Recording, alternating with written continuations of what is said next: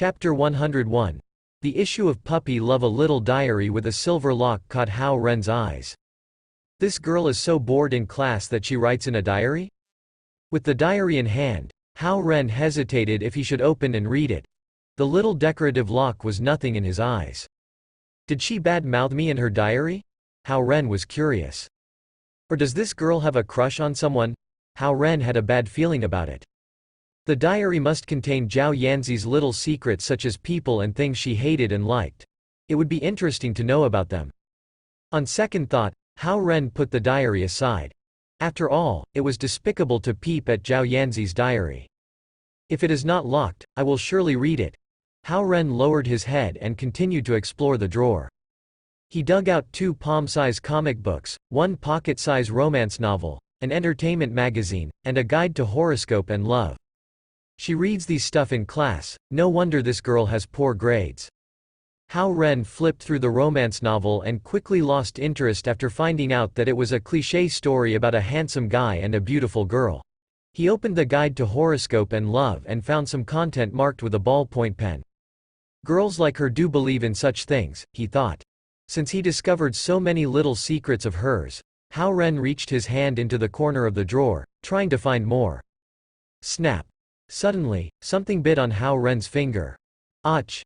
He yelled at the excruciating pain. His shout interrupted Luo Ying's speech, and her face turned livid. However, she controlled her urge to kick Hao Ren out.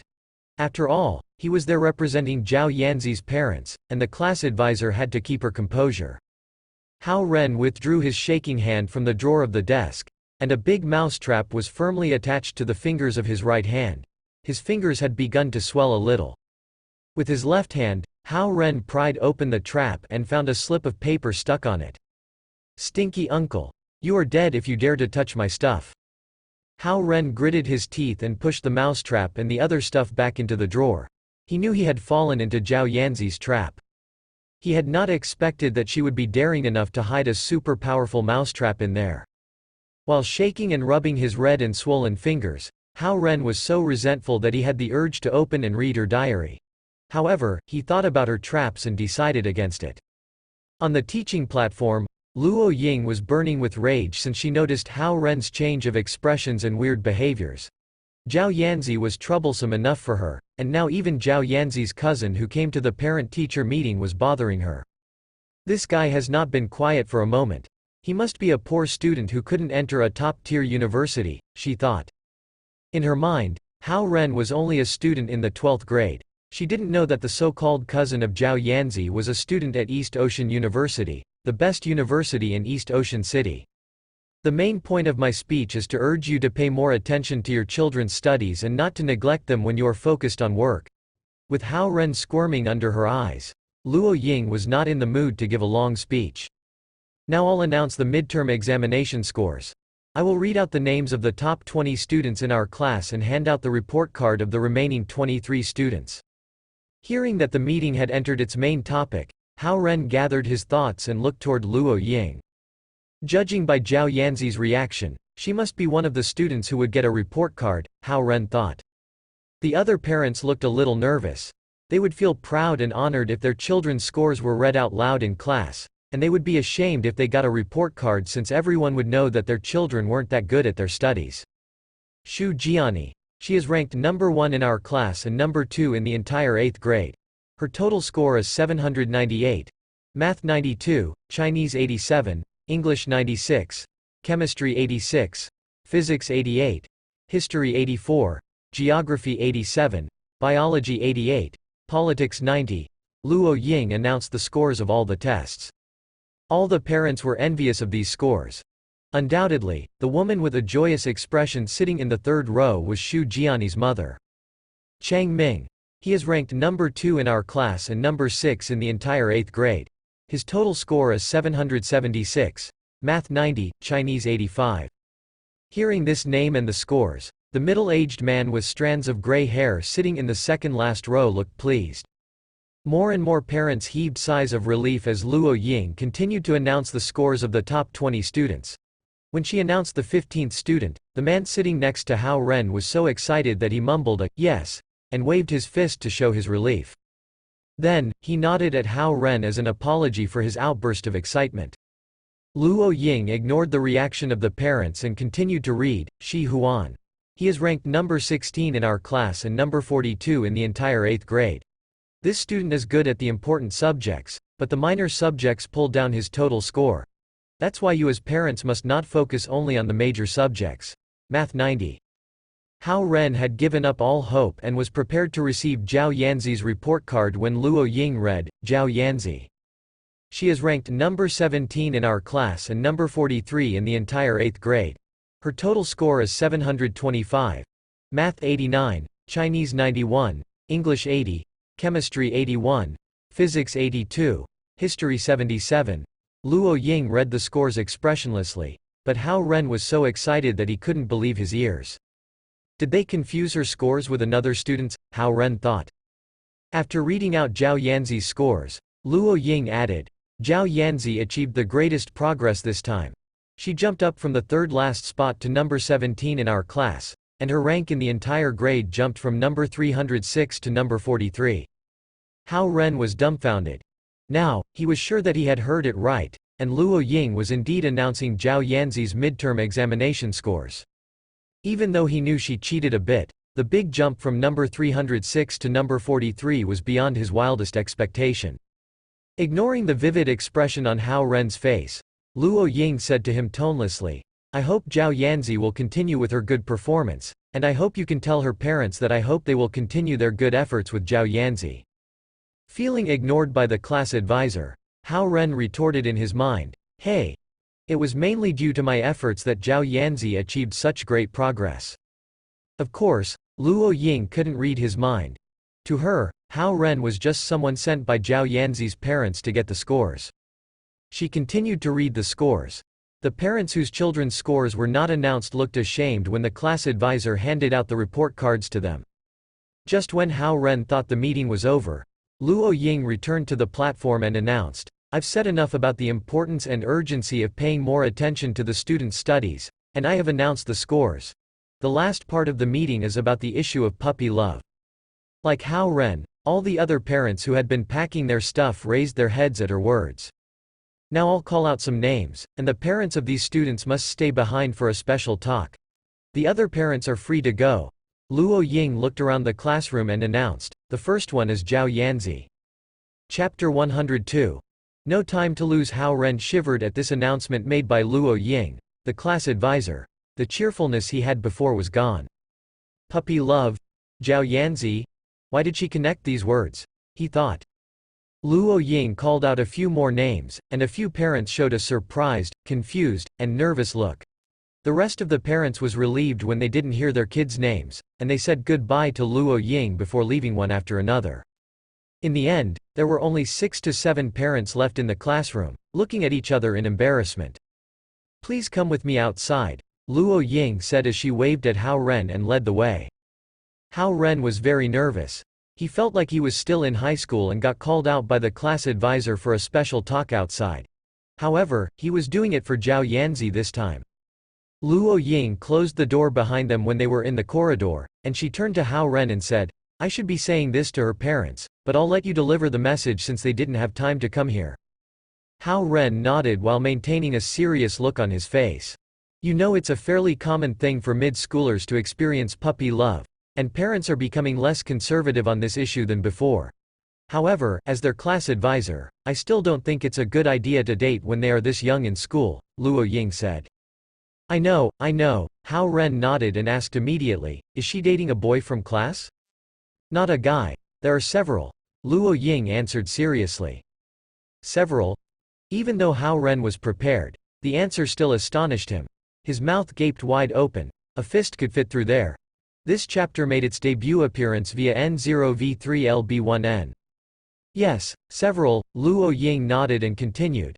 There are guys giving love letters to her all the time, and they range from 7th grade to 9th grade. Even some of the guys from our high school department send her love letters too. We really need to address the importance of this issue. Love letters? Hao Ren was stupefied before he relaxed again. Hao Ren thought, what kind of class advisor is she? I was scared to death just because you didn't finish your sentences.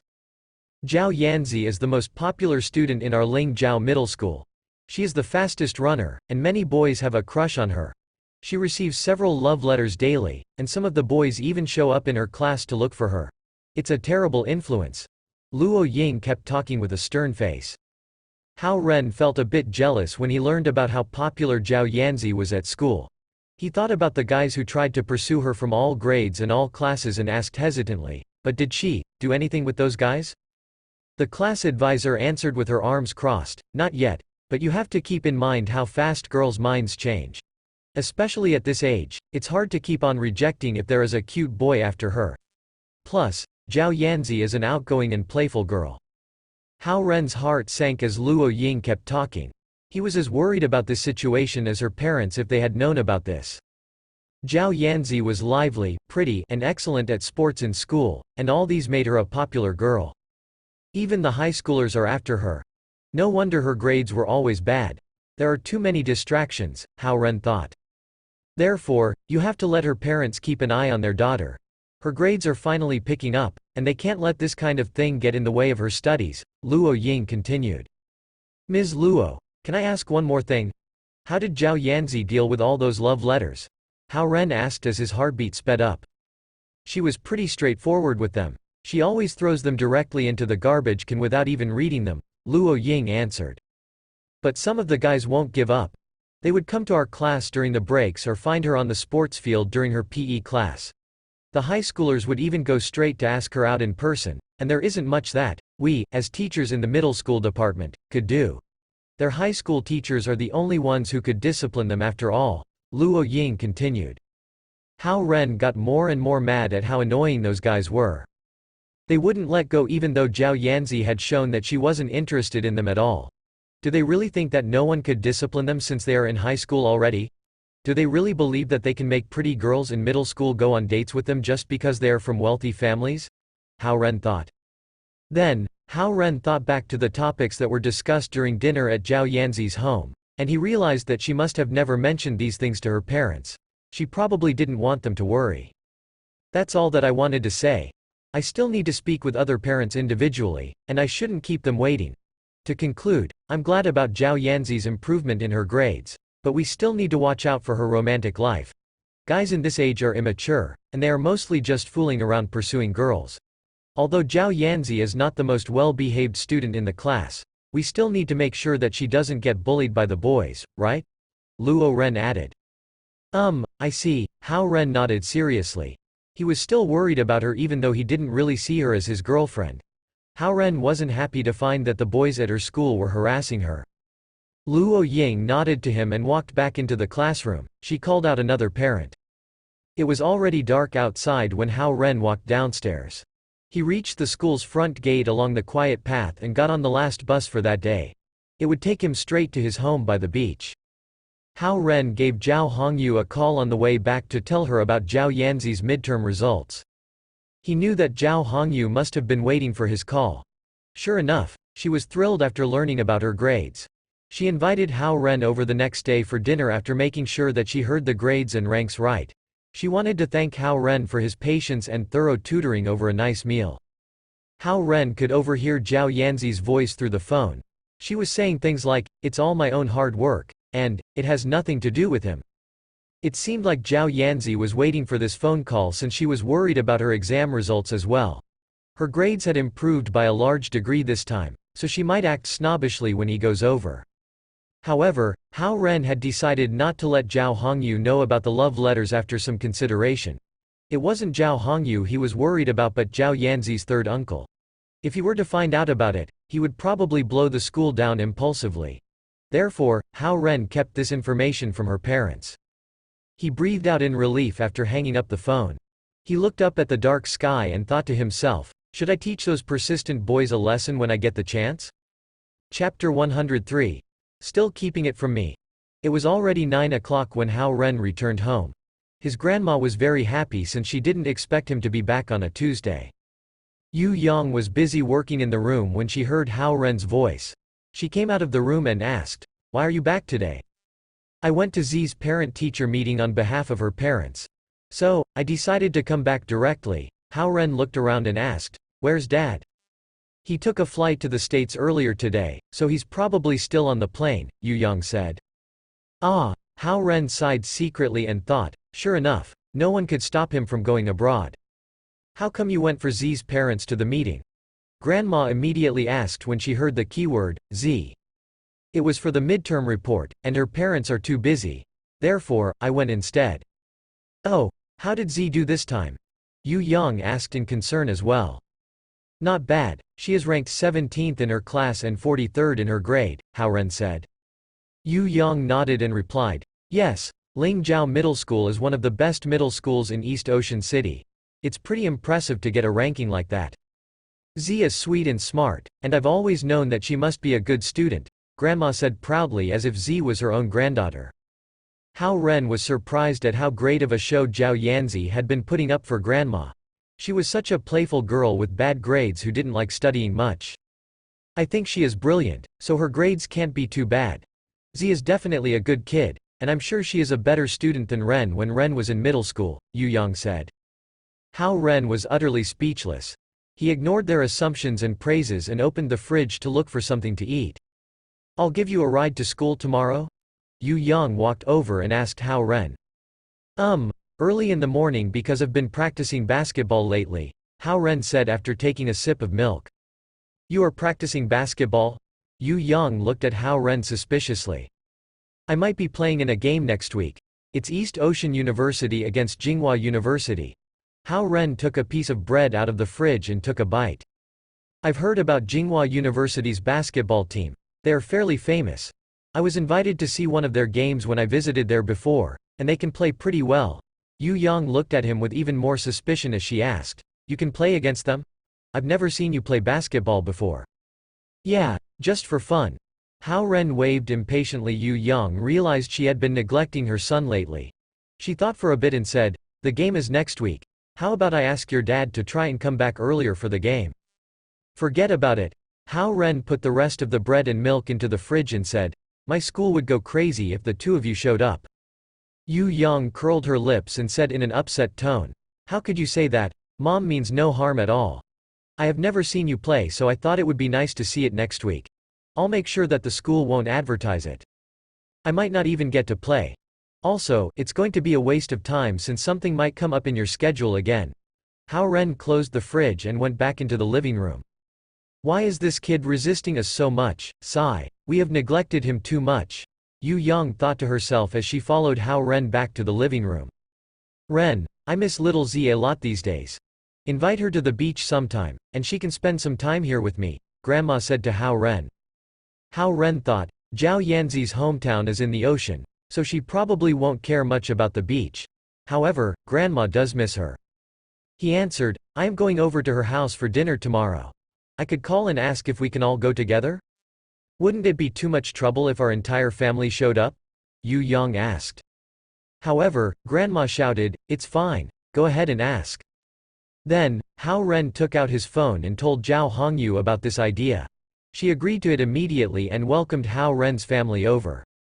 Hao Ren gave the phone to his grandma so that she could chat for a bit with Zhao Hongyu. They had missed each other since they haven't seen each other for a few days. Yu Young was still thinking about the basketball game in a week. She had decided to make time for it no matter what. She had been pretty loose on Hao Ren since he was little. However, after she and Hao Zonghua got scolded at Zhao Yanzi's house by Grandma last time, there had been some changes in her thoughts. She realized that they needed to pay more attention to Hao Ren as parents. I'll go with Zonghua without notifying the school, it's just a basketball game. We shouldn't get much attention, she thought to herself. Hao Ren went back to his room after Grandma had gotten off the phone with Zhao Hongyu. He came back hoping to spend some time with his parents today, but his dad had gone to the States without a word, which made him a bit upset. Hao Ren never felt anything special because of his great parents. There were too many busy parents in the world, as it was the same for Zhao Yanzi's parents. However, although Yu Yang and Hao Zonghua were dedicated to their science career and had won a lot of prizes, they haven't made a lot of money, not even as much as a business owner in a medium-sized city. They only sold their place downtown at a good price to purchase this house by the beach when the economy was not doing well. The good thing was that their jobs were somewhat stable despite the low pay. It was just enough to support this family. Hao Ren returned to his room and opened the window facing the beach. He cultivated the spirit concentration scroll for 2 hours under the moonlight as he absorbed the relatively heavy water elements nearby. He was able to smooth out his meridians with Su Han's instruction and speed up his absorption rate. The night went by quietly, accompanied by the sound of the waves. Yu Yang drove Hao Ren to school at 5 in the morning when it was barely bright outside. She was driving Hao Zhonghua's white Ford, which fit her very well. Even so, she was still driving timidly under 60 km per hour. When making turns, she would cut her speed in half. The speed she was going at was even slower than the ladies on their motorbikes who were going grocery shopping. Hao Ren got impatient seeing it was already almost 6 o'clock and said, "Let me drive, Mom." "It's okay, I'm driving safer." Yu Yang found herself an excuse. Safe from what?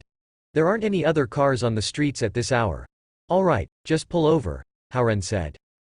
Yu Yang pulled over to the roadside slowly. A world-class scientist like herself wouldn't even dare to drive over 60 km per hour. Hao Ren got out of the passenger seat and went in the driver's seat while Yu Yang switched over to the passenger seat. Caw. Hao Ren shifted the gears smoothly and stepped on the gas pedal, and the car accelerated immediately. It reached 80 km per hour in no time on the empty morning street. The engine made a deep and powerful sound. "Ren," Yu Yang thought for a few seconds and offered, "Should Mom buy you a car? I got some money from this award I just won." Nah. Why do I need a car? It wasn't easy for you to win that award. Researches like that would take you 3 to 6 years. Hao Ren rejected her offer immediately. "Grandma and I will go straight to Zi's house for dinner today. You can come after your classes," Yu Yang said. "Okay." Hao Ren nodded while driving. Yu Yang suddenly realized that her son had grown up as she watched him drive calmly in the morning sunshine. But Mom still thinks Z is too young to be a daughter-in-law. She looked at her son and said, "The class president who came for my signature, however, looked pretty good." Hao Ren almost stepped on the brake at her remark. "Honestly, I think that girl was really gentle. Looks aside, Mom thinks she makes people feel comfortable," Yu Yang continued. "That was not," Hao Ren immediately explained. "I'm just saying. You are the one who knows if she is a good fit. I will keep it a secret on Z's side.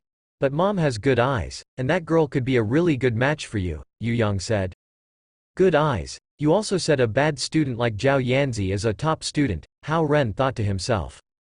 The car arrived at the front gate of East Ocean University. Hao Ren drove straight in since he knew there wouldn't be too many students on campus at such an early hour. He headed towards the basketball court in Zone B along the campus road. The car drove steadily in the quiet campus, and Hao Ren stopped the vehicle in a corner that was about 100 meters away from the court. "We are stopping here?" Yu Yang asked. Here is fine. Drive safe on the way back, Mom. I'm going to go for training," Hao Ren said as he opened the door and hopped out. Of course, he parked a bit far from the court. If Xie Yujia were to see her idol, Yu Yang, dropping him off, she would be astonished to death. One saw the other as her idol, and one thought the other as the potential daughter-in-law. Who knew what would happen if these two were to meet in person? He headed to the basketball court while Yu Yang switched back into the driver's seat and slowly made a U-turn. She kept going back and forth on that 2-meter wide street.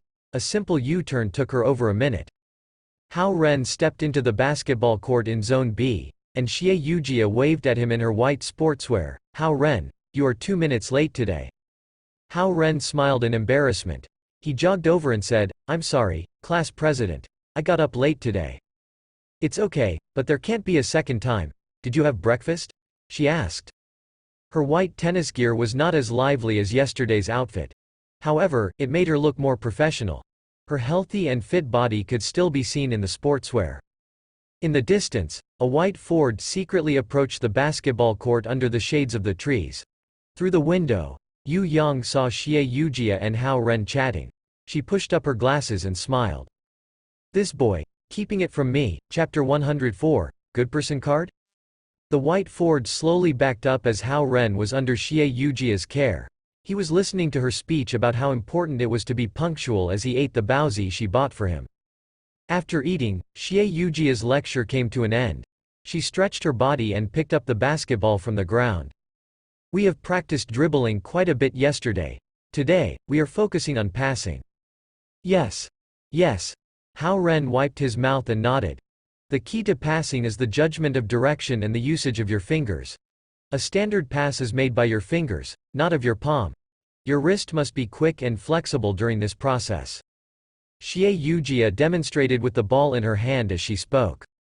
She looked even more energetic and beautiful than yesterday in her white tennis gear. As she demonstrated passing, her body moved back and forth.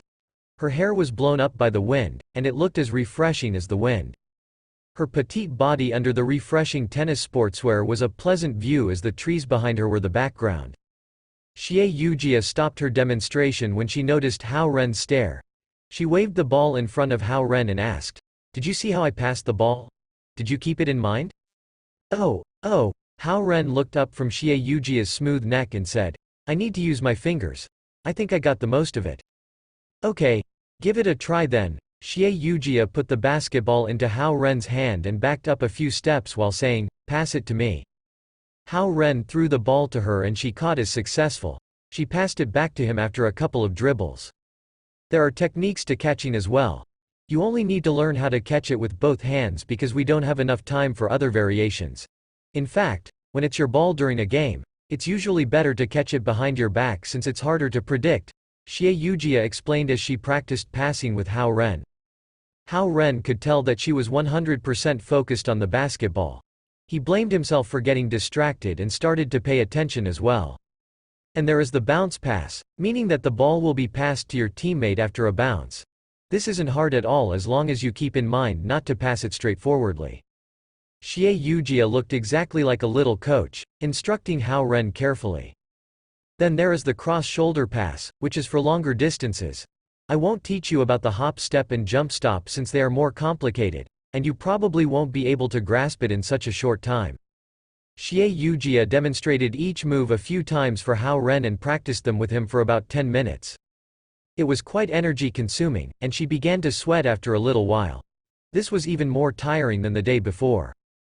Seeing how sweaty her forehead and t-shirt was, Hao Ren caught the basketball and said, "Class president, let's take a break."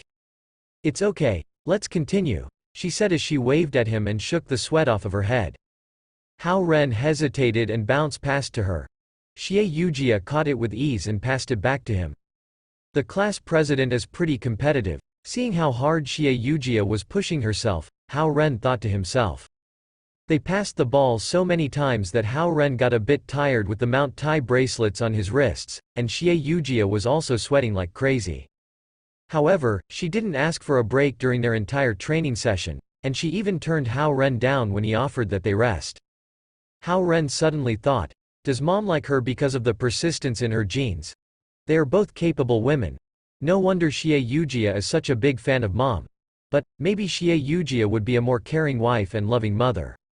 After a while, they had to take a 2-minute break. Afterward, Xie Yujia stood up and said, "All right, we are going to put the dribbling from yesterday and passing from today together. Let's get a game in. Your ball and I'll defend. Your passing target will be the backboard this time." Hao Ren admired how thorough she was. No wonder she was the class president, he thought. He didn't want to keep resting when Xie Yujia was already ready for the next exercise. Hao Ren stood up reluctantly and dribbled the ball between his palms. Xie Yujia opened up her arms in a defensive stance with her eyes glued to Hao Ren. Hao Ren didn't want to knock her over, but she had stolen the ball when his mind slipped away. "The ball is in my hand. You are defending now," Xie Yujia said cheerfully. Hao Ren immediately ran to the inside and stretched out his arms. Xie Yujia raised the basketball up with both hands as if she was passing it, and Hao Ren immediately waved his arms up to block her. However, she was only faking it. She quickly turned around, moved behind Hao Ren, and threw the ball into the air. The basketball fell into the basket after leaving a beautiful arch in the air, making a pleasant sound. Hao Ren turned around only to see it go down the basket. He said to himself secretly, "That was awesome." The preciseness of her aim was just as good as Zhao Jiayi. On top of that, her quick reaction and smooth movement also lingered in Hao Ren's head. It is such a loss since she didn't join the female basketball team, but her passion isn't in basketball after all, he thought. Xie Yujia clapped her hands cheerfully and threw the ball back to Hao Ren as she said, "One more time." Sigh. Wasn't once enough to humiliate me. Hao Ren thought to himself bitterly. Thank God there isn't anyone on the street nearby this early in the morning. Otherwise, it's too shameful to be defeated by a girl like this on the basketball court. He got himself ready again, and Xie Yujia wasn't able to steal the ball from him this time. He also raised up his arms to make a passing move. Xie Yujia wasn't as tall as Hao Ren, so she quickly lifted up her arms too. Hao Ren, on the other hand, suddenly bent over, turned around, dribbled and shot the ball. Hao Ren copied her moves, and the ball knocked onto the backboard.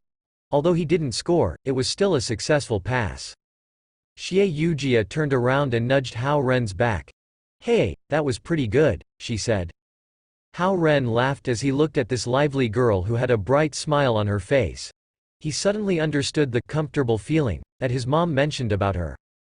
"But don't let it get to your head. Let's try again." She ran over to pick up the ball and threw it at him. Hao Ren was still thinking about what happened. He felt like he saw her white belly under the shirt when she lifted her arms to block him. "Catch!" Xie Yujia reminded him. Hao Ren quickly reached out to catch the ball right before it hit his head. "You can't get distracted like this during the game. Go ahead," Xie Yujia said and was ready to defend. Hao Ren moved around as he dribbled, but Xie Yujia suddenly cut him off again. He tried to take the ball back without touching her hand, and he reached forward when he knew where the ball was going. However, Xie Yujia suddenly changed her path, and Hao Ren's hand didn't get to touch the ball. Instead, it almost landed on her plump chest. He quickly adjusted his body, trying to avoid the situation. However, this change of position made him hug onto Xie Yujia, who was dribbling with her body lowered, when he lost his balance. Bomb, bomb, bomb, the ball rolled to the side. Xie Yujia was completely flushed in Hao Ren's arms. "Ah!" Hao Ren gasped and quickly let go as he stepped back a few steps. Class president, I didn't do that on purpose," he said. Xie Yujia nodded, biting her lip. "I know." With that being said, her face was still as red as a ripe apple. Hao Ren felt embarrassed and suggested, "Should we call it a day?" Xie Yujia walked over to pick up the ball with her head down. She didn't say anything. When Hao Ren was ready to leave, thinking that today's practice had finished, Xie Yujia threw the basketball at him again and said, "Let's continue." "Ah?" Hao Ren was surprised. Xie Yujia jogged over to the basket and said, "Your ball, I will defend." Hao Ren was stupefied, and then he understood Xie Yujia's thoughts. She just wanted him to get better quickly. Zhao Jiayi ran into the stadium with Xie Wanjun. He saw that Hao Ren kept having physical contact with Xie Yujia and cursed in his heart. So sneaky, so shameless. The training came to an end after 2 hours. Xie Yujia and Hao Ren went to the cafeteria for breakfast just like the day before. Hao Ren was still paying, but Xie Yujia was standing in line with him. She was still like a magnet for the other guys in her white tennis sportswear. Hao Ren thought about how hard she worked during their practice and how he took advantage, so he bought her a hearty breakfast. He was actually quite touched by how patient she was when teaching him. "Class president, there's something I don't know if it's okay to say," Hao Ren said to her as he sat opposite to her. "Go ahead." Xie Yujia looked at him with her bright eyes and replied. The girls are saying that you are only close to me because of my family background," Hao Ren said. Xie Yujia blinked in surprise. She probably never thought he would mention something like this. Then, she smiled with her head down and replied, "Some of the girls like to gossip. But thank you for reminding me. I'm not sure what is going on between the girls. But since they are passing this gossip on, I thought you should know," Hao Ren said as he bit into an egg tart. It was undeniable that Hao Ren had been pretty fond of Xie Yujia all along, and he was a bit upset when the girls gossiped about the class president. However, he decided to give her a heads up instead of going there and arguing with them. "Let them talk all they want. I know you come from an ordinary family, and I don't like gossiping about other girls. However, you have to be careful if you are looking for a girlfriend." Xie Yujia took a sip of her milk tea. "Why aren't you getting a boyfriend?" Hao Ren asked hesitantly after a few seconds. "Me? Hee." She wiped her mouth with a napkin and said, "I have got my own plan to focus on studying during my freshman and sophomore year and not think about those things. That will have to wait till after I'm in my 3rd year." Hao Ren knew that she wasn't joking by her serious look. She had always struck him as a stubborn yet organized person. However, Hao Ren felt a little disappointed. Does this mean she is giving me half of a good person card? He asked himself. They each went back to their dorm to change after breakfast. The two of them smiled at each other when they met at their 10 o'clock class. Zhao Jiayi didn't have any classes that morning, so his training lasted until noon. Under the intensive training that Xie Wanjun had been giving him, Zhao Jiayi was even too exhausted to talk. The basketball team is torturing you, Zhao Jiayi. Quit already and come to play World of Warcraft with us later instead of training, Zhou Liren instigated him. Go to hell. I have a dream now. Zhou Jiayi knocked on Zhou Liren's forehead. Dream. Hao Ren looked over at Xie Yujia who was busy taking notes. He pinched the tip of his pen and thought, I should train hard and perform well even if it's only for Zhao Jiayi's and Xie Yujia's sake. Plus, my mom, who always play outside of the rules, might actually drag Dad to come to see me at the game. Chapter 105. Domineering prestige. A full day of classes passed quickly, and it was dark before Hao Ren even noticed. He put his books in his dorm and headed over to Zhao Yanzi's house by bus. Hao Ren didn't go to Su Han's office because he had something else to do in the afternoon. He didn't mean to disturb her too much since she had to focus on her cultivation as well. Getting instructed once or twice by her could save Hao Ren more than 100 days of cultivation. However, their relationship was in fact, the police, and, the criminal, so Hao Ren didn't dare to swim into her net all the time. His mom and grandma were already there when Hao Ren arrived at Zhao Yanzi's place. Zhao Hongyu was cooking in the kitchen with grandma's help. Although Yu Yang wasn't good at doing housework, she still tried to help in there. The three of them seemed to be having a good time. Zhao Yanzi kept running between the kitchen and the living room to check what was on the menu. She wanted to join them out of curiosity, but the kitchen was too small to fit all four of them. Therefore, Zhao Hongyu kept kicking her out. Zhao Guang was fairly relaxed today. He sat comfortably on the couch, watching TV. When he saw Hao Ren come in, Zhao Guang waved him over.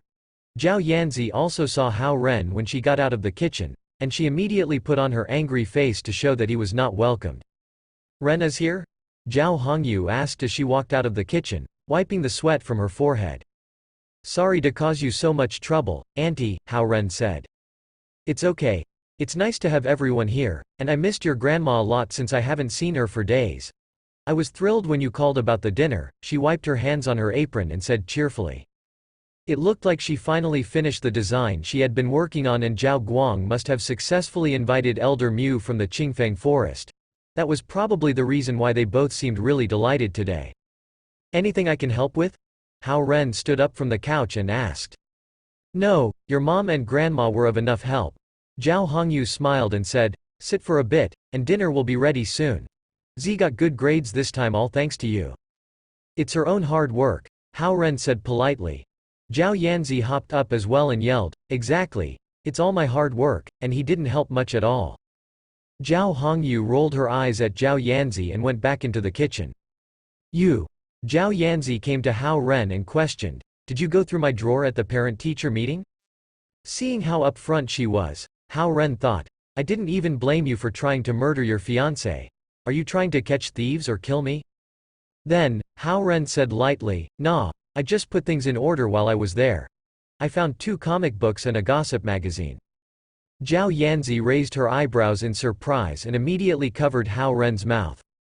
Zhao Guang, who was watching TV beside Hao Ren, slowly turned to Zhao Yanzi and asked, oh, you are reading those in class? No, no, Zhao Yanzi shook her head like a pellet drum. Oh, my mistake. I was in the wrong seat at first, and those were in that person's drawer. I was wondering how come a neat student like Z would have such a messy desk. Hao Ren looked up at her and said, do you still think that I went through your drawer? Zhao Yanzi knew clearly that he meant to tease her, but she couldn't say anything. Her little chest went up and down as she puffed angrily as she sat on the other side of the couch. Grandma and Yu Yang walked out of the kitchen at that moment. Grandma smiled gently when she saw Zhao Yanzi and Hao Ren staring at each other from Zhao Guang's 2 sides. Hee hee, dinner will be ready in a minute, she said. Boom, there was a sound of thunder outside of the house. Ah, how come it's raining now? Grandma looked outside and said gloomily. Mom, the tropical pressure is moving towards the east lately, and the warm moist air rises. That's why it's sunny during the day and more likely to rain in the evening. However, the rain won't last long, Yu Yang explained in comfort as she put a plate on the dining table. I don't understand all that. In traditional saying, the rain would fall when the dragon raises its head, Grandma said and went back to the kitchen. Yu Yang shook her head with a smile and followed her into the kitchen. Zhao Guang turned to Hao Ren and said, Ren, come up with me and take a look? Take a look at what? Hao Ren was confused as he thought Zhao Guang meant something upstairs. Elder Shu is in charge of the rain today. I'll bring you up to take a look, Zhao Guang said calmly. Ah! Hao Ren looked at him, surprised. Having ignored Hao Ren's reaction, Zhao Guang stood up and went upstairs. Hao Ren followed hastily after a few seconds of pondering. Zhao Yanzi stayed on the couch to watch TV, she was still angry. Zhao Guang took Hao Ren to the balcony on the second floor. With a swing of hand, a white light sphere enveloped the two of them. At this moment, it was dark outside, and the clouds covered over the entire sky. Waves of fierce wind were crazily blowing the plants in the backyard, and it was clear that a storm was on its way. Zhao Guang grasped onto Hao Ren's arm and said, Stand still.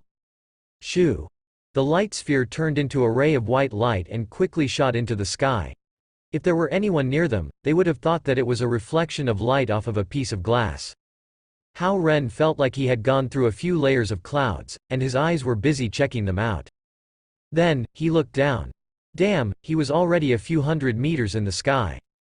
However, Zhao Guang didn't intend to stop at all. He dragged Hao Ren as they ascended further and further. They were even going at a speed that was faster than an airplane. Soon, Hao Ren could see the entire city under him. All the skyscrapers were as tiny as a speck of dust. Zhao Guang slowed down after they went through a layer of thick cloud, and the light sphere which had been protecting them slowly disappeared. Use your spirit concentration scroll, Zhao Guang said in a stern voice. Hao Ren immediately used the nature essence in his body according to the spirit concentration scroll obediently. At the same time, insane coldness slammed Hao Ren's body as the light sphere vanished. Hao Ren was barely able to resist the coldness with the nature essence stored inside his body, and he finally stood himself still beside Zhao Guang. He lightly shook his dizzy head and realized that they were standing on top of a colorful board made from lights, and there was an old man in a green robe in front of them. Shu Wei welcomes Dragon King and Fuma. This old man lightly bowed to Zhao Guang and Hao Ren. His eyes were bright, and his face was calm. One could tell that he was an upright and outspoken person. Yes, Zhao Guang waved casually and said, Nothing special. I just wanted to show Ren around. You can get back to work. Yes. The green-robed elder bowed again to Zhao Guang and took a banner out of his chest pocket. He looked up into the sky and shouted after a few seconds, Time is up. 36,000 liters of rain until 7:45 p.m. Zhao Guang backed off 100 meters with Hao Ren. He wasn't worried about Hao Ren being hurt by Elder Shu.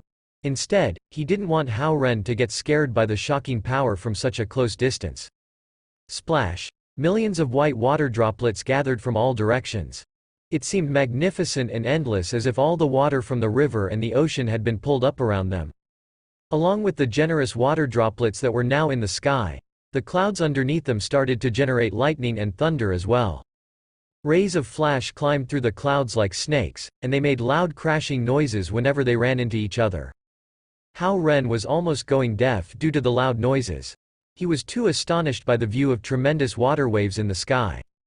Elder Shu waved one hand, and the gigantic lake that had formed in the sky suddenly fell straight down in streams. Bang! Splash! The inception of this chapter's publication is linked to N0V3 £11N. Then, millions of huge drops smashed down towards the city. The water drops broke into smaller droplets over time and turned into dense yet plump raindrops. Elder Shu, who was conducting the rain, waved his left hand that was in a cloud of green energy, and the millions of raindrops tilted towards the east. Hao Ren could imagine what a storm this would be when the raindrops reached the ground. This was exactly commanding the power of heaven and earth with domineering prestige. Hao Ren asked Zhao Guang under the sound of the thunder after he had come to himself, What level is Elder Shu on? Not very high. He is only on Gen level, Zhao Guang answered calmly. Qian, Kun, Xuan, Dui, Zhen, Li, Kan, Hao Ren recited the levels in his heart. Gen level was indeed not that high. Even Lu Qing was on Kun level. Then, he realized that if even a Gen-leveled master could cause such astonishing effects, what would it be like for a Qian-level master to apply his or her techniques? Zhao Guang didn't pay attention to Hao Ren's facial expression. He continued, several elders are in charge of generating rainfall in turn. They have to be at least on Gen level to do so. Zi's level was not stable, yet she insisted on trying last time, and that caused the whole incident. Hao Ren nodded and thought to himself, I wouldn't be standing here if it wasn't for Zhao Yanzi's mistake last time. He thought Elder Shu looked very impressive while directing the rain. His power was enough to empty a giant lake. When can I get as powerful as him? Hao Ren thought as he used the spirit concentration scroll to maintain his warmth. It's time to eat. Let's get back down. Zhao Guang created another light sphere with ease and dashed down with Hao Ren. The descending speed was even faster than the ascending speed. Hao Ren felt like he was falling straight down from the sky. It was scarier than the turbo drops he experienced in amusement parks. Hao Ren opened his eyes and felt like he was being thrown to the ground like a bomb. Suddenly, he realized that no extreme sport could be exciting to him after this. Even Zhao Guang could easily take his life by letting him go from a height like that, let alone Zhao Yanzi's third uncle who was the most powerful person in the human realm. Hao Ren wouldn't be able to stay alive even if he cultivated the spirit concentration scroll to the max.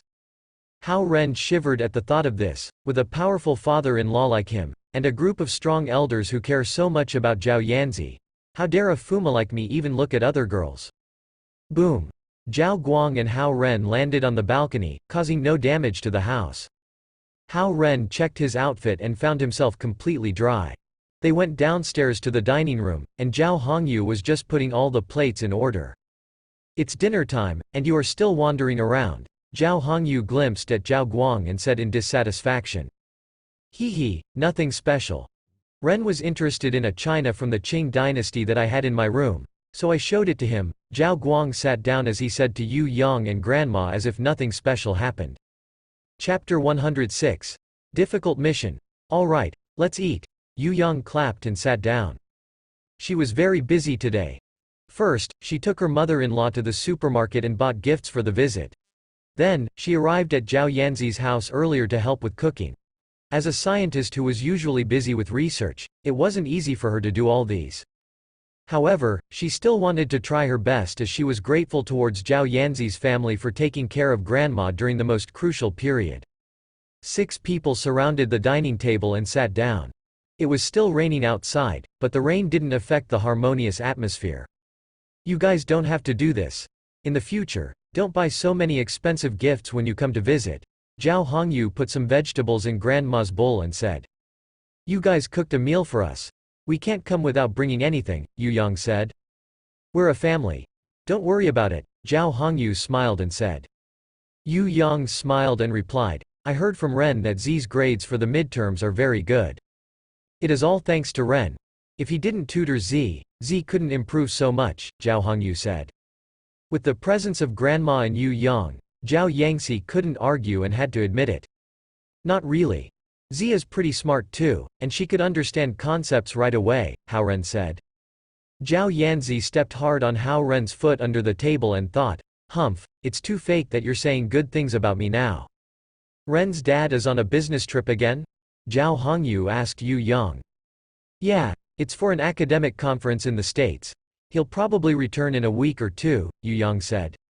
Come to our place more often in the future and bring everyone. You guys don't have to buy us anything, Zhao Hongyu said politely. Haha, our house is near the beach, and it's far from the city.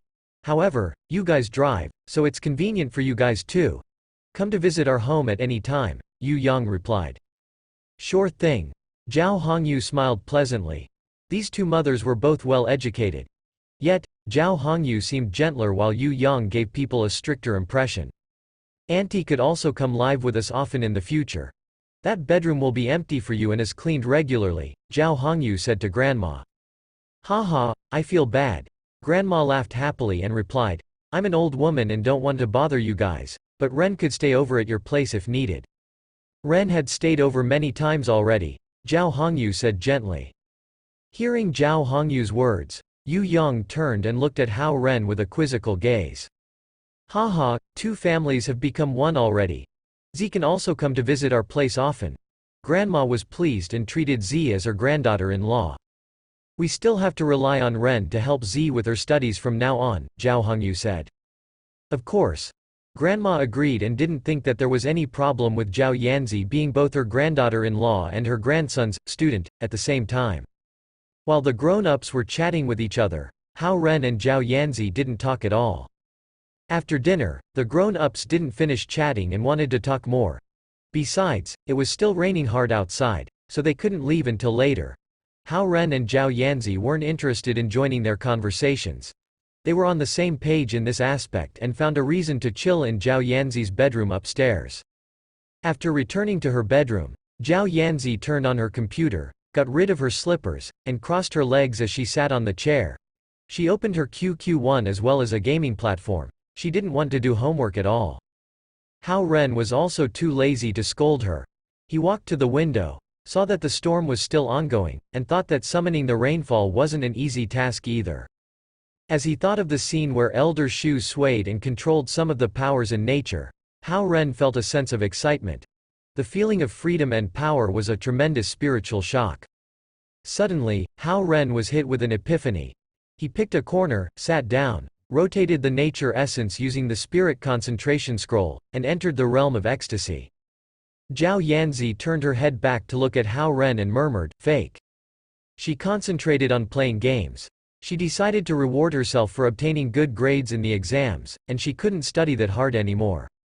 Some water elements entered the house through the window that was slightly open and entered Hao Ren's 9 major acupoints. Zhao Yanzi, who was concentrating on playing games, certainly didn't notice these dense water elements that formed white mists. Hao Ren felt that his 9 major acupoints were gradually being filled up. The water elements in this world were slowly replenishing the acupoints that couldn't be filled up before. Wah, wah, wah, the noises made by the rain decreased gradually, hinting that the storm had been weakening rapidly. Hao Ren opened his eyes and felt that he was about to break into the 3rd level of the spirit concentration scroll, but he couldn't describe what it was like. Never mind, I'll ask the cultivation master, Su Han, tomorrow, Hao Ren thought as he stretched his body and stood up. He looked at Zhao Yanzi. She fell asleep again with her body leaning on the table and her hand still holding the mouse. This little brat didn't do homework but played games, Hao Ren thought. He didn't want to wake her up, so he put a blanket on her and went downstairs. Yu Yang was in the living room when she saw that the rain was almost finished. She saw Hao Ren come downstairs, waved at him, and said to Grandma, "Mom, I told you that the rain is at most 2 hours, and you didn't have to worry." "Fine, fine, you're the expert." Grandma patted herself and stood up. "Hongyu, it's about time for me to go back. I'll visit you again sometime," she said. "Have a safe trip, Auntie. If you want to come and live here, you're welcomed at any time." Zhao Hongyu walked grandmother to the door respectfully. Even though Zhao Guang didn't talk much, he was still an excellent host and took good care of the guests. He followed Zhao Hongyu and walked Hao Ren's family to the door. Yu Yang drove the white Ford and brought Hao Ren and Grandma home. She drove safely because the road was slippery. In the presence of Grandma, Hao Ren didn't dare to drive even though his mother drove very slowly. "Grandma, have to tell you again, Ren. We owe Z's family a big one. No matter what, you can't be ungrateful to Z. You must take good care of her in the future." "Mom, let the kids deal with their own things. I think Z's too young, and Ren might have someone else he likes already," Yu Yang said. Grandma suddenly raised her tone and said, "I only want Z as my granddaughter-in-law. I don't want anyone else." Yu Yang wanted to say something for Hao Ren, but she couldn't do anything after Grandma's rejection.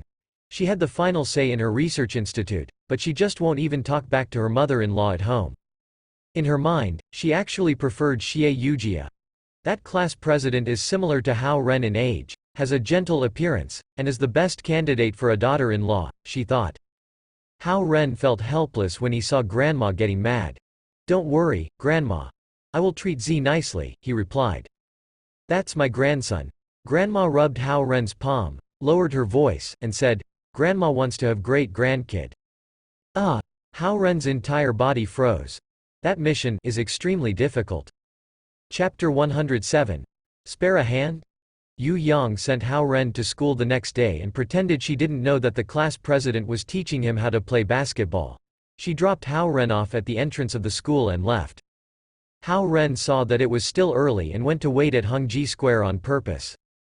A moment later, Xie Yujia, who was in a tennis outfit, rode her bicycle and appeared in Hao Ren's sight. She came to the booth of the shredded pancake and was slightly surprised to see Hao Ren there. I knew you were going to treat me again, so I came early to wait here. Hao Ren took out some money and bought 3 shredded pancakes. Xie Yujia smiled, got off her bicycle, and took the pancake that Hao Ren handed over. She ate as she walked her bike to school. Xie Yujia gave Hao Ren a comfortable view in this pleasant breeze. The students who pulled all-nighter playing games just came out from the internet cafe.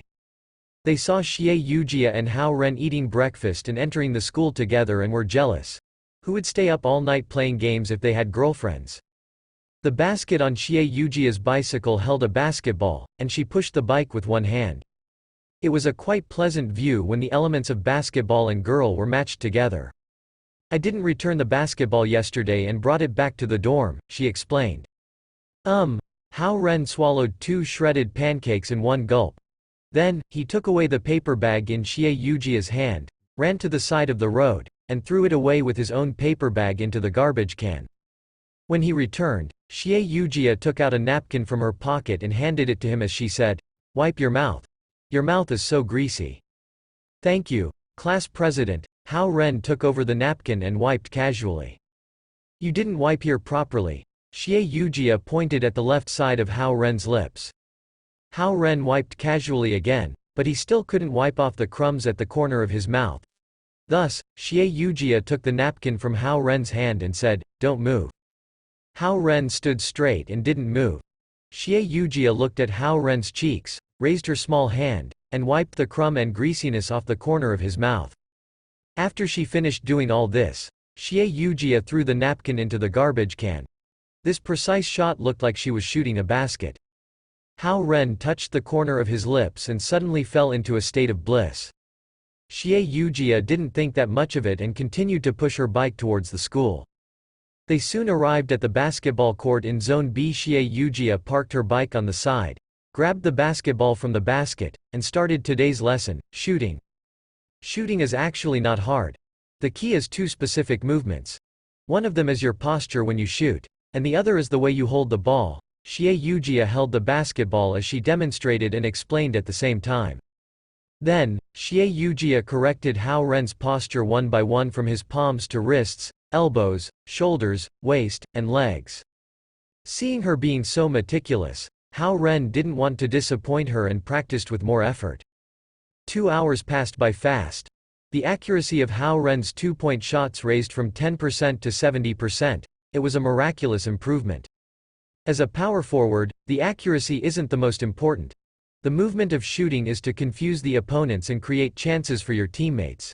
Yet, because of this, the opponents won't defend against your shots as much. Therefore, if you have great accuracy and could score unexpectedly, it'll achieve great results. Xie Yujia looked at Hao Ren, who was practicing shooting, as she stood on the side, and explained. Hao Ren admired the class president even more. Not only was she good at basketball, but she was also great at the strategies. She was indeed the younger sister of Xie Wanjun, who led the school's basketball team to the National College Championship. It was almost 8:30, and their first class of the day was about to start. Xie Yujia asked Hao Ren to stop shooting, returned the basketball to the stadium, and went to the cafeteria with Hao Ren to eat. After the interactions these few days, they seemed to have gotten closer to each other. However, Hao Ren knew that Xie Yujia wasn't into him, so they maintained their current relationship. Hao Ren also thought that an outstanding girl like the class president would either like a Prince Charming who was handsome and had very good grades or a bright and athletic guy. He definitely had no hope because he was nowhere close to either side.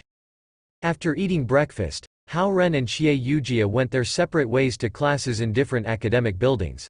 Because they didn't select the same courses other than the major courses, many of their courses were different. He returned to his room after 2 classes and found Zhou Liren and Cao Ronghua still sleeping, These two guys overslept and skipped classes. Sure enough, they had taken one step closer to the attitude of a third-year student. Room inspection. Hao Ren yelled loudly. Zhou Liren and Cao Ronghua jumped up abruptly and said, "We'll wake up right away, right now. Don't deduct points." Their faces were solemn when they saw it was Hao Ren.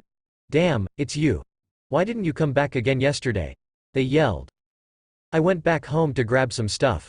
"Where's Zhao Jiayi? He's not back yet?" Hao Ren asked. "He has been practicing basketball so hard now. He woke up at 5 and hasn't come back yet. Probably still practicing at the stadium. He still practiced basketball at night for the past 2 days and didn't come back until the dorm is almost closed," Zhou Liren said. "Is that so?" Hao Ren somewhat admired Zhao Jiayi for his effort. He then looked up at Zhou Liren, who was sleeping in the upper berth, and asked, "Why don't we go see him at the stadium? Can we go inside?" Zhou Liren doubted. "We should be able to. Zhao Jiayi is training inside, and it shouldn't be a problem to watch him," Hao Ren said. Zhou Liren was suddenly interested. "Sure, I'll get up now. Let's go together, Cao Ronghua." "Okay." Cao Ronghua removed his blanket. Thus, the three of them departed from the dorm to visit Zhao Jiayi in the stadium. As it was almost 10 o'clock, the weather started to get hotter. They were all covered in sweat after walking the long distance to the stadium. When they arrived at the entrance of the gym, they heard the piercing sounds of shoes scraping the floor and loud yells before entering. Through the iron gate, three of them went in sneakily and saw a dozen players on the basketball team having a scrimmage. Because the stadium was sealed and didn't turn on central air conditioning for the game, the seemingly huge place felt like an enormous steamer and was hot and stuffy. Zhao Jiayi, who was playing in the scrimmage, didn't notice Hao Ren and the others' entrance from the corner. He ran quickly and yelled, "Bear, pass." A tall and robust man threw the ball at Zhao Jiayi as if it was a bullet. Zhao Jiayi jumped high, caught the basketball, turned quickly, and jumped again for the shot. Chance. As the basketball left his hand, Xie Wanjun suddenly appeared like a huge mountain and blocked it solidly. The basketball dropped to the floor. However, Zhao Jiayi landed quickly, turned his body, and grabbed the ball again. He did a layup. Passing through Xie Wanjun's mountain-like body, Zhao Jiayi utilized his amazing vertical jump ability and approached the basket. Yet, Xie Wanjun's heavy-looking body suddenly turned. Paw! The basketball got slapped away again. Zhou Liren and the others were dumbfounded. In a few short seconds, many offense and defense moves happened continuously. They couldn't imagine this intensity as it wasn't at the same level as their regular games. Zhao Jiayi fell to the ground but didn't cry in pain. He crawled up immediately, ran toward the other half-court, and yelled, "Blackie, defend Kitty closely." Xie Wanjun, who was bigger, and Zhao Jiayi, who was smaller, were both the commanders of their team. Zhao Jiayi had become one of the leaders of the basketball team in only a few days. Seeing the continuously changing situation, offense and defense kept on switching. The team members wearing red shirts and blue shirts kept on running back and forth like they were training for a shuttle race. Cao Ronghua turned his head and asked Zhou Liren, "You still want to join the basketball team?" Zhou Liren shook his head like a dice. "You got to be kidding me. Can normal people endure such intense training? Don't even mention an hour. One would be tired to death in half an hour," he replied. Zhao Jiayi, who had the best stamina in the dorm, was covered in sweat, and his legs were trembling. Pung! Xie Wanjun went for a layup and did an explosive dunk, and the whole stadium resonated with the sound. "Okay, break time." Xie Wanjun stood on the ground and waved his hand as he said. He looked at the direction of the entrance and yelled, "You guys, don't be sneaky and come here." Zhao Jiayi grabbed the towel on the side, wiped his sweat, and saw Hao Ren and the others. Hao Ren couldn't help but admire Xie Wanjun's sharp observation. He could not only notice the situation on the court but could also pay attention to what was happening outside of the court in the distance. Since Xie Wanjun called them over, Zhou Liren and the others didn't hesitate and walked across the wide stadium. "You did great." Xie Wanjun threw a sports drink at Zhao Jiayi. Zhao Jiayi caught the drink and unscrewed the cap as he replied, "Thanks a lot." Zhou Liren walked in front of Zhao Jiayi and patted Zhao Jiayi's sturdy shoulder. "Zhao Jiayi, you got much better. FCK. I've always been this good. When I played with you noobs before, I only used 50% of my strength. Zhao Jiayi jabbed Zhou Liren with his elbow and replied. Hao Ren smiled and knew that Zhao Jiayi was bluffing on purpose. How could Zhao Jiayi conceal his strength, as he was the type of person who got anxious when they were down in score? However, from the scrimmage just now, Hao Ren could tell that Zhao Jiayi's basketball skills improved at a fast pace. Even though the blue team he led still couldn't defeat Xie Wanjin's red team, his performance already made him look like a master. If it was the official game, his movements could totally win the screams from the girls. This proved that he had learned a lot from Xie Wanjin's special training. No wonder he didn't want to come back from the stadium. It was because that, as a basketball lover, learning new things continuously and improving his strength quickly were more addictive than gaming. How are your practices with Yujia lately? Xie Wanjun drank up all the drink and asked Hao Ren suddenly. Hao Ren didn't expect Xie Wanjun to talk to him and thought, I pretty much learned all the basic movements. Xie Wanjun picked up the basketball beside him and dribbled twice as he said, why don't we try? Hao Ren took half a step back and replied, maybe later. He still knew his advantages and disadvantages. He might not lose against this big guy, Xie Wanjun, in terms of strength. However, if they competed in basketball skills, he was definitely no match for Xie Wanjun. I'll spare you one hand. Let's play for a bit. I want to see what Yujia has been teaching you in these past few days, Xie Wanjun said as he threw the basketball to his left hand and hid his right hand behind his back. Chapter 108. Was it really a breakthrough? Shit. This guy is too arrogant. Zhou Liren looked at this 2-meter-tall giant and thought.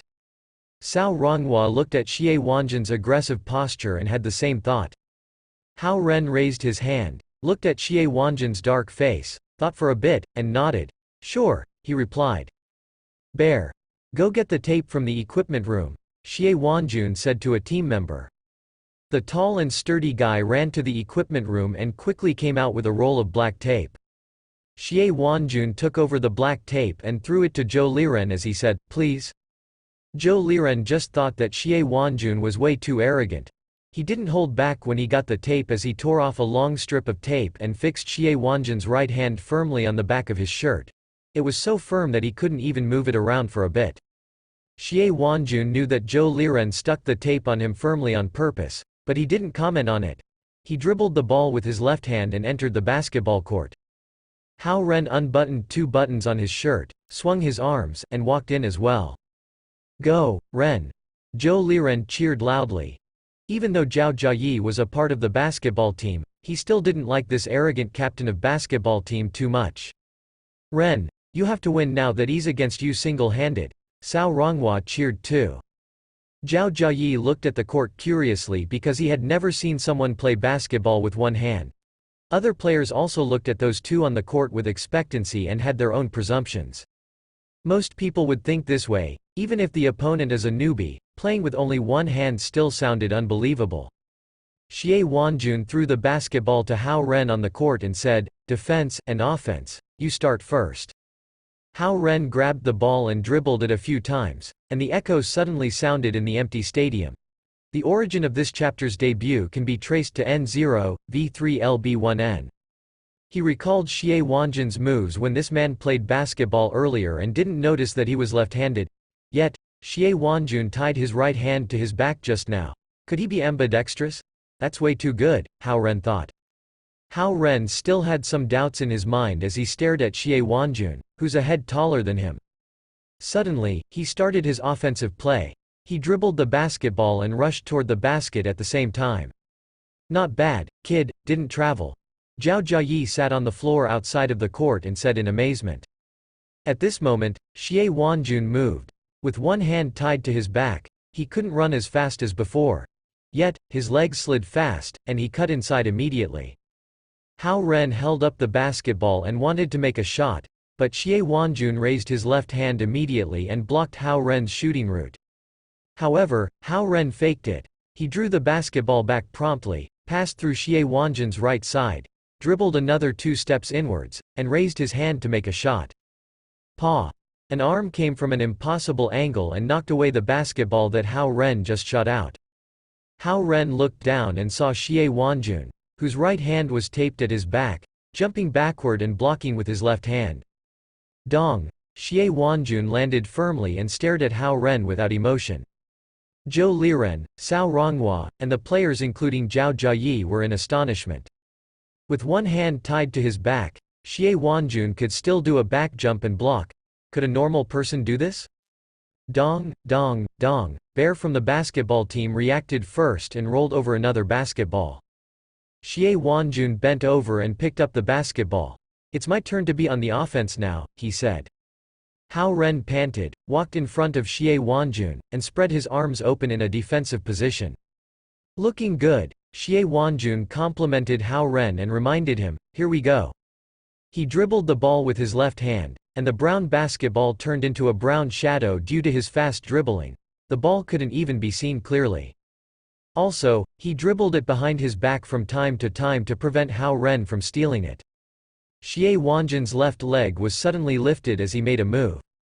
Hao Ren quickly blocked to his right. Unexpectedly, Xie Wanjun's dribble route was also faked.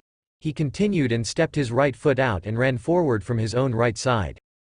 As if a goalkeeper had picked the wrong position to defend for a penalty kick, it was already too late for Hao Ren to change. Xie Wanjun cut in from the right.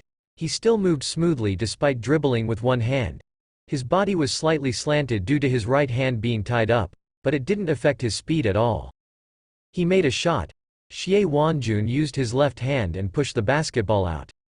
Wah! Hao Ren ran abruptly like a rocket. He raised both of his arms up and blocked the basketball. Seeing that Hao Ren could still block the basketball he shot out, Xie Wanjun didn't know how to react. "What kind of movement is this, blocking from volleyball?" he asked.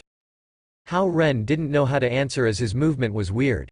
However, no matter what kind of move it would be a good move if it could stop the opponent from scoring without fouling. Even though Xie Wanjun was talking, his movement didn't slow down. He landed first, twisted his body, and hooked the ball that Hao Ren just blocked with his left hand.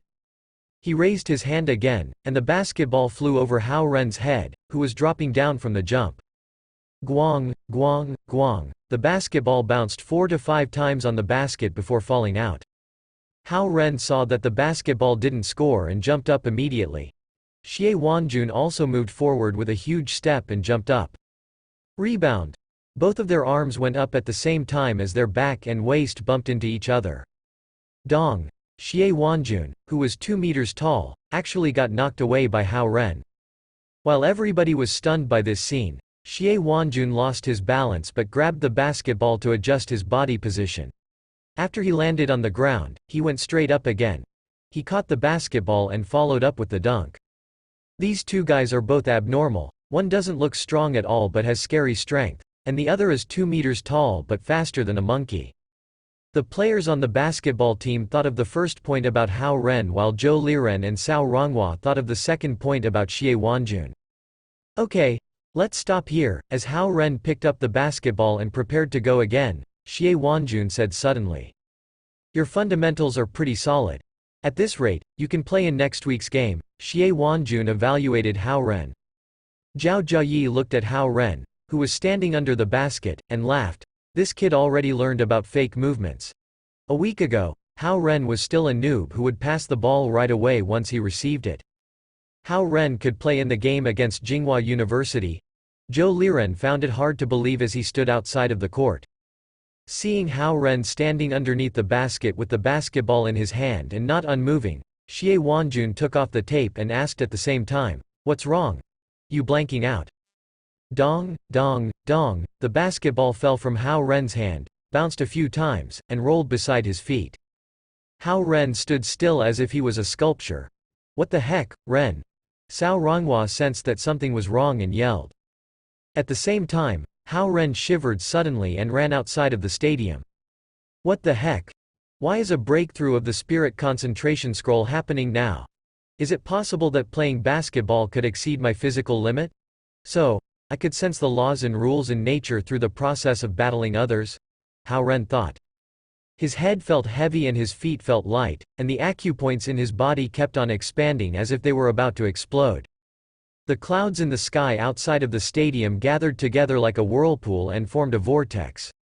Chapter 109. Slim Chance of Survival. Hao Ren dashed out of the stadium and saw the vortex. It was very hot, and there was not even one cloud in the heated sky beforehand. However, layers after layers of clouds rushed towards the sky above the campus all of a sudden. It was only the advancement the spirit concentration scroll from the second level the third level, but it had already created such a tremendous phenomenon. Who knows what would happen if it was a tribulation? Hao Ren suppressed the heated blood in his body as he sprinted. He needed to find somewhere quiet to level up, and there was only one place he could think of. Boom, boom, boom. He dashed into the administrative building and ran upstairs to Su Han's office. He didn't bother to knock because unlike Lu Qing, Su Han was always in her office. Boom. Hao Ren pushed the door open and went inside. Su Han wasn't surprised to see Hao Ren come in. She looked at the sky and flipped her fingers. Whoosh! The clouds were immediately expelled. She waved again, and the door behind Hao Ren automatically closed. Hao Ren had no time to greet her. He sat down at his usual spot and started his cultivation. Su Han raised both hands and put 2 layers of purple light spheres around Hao Ren as a protection barrier. Hao Ren breathed out deeply after half an hour. He opened his eyes and said to Su Han, "I'm on the 3rd level." Su Han lightly nodded as she took the protection barriers back without a word. Hao Ren thought Su Han was upset, so he explained, "I didn't mean to intrude. It's just that I suddenly felt like I was about to break through, and there was nowhere else to go, so." Su Han waved her hand to stop him. Hao Ren couldn't see through Su Han's thoughts from her attitude. He stood up and said, "Sorry to disturb you. This will count towards my practice for today, so I won't be coming again after 4 o'clock." He examined his body and felt the nature essence filling up every single part of his body. It made him feel really comfortable. If he could guide the essence flow and transfer it out of his body now, it would mean that he was now on the 3rd level of the spirit concentration scroll. It seemed like breaking through the spirit concentration scroll wasn't as difficult as Hao Ren had imagined. It all depended on the luck and timing. However, hard work and dedication definitely helped. Hao Ren felt relaxed and less stressed out after he had reached the 3rd level. It won't be a problem getting to Con level after solidifying the 3rd level of the spirit concentration scroll and cultivating another technique. It shouldn't be hard to get started as long as my foundation is built well, he thought. Dang.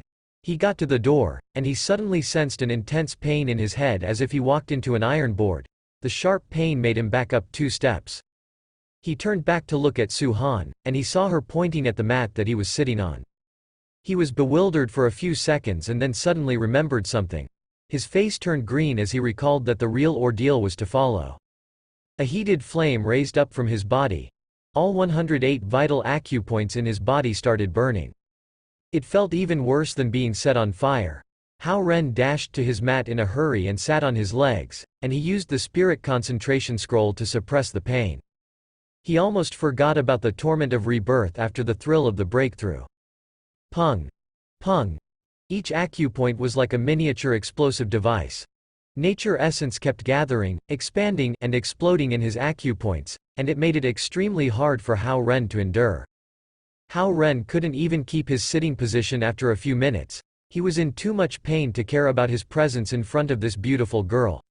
Hao Ren laid straight down on the chair with his body bent and fists clenched. It was an unimaginable pain. He felt as if over 10 needles were drilling hard on each of the acupoints at the same time. His shirt and pants were soaked in sweat, and even the chair got stained. Su Han opened up her drawer calmly and took out a bottle of spherical pills. Then, she flipped it over to Hao Ren. "What's this?" Hao Ren asked, gritting his teeth. "Fengqing pill. It can release you from the pain," Su Han said. As Hao Ren was reaching for it, she added, "This pill may reduce the pain. But at the same time, it will end the self-building process earlier and harm your potential. Of course, this won't be a problem as long as you are not looking to get to Qian level." Hao Ren was almost passing out from the acute pain. However, he heard Su Han's words and thought about it. Then, he put the bottle back on the desk, pushing it further away from him. Su Han was a little surprised by Hao Ren's behavior as she didn't know if she should be admiring him or laughing at his cockiness. Someone like him wishes to break into Qian level, she thought.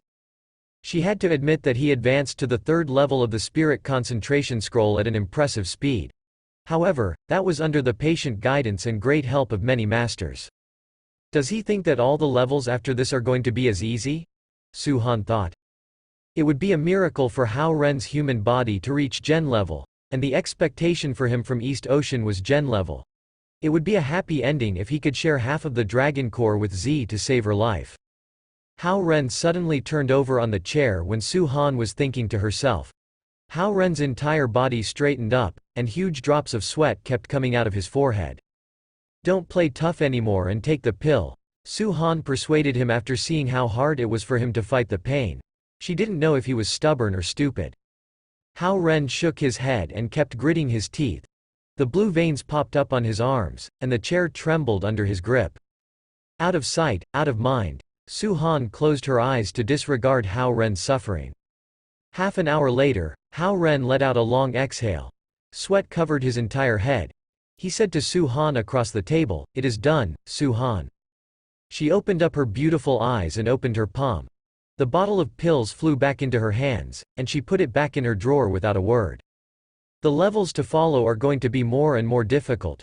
Right now, it's just painful. But in the future, never mind. I believe Zhao Guang won't let you suffer. Su Han pushed the hair that was beside her face behind her ear and said, "I was cultivating a technique and blocked my 6 senses when you came in. I wasn't able to speak after you interrupted me. It was not that I didn't want to talk to you." Hao Ren nodded. He knew her personality, and it was already difficult for Su Han to explain herself to anyone. He felt guilty for rushing into her office all of a sudden. That could have caused her trouble during her cultivation. "There are invisible barriers around my office, but you can easily get past them since you have that necklace. I'll let it go this time, unless there is an emergency. Please don't come into my office outside of our scheduled time," Su Han continued. Hao Ren nodded. Su Han didn't seem kind, but she was pretty nice to him. Hao Ren was clear about that. "One more thing. Since you are now on the 3rd level of the Spirit Concentration Scroll, there is something I need to remind you of," Su Han said to him. "Zhao Guang will probably take you to the Dragon Palace to pick a technique. If you really wish to cultivate in the long run, you should look for those that are good at foundation building and leveling up. It wouldn't be the best idea to pick the ones that are powerful early on and meant for fighting. After all, fighting and battling earlier on won't be beneficial in the long run."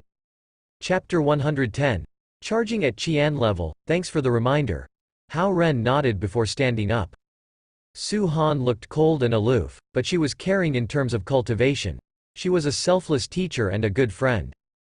Hao Ren now felt like he was back in the 1st level of the Spirit Concentration Scroll with the boundless nature essence running through his body. The difference was that the nature essence now was controlled by his thoughts, and he could store it in his body or push it out. Seeing Hao Ren getting ready to leave, Su Han said suddenly after half a second of thought, "There is something else." Hao Ren stopped and wondered why Su Han was so talkative today. "There is one important thing." Su Han stared at Hao Ren and said, "The Spirit Concentration Scroll can only toughen your body. Only after you enter Con level can you be called a real cultivator. You swallowed Z's Dragon Core, which is a natural Dharma treasure, that could assist with your cultivation, but you need to find a mystic crystal to match your Dragon Core to keep your nature essence together. The grade of the mystic crystal will determine the potential of your future cultivations." Mystic crystals? Hao Ren was baffled since he had never heard of this before. Su Han said earnestly, "If Gen level is the highest you want to achieve, the mystic crystal doesn't mean anything to you. They didn't inject a mystic crystal in Z, and she didn't work hard. Thus, her cultivation realm is not solid. All her achievement in cultivation was the result of the elixirs that East Ocean had. If you had swallowed a mature dragon core, you, a mortal being, would have been dead long ago." The elders were afraid to speak the truth to Zhao Guang. They simply attributed the weakness of Z's dragon core to her young age. The real reason Z's dragon core was weak was that her cultivation is bad. Hao Ren nodded and waited for her to continue. Su Han wasn't a big talker, but whatever she said was valuable. From Premier Shah, he knew that Su Han had been an awe-inspiring master of Kun level at 15. It proved her words that age had nothing to do with the matureness of the Dragon Core. Those elders were afraid to point out the fact that Z was a lazy cultivator and concealed the truth with vague references to her age. "Besides, I appreciate your fast cultivation progress and your ability to suppress the aggressiveness of the Dragon Core. However, your current speed may not be sustainable. Each level in the future would be extremely difficult to break through. The good news is that Z's immature dragon core matches your progress from 0. Hao Ren listened to her attentively. As an inspector of the dragon tribe, Su Han was fair and honest. Let's return to the mystic crystal. East Ocean's expectation for you is Gen level, and that's why I think Zhao Guang won't approve injecting a mystic crystal into you. Apart from the danger, the acquisition of the mystic crystal would be difficult. Even in East Ocean Dragon Clan where countless treasures are collected, it is hard to find natural treasures that can be made into a mystic crystal. How come mystic crystals are so rare that even the rich East Ocean Dragon Clan might not have it? Hao Ren thought. A thought suddenly occurred to him, and he asked, Su Han, what does your mystic crystal look like? Humph. Su Han rolled her eyes at him and snorted. The mystic crystal is a personal secret, and I will never reveal it to you. But I can tell you that I got it after risking my life. Hao Ren looked at Su Han in admiration as he believed that Su Han was the kind of person who would do anything to elevate her cultivation realm. What does a mystic crystal look like? Hao Ren asked. At Hao Ren's insistence, Su Han hesitated and answered after a moment of consideration. The mystic crystals don't have a fixed shape. In your case, you will have a pure water body type, so you need to find objects of pure water elements. For example, the purple crystal gel, 7 heart coral, and Kirin scale, etc. If you can't get them, at least you must find a West Ocean mystic ice. Hao Ren had never heard of the items Su Han just mentioned, but he forced himself to memorize them. He knew he would need a water elemental mystic crystal since he would develop in the direction of a pure water body type. Su Han, according to Premier Shah, had the metal water body type, and that was why she could cultivate at an unusually fast speed. However, it also brought the difficult problem of finding a mystic crystal that could fit her. No wonder she only got the satisfactory mystic crystal at the risk of her life. After seeing Hao Ren's expectant expression, Su Han froze for a moment before saying, "That's all." Oh. Hao Ren relaxed and silently reviewed what Su Han had told him. He said, "Su Han, thank you for teaching me this. Now, I have to go since I have class soon." Okay. Su Han nodded and picked up a textbook and some notes from her desk. At this moment, Hao Ren suddenly remembered that the upcoming class was actually Su Han's class. Not wanting to go to the classroom together with her, Hao Ren left Su Han's office first. Gathering his thoughts, he went out to find Zhao Jiayi and his other 2 buddies. Standing at the door, Su Han watched Hao Ren leaving and thought, "What's wrong with me today? Why did I tell him those things? Do I really expect him to reach Qian level with his shabby chaotic 5 elemental mortal body type? But the kid has grit. He could bear the excruciating pain and even refused to take the pill to relieve the pain. It's more painful for his chaotic 5 elemental mortal body type to transform into a better body type. It will be a feat to bear such pains. Maybe he will reach a higher realm than expectation." Smoothing the hair on her forehead, Su Han shut the office door behind her and walked toward the stairs. Outside the building, Hao Ren called Zhou Liren and asked, "Where are you?" "In the classroom." "Damn, where have you been? Do you really want to miss Su Han's class? We've saved a seat for you in the 6th row. They are the best we've ever got. Hurry." Zhou Liren yelled into the phone. Coming, he replied. "Well, the best seats ever. I can look at Su Han across the table every day and don't need to stare at the great beauty in class," he thought. Despite his silent complaint, Hao Ren didn't dare to miss her class. Su Han was called the Icy Beauty not only because she never smiled, but also because she was extremely strict with her class of weak optical signal processing. It had the largest number of failed students each term. Although Hao Ren was friends with her in private, he didn't think Su Han would be lenient towards him in examinations. When he rushed into the classroom, Zhou Liren stood up and beckoned at him. Here. Hao Ren glanced at him, and sure enough, they were in the best seats in the 6th row. No wonder Zhou Liren was so excited on the phone. "We came here 1 hour earlier. We don't have advanced mathematics this week, so we came directly from the stadium to occupy the seats. Even when we did that, we only got the 6th row when we came in," Zhou Liren praised himself. Okay. Look at your ugly face." Hao Ren pointed a finger and poked Zhou Liren's face, directing it away from him. "No way. I'm more handsome than you," Zhou Liren, a passable handsome guy, retorted immediately. As soon as he said that, he found something not right. He leaned to one side and looked at Hao Ren up and down.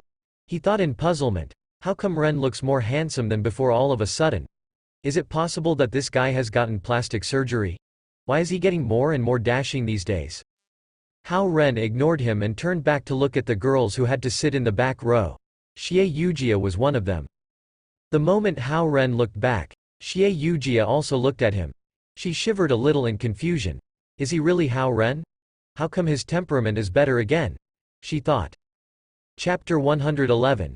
Two unexpected guests. As the bell rang, Su Han, who was dressed in a shirt and a short skirt, walked into the classroom.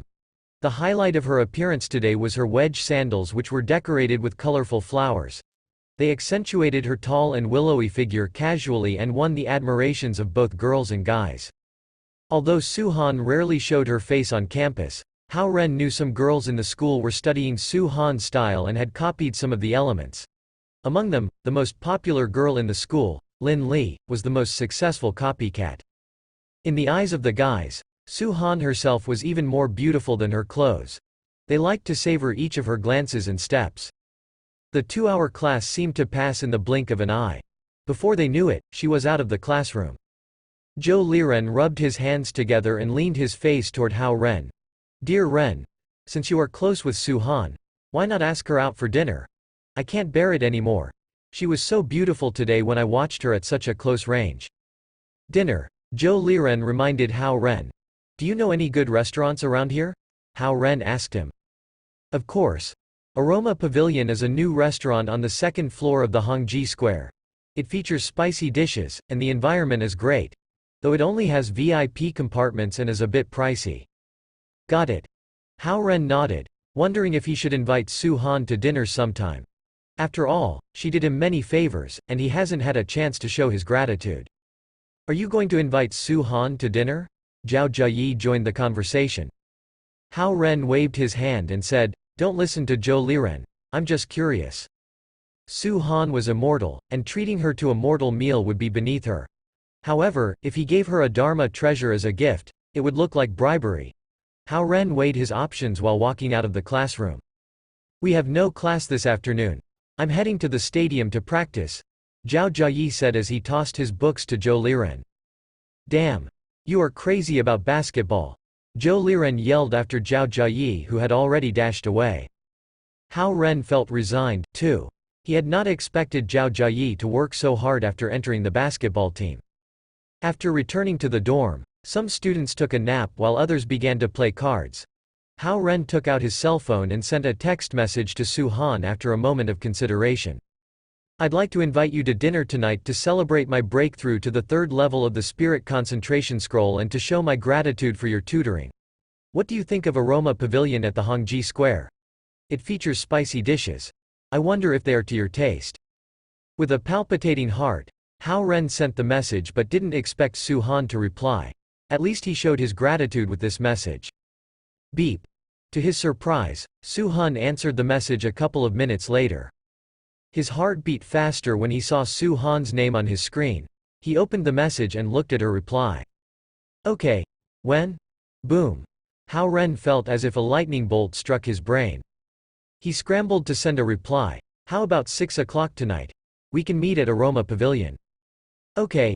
Su Han replied in her message. Hao Ren heaved a sigh of relief. Tossing the phone aside, he collapsed in his bed. A thought occurred to him, and he picked up his cell phone and sent a message to Zhao Yanzi. I'll have dinner with Su Han tonight. Will you join us? No. I have loads of homework today, Zhao Yanzi replied immediately, though not too politely. She replied so soon. She must be playing with her cell phone in class, Hao Ren thought after tossing his phone aside. Sending Zhao Yanzi a message to tell her about his dinner with a female. It felt like he was really in a relationship. Hao Ren smiled self-mockingly, wondering when he had become such a family man. Soon, his thoughts turned to the moment when his gaze met Xie Yujia's. She had looked at him quite weird. He touched his face and wondered if he had indeed changed a lot after the breakthrough of the Spirit Concentration Scroll. To think of it, it felt so good after breaking through the 3rd level of the Spirit Concentration Scroll. He tried to circulate the nature essence in his body and released it at the curtain on the sliding door to the balcony. Swoosh! The curtain swayed as if someone was pulling at it. Hao Ren was exhilarated, But he knew it was a crude way to use the nature essence, and it contained little force. Only after cultivating a more advanced technique would he truly master the use of nature essence. Red, orange, yellow, green, indigo, blue and purple. Hao Ren remembered the dizzy feeling he got when he first visited the profound cultivation palace. Now, he wondered what grade of techniques he was fit to cultivate. He would be thrilled if he could get the green grade techniques. Ren. What are you chuckling about? Get down and play cards. Zhou Liren stood at the door of the dorm and asked Hao Ren. Can't join you. I need some sleep. Hao Ren turned to the wall. Now that all his acupoints were unblocked, he felt extremely good, as if he was an ancient martial arts master who had just reached the Konate realm. Ren, are you really going out with Xie Yujia? I found the glances between you two quite suspicious, Zhou Liren asked again. Upon hearing the question, Cao Ronghua's interest was piqued, and he also waited for the answer. No, you're imagining things. She is just my basketball coach, Hao Ren answered lazily. Hao Ren had been feeling uncertain, but he was now quite sure about his relationship with Xie Yujia. The more time you spend with someone, the more you would know about his or her thoughts. Xie Yujia was good to everyone in the class, but she had never been intimate with any of the guys. After spending some time with her, Hao Ren found her to be a sincere and straightforward girl. When she wiped his mouth this morning, she was just doing a favor for a good friend. There was nothing else in that gesture. A girl who loves sports and has a simple mind. Maybe I have become one of her good friends without knowing it. She is an innocent and kind girl. A worthy friend. But it would be difficult to push the boundary of good friends. Hao Ren had a feeling that Xie Yujia had someone in her heart. He was on good terms with her, but he was not the one in her heart. That someone is certainly not Huang Zuji. Who is he? Some dashing guy she met in high school. Hao Ren stopped these meaningless speculations. He picked up his cell phone and thought of texting Zhao Yanzi. However, he decided against it for the fear of distracting her from her class. Bored, Hao Ren went to sleep and didn't wake up until the evening. Seeing the time drawing near 6 o'clock, Hao Ren put on his socks and shoes before jumping down from his upper berth. Ignoring the card players in the dorm, he hurried to the Hongji Square. The moment he entered Aroma Pavilion, his cell phone received Su Han's text, Mount Hua. She has sensed my arrival. Hao Ren looked up and found the compartment with the label of Mount Hua. He pushed the door open and went in. The compartment was decorated and had a vintage feel, and Su Han was already inside waiting for him. With her hair coiled in a bun and a red traditional Chinese dress on her, she looked like a beauty that had just walked out from an ancient painting, entirely different from the fashionable instructor in the morning. Although Hao Ren had braced himself for her beauty, he was stunned while still standing at the door. She nodded toward the seat across her, and Hao Ren walked over and sat down uneasily. After all, it was the first time he had a meal with Su Han. The dinner is on me to celebrate your breakthrough. Su Han turned to look at the waitress in the room. You may serve now. The waitress looked at Su Han, apparently stunned by her beauty. She froze for a moment before backing out of the room. Looking away from Su Han's stunningly beautiful face, Hao Ren glanced around the compartment. Red wooden grill windows, black artificial rock tile floor, artificial antique furniture, and lanterns that were hanging in the corners, all these gave off the feel of an ancient town. After a while, Hao Ren turned his gaze back and suggested, the dinner is on me. Su Han didn't argue. Instead, she asked, have you been close with Xie Yujia recently? Xie Yujia was an excellent student and one of the few girls in the class. Su Han naturally knew her. I'm preparing for a basketball match next week. She is my basketball coach. Okay. Su Han didn't pursue the topic. Instead, she asked him another question. The last time you visited the Dragon Palace, you released 2 sisters from the Cold Palace, didn't you? Yeah. Is it a big deal? Hao Ren asked. He had almost forgotten about it, and now he was a bit nervous since Su Han, the inspector, mentioned it. Premier Shah of East Ocean sent a message to the above realm but received no reply. So, he released them, Su Han said. Okay. Hao Ren nodded, thinking of the pretty faces of the sisters. Do you realize what you have done? Su Han continued to ask. What have I done? Hao Ren was confused. They were released from the Cold Palace. Since Dragon Palace is not their home and they can't return to the above realm, where do you think they will go? Su Han asked. Hao Ren was even more confused. Where will they go? Su Han sighed in exasperation. To you. To me? Hao Ren almost dropped the cup in his hand. Su Han glanced at him and said, Lu Qing is handling it. He has arranged for them to live temporarily at his place. So, in the future, you must think twice before making any decisions. But we can't lock them up forever. According to Premier Shah, they didn't commit any serious crimes, Hao Ren argued. Sometimes, good intentions bring bad results, Su Han lectured. It seems that Su Han is not here to have dinner with me. She just wants to question me in a different place. Hao Ren mused to himself sulkily. Do you know what realms they are in? Su Han asked him abruptly. Chapter 112. Super Bodyguards. Hao Ren thought Su Han was asking too many questions today. It felt like she was continuously interrogating him. However, he didn't want to offend this inspector, so he guessed, Dewey level? He thought no matter how powerful the two immortal maids were, they shouldn't be that impressive. Qian, Kun, Xuan, Dewey, Zhen, Li, Kan, it's pretty high already. Kun, Su Han said. Hao Ren was slightly caught off guard and had to think about where Kun level stood. Lu Qing was at Kun level, but Hao Ren had never seen him cast a spell. He saw the power of Gen level elder from summoning rain last time. When that elder raised his hand, he was able to flip the clouds over and create rain. Kun level was higher than Gen level by 1, 2, 3 levels. Those two girls who looked a lot younger than Su Han actually were at the Kun level. Two Kun level masters want to return your favor and work for you. If they unite together, I can't even fight against them, Su Han finally spoke her concern. Su Han is actually worried about this. Hao Ren laughed inside. The superior inspector also had helpless times. He thought about it again, and it was true that Su Han had no authority over those two girls because she was only responsible for supervising Dragon Tribe's internal affairs, and those two girls weren't a part of the Dragon Tribe. Having two Kun-level masters as my bodyguards, Su Han would definitely have a headache about this. Hao Ren couldn't help but want to laugh when he thought of this. It seemed like she sensed Hao Ren's change of mood, and Su Han said again, "Don't be pleased yet. It's hard to tell whether it's a good thing or a bad thing to have them serve you." She stared at Hao Ren and continued, "It's like you could mess things up even when you have good intentions. They could also mess things up with good intentions. Besides," Su Han dragged out her voice and slowly said, "their destructive power is much stronger than yours." With that coming from Su Han, Hao Ren's excitement suddenly vanished, and a chill took its place. "My responsibility is to maintain the affairs of the Dragon Tribe in the East Ocean region, and you're also in the region of my surveillance. If they behave well, nothing will happen. If they cause trouble, I won't hesitate to stop them," Su Han said indifferently. Her strong aura showed the manner of a master. One Qian-level master versus two Kun-level masters. Hao Ren imagined it and immediately felt chilly. Dragon-breaking strike and dragon-slaying strike, two terms popped into Hao Ren's mind. At that moment, the door was pushed open, and two servers walked in with plates in their hands. A few delicious dishes were placed in front of Hao Ren and Su Han, and the atmosphere was slightly lightened. It felt a little bit like a date now. As two servers exited the room, Hao Ren asked, "Then, are they on the same level as Elder Lu?"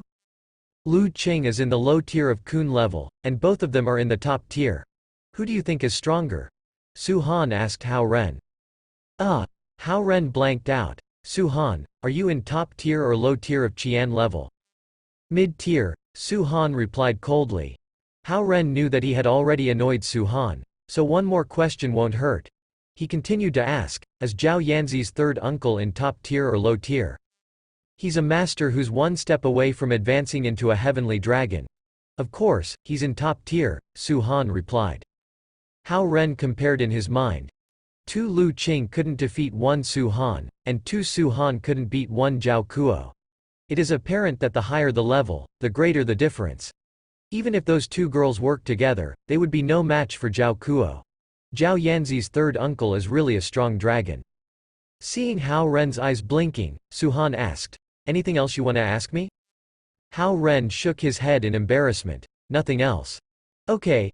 Su Han lowered her head. She then delicately picked up a vegetable and put it in her mouth. They talked a lot before eating. But once they started to eat, both of them didn't talk at all. Su Han tasted the dishes slowly, and Hao Ren admired this calm temperament secretly.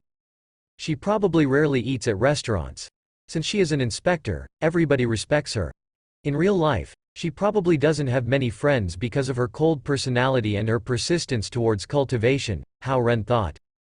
Although inspectors seemed to have both authority and power, they were actually lonely. Hao Ren ate and looked at Su Han at the same time. After they finished eating this quiet dinner, Hao Ren and Su Han walked out of the compartment together and went to pay at the front desk. When Hao Ren took out his debit card, he looked at Su Han to see if she still insisted on paying. However, Su Han didn't move at all. Hao Ren used his debit card, paid the bill, and walked out of Aroma Pavilion. The inception of this chapter's publication is linked to N.O.V.E.L. B.I.N. I'll treat you next time. I wanted to treat you today, but I realized that I didn't bring my wallet, Su Han said. If an ordinary guy heard this, he would definitely jump up in excitement. However, Hao Ren had got tricked twice by her, and he won't accept Su Han's invitations casually. No need. I planned to treat you originally, Hao Ren said while walking down the stairs. He saw Su Han still standing at the entrance of Aroma Pavilion and asked, "Aren't you going back?" "Never mind. There are a lot of students down there. I won't cause you any more trouble." Su Han shook her head, turned into a white shadow, and vanished. She is indeed a master. When can I reach this level of stealth? Hao Ren sighed and continued to walk down the stairs. Suddenly, a white light flashed, and Su Han, who was in her ancient Chinese dress, suddenly appeared beside Hao Ren again. Hao Ren was shocked by her sudden reappearance. "Master, I know that you're skillful, but you didn't have to scare me," he said. "I'm not trying to scare you. I saw your opponent appearing, so I will return the favor right now." Su Han hung onto Hao Ren's arm and walked down the stairs slowly with him. "Opponent?" Hao Ren was a bit confused. "What opponent do I have?" When he and Su Han walked down from the second floor of the Hongji Square, Hao Ren saw Huang Zuji, who was not far away, bringing a group of friends there to eat. "This guy is really rich, he pretty much brings people to eat out every night," Hao Ren thought. Huang Zuji, who was nearby, also saw Su Han and Hao Ren on the stairs. Su Han, who was in the ancient Chinese dress on and had her hair tied into a bun, looked fabulous, and the curved staircase was like a natural stage that allowed everyone to look at her. Huang Zuji, who was feeling proud while surrounded by a large group of friends, suddenly turned pale when he saw Su Han and Hao Ren walking down from the second floor. Su Han leaned against Hao Ren as she walked down step by step. Then, they walked towards the school's entrance through the huge square. When he passed Huang Zuji, Hao Ren could clearly hear the sound of Huang Zuji grinding his teeth. After they walked out of the Hongji Square and entered everyone's blind spot, Su Han stroked her hair and said, "Let's call it a night." Shua. She disappeared.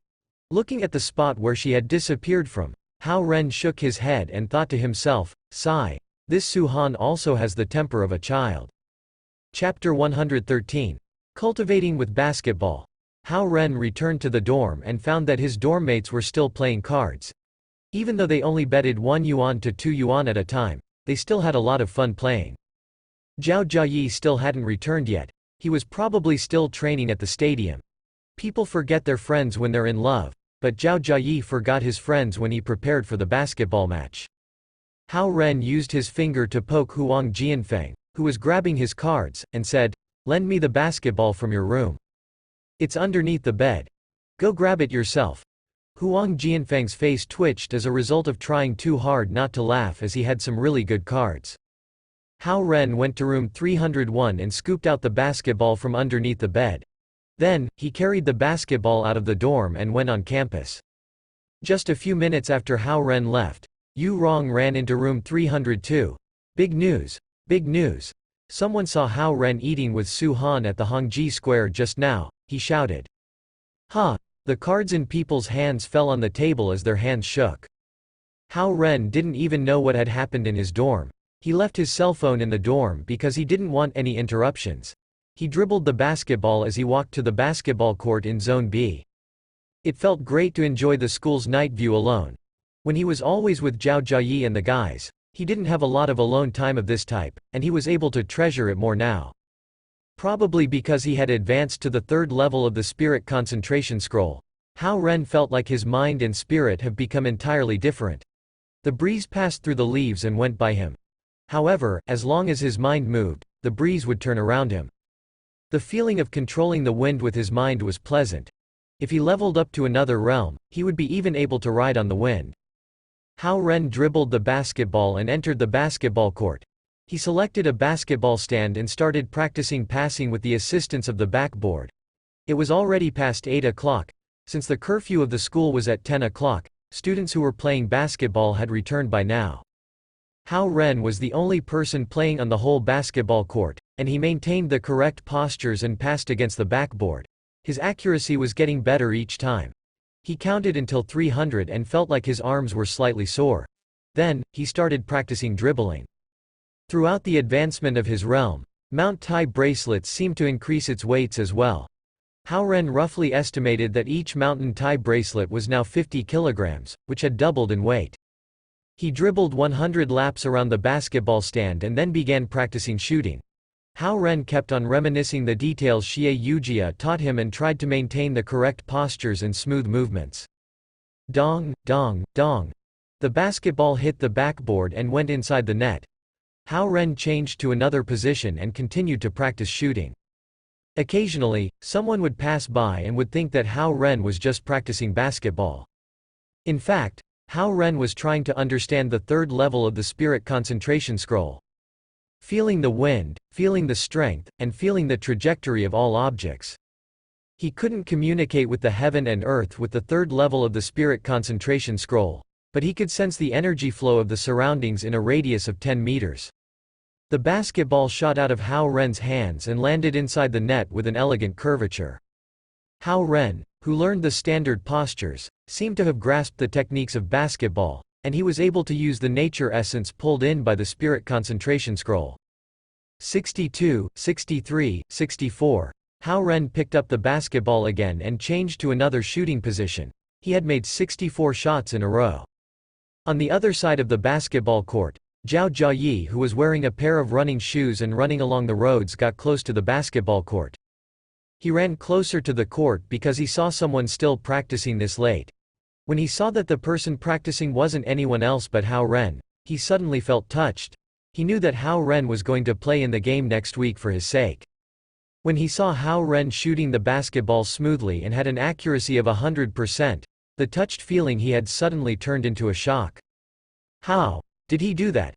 Seeing that Hao Ren hadn't missed a shot and continued to shoot for the 12th time, Zhao Jiayi felt weak in his legs. My shooting is quite accurate now, I'll practice running and dribbling again. Hao Ren picked up the basketball on the court, jumped to warm up, and rushed towards another basket abruptly.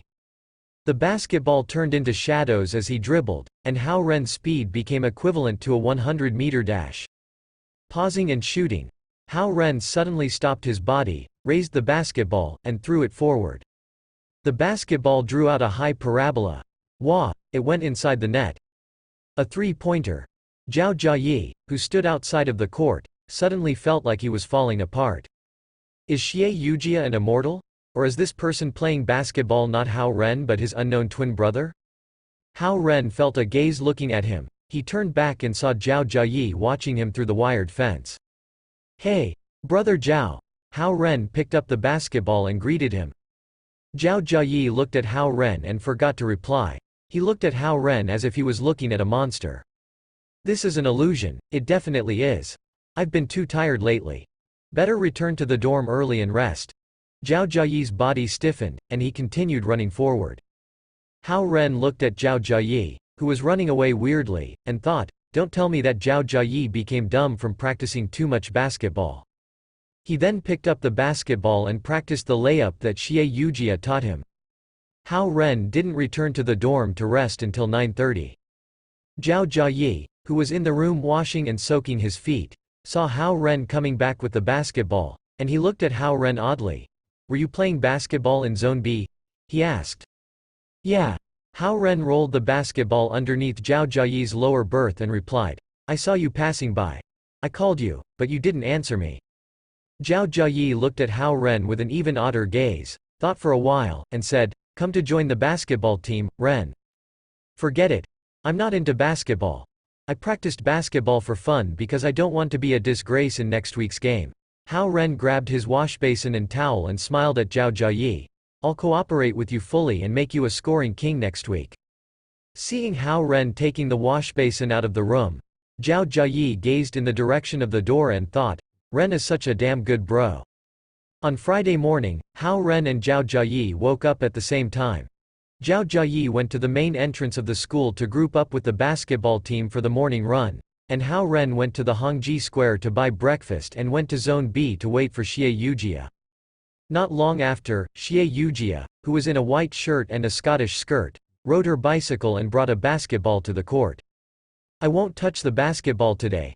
I'll see how you have mastered the content I have taught you in the past few days. Xie Yujia jumped off of her bicycle and threw the basketball to Hao Ren. She stood on the side of the court and acted like a coach. Do 5 layups, 10 shots, and dribble 6 times in and out of the three-point line. She allocated the drills verbally, and Hao Ren held the basketball and completed them one by one. After 10 minutes, Hao Ren finished doing the first drill. Xie Yujia nodded in satisfaction and said, You've grasped the fundamentals. In next week's game, as long as you don't make mistakes, you will be fine. That'll be all for today. Ah? So fast? Hao Ren was surprised. He had 2 full hours of practice daily in the past few days. You've learned everything. I have nothing else to teach you, Xie Yujia replied as she put the basketball in her bicycle's basket. How about next week? Hao Ren asked. You got to practice yourself next week too. I already finished what I need to teach you. There are still some difficult moves and techniques, but there's no need to teach you. You won't be able to absorb if there is too much information. You only need to know the fundamentals and play your role on the court, Xie Yujia said as she pushed her bicycle forward. Guess that's it. Hao Ren felt a little sad. Practicing basketball with Xie Yujia every morning felt very pleasant. I heard that you ate out with Su Han at the Hongji Square yesterday? Xie Yujia suddenly asked. What's wrong? Hao Ren asked back. Nothing, Xie Yujia lowered her head slightly before saying, Oh, and by the way, come with me after school today. Hao Ren was a bit surprised. My older brother wants to invite you over for dinner. Would you come? Xie Yujia asked. Xie Wanjun wants me at his place for dinner? Hao Ren couldn't process this information. There's no hostility. It's for you guys to get to know each other better. You guys will be playing in a game together next week. My older brother wants to treat you to get rid of any previous misunderstandings, Xie Yujia said. Isn't Xie Wanjun's home also Xie Yujia's home? Hao Ren thought. This invitation came so suddenly. All right, let's go together after school, Hao Ren thought for a bit and said. It's still early. I'll go study in the classroom. If you want to practice basketball, I'll lend the basketball to you, Xie Yujia got on her bicycle and said. Sure, hand me the ball then. Hao Ren took out the basketball from the basket of her bicycle. Remember to return the basketball to the stadium after school. Xie Yujia rode her bicycle and left the basketball court. Hao Ren picked up the basketball and continued practicing.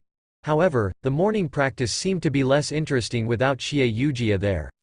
After shooting at the net randomly for half an hour, he returned the basketball to the stadium's equipment room and went to class from there. As of Xie Wanjun's invitation, Hao Ren didn't mention it to Zhou Liren and the others. No matter what Xie Wanjun's real intention was, he believed that Xie Yujia wouldn't set him up. The morning class was very boring, and Hao Ren couldn't bear it anymore. Therefore, he decided to harass Zhao Yanzi with text messages. What class are you in right now? Mathematics. Pythagorean theorem. Zhao Yanzi sent a message back right away. It seemed like she was bored as well. I'm going to go to a classmate's home to eat and won't be going to your house, Hao Ren replied. Humph. I don't want you in my house, Zhao Yanzi sent a message back. I advanced to the 3rd level of the spirit concentration scroll, Hao Ren sent her the good news. Unexpectedly, Zhao Yanzi's reply was indifferent. That's nothing to brag about. Hao Ren was disappointed, so he put down his cell phone and stopped messaging her. After a few minutes, Zhao Yanzi's new text message arrived. I was changing. I have PE next class. I can't text you anymore.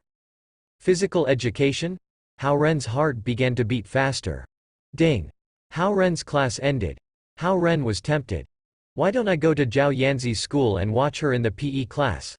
I went to the parent-teacher meeting last time anyway, and I'm pretty familiar with their school. Chapter 114. Zhao Yanzi from Class 2 in the 8th grade. At this thought, Hao Ren immediately tossed his book to Zhao Liren. Take my books back to the dorm. I got some errands to run. Looking at Hao Ren who dashed away from him, Zhou Liren yelled indignantly, Damn! Do you think I am a delivery boy? Hao Ren ran to the main gate of the school and took a bus to Lingjiao Middle School. He arrived at the entrance of the school about 10 minutes later. It was not the lunch break yet, and the gate was still locked. Hao Ren walked into the guard's office and told the guard that he needed to visit Zhao Yanzi from Class 2 in the 8th grade. The guard opened his log and found Zhao Yanzi's name on the list, so he knew that Hao Ren wasn't making the name up. However, the guard was still suspicious and wouldn't let him in. Hao Ren had no choice but to dig out his student ID and leave it in the guard's office. He would have to collect it when he leaves. Seeing Hao Ren's photo, name, student number, and other information on the ID card that was issued by East Ocean University, the famous university in the East Ocean region, the guard finally relented. He took Hao Ren's student ID card and reluctantly allowed him into the school, stating that he could only stay for 1 hour. Since his student ID was left with the guard, Hao Ren must make sure that he does not cause trouble in the school. He approached the sports field quietly. Many of the students in Lingjiao Middle School were kids of high-ranking government officials and wealthy business people, but they all followed the strict school rules of wearing school uniforms. Of course, their school uniforms were beautifully designed, and the materials used were several grades higher than those of ordinary public schools. The plain striped shirt Hao Ren was wearing was a drastic contrast from their beautiful school uniforms. On the sports field, a PE class had begun. Standing in a remote corner, Hao Ren searched for Zhao Yanzi. The uniforms of the middle school students were sky blue, and their athletic uniforms were deep blue. Concealed under the shade of a tree, Hao Ren's sharp eyes scanned the field. Finally, he spotted Zhao Yanzi, who was the 6th in the first row. In a slightly tight-fit deep blue athletic uniform, she looked petite and agile. At the moment, her best friend, Ling, was the 8th in the second row, not too far behind Zhao Yanzi. Hao Ren was amused as he watched the class progress. He was reminded of his own experience in the PE class in middle school. On the other side of the field, the PE class of the high school department was also in process. The boys looked dashing in their uniforms, and the girls looked pretty in their black shirts and skirts. Comparatively, the high school students stood casually in the lines, not as obedient as the middle school students. Shortly, the high school students began their freer PE class. Some played basketball, and some played soccer. On the other hand, the middle school students began jogging after being counted.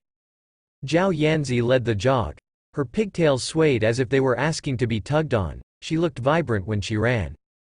Hao Ren remembered that Zhao Yanzi's usual uniform was a sky blue suit and skirt, but she had changed into a deep blue shirt and a pair of deep blue pants for the PE class. Oblivious of Hao Ren's gaze on her, she ran quite fast with her slim legs. Some high school students stopped playing basketball and soccer and looked toward Zhao Yanzi. Pant. Pant. Zhao Yanzi finished 2 laps and was the first one to reach the finish line. As a member of the long-distance race team back in the middle school, Hao Ren knew that one must have endurance as well as strength to win a long-distance race. From their mountain climbing trip, he knew that Zhao Yanzi's strength was not great, but she was quite competitive. If someone had competed with her in cultivation, she would probably have reached a higher realm long ago. A while later, Ling also reached the finish line, panting. She walked to Zhao Yanzi and tugged her pigtails playfully as she was a bit envious of Zhao Yanzi's fast speed. The two girls messed with each other a little and didn't discover Hao Ren. After all the students had finished the jog, the teacher gathered them together and gave them some instructions. He tossed out a couple of volleyballs and returned to his office to rest. PE teachers were indeed one of the most comfortable jobs in the school. The students picked up the volleyballs and ran to the nearby volleyball court to play. The court was on an open field with a net dividing it into 2 parts. Ling dragged Zhao Yanzi along to join the game. During this time, Hao Ren just stood under the tree on the edge of the sports field and amused himself by watching her. The students were divided into 2 teams, one team of girls and one team of boys. In the sports of volleyball, the girls had the advantage of agility. After all, strength alone wasn't that useless in this sport. Generally, the girls played better than the boys. The match began. It seemed that their PE teacher had taught them how to play since they played the game in a well-organized way. Among the girls, Zhao Yanzi had the quickest reflexes, and she excelled at digging. Since she could always pick up the most difficult serves, she gradually became the main player. When she jumped up to smash, her vibrant figure with her flying pigtails formed a beautiful scene. Hao Ren wished that he had a camera with him to record a beautiful picture. Bang! The ball landed in a corner out of the boys' reach, and the boys looked at each other in frustration and began to blame each other. The girls won another point, and they encircled Zhao Yanzi, cheering. Standing in the distance, Hao Ren couldn't help but grin at Zhao Yanzi's excitement. Then, he noticed several guys from the high school department gathering together and talking. After that, they walked toward the volleyball court.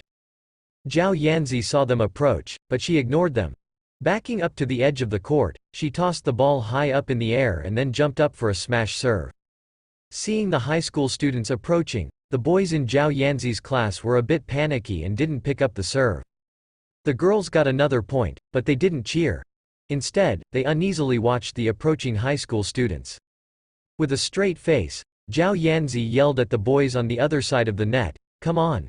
Your turn to serve." The boy who was supposed to serve hesitated with the ball in his hands. A student from the middle school department had once accidentally hit one of the high school students with a ball in the PE class, and it didn't end well. Sensing trouble, Hao Ren began to walk toward the volleyball court. Dressed in his pale-colored shirt, he didn't attract the attention of the boys while the girls including Zhao Yanzi and Ling had their backs to him and couldn't see him. Chapter 115. I just hate it. Bang!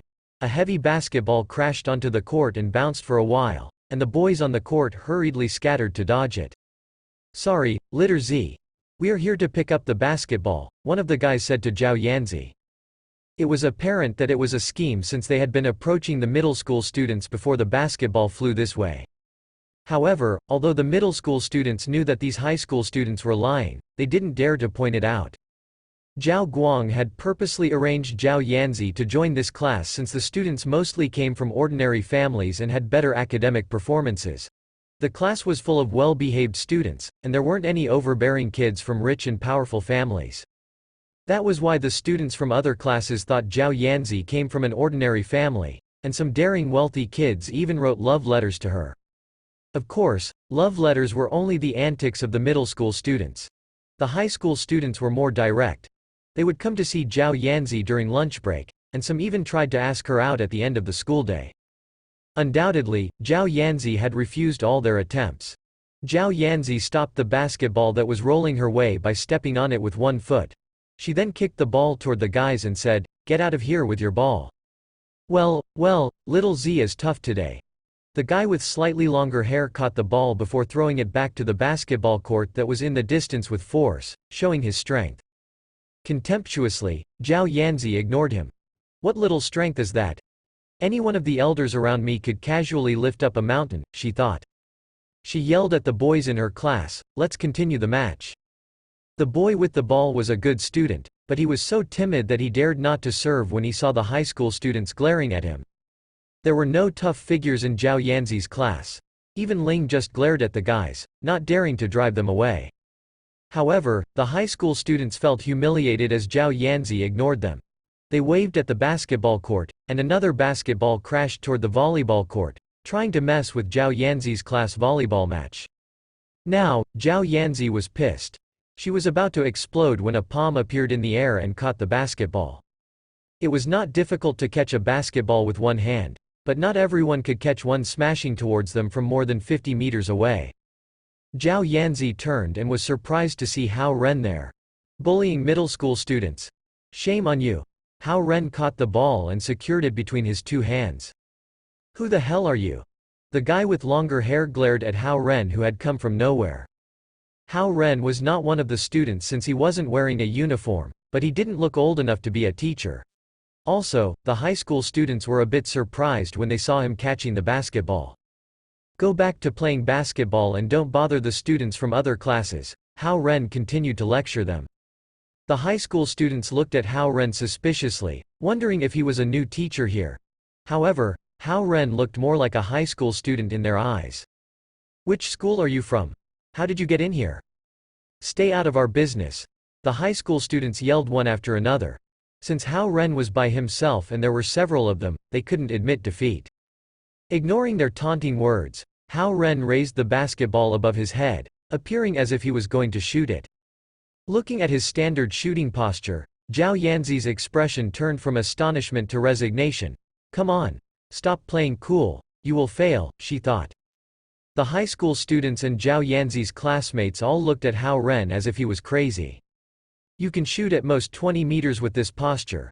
If you want to shoot 50 meters, you will need to use the posture of throwing a spear," they thought. Swoosh! With a flick of his wrists, the basketball shot out of Hao Ren's palm. In a long arc, the ball shot toward the basketball hoop 50 meters away. It was only a shot made with a flick of his wrist. Except for Zhao Yanzi, everyone present was stunned. "Stupid uncle. What's the use of your cool pose if you miss it?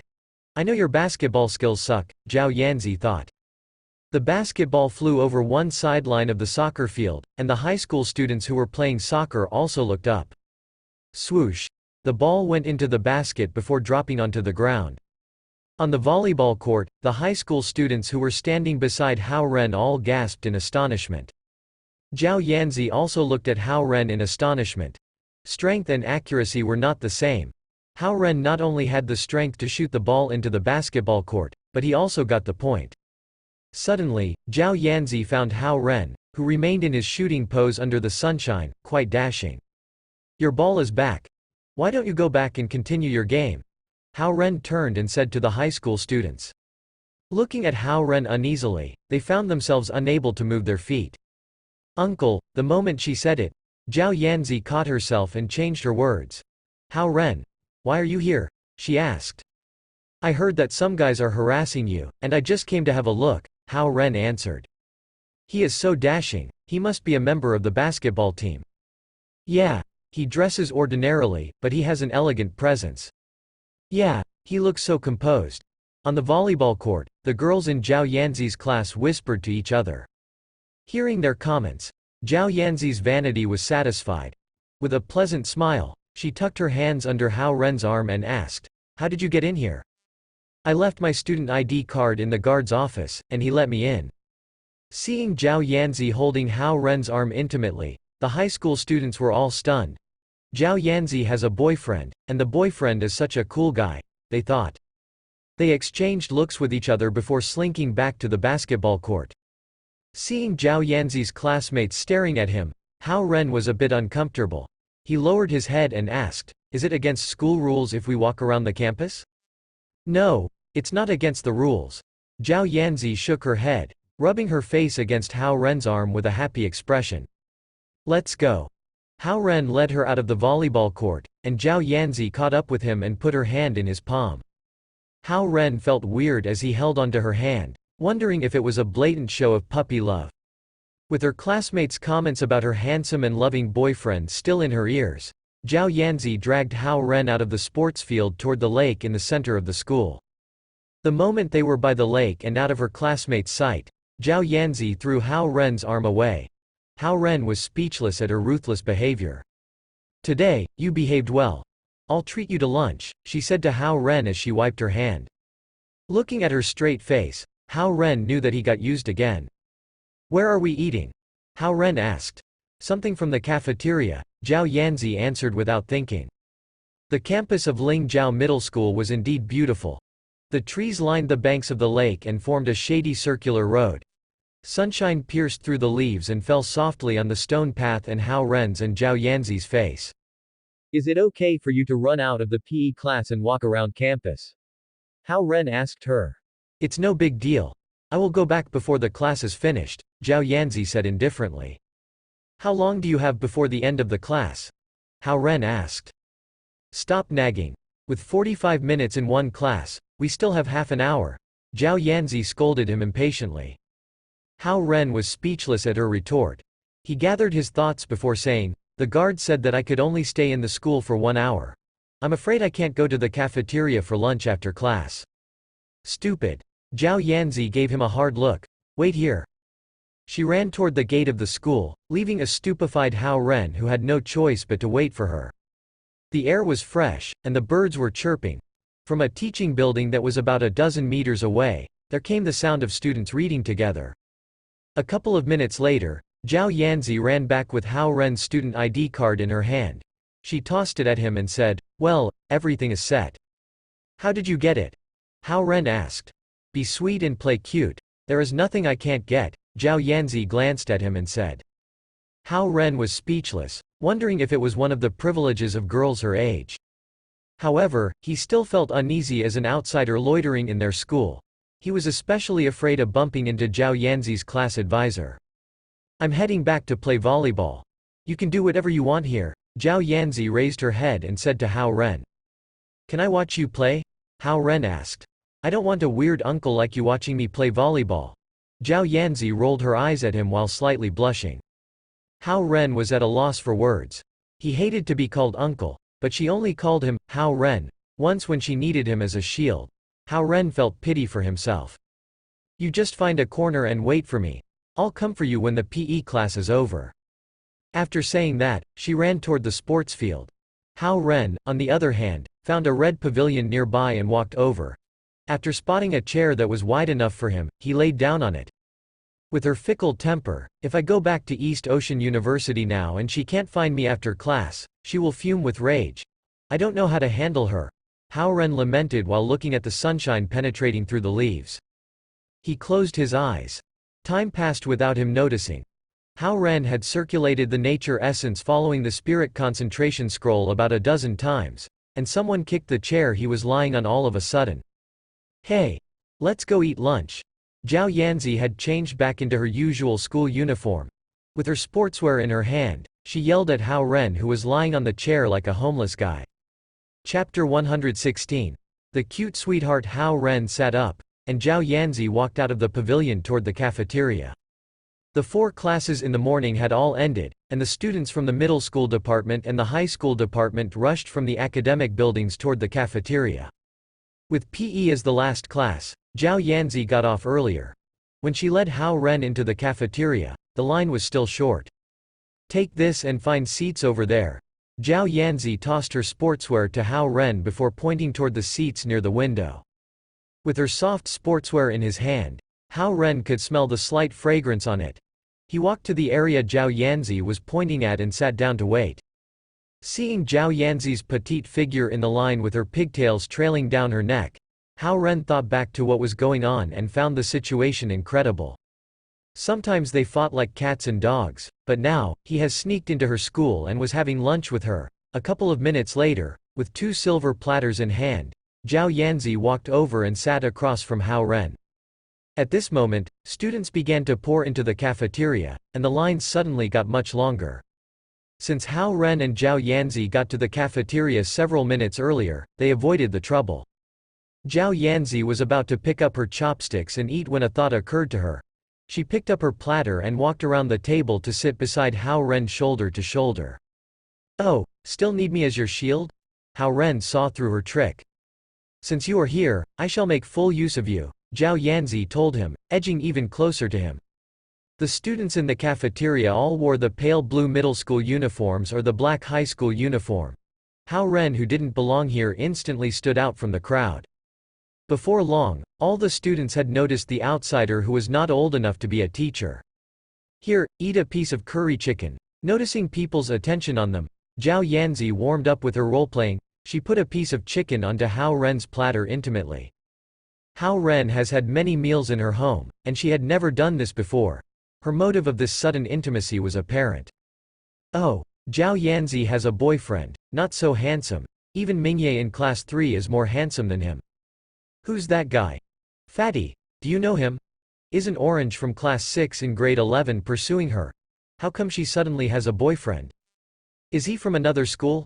How did he get in here? Which high school is he from? Hedgehog, you have a ton of friends.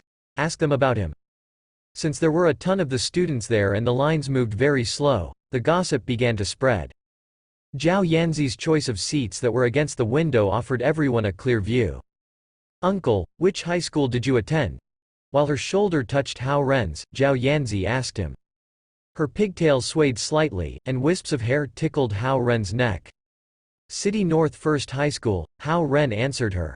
Got it. Zhao Yanzi busied herself with her lunch after that. Suddenly a thought occurred to her and she said, "Oh, you have an excellent shooting skill. We'll have a basketball match next week, and I have been training every morning in the last while." Hao Ren turned to look at her and asked, "Do you want to come and watch? It's 7 in the evening next Thursday. It won't clash with your classes." Since it won't clash with my classes, I have no interest in it. Hao Ren was speechless at Zhao Yanzi's answer. Okay.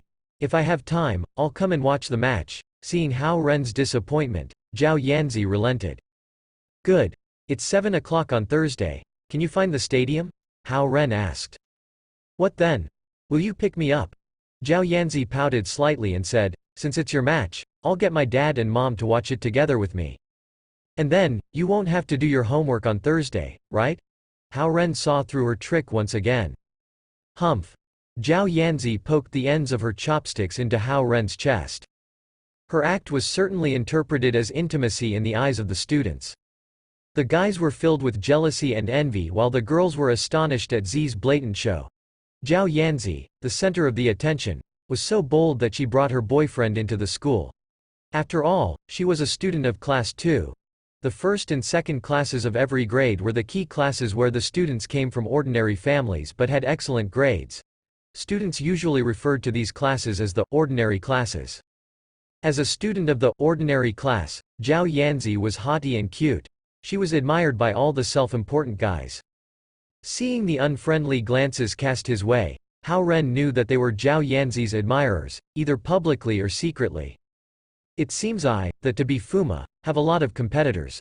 The middle schoolers nowadays are well grown, and a lot of them are almost 1.8 meters tall, Hao Ren thought. Seeing the rage in the guy's eyes, Zhao Yanzi didn't want to make trouble for Hao Ren. She dragged Hao Ren up and said, "We're done. Let's get out of here, take the platters." Hao Ren grabbed Zhao Yanzi's sportswear and draped it onto his shoulder, and this roused another wave of jealousy among the guys and confirmed the conjecture about their relationship.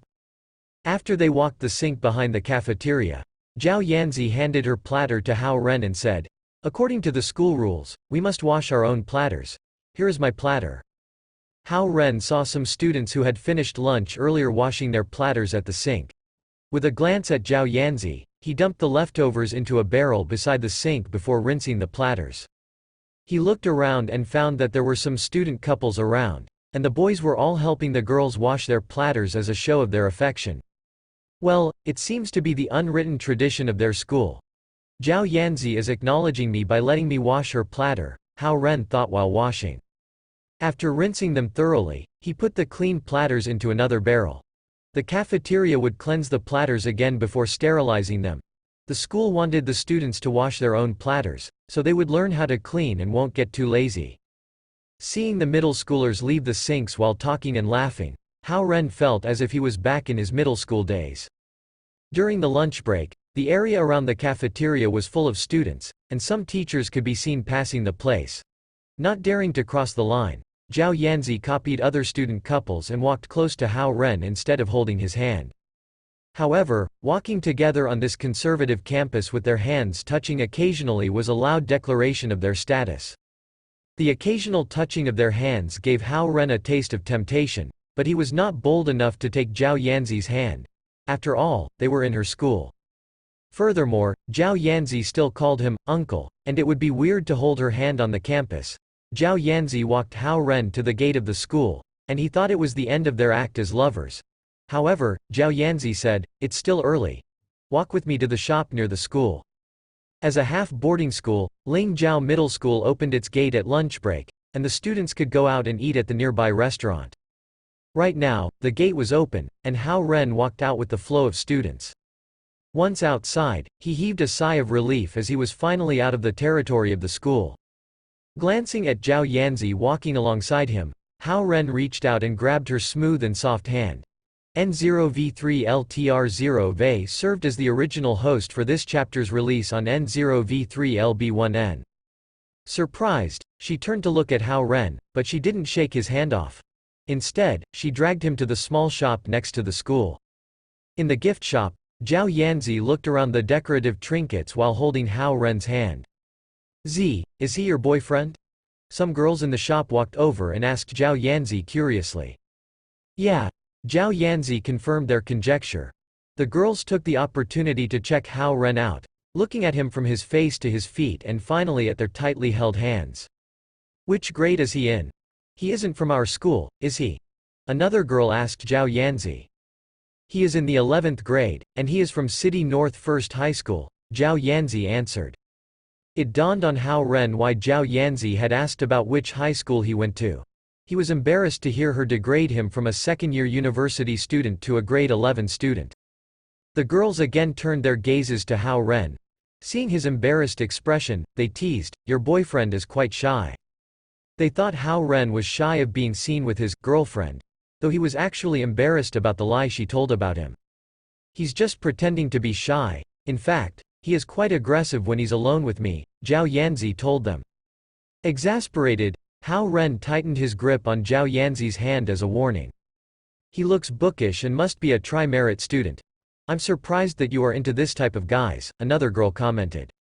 Yeah, he looks like a good boy, the other girls agreed. You are on the dot, Hao Ren thought while looking at the girls who were gossiping. Well, stop gossiping. It's his first time at our school, and I'm going to show him around. Zhao Yanzi waved them away, though she hoped the girls would spread the word around. With her swaying pigtails, she continued into the depth of the shop. In the cell phone straps zone, she let go of Hao Ren's hand and began to peruse the displayed items. Which looks better? This one or that one? Finally, she picked up 2 different crystal straps and showed them to Hao Ren. The one to the left is more to your style, Hao Ren gave her his opinion. Good. I'll take this one. Pleased, Zhao Yanzi took the strap and led Hao Ren to the exit of the shop. She stopped at the cashier. Hao Ren glanced at her for a few seconds, and it dawned on him that she was waiting for him to pay for the strap. Little greedy girl, you even want me to pay for such a little thing, Hao Ren thought as he dug out his wallet and paid for the straps. They were back on the sunlit pavement outside of the shop. Well, your mission is done. You can go now. Tugging her sportswear from Hao Ren's shoulder, Zhao Yanzi waved him away. Seeing the disapproval on Hao Ren's face, she pouted and said, I didn't plan to use you. You came here on your own free will.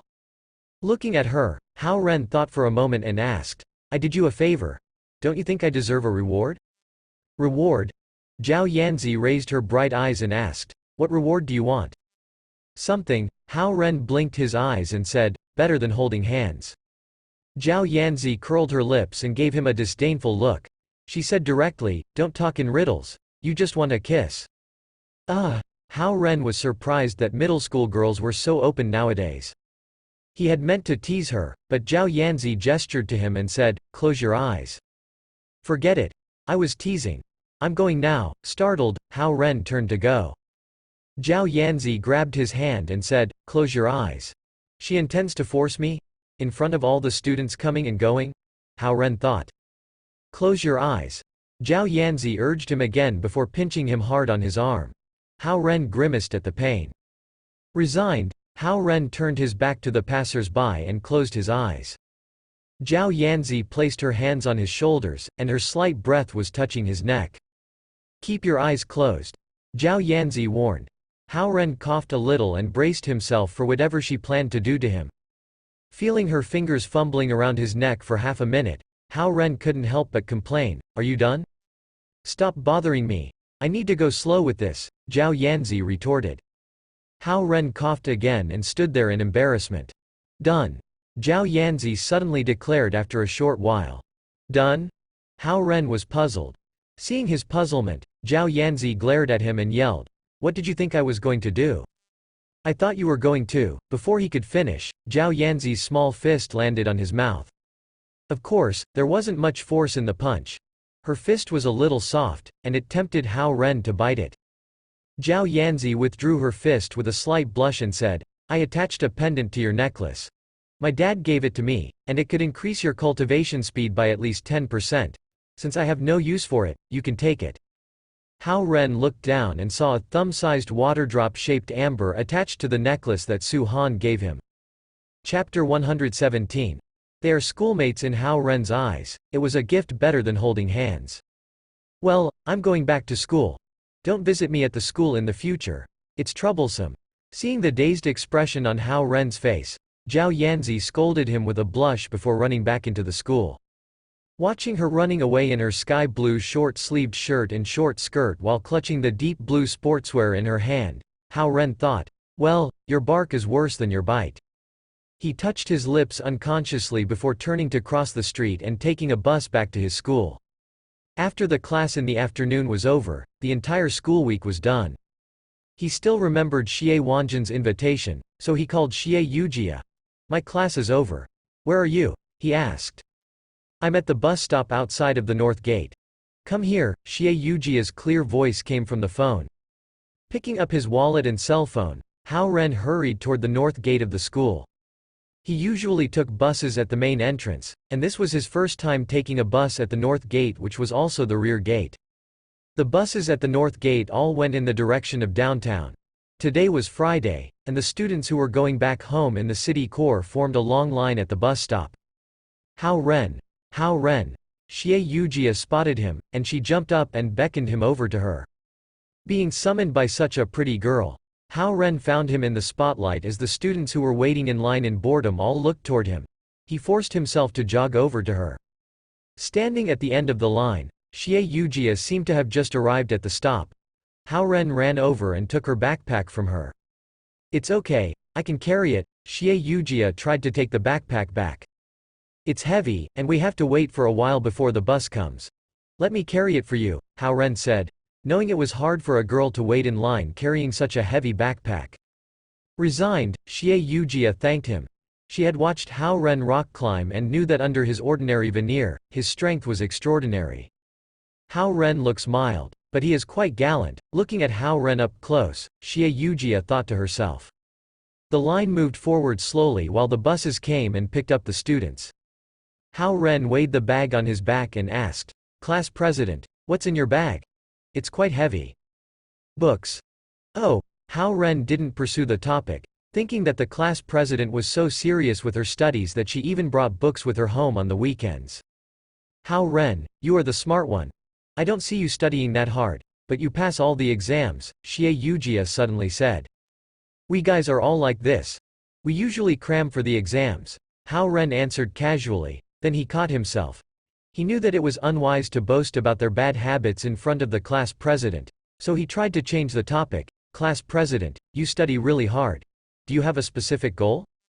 I have no specific goal except not wanting to be left behind, Xie Yujia said. Hao Ren thought, how could you be left behind? You are always first place in our class in terms of grades. Another bus entered the stop, and the line moved forward slowly.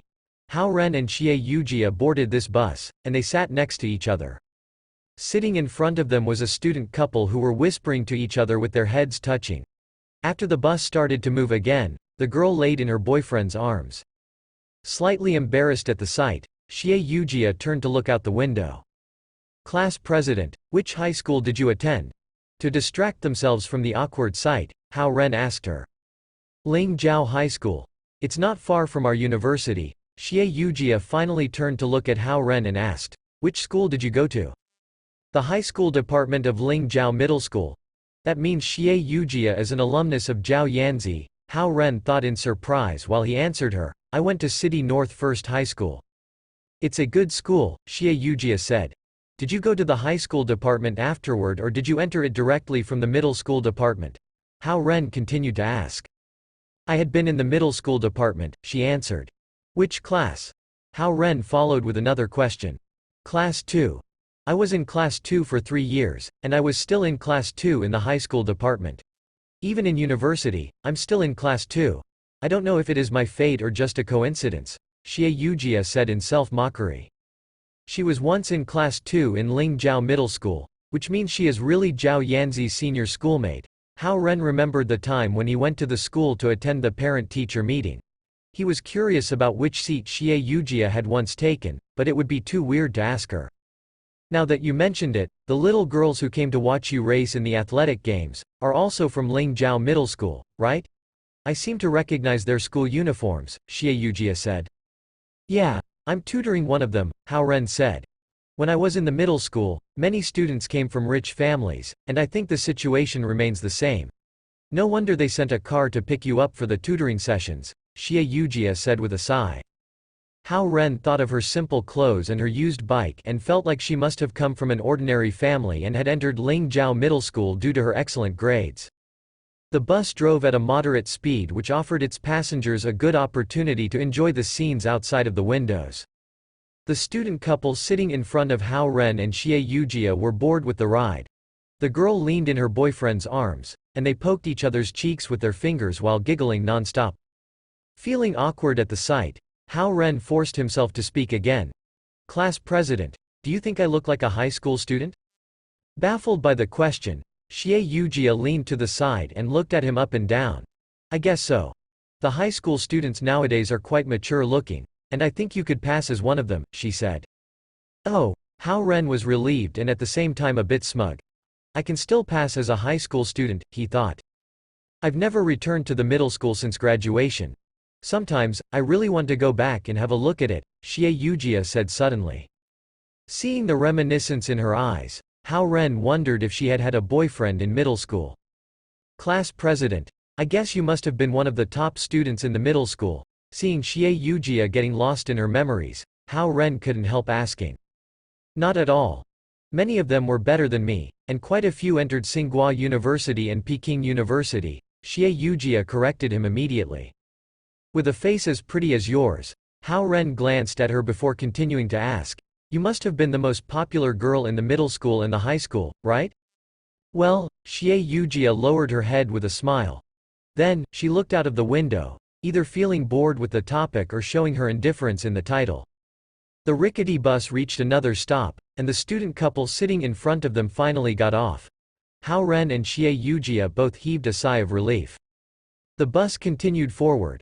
Hao Ren was about to doze off when Xie Yujia woke him with a touch. Here we are.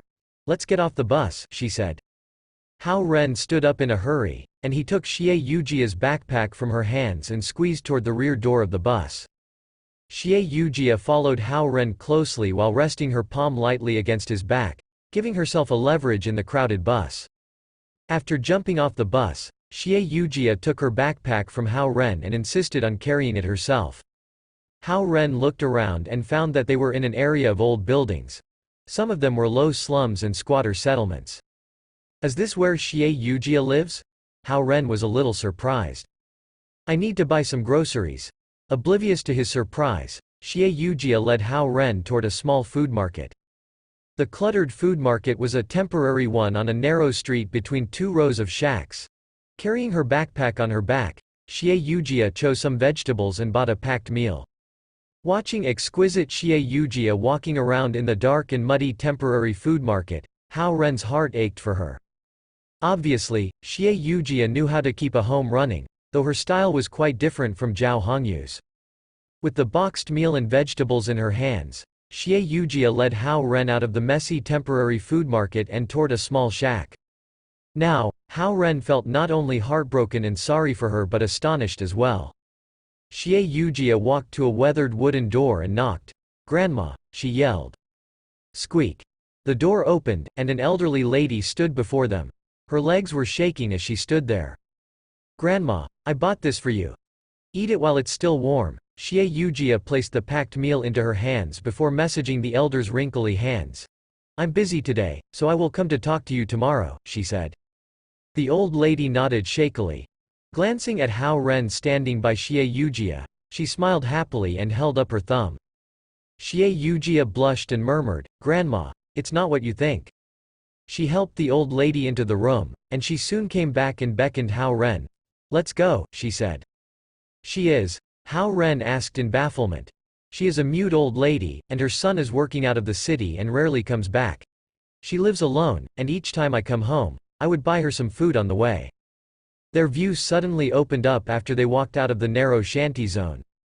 Glancing at Xie Yujia who was walking beside him under the sunshine, Hao Ren suddenly felt like she was beautiful on the outside and the inside.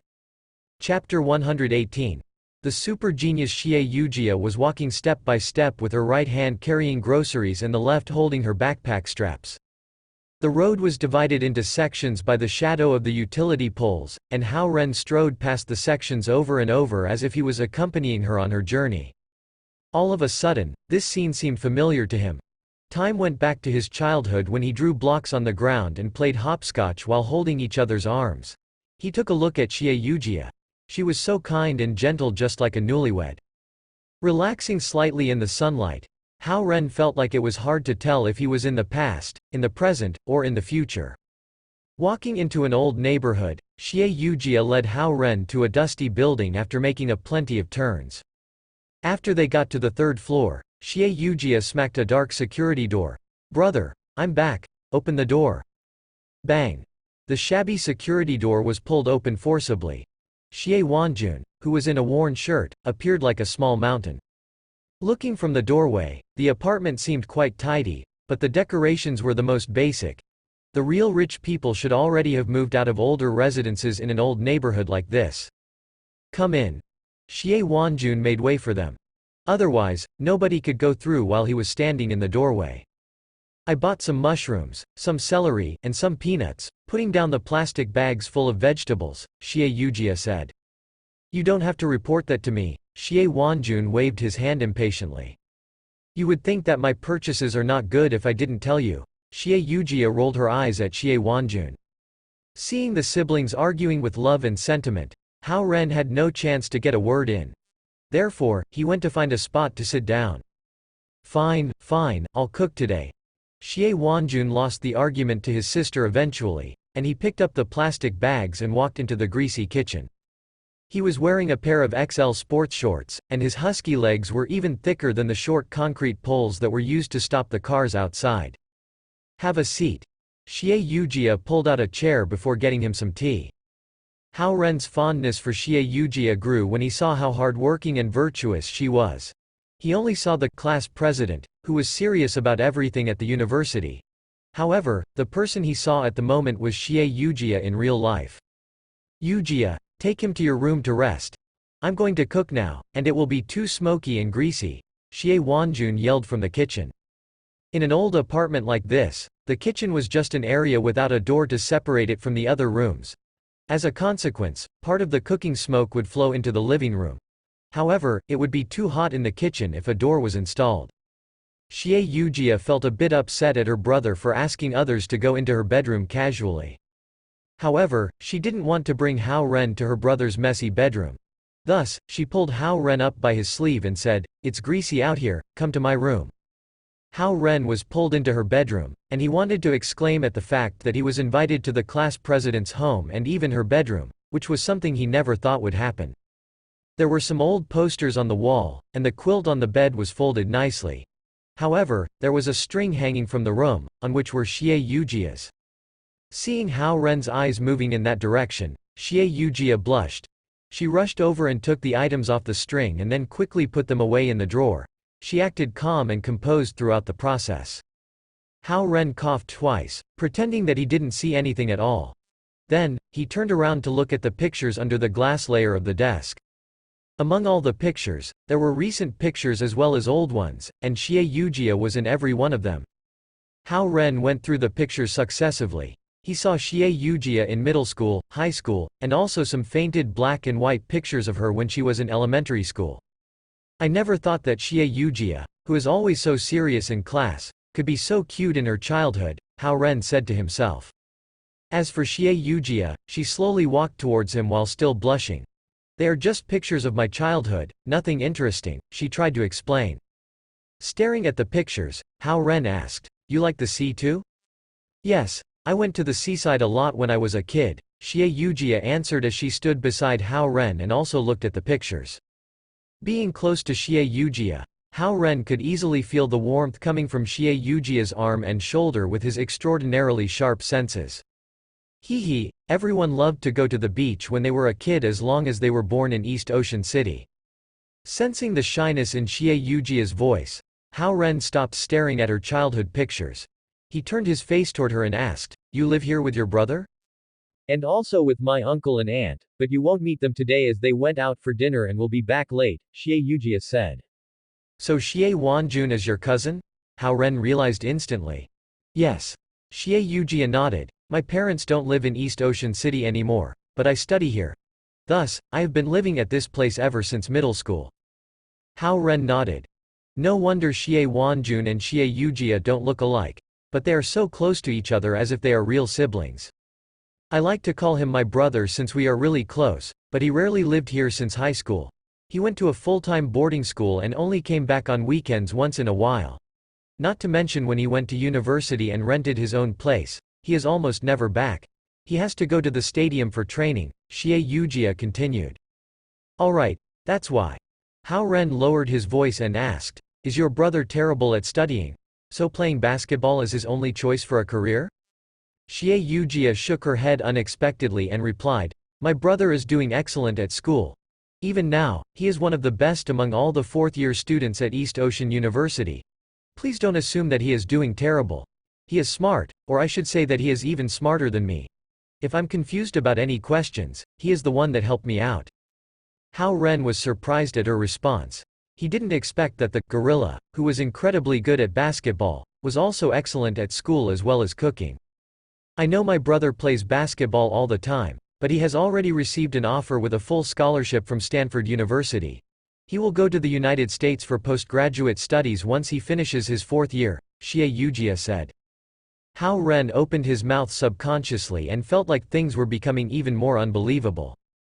The guy who was known as the strongest person in East Ocean University was indeed incredible. Yujia, come out for dinner. I just prepared a few dishes, Xie Wanjun yelled from the kitchen. Let's go. Xie Yujia walked out with Hao Ren. As soon as Hao Ren walked out of Xie Yujia's bedroom, he saw a couple of plates of freshly stir-fried vegetables placed neatly on the black table.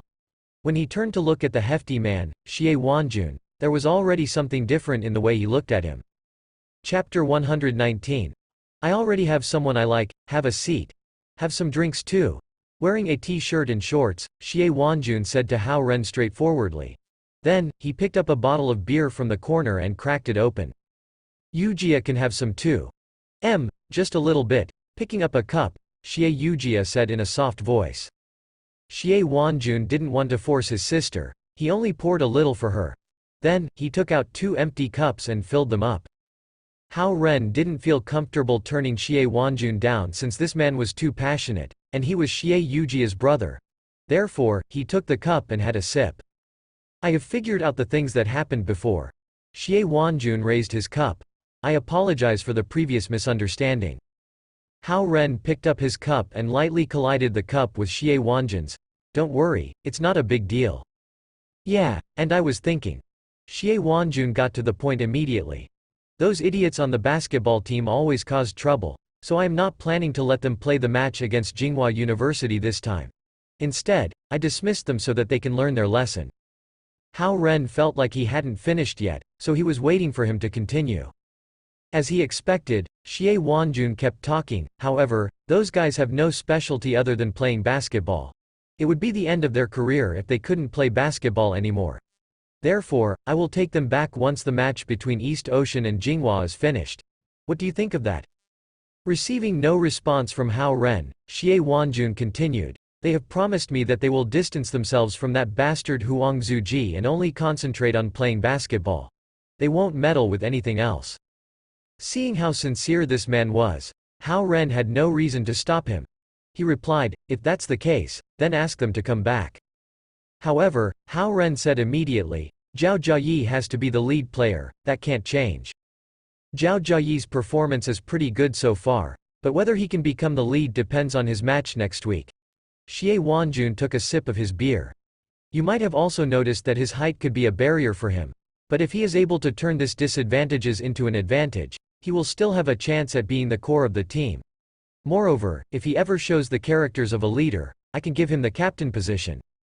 Xie Wanjun's words definitely had set Hao Ren's mind at rest. The visit today didn't end up being a waste simply because of the promises Xie Wanjun made. While listening to their discussion about basketball, Xie Yujia was simply sitting beside them and sipping her beer. Shortly, a blush appeared on each side of her fair and soft cheeks. Xie Wanjun was enjoying his meal and beer while talking about basketball. All of a sudden, he switched the topic. Now we have to talk about Yujia. He looked at Hao Ren and said, I have nothing against you if you want to pursue Yujia, but there are a few things I would like you to know. Xie Yujia, who was having her meal and sipping her beer, suddenly raised her head in shock. She hurried to interrupt Xie Wanjun, brother. What are you talking about? This chapter made its debut appearance via N0, Vel, B, J, N. I didn't say anything. Pretending to be innocent, Xie Wanjun looked at Xie Yujia naively. This is what you called nothing? Xie Yujia bit her lips and pouted. Hey, you were the one telling me that there is a nice guy called Hao Ren in your class, Xie Wanjun said purposely. Xie Yujia's face turned as red as a ripe apple. She stared at Xie Wanjun for a moment before turning to Hao Ren and saying, don't listen to his nonsense. On the contrary, the more she tried to justify, the more she exposed herself. Xie Wanjun continued, don't tell me that you haven't forgotten the one from the past. Brother, you've gone too far. Xie Yujia stood up suddenly, dragged Hao Ren off his seat, opened the security door, and rushed out. Yujia, Xie Wanjun shouted from the room. You can drink by yourself. Dragging Hao Ren to the stairs, Xie Yujia slammed the security door with a huge bang.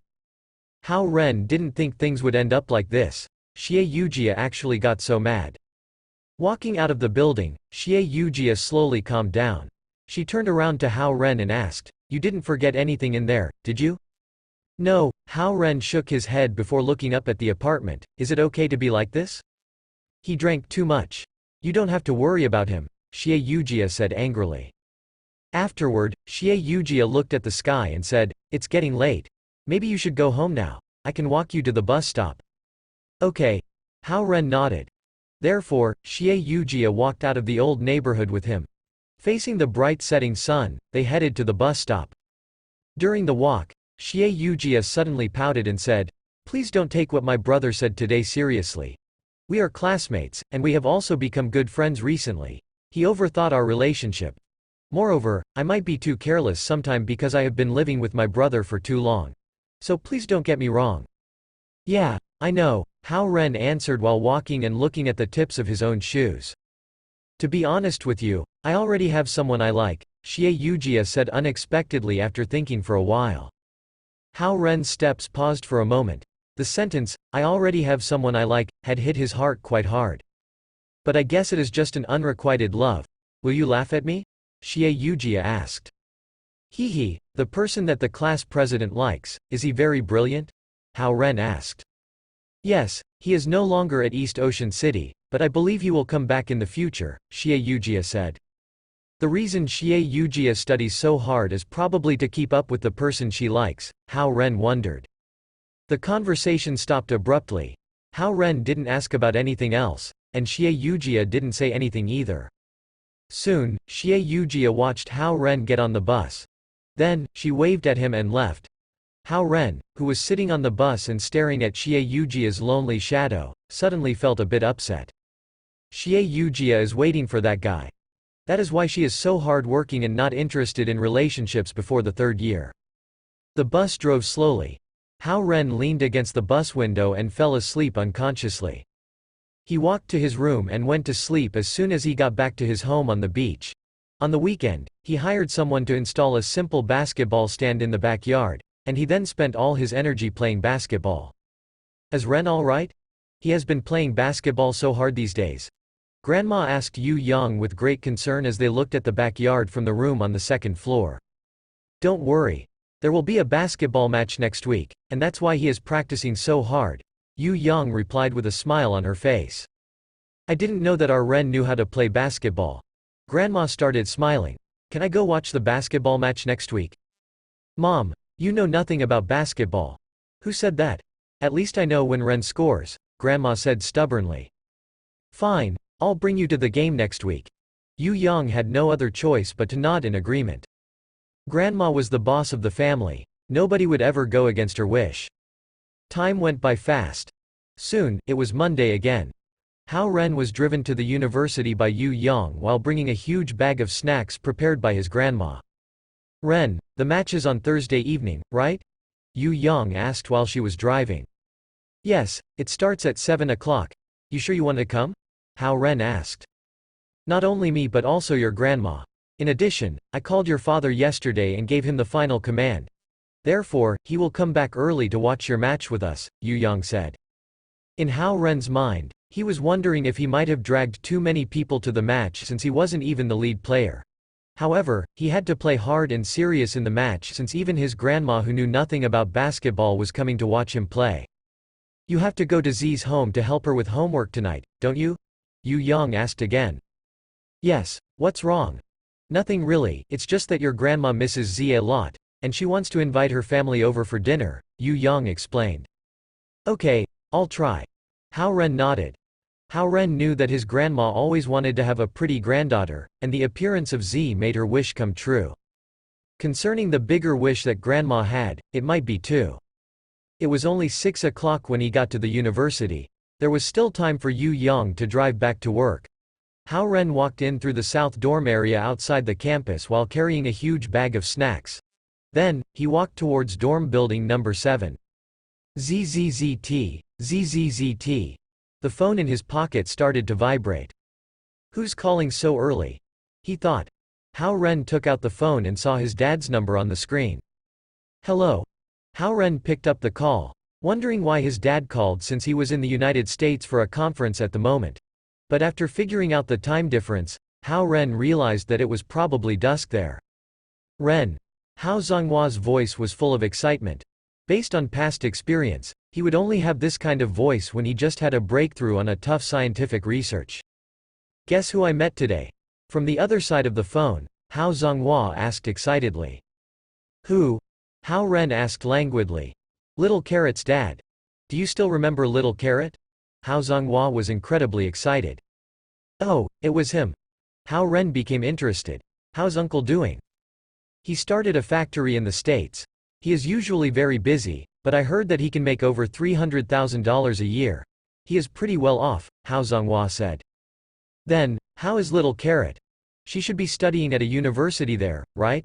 Hao Ren asked. He was quite excited in his mind. After all, she was the little girl whom he spent a lot of time with back in his childhood. Although he only had a vague impression of her, they still had a good friendship. We are about the same age, so she must have grown up from a little girl to a lady now. Is she still as pretty as before and like to cry as before? Hao Ren thought. I was about to tell you. Hao Zhonghua kept talking excitedly. It turned out that Little Carrot is still in China and is also studying at East Ocean University. Ah? Hao Ren was shocked. Little Carrot didn't go abroad and is my schoolmate? It is because when they moved abroad, her parents found that the studying environment in the States is too casual, and they preferred the education style back in China. Therefore, they sent her back. Forget it. I'm not going to waste time here. How about you look for Little Carrot since both of you are studying at East Ocean University? What is her name? Hao Ren asked excitedly as well. He only remembered the nickname of Little Carrot ever since his childhood but never knew her real name. Even Hao Zhonghua was so used to calling her Little Carrot that he forgot her real name as well. It could be exciting to meet an old friend from the past. Not sure what Little Carrot looks like now, Hao Ren thought. Her name is Xie Yujia. Hao Zhonghua's voice echoed through the phone as he was on the other side of the ocean. Chapter 120. It is a small world. Pada. The bag full of snacks dropped onto the ground. What's her name? Hao Ren asked again. Xie Yujia. She is the only daughter of your uncle Xie, and he hopes that once you have contacted her, you guys can take care of each other at the university. Alright. I still have some things to work on. You can figure out a way to get in touch with her since it won't be hard now as you know her name. When he finished, Hao Zhonghua hung up the phone. Hao Ren was still standing in the same spot, holding his phone, absent-minded. Are you playing jokes on me, God? The class president as my childhood sweetheart?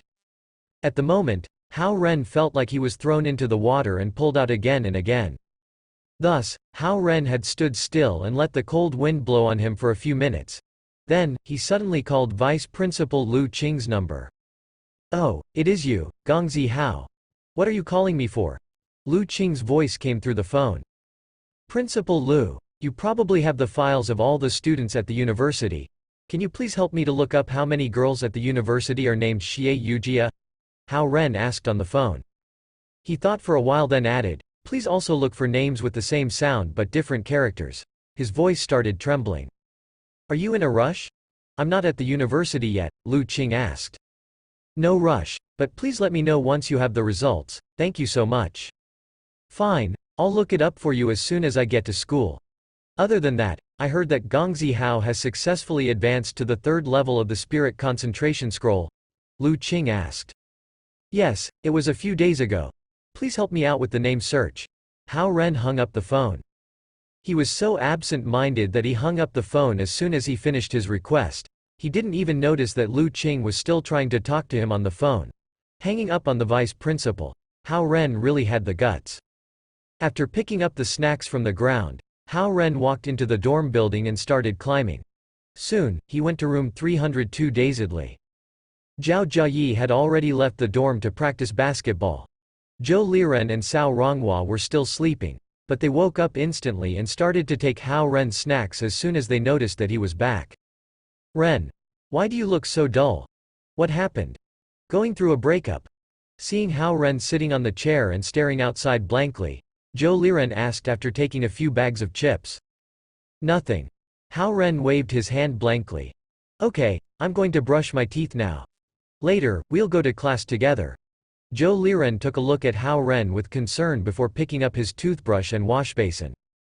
Half an hour later, Hao Ren went to the cafeteria for breakfast with Zhou Liren and Cao Ronghua. Then, they went to class together. At this time, almost half of the students were already waiting for the class to start and chatting with each other. Hao Ren noticed that Xie Yujia was in the classroom as well, sitting in the second row and talking to the girls around her. Xie Yujia avoided eye contact with Hao Ren when she saw him come in. She probably felt awkward because of the conversation they had on Friday as it exposed her secret. Or maybe she was trying to keep some distance from Hao Ren because they have been too close to each other recently and she didn't want other students to gossip about them. Hao Ren was stunned for a moment when he saw Xie Yujia. Then, he found a seat at the back and sat down. Afterward, Zhao Jiayi came into the classroom sweating all over. He noticed Hao Ren's blank expression and felt something was wrong. Ren, did you suffer a breakup? He took a look at Xie Yujia, who was sitting in the front, purposely as he said this. Did Hao Ren finally have the courage to express his admiration toward Xie Yujia but got rejected? He thought. ZZT, ZZT. Hao Ren's phone started to vibrate. He grabbed his phone instantly and saw Lu Qing's number, so he hurriedly picked it up. I just came to the university and looked it up.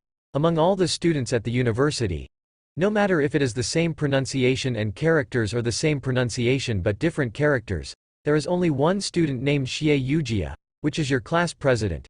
However, there was a Xie Yujia who graduated 3 years ago, but only the pronunciation is the same, Lu Qing said through the phone.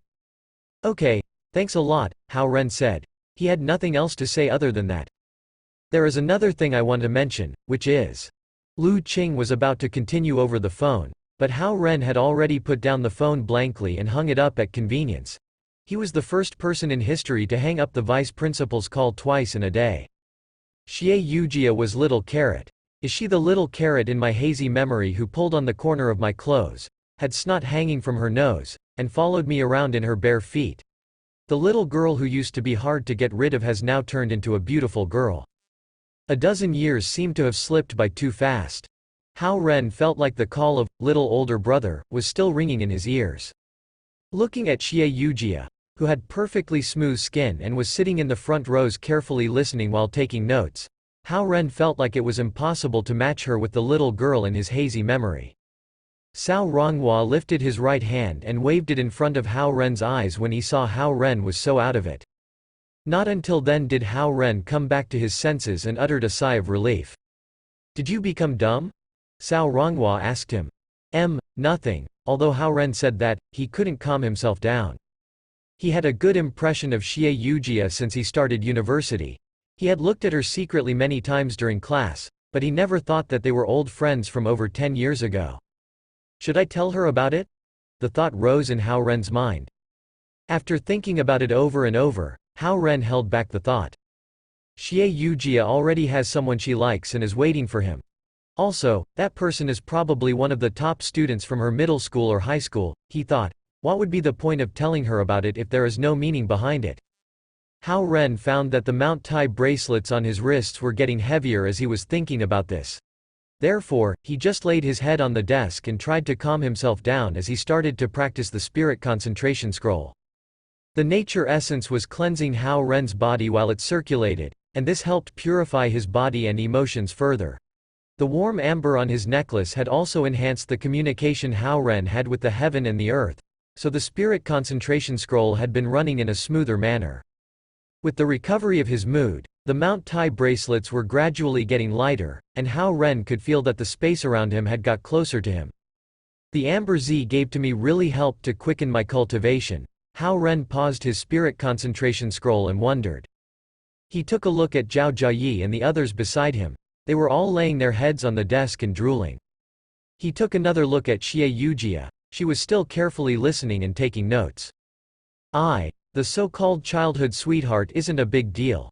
Advancing to Khan level is what matters the most at the moment. Hao Ren looked back at his hands, feeling like his skin indeed got smoother. However, the Mount Tai bracelets were still heavily hanging on his wrists, reminding him that he was still Su Han's captive. These two Mount Tai bracelets force me to keep running the spirit concentration scroll so I can resist their weight. They somehow also quicken my cultivation process. As soon as he used more nature essence, the two Mount Tai bracelets immediately sensed it and started to increase their weight instantly. They are real Dharma treasures. Hao Ren mocked himself secretly. Ting, ting, ting. The bell rang, indicating the end of the class. Zhao Jiayi and the other two guys shook their bodies and woke up abruptly. Let's go. Let's go. They walked out of the classroom with Hao Ren while pushing each other. Xie Yujia packed her stuff and walked behind Hao Ren. As Hao Ren walked out of the door while being pushed by Zhao Jiayi, he suddenly saw two beautiful girls, who were wearing ancient Chinese dresses, standing respectfully by the door as if they just came out of a painting. Savior! They shouted in unison. Chapter 121, The Super Sisters. Both of the pretty girls were wearing ancient Chinese chiffon dresses that were fluttering elegantly in the wind. These two girls' looks and figures were the same, and the only difference was the color of their dresses. One was dark cyan while the other was light green. Hao Ren looked at them in great shock, but he suddenly realized they were the sisters he saved at the Dragon Palace a while back. Savior! Receiving no reaction from Hao Ren, they said to him again. Their bright and pleasing voices went into everyone's ear as if they were the sound of nature. Why are you guys here? Hao Ren asked logically. We are here to thank you for saving our lives, the girl in dark cyan said. From their appearance, they looked like they were identical twins. Hao Ren couldn't figure out who was the older sister and who was the younger sister, so he just took the one who was talking as the older sister. Zhao Jiayi and others who stood beside Hao Ren all looked at him and the two girls in shock. Savior who saved their lives. Pledged to marry him. What? Are they shooting a movie right now? They thought. Xie Yujia also stared at Hao Ren and the two sisters in shock. She blinked her eyes and had no idea what was going on. Don't mention it. Taking a few steps, Hao Ren responded awkwardly. The twin sisters followed his steps.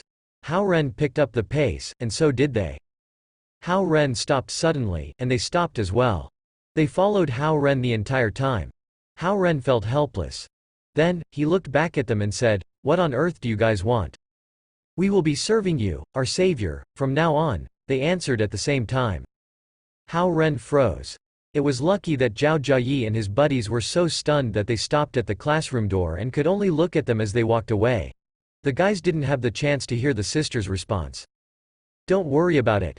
All Hao Ren could do was patiently explain the situation to them. I wasn't looking for repayment when I saved you guys. Savior, you rescued my older sister out of the ice palace. I would like to be your maid to express my gratitude, the girl in light green said to Hao Ren. Hao Ren looked at her realizing that his guess was right and that girl in dark cyan was the older sister. However, a word like maid still made him feel awkward and uncomfortable. Savior, you did such a favor for me. I was trapped in ice and had to fight against the chill from the millennium black ice with my energy every second. I wouldn't have lasted 100 years if my younger sister didn't support me with her own energy. Thank you, Savior, for rescuing me. Otherwise, I would have only lived for another 10 years. My younger sister is my twin, and we have a special connection.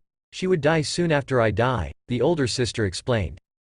The reason the younger sister as willingly spent over 100 years with her older sister was to give her older sister a chance to surviving. Hao Ren was touched when he witnessed the deep sisterhood between them. If I didn't save them, the older sister's remaining energy wouldn't allow her to live for more than 10 years, and the younger sister would be risking her life if she tried to save her older sister. That's why they wanted to thank me, he thought, giving it another thought. The Dragon Palace didn't want to get into any trouble. Therefore, Premier Shah probably wanted to get it over with by using me as an excuse, which also might have gotten him some credits. Seeing Hao Ren remaining in silence, the older sister said again, "Our lives are all yours now, Savior. Since we are off the hook now, we would like to serve you and shield you from all dangers. Don't make it so serious." Hao Ren waved his hands hurriedly and said, "It is good that you are out now. Start your life here since you can't go back anymore." Savior. The younger sister wanted to say something but was interrupted by Hao Ren. "All right. Let's not talk about it anymore. Living a good life is the best reward for me." The sister's attitude softened as Hao Ren's got tougher. They bent down slightly and replied, "Yes." Hao Ren felt more helpless seeing the sisters following him so obediently. "You can go back now, please go back now." Savoir, the younger sister continued to talk in a low voice. "Savoir, can you bring us to the market?" "The market?" Hao Ren looked at her, puzzled. "My sister and I want to get some socks," the younger sister explained in a light voice. That was it. Hao Ren almost began to sweat from his forehead. "Sure, I'll bring you to the market in the university." Afterward, he tried to encourage them. "The way you just spoke was nice, don't call yourself maids anymore." "Okay, we will strictly follow your orders," they answered at the same time. Blah, Hao Ren uttered a sigh. He almost broke down. He didn't bother explaining any more, and he brought them downstairs and walked towards the market in the university. On the way there, the two sisters were still communicating with their eyes while blindly following Hao Ren like two sidekicks. "Do you live at Elder Lu's right now?" After walking for a few steps, Hao Ren asked them. Hearing Hao Ren's question, they walked 2 steps forward, moving to each of his sides. The older sister answered, "Yes, we are temporarily living at Elder Lu's, but we can move to your place if you need us." No. Hao Ren was scared of them now. "I was just asking. I didn't mean anything else." Hearing Hao Ren's response, the sisters communicated with their eyes again, having no clue whether their answer was proper or not. Even the looks on their faces showed their worries. "What are your names?" Hao Ren asked again. Elder Lu said that since we have new identities now, he gave us new names. "My name is Lu Linlin, and my sister is Lu Lily," the older sister in dark cyan said. "Okay." Hao Ren nodded. Linlin and Lily sound common but still easy to say. Noticing that Hao Ren had stopped asking questions, the sisters didn't say anything out of caution. The students on the campus all looked back at Hao Ren because of the 2 beautiful companions he had. Hao Ren brought them to the store shelves to look for socks once they got to the supermarket. Although the supermarket was tiny, it still had various goods like girls' leggings, socks, and silk stockings. Lu Linlin and Lu Lily were picking out socks and casually spoke here and there with each other. They had a deep relationship but were still as cautious to the new world as 2 little skylarks. Hao Ren looked down and laughed. He thought about it and admitted that he would be lost too if he was in the world 200 years later. He gave a 100 yuan bill to them and said, "You guys pick. You can pay at cashier near the door." He headed out of the supermarket after he finished talking. After all, it didn't seem proper for a guy to stand in the area for girl stuff. As he was walking out of the supermarket, Lin Li from class 3 had just come in. Enemies were destined to meet. Hao Ren didn't have a good impression of her, and neither did she of him. Hao Ren moved to his left to make way for her because he didn't want to have anything to do with her. However, Lin Li happened to walk to the right side while also trying to avoid him. As a consequence, they blocked each other's way. Hao Ren moved to his right while Lin Li moved to her left side, and they ended up blocking each other's way again. This kind of situation was quite common, but the prideful Lin Li couldn't bear it. She suddenly became furious and screamed, "Bumpkin, what are you doing?" Hao Ren also got mad all of a sudden, wondering if this was how the most popular girl at the school should act. He stepped back and stared at her, but he then felt like a gentleman shouldn't argue with a lady. Therefore, he turned around with a long face and stopped arguing. However, Lin Li took the opportunity to continue the argument. She clamored, "Were you trying to take advantage of me? How dare a bumpkin like you try to take advantage of me? You can't even afford some good clothes, and you have no money or taste. You only have some stupid strength." It was still morning, so there weren't that many people in the supermarket. However, the ones that were in there all looked towards them. Hao Ren had outplayed Huang Zuji many times. Therefore, Lin Li, who admired Huang Zuji, had been annoyed by Hao Ren. She wouldn't let this opportunity slip, so she kept screaming, "People like you just have no charm at all. I wouldn't even take a look at you. No girl would ever like you no matter how hard you try." Relying on the fact that she was a girl and the school sweetheart who had countless fans, Lin shouted ever more arrogantly. In her mind, Hao Ren was just an ordinary student who had useless strength and won over Huang Zuji by luck. Whoosh! Whoosh! Two pretty girls suddenly appeared and stood on each side of Hao Ren, holding his arms. "Who are you?" Staring at Lin Li, Lu Lily asked hostility. Seeing the two pretty girls beside Hao Ren, Lin Li couldn't come up with a proper response as Lu Linlin and Lu Lily were both 100 times more beautiful than her. "Leave her alone. Have you finished shopping?" Hao Ren asked them. "Yes." Lu Linlin and Lu Lily both nodded sweetly. They walked out of the supermarket while holding Hao Ren's arms, leaving Lin Li standing there in astonishment. Chapter 122. Try our best to protect Gongzi. After walking out, the calm look on Hao Ren's face gradually became awkward. He slightly added some strength to his hands so that he could pull them out of the sisters' slim and Jade's smooth arms. But Lu Linlin and Lu Lily were still holding Hao Ren's arms tightly as if they didn't want him to pull his hands out. They accompanied Hao Ren on each side. Although the colors of their dresses were different, their figure and appearance were the same. Their silky black hair went all the way down to their waist. It didn't matter if it was from a distance or up close. Both of them were absolutely perfect like jades without any blemishes. They were so elegant and gorgeous that it looked like they just came out of a poster. They didn't even ask who that girl was. As long as Hao Ren didn't mention anything, they would stay beside him and remain silent. After walking for a while, Hao Ren asked suddenly, "You have gotten your socks already, anywhere else you want to go?" "We will go wherever Savior wants to go," they answered in unison. Hao Ren uttered a sigh. "Please don't call me Savior." Lu Linlin and Lu Lily turned around and looked at each other and then at Hao Ren. They said at the same time, "Gongzi." Their tone and the angelical voices could stun anyone who has heard it. Hao Ren took another deep breath and said helplessly, "Just call me Hao Ren." "No." Lu Linlin shook her head immediately. "Gongzi is the person who saved our lives. Neither of us would ever be disrespectful to Gongzi." "Fine." Hao Ren didn't want to deal with them anymore. "I have class later, so please stop following me around." The sisters looked at each other again.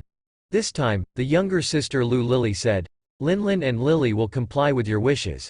Since Gongzi doesn't want us to follow you, we will go now. However, Gongzi can call us whenever you need us. My older sister and I have already made the promise that we will serve Gongzi for 100 years to return Gongzi's favor. Therefore." Hao Ren interrupted, all right, I got it now. I don't really need your help at the moment. You can go back now." Lu Lily nodded before taking out a small white jade bell that was tied onto a beautiful string. She lifted Hao Ren's left arm regardless of Hao Ren's reaction and carefully put it on for him. "Inside the bell, there is a wisp of spirit energy from my older sister and I. Anytime Gongzi needs us, you can simply think of us without using any dharma spells and slightly shake the bell.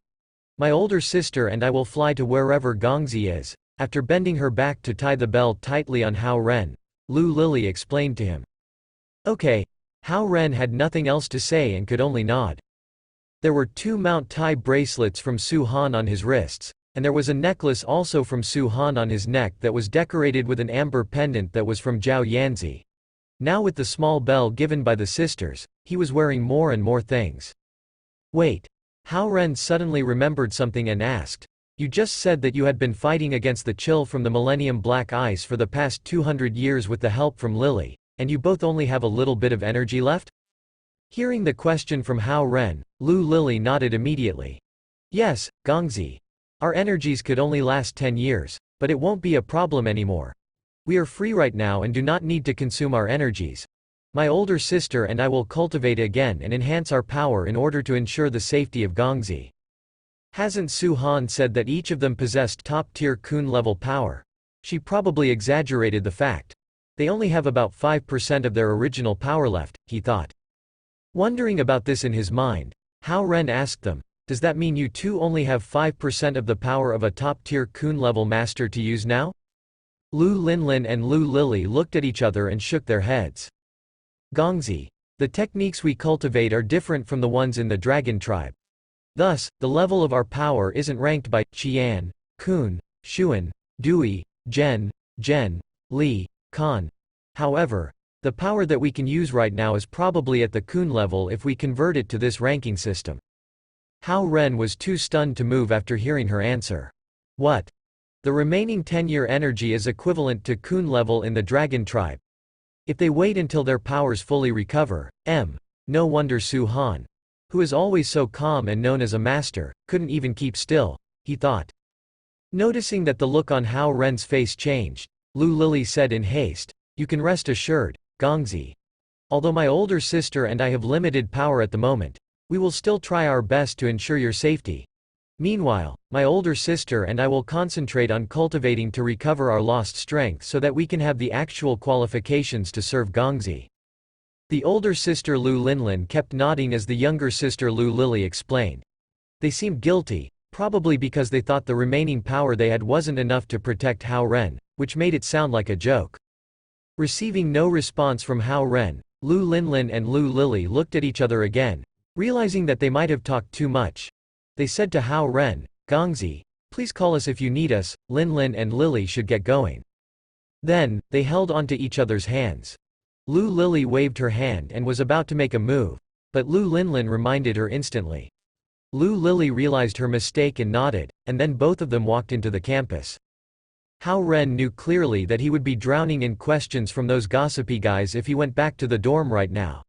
Therefore, he started to walk around the campus and began cultivating the spirit concentration scroll to enhance the third level. It was finally lunchtime. Hao Ren had some lunch then went to the class in the lecture hall. Textbooks weren't really necessary for a big class like this. Hao Ren went in the lecture hall without anything and saw Zhao Jiayi and the other guys already sitting in the good spots in the last row. Xie Yujia was also there and sitting in the first row. Seeing Hao Ren showing up at the front door, Xie Yujia stood up suddenly and went to the door. Hao Ren, can I have a few words with you? Hao Ren was quite confused but still nodded. Xie Yujia then walked out of the lecture hall, and Hao Ren followed her out. Outside the lecture hall, there was a patio area that could be accessed through the glass door. Hao Ren went out with Xie Yujia, thinking of all the possible topics she could be wanting to talk about. I have been thinking a lot at home last weekend, Xie Yujia said. About what? Hao Ren thought Xie Yujia was going to ask about the sisters, but she didn't mention it at all, which puzzled him. It is about me getting too close to you recently. Looking at Hao Ren, Xie Yujia continued, I used to think that a straight foot has no fear of a crooked shoe. I taught you how to play basketball because I wanted you to do well in the match. I don't care about the others' opinions. Okay. Hao Ren nodded and got nervous suddenly. He didn't know if this was the right time to tell her who he really was since there were only the two of them at the moment. However, I thought about it last weekend and realized that it was my mistake. I think you are a nice guy after I got to know more about you, so I gradually started to see you as my good friend. At first, I was just curious, but later I couldn't help but get closer to you. Sometimes, I find it may be overbearing. Thus, after struggling for a long time, I think it is better to make it clear, Xie Yujia said in a sincere and apologetic voice. Hao Ren uttered a sigh of relief. Is it another good person card for me? He showed a bitter smile and replied, that's okay. I know class president already has someone she likes. Yes. Xie Yujia nodded slightly. Hao Ren thought for a while and asked, can I know who he is? Xie Yujia bit her lips before turning around to look at the sky and clouds. You are my good friend now, so don't laugh at me once I tell you. She took a deep breath and said, the person I like, is actually a little older brother I knew since I was little. Chapter 123. Two arranged marriages, little older brother. As this familiar moniker came out of Xie Yujia's mouth, Hao Ren thought it sounded exactly the same as what he used to hear when he was a child. Along with the sound of her voice, all of the memories from deep within his brain began to gush out. That puny, little carrot, used to follow her, little older brother, everywhere he went, and he was always pretending to be a big man. That little carrot who left strings of messy and cluttered footprints on the beach. She always picked up a bunch of beautiful shells, and she would then shove them into little older brother's hands in a pleasing manner. Xie Yujia turned and held her gaze at Hao Ren, who was now speechless with his eyes widened. Lowering her head, she mocked herself while laughing. It's quite silly, isn't it? Actually, even I think it is stupid to wait more than a decade for something with such a slim chance. At that moment, Hao Ren was so stunned that he could not utter a single word. In fact, he felt a little dizzy and quickly reached out to grab onto the rail. He was afraid he would fall straight off of the roof if he didn't steady himself. To be honest, after getting to know you more, I thought we got along quite well. I don't know if it is just my mind playing tricks on me, but I think, you somehow reminded me of him. Xie Yujia smiled faintly and said with resignation, anyway, that is about it. As she finished, she headed towards the glass door. Locking his eyes onto her, Hao Ren suddenly asked again, is he an outstanding person? He was now sure that Xie Yujia was little carrot, but he had no idea how many, little older brothers Xie Yujia had encountered in her life. Xie Yujia paused and turned back to look at Hao Ren. He should be. Both of his parents had graduated from university even back in that slightly disadvantageous era. His father and my father were classmates, and his father supposedly had the best grades in the university back then. Hence, I think he would have followed his father's footsteps. Is that why you study so hard? Hao Ren continued inquiring. Yep. Xie Yujia nodded.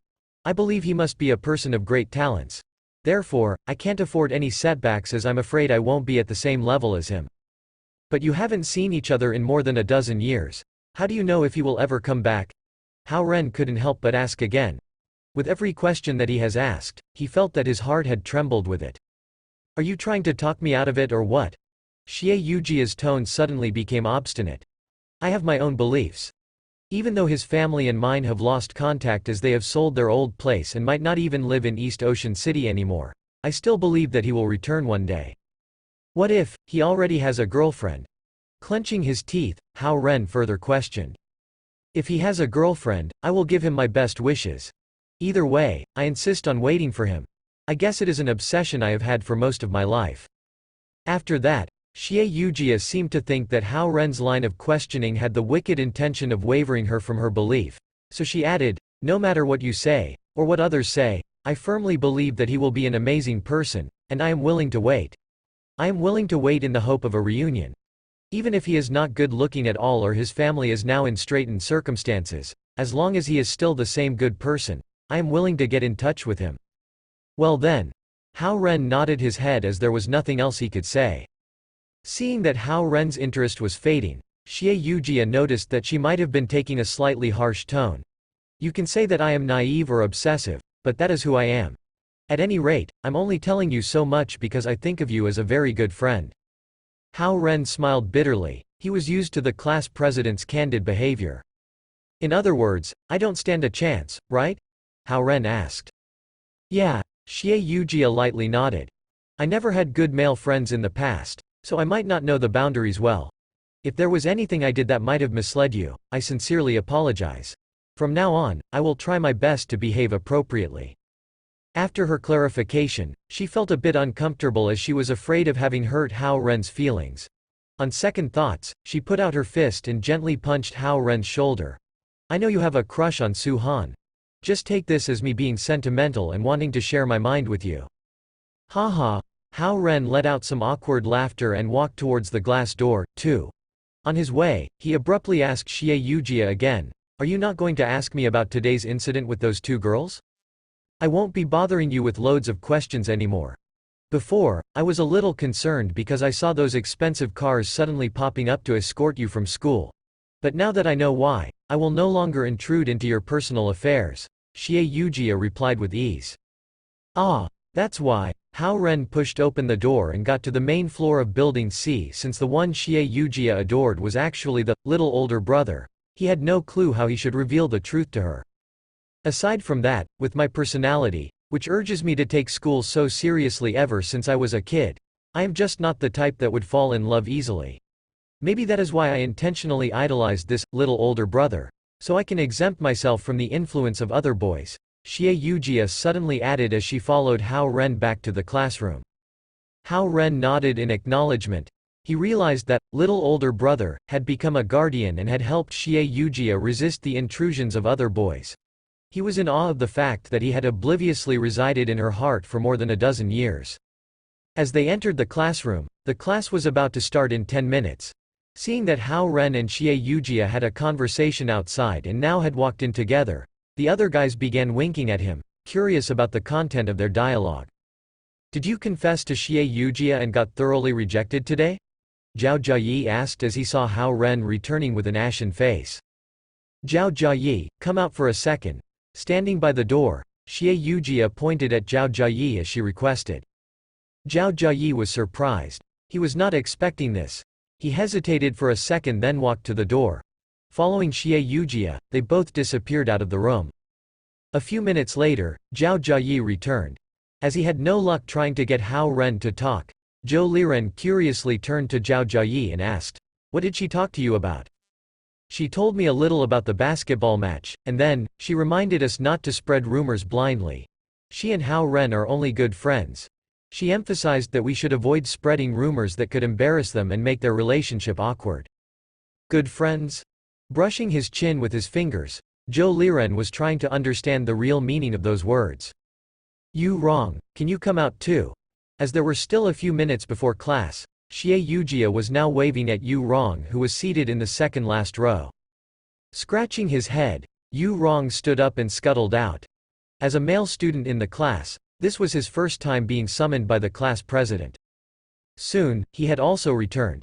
Their conversation was similar to the one Xie Yujia had with Zhao Jiayi, except that she did not mention anything about the basketball match this time. All in all, her primary objective was to clear up her relationship with Hao Ren. The class president is now taking this very seriously. She probably doesn't want me to develop any more inappropriate feelings due to the guy's instigation. Observing Xie Yujia who had now returned to her seat in the front and was quietly waiting for class to start, Hao Ren couldn't help but wonder what her reaction would be if he were to call out, "Little Carrot," at the moment. Regardless of what Xie Yujia said, "I still think she is interested in you." After a moment of silence, Zhao Jiayi whispered as he patted Hao Ren with his hand. "Enough is enough. Stop saying that," Hao Ren had suddenly said. This was the first time that Hao Ren lost his temper in front of Zhao Jiayi. Even as the dorm captain, Zhao Jiayi was now dumbfounded and at a loss of words. It looks like Ren is truly lovelorn this time. Cao Ronghua, Zhao Jiayi, and Zhou Liren gathered closely together and began discussing quietly. On the other hand, Hao Ren was lamenting the fact that, little older brother, was who the class president liked as he observed her from the back. Hao Ren recalled the big mason jar he had at home that still contained the ample amount of shells she picked up for him. He didn't even throw it away when a lot of stuff was lost during his family's move. "You miss the little older brother who helped you sharpen shells into chalks to doodle on rocks. And I miss the snotty little carrot who always tagged along and accompanied me for any crazy ideas I had. Life is tricky sometimes." Those were indeed some of his best childhood memories. Yet, he did not expect little Carrot to stay in East Ocean City in anticipation of her little older brother's return. Even though Hao Ren found little Carrot to be exceptionally stubborn, he felt deeply moved at the same time. Ding, ding. At this moment, the bell had announced the end of the class. After Xie Yujia put away her textbooks, she turned around to look at Hao Ren. She felt sorry as she saw that Hao Ren was still looking dispirited. Wrapping her arm around Xie Yujia's, Malina said, "Let's go. Don't you have to go to the library?" "Yep, let's go." Biting her lip, Xie Yujia headed to the door. "Didn't you say that there is someone you like who isn't Hao Ren?" Detecting the uneasiness on Xie Yujia's face, Malina inquired as she walked. "Again, Hao Ren is a good guy, but there is someone else that I must wait for. So, you should stop teasing too. Hao Ren and I are good friends, nothing more." Heading towards the door, Xie Yujia turned her head and spoke to Malina softly. All right. In the end, you two are probably just not meant to be. If there isn't this perfect guy that you're waiting for, maybe he'd have a chance. Speaking of which, you have never told me about this guy before. You have to tell me all about it later." All things aside, Hao Ren is not exactly good looking, And he is not from an affluent family either. At any rate, he is not good enough for a great beauty like you. Appearance and family background are not that important to me. If Hao Ren can do even better on his grades, then he'd be close to being perfect. Hao Ren's hearing had now become so keen that no words that were exchanged in the classroom could ever escape his ears. As a result, he caught the entire conversation between Xie Yujia and Ma Lina as well. Ren, to celebrate the fact that you're now officially lovelorn, Zhou Liren, Cao Ronghua, and I have decided to treat you to dinner, Zhao Jiayi announced as he patted Hao Ren. Enervated and hopeless, Hao Ren had originally laid his head down on the desk. Upon hearing Zhao Jiayi's remark, Hao Ren propped himself up while holding onto the desk. FCK, can you guys be more heartless? There are plenty of fishes in the sea. So, what if Xie Yujia rejected you? You still have Su Han. While pinching Hao Ren's face, Cao Ronghua praised. What type of supplements have you been taking lately? Your skin is even smoother than mine. Alright, save the sweet talk. I am fine. After smacking off Cao Ronghua's arm, Hao Ren got up. I haven't gone wasting my life away with you guys in so long. Let's go to the internet cafe. Exactly. The internet cafe is where you go when you're lovelorn.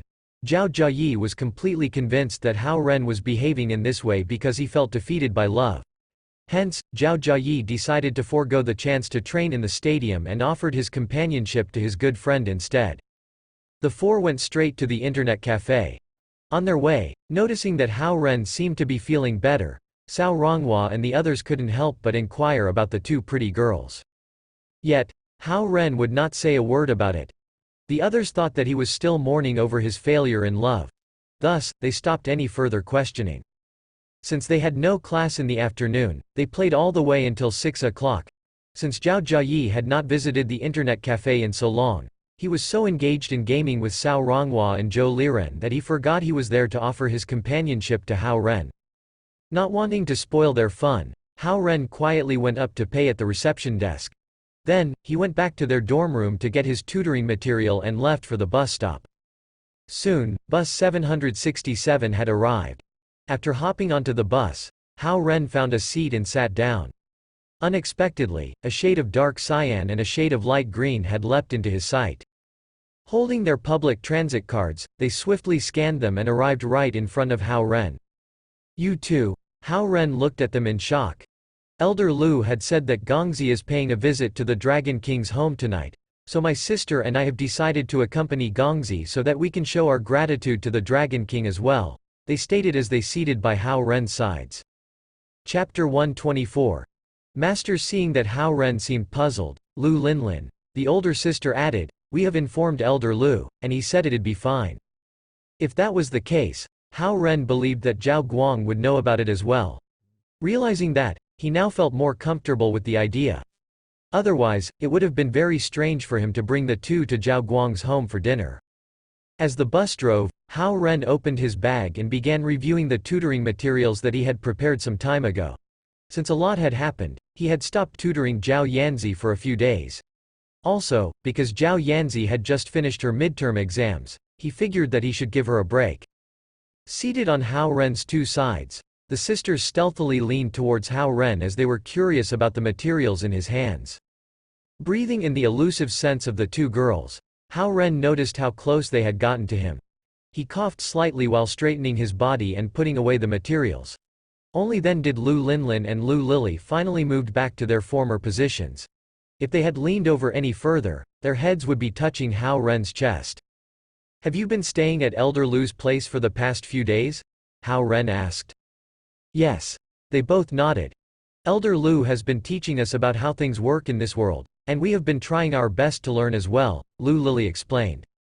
Hao Ren nodded his head approvingly. He could tell that they both had incredible adaptability and learning capacity from the way they smoothly used their public transit cards when they got on the bus. As Hao Ren stopped talking, they remained silent as well. They were scared of being too much of a bother to their Gongzi. When the bus arrived at the stop near Zhao Yanzi's home, Hao Ren got off the bus with the sisters following right behind him. As one was wearing a dark cyan-colored chiffon and the other was wearing a light green-colored chiffon, the sisters attracted immense attention from the pedestrians, especially the males who were constantly stealing glances at them. The fact that they were following closely behind Hao Ren had raised questions among the fascinated spectators. Did they just come back from Comic-Con? Those two girls are stunning. They are probably game ambassadors. Why else would they dress that way? They have such amazing temperament, and they seem very young as well. Paying no attention to the pedestrians, Hao Ren turned around the corner, walked straight to Zhao Yanzi's house, and pressed the doorbell. Coming. Zhao Hongyu came up and opened the door. Smiling at Hao Ren and looking at the sisters behind him, she said, "Come in." "Thank you, Dragon Queen." The crisp and clear voices of Lu Linlin and Lu Lily resounded in unison. Zhao Hongyu smiled as she turned and called out, "Zhi, Zhao Guang, dinner time." Hao Ren saw that a fancy dinner had already been prepared in the dining room, and Zhao Hongyu was not surprised at all to see the Lu sisters. He was now certain that Zhao Guang and Zhao Hongyu must have known about the sisters' arrival in advance. Soon, Zhao Yanzi sprinted down from the stairs in her pink pajamas, and Zhao Guang walked down unwaveringly from his bedroom. Lu Linlin and Lu Lily are truly grateful for the Dragon King's help. The two sisters shouted out loud to Zhao Guang, who was still on the stairs. "It was Ren who said to let you go, and it was a favor done at little cost. If you have to thank someone, thank Ren instead." Letting out a laugh, Zhao Guang pointed at the dining room with his right hand and said, "Let's go eat." "Thank you, Dragon King." Again, Lu Linlin and Lu Lily said in unison. Yet, the sisters did not show much of a reaction when Zhao Yanzi appeared in front of them. "This is my daughter, Zhao Yanzi," Zhao Guang introduced to them. "Honored to meet you, Princess," Lu Linlin and Lu Lily responded. "Who are they?" Blinking her eyes, Zhao Yanzi turned to ask Zhao Guang. She rarely went back to the Dragon Palace, let alone visiting a cold place like the Ice Palace. Thus, she was completely unaware of the existence of the Lu sisters. "Zhi, don't be rude." Zhao Guang became serious and scolded. "In terms of seniority, they are much older than you. With that being said, you can call them big sisters." "I am Lu Linlin. And I am Lu Lily." The sisters in dark cyan and light green introduced themselves respectively. "Oh, hello, big sisters." Since Zhao Yanzi was upset about being scolded by her father, she responded indifferently. "Alright. Now that we have all introduced one another, let's sit down and eat," Zhao Hongyu urged as she attempted to ease the situation. Seeing that Hao Ren had seated himself, Lu Linlin and Lu Lily pulled out two chairs and each seated on one side of Hao Ren after bowing slightly. In response, Zhao Hongyu turned and looked at Zhao Guang, but she did not say anything. The sight of Hao Ren having the company of two beautiful girls had irritated Zhao Yanzi even more as she let out an audible humph from her small nose. "Ren, you have a basketball match this Thursday night, don't you?" Zhao Hongyu came up with a topic. "Well, yes. But I'm not the lead player. Just there to make up the numbers," Hao Ren answered with a faint smile. "I heard about it from Zhi. Since we don't have anything planned for Thursday night, Zhao Guang, Zhi, and I have decided to go watch your game at your school," Zhao Hongyu announced softly. "Oh, sure." Hao Ren concurred immediately. He was thinking that it would be quite a sight if both his family and Zhi's family were going to be in the audience in the stadium. One party was the scientists that the school dared not neglect, and the other was the school's biggest sponsor. On the other hand, Lu Linlin and Lu Lily only quietly listened to their conversation and added no thoughts of their own. "He is such a bad basketball player. What is there to see at his basketball match?" Zhao Yanzi complained as she saw that Zhao Hongyu had become eager. "Haha. Who is the one that said instead of going to the boring designer competition, I should go see the basketball game at Ren's school?" Zhao Hongyu responded by questioning Zhao Yanzi with a chuckle. Pouting her lips, Zhao Yanzi lowered her voice. "That designer competition is indeed boring." "Ren, it seems that you are on the third level?" Zhao Guang asked as he focused on Hao Ren. "Yes, it happened last week. I got lucky," Hao Ren answered. "Great." Zhao Guang nodded in approval. "How about you take a stroll with me to the Dragon Palace tonight? And I can pick out a suitable cultivation technique for you so that you can cultivate to Khan level as soon as possible?" "Sure." Hao Ren humbly nodded his head. "Linlin and Lily can come as well. You can provide some advice," Zhao Guang added. "Linlin and Lily will always be by Gong's sides," the Lu sisters declared at once. Zhao Yanzi pursed her lips at their response. Half an hour later, dinner was over.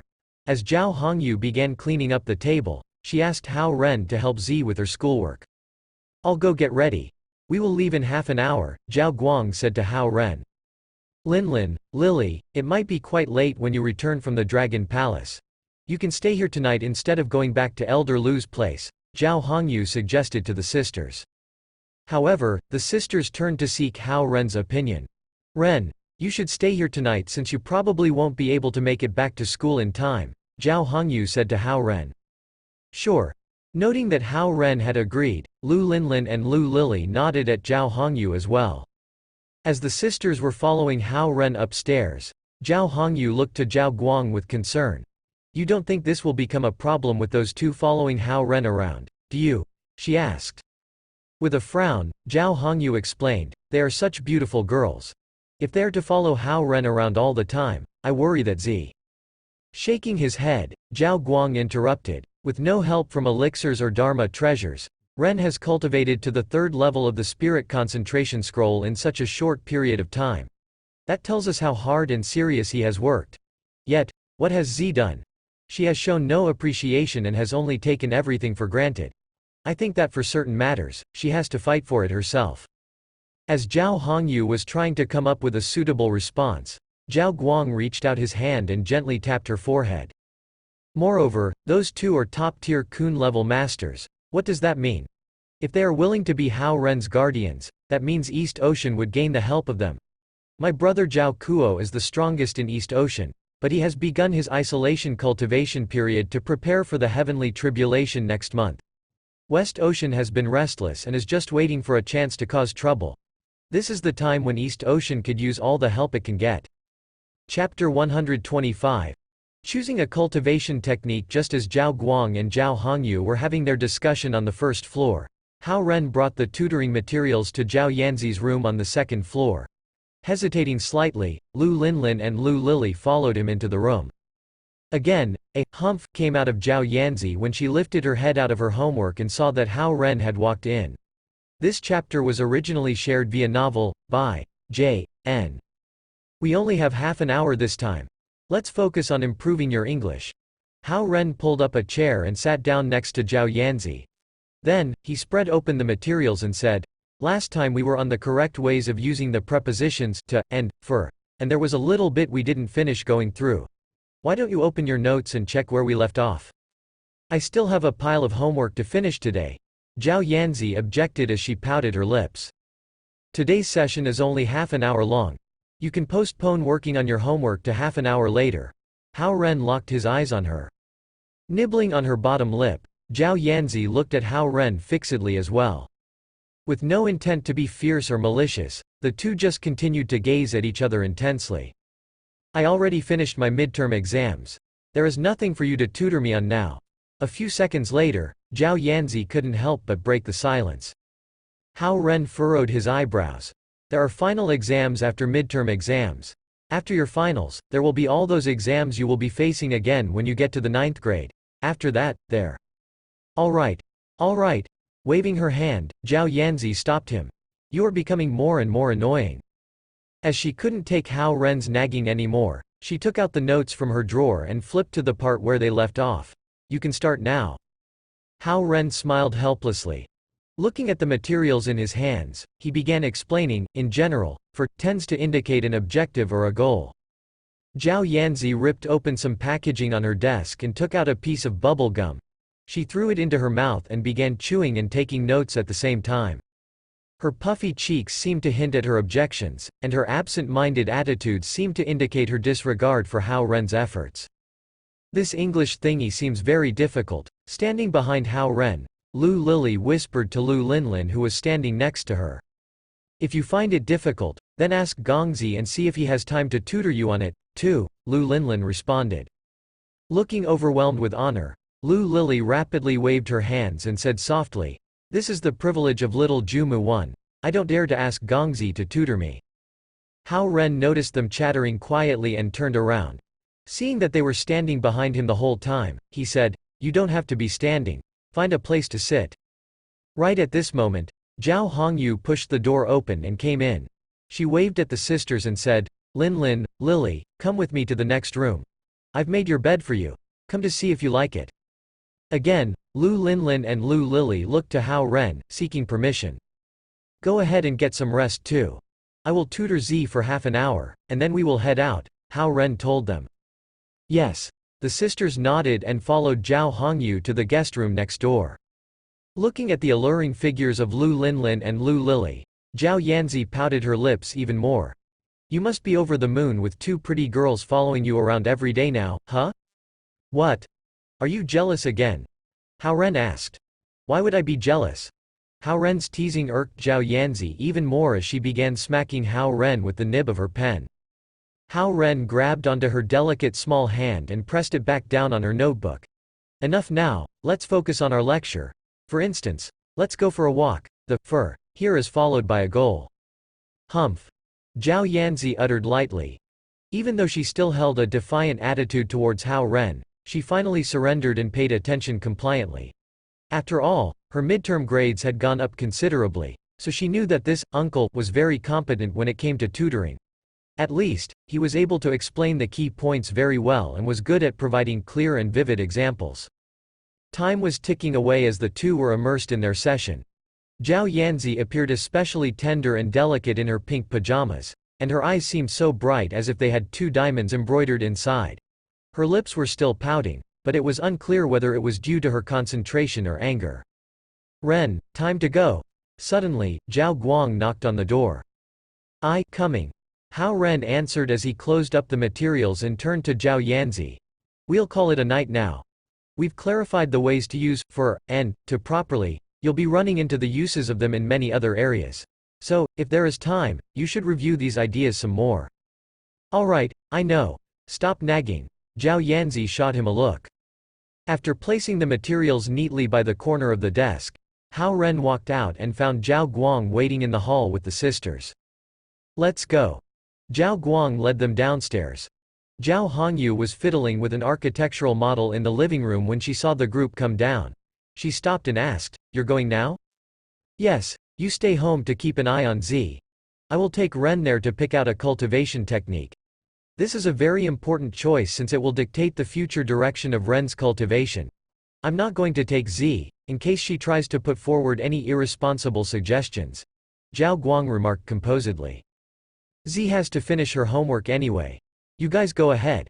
I will wait for you at home, Zhao Hongyu replied as she nodded. Zhao Guang responded with a nod as well before leading Hao Ren and the Lu sisters out the door. Observing the solemnity on Zhao Guang's face, Hao Ren realized that he should not take tonight's decision lightly as well. Driving will be too slow. Ren, since you are on the third level of the spirit concentration scroll, your resistance to the effects of spells should be stronger. Let's travel there directly. With a wave of a hand, Zhao Guang created a transparent energy sphere and had it surround himself and Hao Ren completely. In response, without any physical movements, Lu Linlin and Lu Lily directly raised a ring of rainbow-colored energy around them. Shortly, the ring of lights had become gray and dimmed as the sisters were worried about attracting too much attention. Rise. As Zhao Guang raised both of his hands, the silver energy sphere that enveloped both himself and Hao Ren rapidly traveled towards the direction of the beach. Paying close attention, Lu Linlin and Lu Lily followed right after them. At this hour, no one would notice three flashes of light sweeping towards the ocean at a low altitude. As they flew past the beach, they continued gliding on the surface of the ocean for a while. Shortly, the lights began descending rapidly and directly to the bottom of the ocean. Lu Linlin and Lu Lily's descending speeds were as fast as Zhao Guang's energy sphere, if not faster. Their incredible abilities as Kun-level masters were well demonstrated. Grand Array Formation, open. After moving down vertically for a while in the ocean, Zhao Guang suddenly opened his arms and pointed downwards. Fizz, along with a flash of fluttering silver light, the full view of the magnificent and majestic Dragon Palace had appeared before their eyes. In order to support Hao Ren, Zhao Guang descended at a slow pace. As they landed, the Silver Palace Protection Grand Array Formation above their heads had immediately closed up. Following them, Lu Linlin and Lu Lily had also reached the ground of the Dragon Palace. Moreover, after such a long flight, no signs of fatigue or uneasiness could be seen on the sisters' faces. On the other hand, Hao Ren, who was being dragged by Zhao Guang, had turned ghastly pale. It was obvious that he had been running the spirit concentration scroll continuously to the best of his ability during the flight. Consequently, he had exhausted the nature essence in his body. Your strength is still too weak. With that being said, the spirit concentration scroll is only a very basic cultivation technique. It is understandable that it would be a little too much for you to fly such a long distance with me, Zhao Guang said as he let go of Hao Ren. Gongzi, we will use our techniques and heal you. The sisters walked up and offered anxiously. No, there is no need. Hao Ren quickly turned down their offer. I'm only feeling a little lightheaded. I need a moment, and then I will be fine. At this time, Premier Shah, who was in his royal gown, had promptly run over with his hunched back. Best regards from this humble servant to the Dragon King, Your Highness, Fuma, Ms. Linlin, and Ms. Lily. Premier Shah, please, this is too much. Linlin and Lily nervously held Premier Shah up. We have yet to thank you for looking out for us when we were captives at the Ice Palace. Things are different now. The two of you now serve Fuma Hao, and this humble servant dare not treat you with any disregard. Premier Shah replied cautiously. Hao Ren secretly admired Premier Shah's excellent ability to get things done and his supreme art of speaking. I'm going to cut to the chase.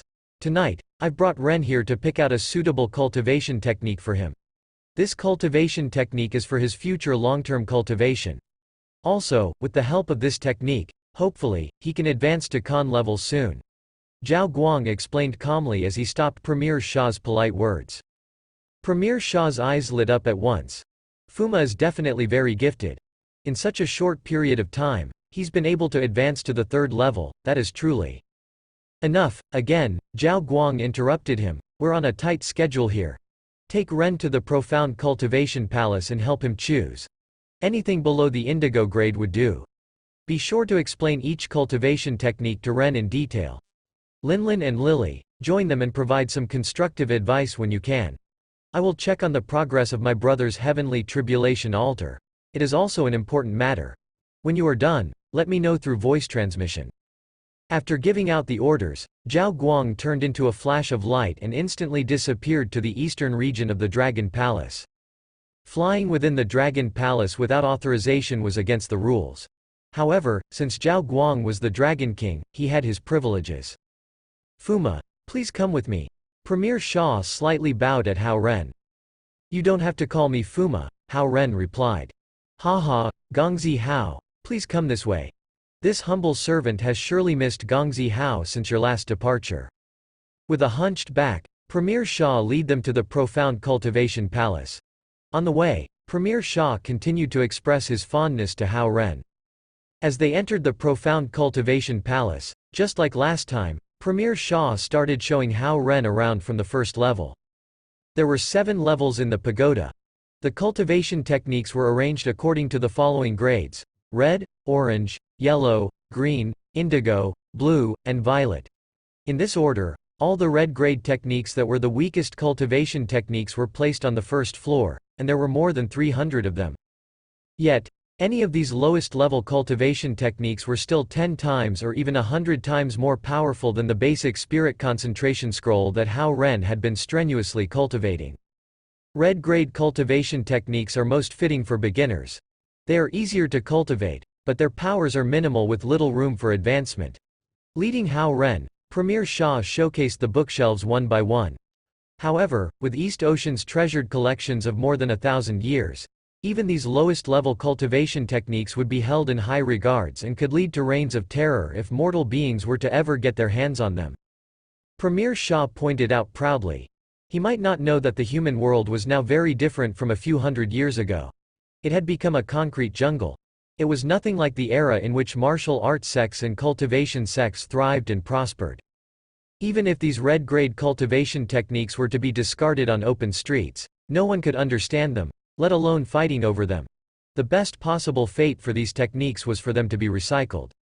Of course, if Gongzi Hao only hopes to achieve Khan level, then these red-grade cultivation techniques would be your best choice as they are easy to cultivate.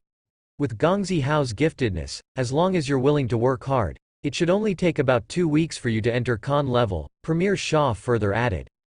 Chapter 126. It's not 2-element cultivation but 5.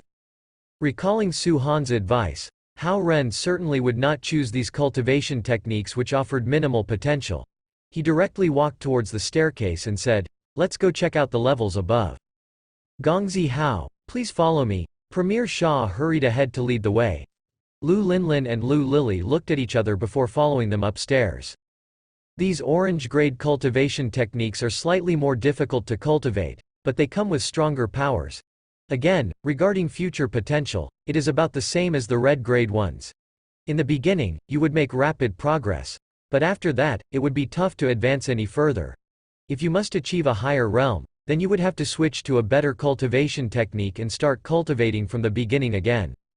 While explaining, Premier Shah turned to Hao Ren and suggested, "This humble servant believes that one shouldn't aim high at the beginning of cultivation.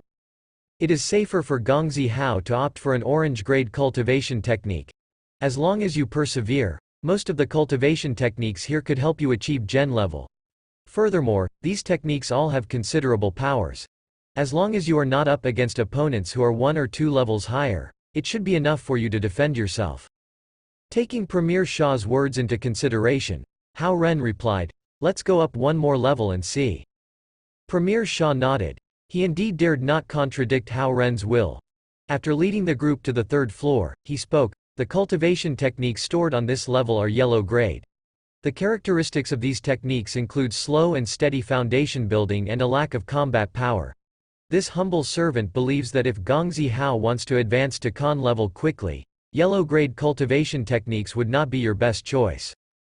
Hao Ren turned his head and asked suddenly, "Which one is Su Han cultivating?"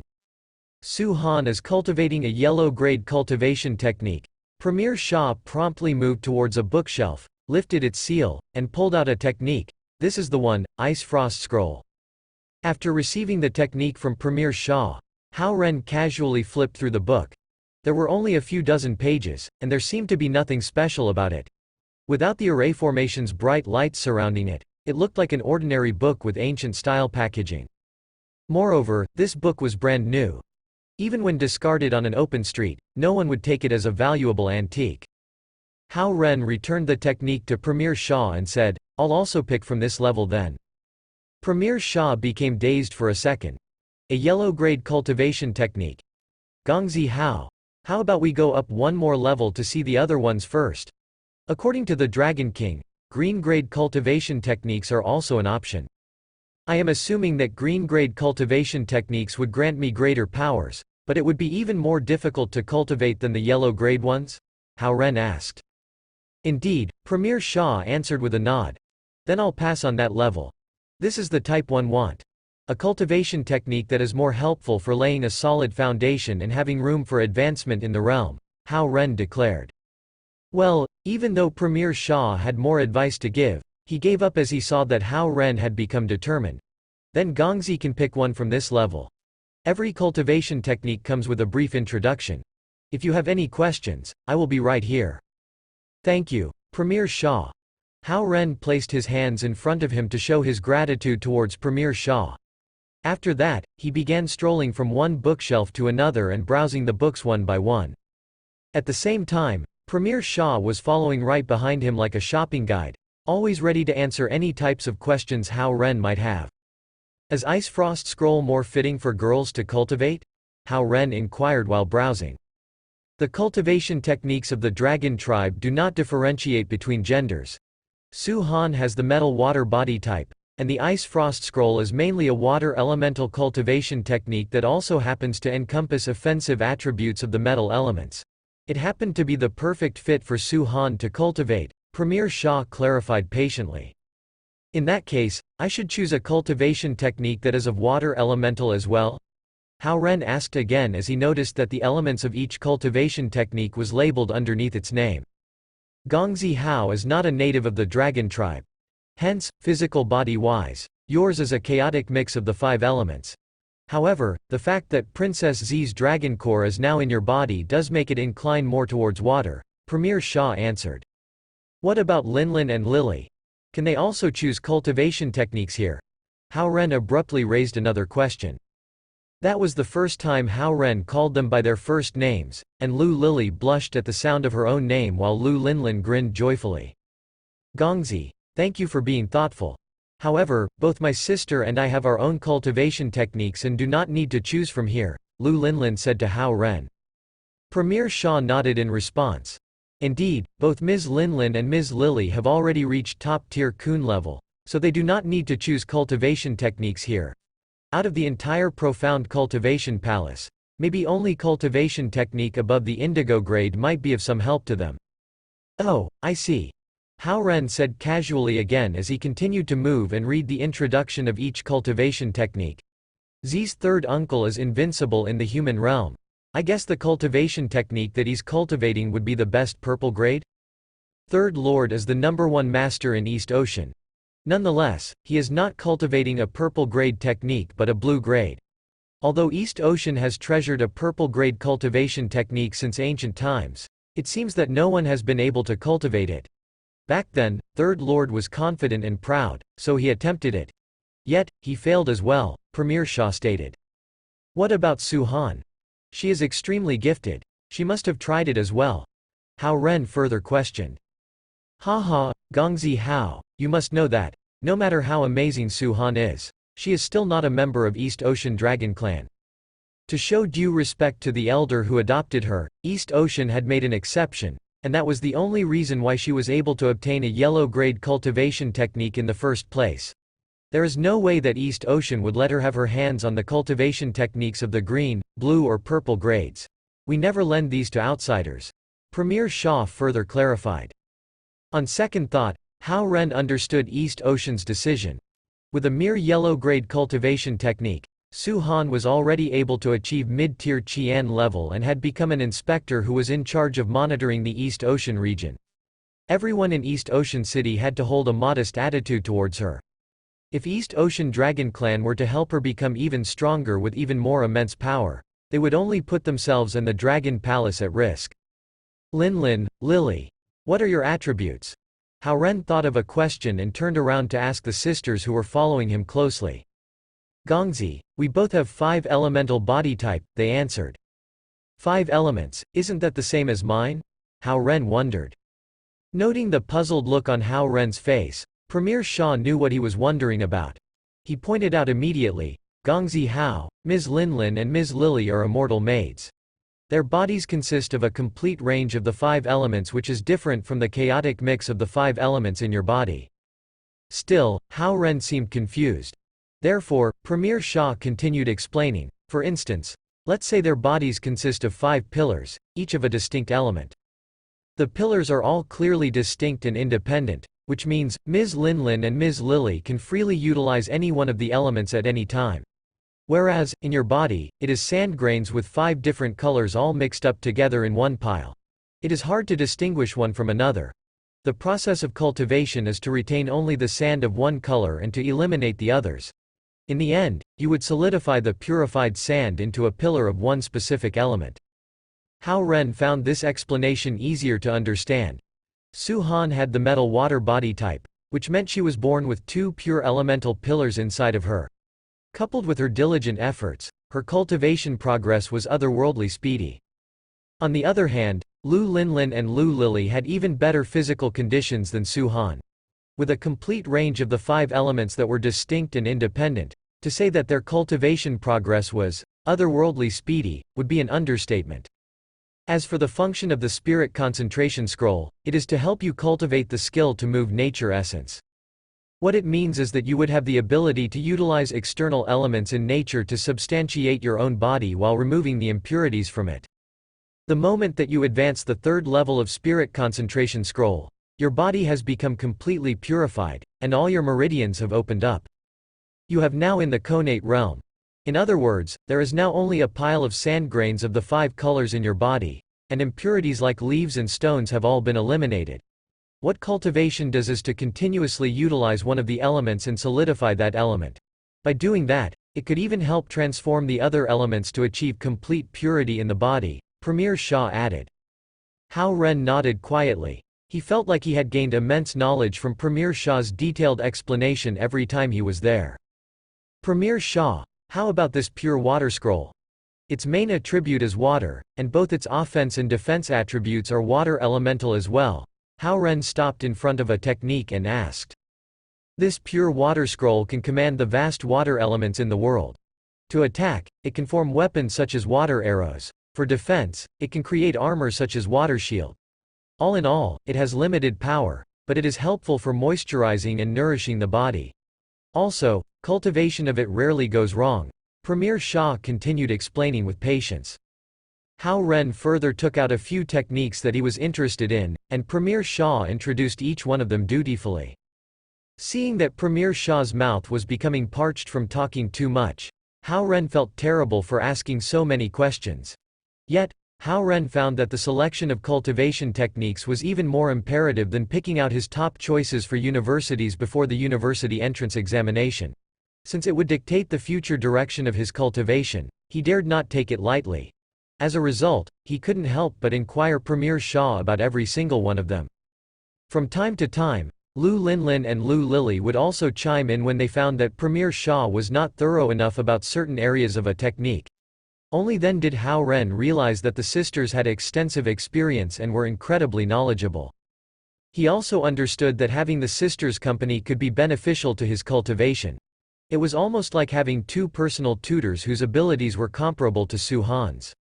Even then, he decided that he would still make time to report to Su Han at 4 o'clock in the afternoon as often as possible. After all, he was her monitored subject and her captive. As Hao Ren contemplated, he walked up to a cultivation technique with a gray-colored cover. All the other techniques had revealed a blue cover after the protection from the array formations were lifted off. But this one was gray, which made it seem very special.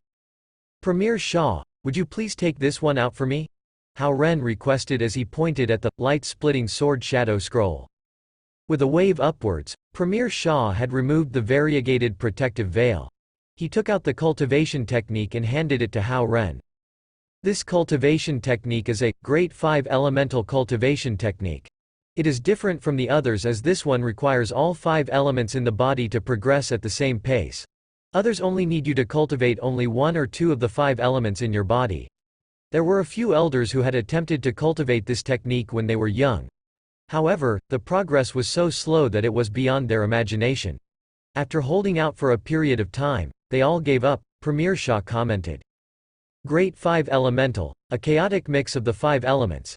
Hao Ren thought for a second and remarked, how about, I go with this one then? I've looked at most of them, and the others are not very interesting to me. Premier Shah was bewildered as he was expecting Hao Ren to place the book right back after his detailed explanation. Gongzi Hao, are you sure about this? It is a nice idea to have the 5 elements progress at the same pace at once. It sounds safe and sure-footed, Hao Ren replied. Having the 5 elements progress together is like having to build 5 temples at the same time, and the progress has to be even and stable. Whereas, if you go with a different one, you'd only need to build 1 temple with 1 types of colored sand. It is true that it is safe and sure-footed, but Premier Shah tried to change Hao Ren's mind. Gongzi, I think it is a good choice. Lu Linlin encouraged Hao Ren. Alright, let's go with this one then, Hao Ren turned and said to Premier Shah after he smiled at Lu Linlin. He believed that the safer and reliable the cultivation, the more confident he would be when he had to transmit life energy to Zhao Yanzi in the future. In comparison, its combat power was less of his concern. Seeing that Hao Ren had adopted her suggestion, Lu Linlin briefly stuck out her tongue and began smiling sweetly. Yes, Gongzi Hao, now that you have made up your mind, have a try at it. If you find it unfitting, you can come back and switch to another one. Premier Shah sighed faintly. He felt like all his great efforts had gone to waste. As he led the 3 out of the profound cultivation palace, he released a voice transmission to Zhao Guang. Soon, Zhao Guang had flown to meet them.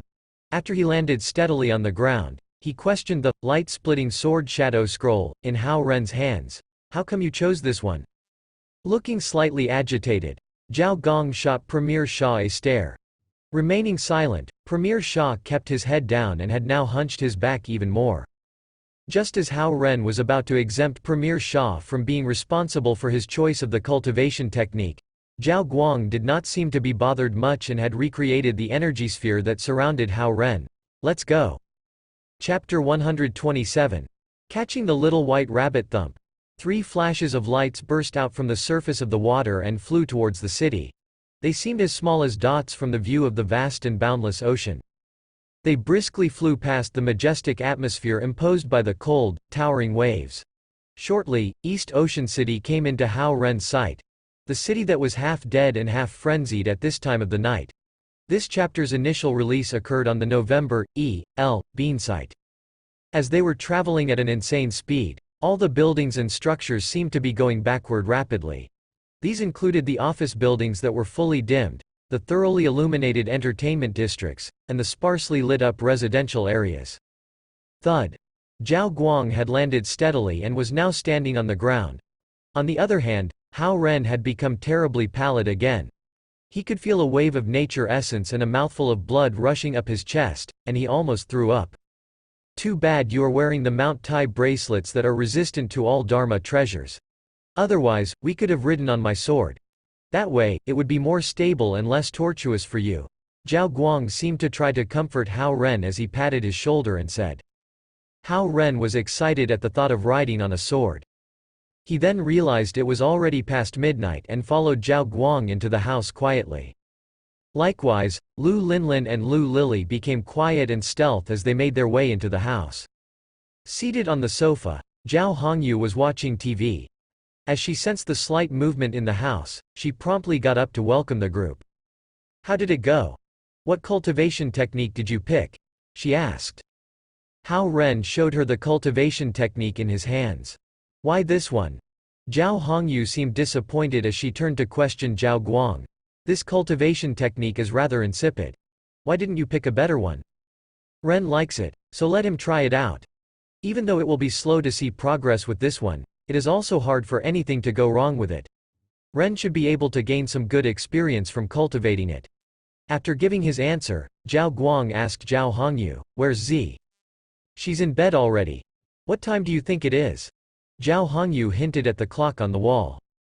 Following her direction, Hao Ren looked over and found that it was already 2 o'clock in the morning. Z worked on her homework until very late. I think she was waiting for Ren to return, but her eyes were failing her, so I told her to go to sleep first. Zhao Hongyu added. Hao Ren felt slightly moved by Zhao Hongyu's remark. He believed that Zhao Yanzi was also very concerned with the kind of cultivation technique he was going to pick out. Hao Ren suddenly thought the scene where his entire family waited tirelessly for the grades of his university entrance exams to come out. You guys must be tired. Hurry up and get some rest. Zhao Hongyu turned to Hao Ren and the Lu sisters.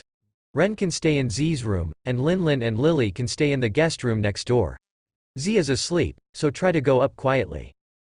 Yes, Auntie. You should go get some rest too. Hao Ren responded as he couldn't help but begin yawning. After looking through the cultivation techniques at the Dragon Palace for a few hours, Hao Ren had become weary and sleepy. One by one, the three began tiptoeing upstairs. On their way up, Hao Ren could vaguely hear Zhao Guang talking to Zhao Hongyu. The construction of the altar is about 80% complete, and my brother is in good condition as well. It looks like there is a chance that he can make it through the heavenly tribulation this time. Turning the doorknob, Hao Ren stealthily got into Zhao Yanzi's room. Likewise, while holding hands, Lu Linlin and Lu Lily went to rest in the bedroom next door after whispering, "Good night," to Hao Ren. After silently closing the door of Zhao Yanzi's room, Hao Ren tiptoed over to Zhao Yanzi's bed. He saw that she had rolled herself into the quilt, and only her tender white lower legs were showing. As expected, she was deeply asleep.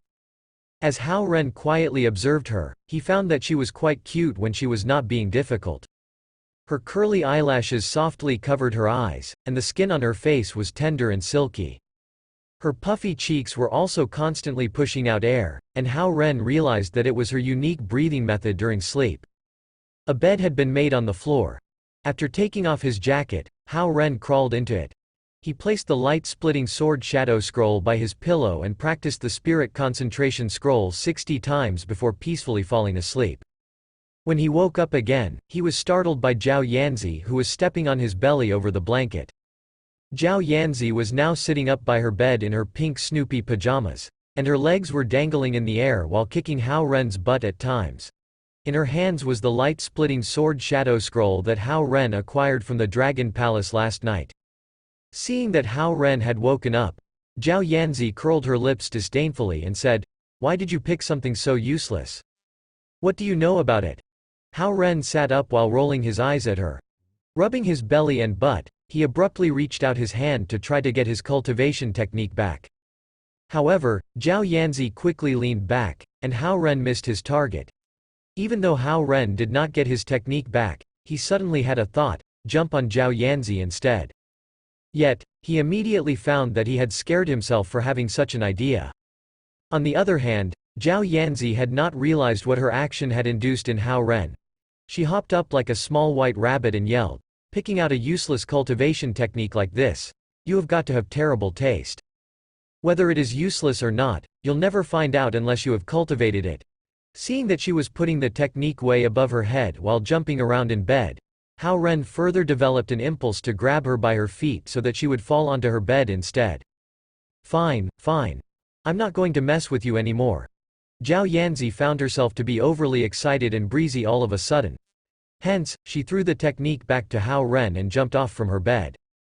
Leaping over Hao Ren's legs on the floor, she announced, "I am going to use the washroom first.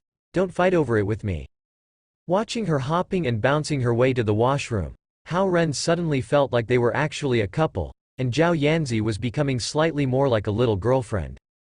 Gently slapping his own face, Hao Ren stood up and opened the window. He began breathing in the fresh air from the bamboos that were grown in the backyard as he tried hard to clear his head. Thump! Unexpectedly, the window of the next room had also opened. Two charming and graceful faces appeared out of the window and started breathing in the refreshing air from the yard. Promptly, they had discovered Hao Ren and greeted him in unison, "Good morning, Gongzi." Morning." Hao Ren quickly waved at them before withdrawing his head back from outside of the window. Hao Ren let out a long sigh as he realized that he had almost forgotten about the sisters' presence. Brushing the small bells on his wrist, Hao Ren walked over to the washroom and knocked, "Hurry up. I have school, too." "Go away. I'm not done yet." Zhao Yanzi responded with a shout from inside the washroom. "My towel and toothbrush are all in there. How about you just take those out for me?" Hao Ren insisted. "Arg! I can't stand any more of your nagging. Just come in," Zhao Yanzi shouted back. Upon hearing that, Hao Ren pulled open the door and walked in. Seemingly, his nagging had become his most effective weapon against Zhao Yanzi. In the washroom, Zhao Yanzi was busily brushing her teeth before the sink in her pajamas. With her mouth full of foam and her cheeks puffed up as always, she looked like a little duckling. Hao Ren walked over and stood right next to Zhao Yanzi. He picked up his toothbrush and towel and began freshening up. At this time, while brushing her teeth, Zhao Yanzi started studying Hao Ren from the reflection in the mirror. She thought that this uncle seemed to be becoming more and more charming somehow. Even his messy hair now seemed to make him look manlier. Noticing Zhao Yanzi's gaze through the mirror, Hao Ren also looked at her reflection. "Don't look." Zhao Yanzi immediately reached out her hand and pushed Hao Ren's face to the other direction. "I won't look, I won't. What is there to see on such an ugly face anyway?" Hao Ren mumbled. After wiping down his face with the towel, he squeezed some toothpaste onto his toothbrush. "Squeeze the toothpaste from the end of the tube, idiot." Glaring at Hao Ren, Zhao Yanzi scolded through her clenched teeth as if she believed that Hao Ren could never get anything right. "What a fussy little brat." Hao Ren placed the toothpaste back into its holder, held a mouthful of water, and began brushing his teeth. Zhao Yanzi did not bother to say anything more. She wiped down her delicate face, poured some facial cleanser into her palm, and began rubbing her face with it. While brushing his teeth, Hao Ren couldn't help but observe her actions through the mirror again. After rinsing off the foam on her face with water, Zhao Yanzi started putting on toner. After that, she went on to applying some face lotion. At such a young age, this little brat no doubt knows her skincare routine very well. Automatically brushing his teeth, Hao Ren was amazed by what he observed through the mirror.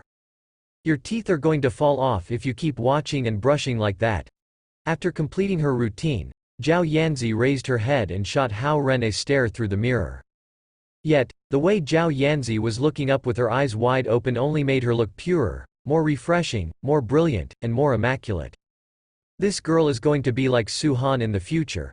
They would wreck the country by inducing battles between those who seek their beauty, Hao Ren thought to himself. Zhao Yanzi turned around, leaving the reflection of her back in the mirror. I will be getting changed outside, and I will bite you to death if you dare to come out before I finish. Alright, I'll give you 5 minutes, you'd better be fast. Taking out the toothbrush from his mouth, Hao Ren noticed that the nylon bristles on the head of the brush had become frizzy and bent. Since Zhao Yanzi's face routine took about 15 minutes, it meant that Hao Ren had also been brushing his teeth for about 15 minutes. He turned to the mirror and began combing his hair. After that, he picked up each and every bottle and jar on the counter and browsed through them. After he felt like he had given Zhao Yanzi sufficient time, he walked out of the washroom. He found that Zhao Yanzi had changed from her Snoopy pajamas into her sky blue school uniform and was tidying up her backpack. I'll head down now. Hao Ren gathered his tutoring materials and his new cultivation technique and got out of her room. Downstairs, Lu Linlin and Lu Lily were busy helping Zhao Hongyu with breakfast. The sounds of their voices were delightful and pleasant like 2 morning bells. As Hao Ren went down the stairs, the sisters looked up and greeted aloud, "Gongzi." Nevertheless, Hao Ren found their passionate greeting a little overwhelming. He laughed awkwardly while waving his hand. Morning. Today, they were no longer wearing their chiffon dresses. Instead, they were each wearing a bohemian-style beige-colored bomber jacket with a relaxed strap dress. The floral embroidered cutwork design not only made it seem very breathable but also very elegant. At the same time, the arch-shaped petal patterns on the dress made the style seem sweet and pleasant. With their new makeovers, the sisters certainly looked even more stunning than yesterday. Just from the style alone, Hao Ren could tell that it had to be Zhao Hongyu who chose the sisters' outfits. He had a lot of respect for Zhao Hongyu's taste. After all, she was a renowned architect who had great taste. Soon, carrying her backpack, Zhao Yanzi had also come downstairs and joined the others for breakfast. With a suit on his body and a hint of sleepiness on his face, Zhao Guang came out of his room as well. Seated around the dining table, they enjoyed a sumptuous breakfast. Afterward, Zhao Hongyu drove her Ferrari to work and was responsible for dropping Zhao Yanzi off at school on her way. Zhao Guang, on the other hand, was driving Hao Ren and the Lu sisters to school in his Chevrolet. When they arrived at the school, Hao Ren got out of the car, and Lu Linlin and Lu Lily followed suit.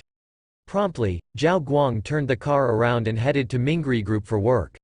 As he walked past the entrance, Hao Ren realized that the sisters were still following him. "You don't have to follow me anymore for the rest of the day. You can go do your own things," Hao Ren turned around and said to them. "But, we're here for our own things," Lu Lily replied timidly. "Huh?" Hao Ren looked at them with a puzzled look. "My older sister and I, we go to school here." Lu Lily spoke softly as she looked at the white academic building that was not far ahead. Chapter 128. Taingang Sword Array Formation. Hao Ren was stupefied. "If Gongzi doesn't want us to take classes, we will keep you company every day," Lu Lily said, misunderstanding Hao Ren's expression. "That's not what I meant, I was just surprised." Hao Ren shook his head immediately. Although people were free to enter the university, it would still be too eye-catching to walk with 2 super beauties every day around campus. "Yesterday, we paid our respects to the Dragon King and Little Jumu. Tonight, my sister and I will pay our respect to Taijun," Lu Linlin said. "Taijun?" Hao Ren froze for a moment before he realized that they were referring to his grandma. No. Hurriedly, Hao Ren stopped them. "I will find a time to introduce you to her." Hao Ren was frightened by them. It was one thing that grandma suddenly had Zhao Yanzi as her granddaughter-in-law. It was quite another for her to find 2 beautiful twin sisters who were about 18 years old calling themselves maids. "We will follow Gongzi's instructions." Lu Linlin smiled sweetly at Hao Ren before walking toward one of the academic buildings with her sister hand in hand. After a moment of consideration, Hao Ren crossed the campus and returned to his dorm for books. The dorm room was empty, and he guessed that Zhao Jiayi must have gone for his morning jog while Zhou Liren and Cao Ronghua were still at the internet cafe. It was almost time for class, so Hao Ren grabbed his textbooks before walking into the campus. He tucked in the light-splitting sword shadow scroll with the books. It was still early when he got to the classroom. Hao Ren took a seat in the back row and began to read the technique scroll. With his experience with the spirit concentration scroll, Hao Ren found the content not too difficult for him. He finished reading the thin cultivation technique scroll in half an hour, and he had a general understanding of the cultivation method, which was to turn the 5 elemental essences in his body into sword energies. He must turn the sword energies into solid ones and increase their strengths gradually.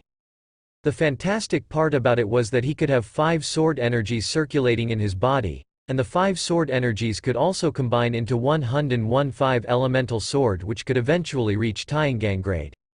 As the cultivation progresses, the 5 elemental sword could be split into countless small sword energies.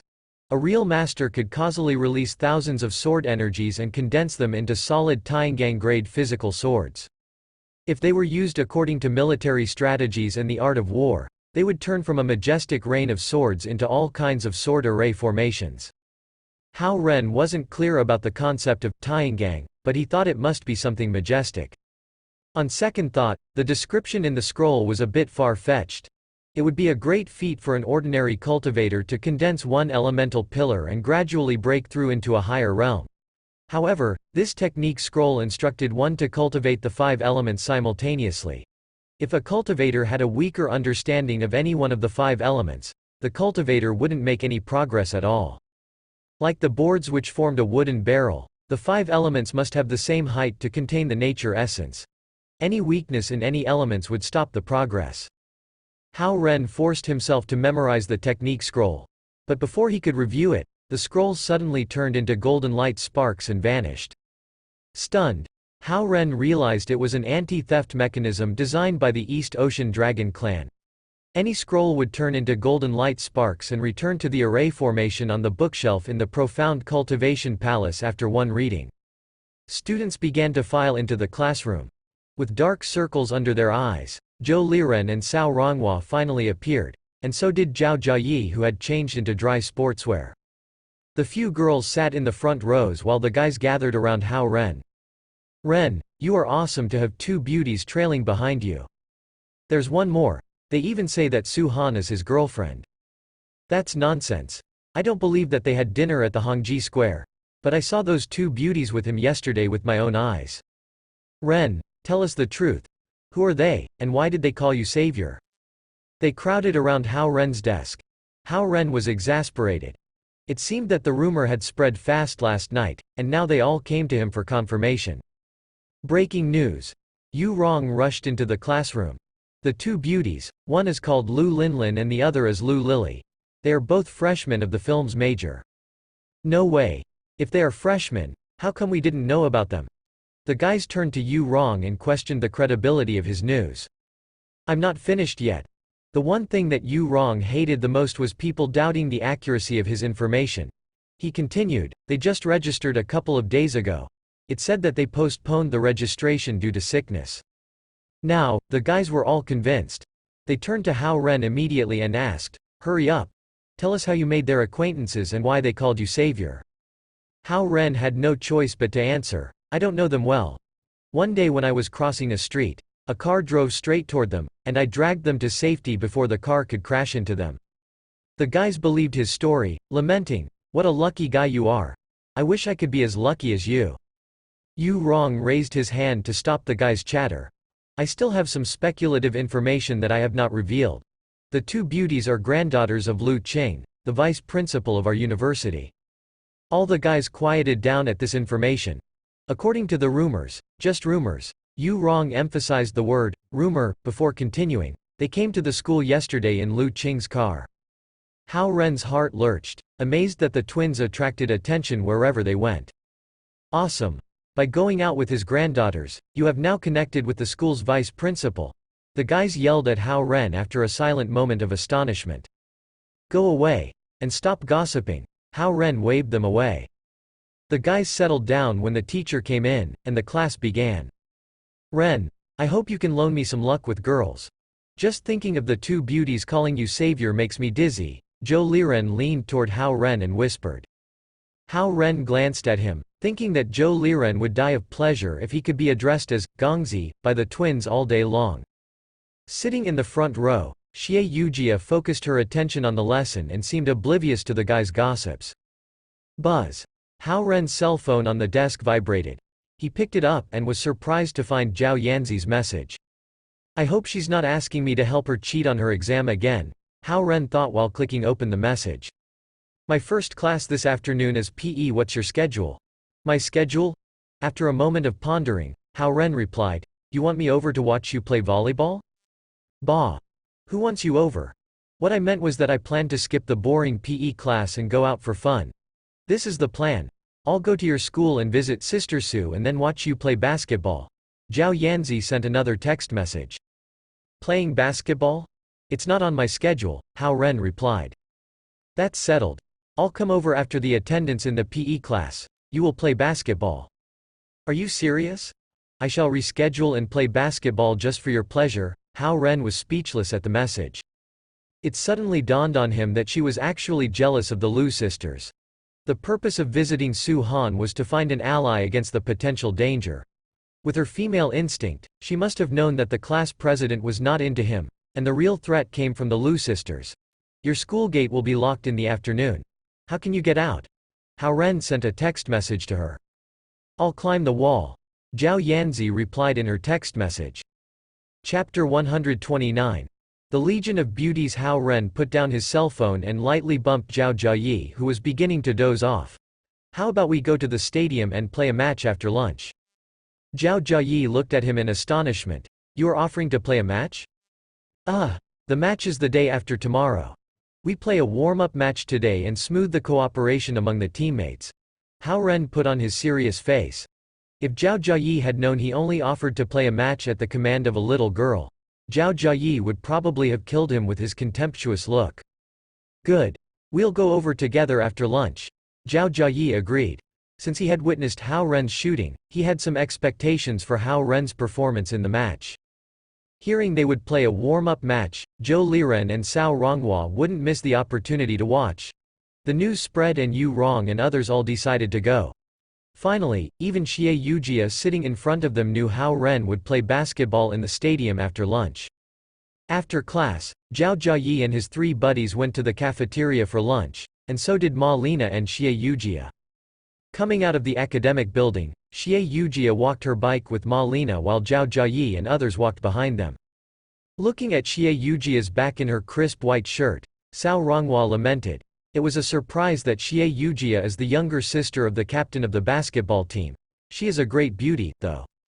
Hao Ren looked up and saw Xie Yujia's white shirt, plaid skirt, black leather shoes, white socks, and a slightly curved ponytail. Even her back was perfect. If she dressed up, she would definitely be several times more beautiful than the so-called most popular in school, Lin Li.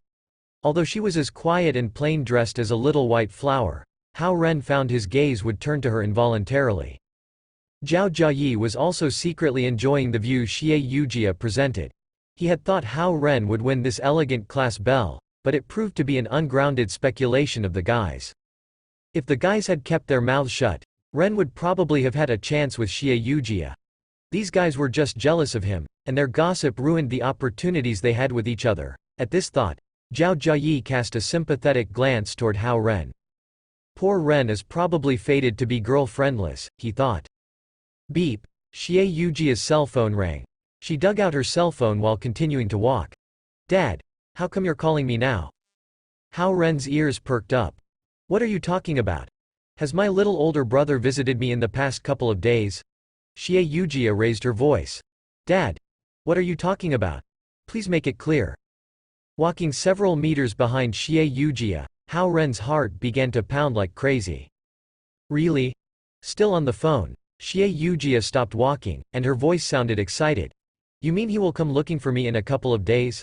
Does he know my name? How is he now? Oh, don't tease me and tell me now. Xie Yujia stomped her foot anxiously. Ma Lina stood by her side and waited for her to finish the call. Zhao Jiayi and his three buddies glanced at her in passing. Surprise? What surprise? But he didn't come, Xie Yujia yelled over the phone. Hao Ren looked back and saw her frown and the anxiety and hope on her face. His father's identity is also a surprise. Dad, what on earth are you talking about? Xie Yujia stomped her foot and wished she could drag her father out of the phone. Hello? Hello? She yelled at the phone and looked at it disappointingly. She looked shaken. What's the matter? Ma Lina asked with concern. I don't know, Xie Yujia answered in confusion. Her eyes looked far away, and it seemed she would be distracted for the remainder of the day. Walking ahead of them, Cao Ronghua looked back at Xie Yujia's expression and commented to Hao Ren and his other buddies, "I never imagined that the class president could get so excited. I've seen her more excited when we were at the book signing session in Building F," Hao Ren thought.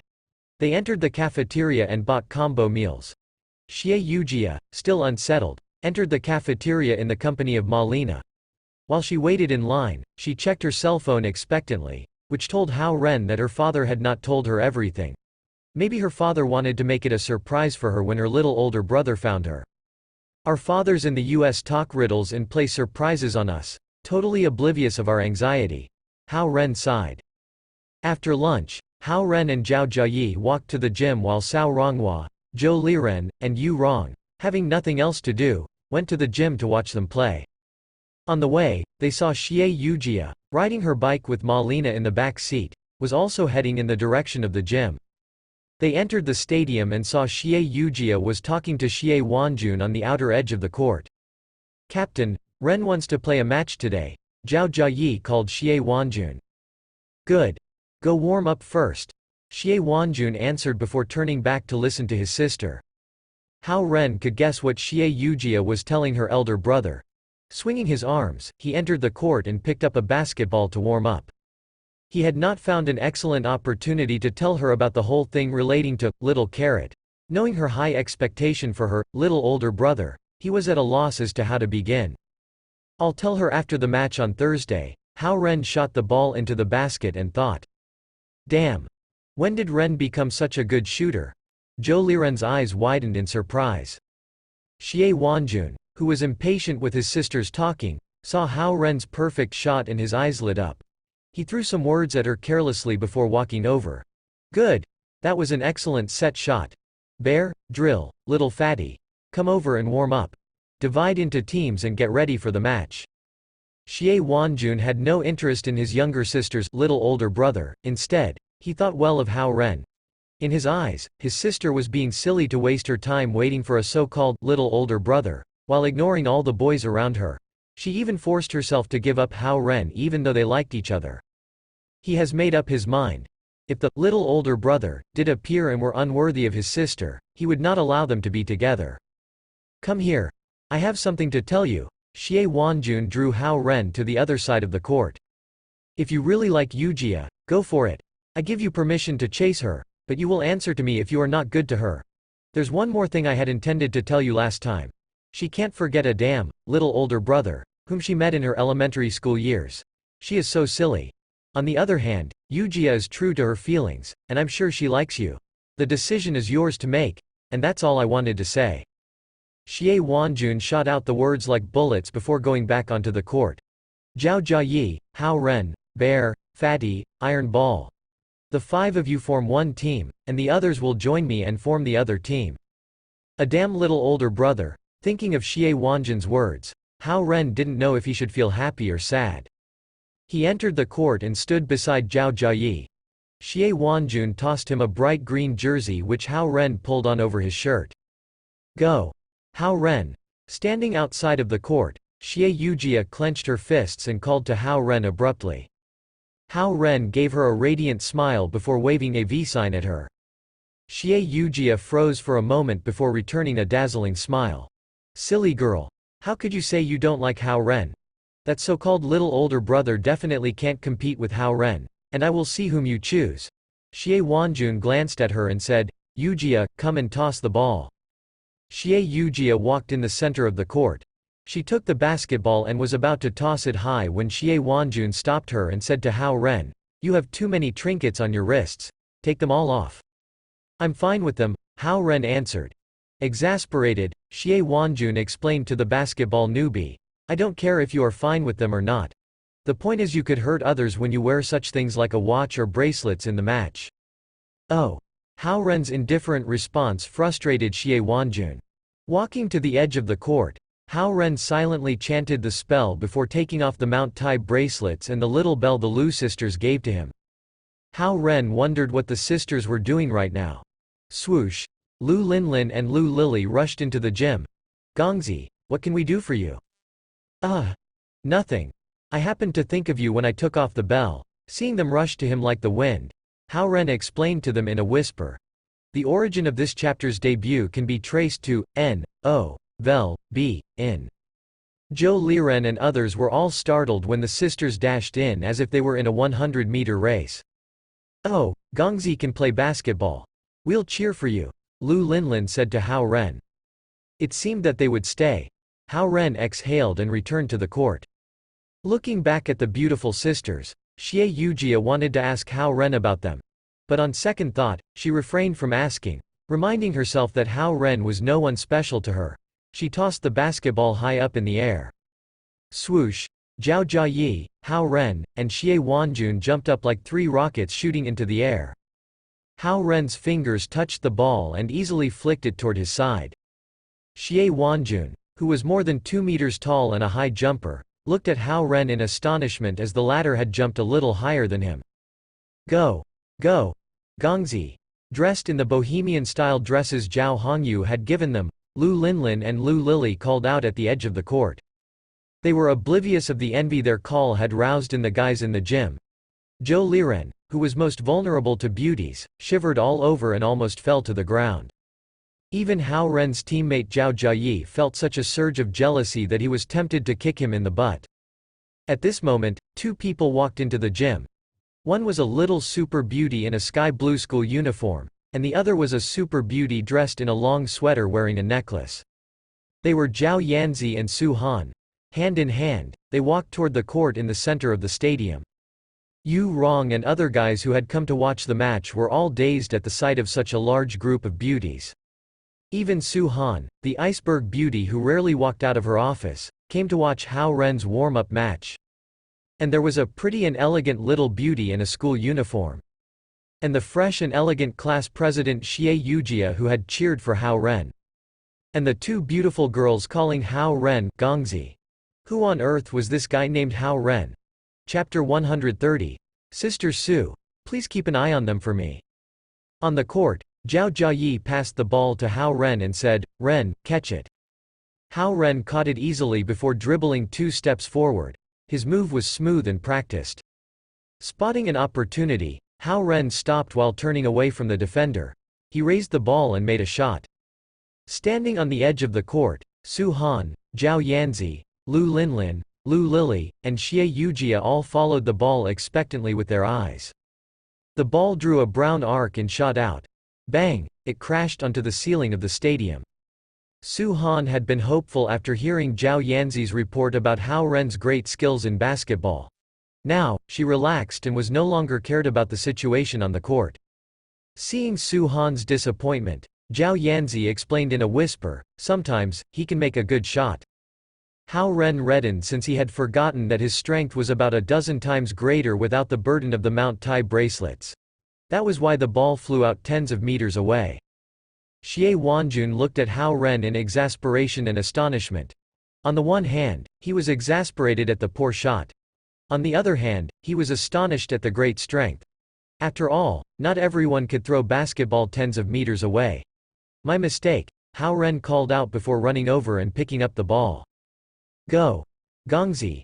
Lu Linlin and Lu Lili called out to him. They didn't care about his skills, and even Hao Ren's mistake looked dashing to them. While Hao Ren ran back to the court, Lu Lili asked Lu Linlin, "Will the Gongzi think we are annoying for following him everywhere?" Lu Linlin smiled slyly at her younger sister's question. "Sister, don't you think he is cute?" "Sister, don't tell me you are attracted to a mortal man again." Lu Lili looked at her in resignation. "Nonsense. Last time I came to the mortal world just for fun. How could I like a mortal man? However, this Hao Ren is cute." Lu Linlin reached out her hand and pinched Lu Lili's nose. "He got me out of prison and I offered to serve him for 100 years. If you find it boring, you may go back." "Fine. I'll keep you company." Lu Lili pouted. On the other side, Su Han and Zhao Yanzi were perusing Lu Linlin and Lu Lili who were standing opposite to them. "They are the sisters elder Lu took in, aren't they?" Su Han turned her head slightly to Zhao Yanzi and asked. "Yeah. My father said each of them has the strength of the top-grade Kun level." Zhao Yanzi nodded and said. "Their powers were higher than top-grade Kun level. They had lost some of their strength while they were imprisoned in the Dragon Palace. In a while, even I probably couldn't win against them. Really? They are that powerful? Zhao Yanzi was surprised. Su Han had a different perspective from that of Zhao Guang's. As the East Ocean Dragon King, he certainly hoped for a stronger home base and more powerful assistants. However, Su Han, as an inspector, didn't like to see anyone in the East Ocean too powerful for her to control. You came to visit me because of them, didn't you? Su Han continued to ask Zhao Yanzi. Zhao Yanzi looked defensive. No, I came to visit you for fun. I know what you're thinking. Su Han glanced at her before looking toward Xie Yujia in another corner of the court. But I'm afraid the sisters are not real threats to you. You mean the real threat is the class president? Zhao Yanzi was smart and immediately guessed whom Su Han was talking about. She continued, she is a mortal, not qualified to be my rival. Su Han smiled, but she remained silent. She turned the topic back to the Lu sisters. Lu Linlin and Lu Lily are both powerful, and they are quite knowledgeable, which will be of great help to Hao Ren. Besides, they are not in our circle, and thus your identity does not affect them. In short, the odds of you defeating them is almost zero. I didn't say I want to defeat them, I only thought. What? Su Han asked. It is annoying, Zhao Yanzi said. A smile appeared on Su Han's cold face. Don't worry. Hao Ren won't go back on his promise. Whom do you think he is cultivating so hard for? Sister Su, even you are speaking for him. Zhao Yanzi glared at her. I was only stating the truth. From what I know about his character, even if he doesn't like you, he will try his best in cultivating to save your life. Before you turn 20, the more solid his realm is, the safer the process of returning you the Dragon Core will be. I think he knows that. Su Han patted Zhao Yanzi's head. But you are not nervous at all. He can take off the Mount Tai bracelets for a while each day, but including, today he only took them off 2 times. He works so hard for you and you're not showing any gratitude. I don't like him, Zhao Yanzi mumbled. With a smile, Su Han turned her gaze to Hao Ren in the match. To steady his cultivation realm, the guy chose the light-splitting sword shadow scroll which possessed little combat power. He is indeed single-mindedly cultivating for Zhao Yanzi, she thought. Then she turned her gaze toward Lu Linlin and Lu Lily, who were watching the match with adoration in their eyes and was lost in thought. Without the hindering burden of the Mount Tai bracelets, Hao Ren gradually got used to the strength in his arms and was playing better and better on the court. Seeing Hao Ren's excellent performance, Xie Yujia's eyes got brighter. Hearing Lu Linlin and Lu Lily's cheering voices, the guys who had come to root for Hao Ren were so jealous that they all glared at him viciously. Zhao Yanzi widened her big eyes at Hao Ren's steals and attacks, thinking that the uncle looked quite youthful and vibrant. The match ended with 58-51 with Hao Ren's team winning. Pulling off his jersey, Hao Ren walked toward Zhao Yanzi and asked, "What do you think? I was quite good, wasn't I?" Smug. Zhao Yanzi rolled her eyes. The truth was she almost cheered when Hao Ren made the 3-pointers. After all, girls at her age were most easily attracted to dashing guys who played basketball. Hao Ren chuckled while wiping the sweat from his face. Your PE class is almost over. I will take you back. You stink. Go take a shower. I don't need you to take me back. Sister Su will do it. Zhao Yanzi backed off half a step before holding Su Han's arm.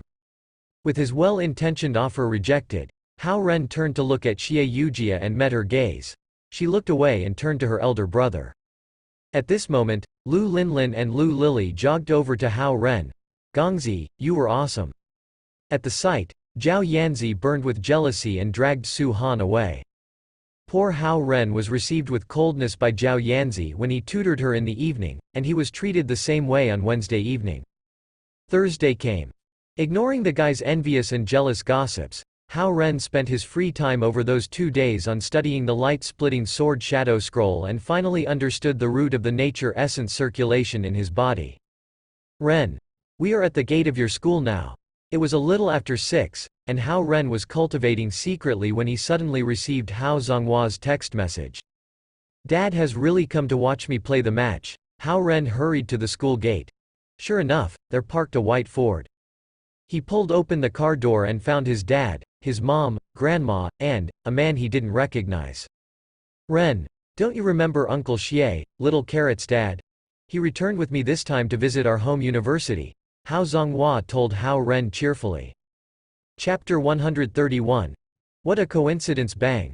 With half of his body in the car, Hao Ren stood up abruptly and banged his head on the doorframe. Ren, are you all right? Grandma, who was sitting in the rear seat, asked Hao Ren anxiously. It's nothing, nothing. Hao Ren rubbed the back of his head before getting into the car. Good evening, Uncle Xie. Hee. I haven't seen you for many years, and you've grown into such a big boy now. Xie Ming grinned at Hao Ren. I still remember your cute face and the cartwheels you used to do when you were little. Hao Ren smiled bashfully, but he was actually very nervous. So, this is Xie Yujia's dad, and tonight, he thought. Ming, Ren's basketball match is about to begin, and I will take the three of them to the stadium. Then, the two of us can take a walk around the campus and relive our time in the school. Good plan. I took Yujia here when she entered the school, but I never imagined that I could one day walk around in East Ocean University with you again, Xie Ming said excitedly. Speaking of which, are you sure you don't want to call Little Carrot? Hao Zonghua asked. It's a basketball match. With my nephew Xie Wanjun as the captain of East Ocean University's basketball team, Yujia will definitely watch the match. I want to give her a surprise, Xie Ming said with a chuckle. Suddenly, he turned to Hao Ren. Your father told you her name. Why didn't you look for Little Carrot? She called me to ask me the identity of her little older brother these past 2 days, and I refrained from telling her, thinking that I'm coming back anyway on Thursday. Because, Hao Ren stammered, finding it hard to give a proper explanation. Of course, he couldn't say the reason he didn't tell her was that Little Carrot liked her little older brother. Well, I know why. You feel awkward after not seeing her for more than 10 years, don't you? Seeing Hao Ren's expression, Xie Ming guessed. Yeah. Yujia may have a boyfriend already, and Hao Ren would feel weird if he visited her suddenly. They were so close to each other that they ate and slept together. They will feel embarrassed when they meet again as adults, Yu Yang said. At her words, Hao Ren suddenly remembered that Little Carrot's family used to visit his family. While the adults played cards late into the night, he and Little Carrot would sleep early on the same cool bamboo bed. It had happened when they were in elementary school, but he still blushed at the memory. I'm sure that Yujia has no boyfriend. When I call her every week, she is either studying in the classroom or studying in her dorm. She doesn't look like a girl who has a boyfriend, Xie Ming said. Hee, unlike Ren, I can't wait to see what Little Carrot has grown into. Anyway, your Little Carrot was pretty when she was little, and I'm sure she is beautiful now, Hao Zonghua said while driving the car. She is okay, Xie Ming said modestly. He glanced at Hao Ren and said, your Ren is really handsome. Okay, stop trading compliments, Grandma interrupted them and laughed. Listening to you, I'm quite curious to see what the girl who used to run around with Ren has grown into. Yeah. You used to give her the best treats when she came to our home. No wonder Ren was displeased whenever Little Carrot visited us, haha, Yu Yang said with a laugh. While they talked about the old times, Hao Ren couldn't put in one word. Seeing Hao Ren remaining in silence, Grandma asked, Ren, you are quite nervous to see Little Carrot again, aren't you? Yeah. Hao Ren exhaled helplessly and thought, they would be surprised that Little Carrot is, in fact, my classmate. Seeing their excitement, Hao Ren decided to give them a shock since they were keen on making surprises. The car arrived at the stadium, and Hao Zonghua parked his car. He took a walk around the campus with his old classmate Xie Ming after asking the others to go to the stadium and get seats for them. Knowing that the two old classmates had a lot to catch up on, Yu Yang didn't stop them. She helped Grandma into the stadium. Mom, how come Uncle Xie came with you guys? Hao Ren asked. Yu Yang put on a peaked cap and replied, your father encountered your Uncle Xie when he was in a meeting in the US. They were so excited after not seeing each other for more than 10 years that your father insisted Uncle Xie to come back with him. Uncle Xie wanted to visit his daughter too, and they ended up coming back on the same flight. How come he came to watch the match in the same car? Hao Ren continued to ask. They flew to East Ocean City this afternoon. Since the airport is not far from our house, he paid a visit to us. After knowing that you have a match tonight, he decided to come with us to watch, Yu Yang explained. Hao Ren turned and saw Hao Zonghua and Xie Ming talking animatedly while walking into the depth of the campus. It occurred to him that their friendship remained intact even though they had not seen each other for more than 10 years. Didn't little Carrot's mom come back? Hao Ren asked. They have a factory in the States, and it's hectic at this time of the year.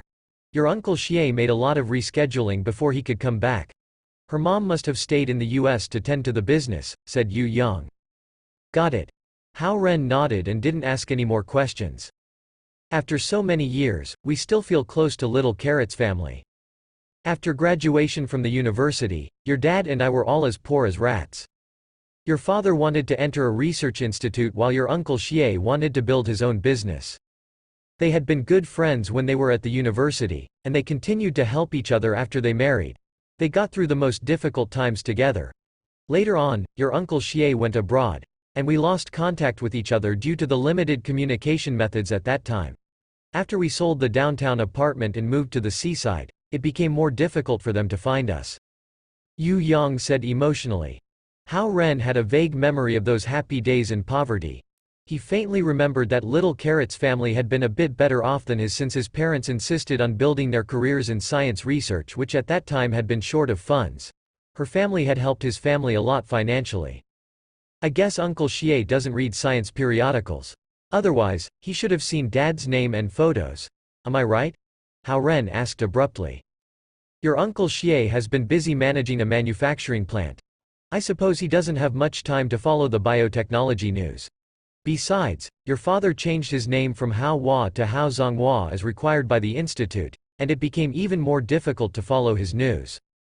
Then, Yu Yang waved her hand and said, "The past is the past. It's a blessing that we can meet each other again. I just want to remind you that little Carrot's family helped us in the most difficult times, and you must be nice to her." Got it.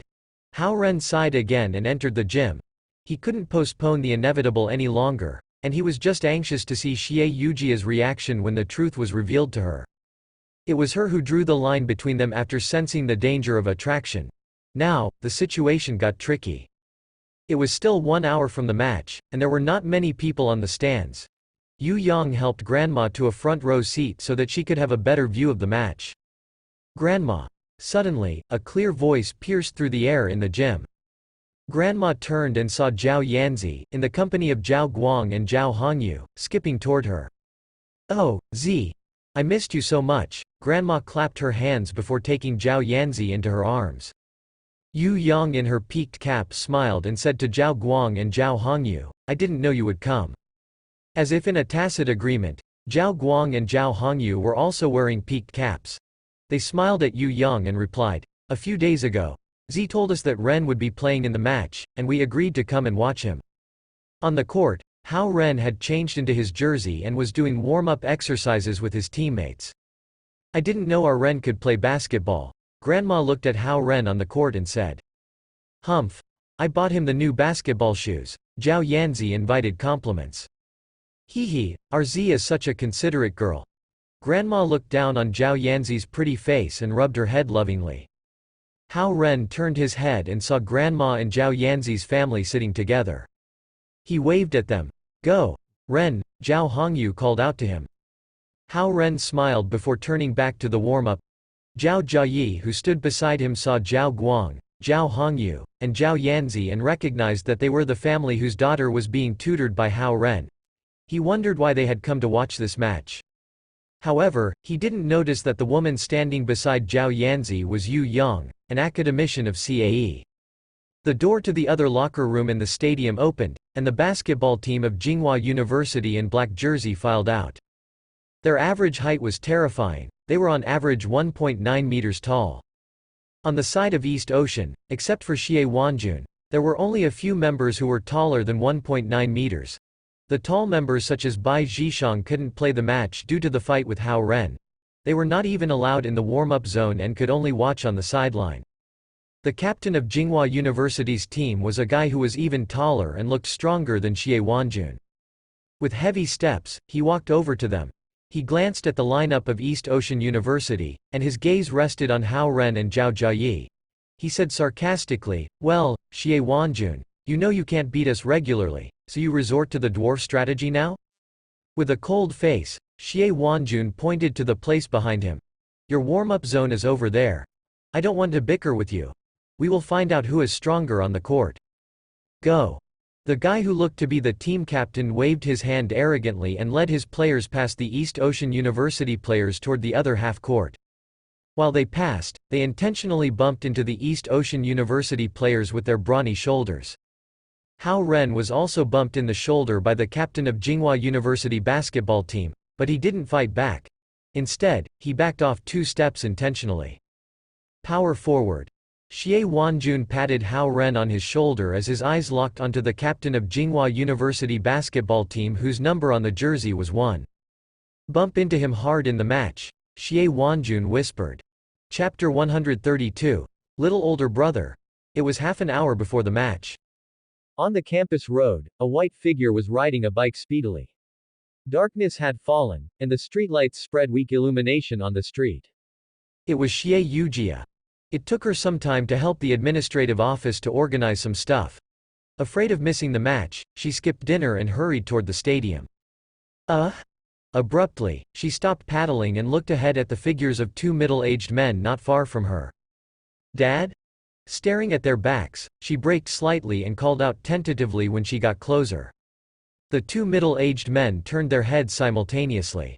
Dad. With her dad's identity confirmed, Xie Yujia was pleasantly surprised. However, when her gaze turned to the man standing beside Xie Ming, her expression froze, and she almost fell from the seat of her bike. Academician Hao?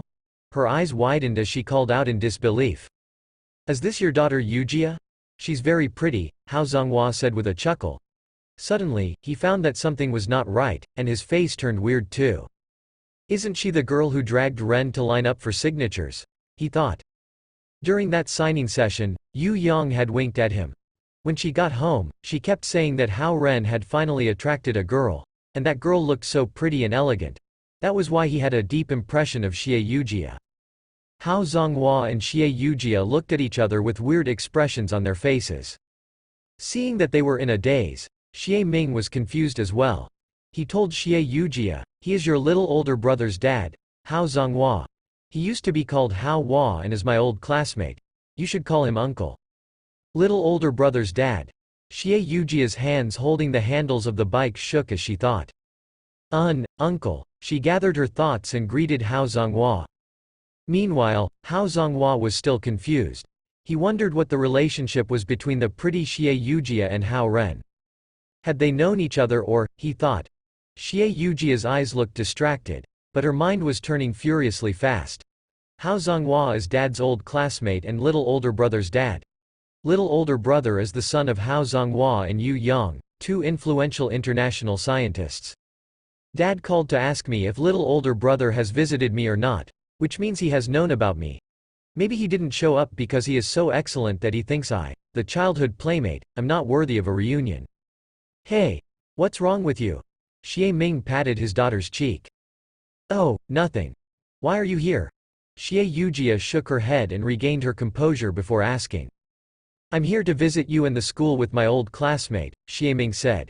He asked again, did your little older brother come to see you? No, Xie Yujia shook her head. She looked at Xie Zonghua with complicated feelings. Time is almost up. Let's go to the stadium. Hao Zonghua checked his watch and said. He was a bit confused, but he decided to wait until he called Hao Ren and questioned him before saying anything. With a blank mind, Xie Yujia got off her bike and walked with them toward the stadium. As smart as she was so confused right now that she didn't think to ask them why they wanted to go to the stadium. Hao Zonghua was her most admired scientist, and her little older brother was his son. But for some reason, she didn't feel happy about it. Although she always thought that her little older brother would be excellent, it was still a shocker for her to suddenly found that he was so far above her. As the son of world-famous scientists, he must have a girlfriend who is also excellent. The 3 of them entered the stadium and looked for Yu Yang and Grandma in the stands. The match was about to begin shortly, and the stands were now full of students. It was difficult for the 3 to find them. Hao Zonghua had no choice but to take out his cell phone and call Yu Yang. After receiving the call, Yu Yang immediately took Grandma to look for Hao Zonghua. Grandma had wanted to keep Zhao Yanzi company, but she followed Yu Yang since she wanted to meet little Carrot whom she had not seen for so long. When they met, Xie Yujia was less surprised than Yu Yang who froze on the spot. Xie Ming didn't know why the couple and Xie Yujia reacted so weirdly when seeing each other. However, Xie Yujia recovered quickly and greeted them, "Auntie, Grandma." Grandma was very pleased with Xie Yujia, who was both pretty and considerate. She held Xie Yujia's smooth and soft hand and said, "I can't believe you've grown so much, little carrot. Grandma has never forgotten you." In her faint childhood memories, except for the ever stronger image of her beloved little older brother, the other distinct impression was little older brother's grandma, who had been very good to her. Whenever she went to their home, Grandma would take out her precious snacks. Somehow, Xie Yujia was struck with a sudden sense of sadness. While she looked at Grandma, who almost hadn't changed, tears rushed into her eyes. "Grandma." "Well, kid. Why are you crying?" Grandma's heart ached when she saw that little carrot was about to cry. She took her into arms and patted her back to comfort her. At this moment, Xie Yujia's tears dropped like pearls falling from a broken string. Yu Yang and Hao Zonghua exchanged a look, knowing that something was wrong. They thought for a moment and reached the same conclusion: Hao Ren, the despicable boy, must have dumped her after making her his girlfriend. Grandma was not troubled by these thoughts. She thought little carrot cried because she was too excited after about a dozen years of separation. She quickly found Xie Yujia a seat, thinking that little carrot was still prone to crying just like when she was little. In the past, she used to cry when little older brother bullied her, but now it seemed like no one would do that. Well, don't cry. You should be happy about our reunion today. Grandma consoled Xie Yujia. When Xie Yujia was little, Grandma treated Xie Yujia as her own granddaughter. Although she was grown up now, Grandma's affection toward her remained the same. Xie Yujia sniffed, trying to calm down. She knew she had been in a mess recently, with her feelings divided between Hao Ren and little older brother. She dried her tears and forced out a smile, which looked like a blooming magnolia and brightened Grandma's mood. "Good girl. Good girl."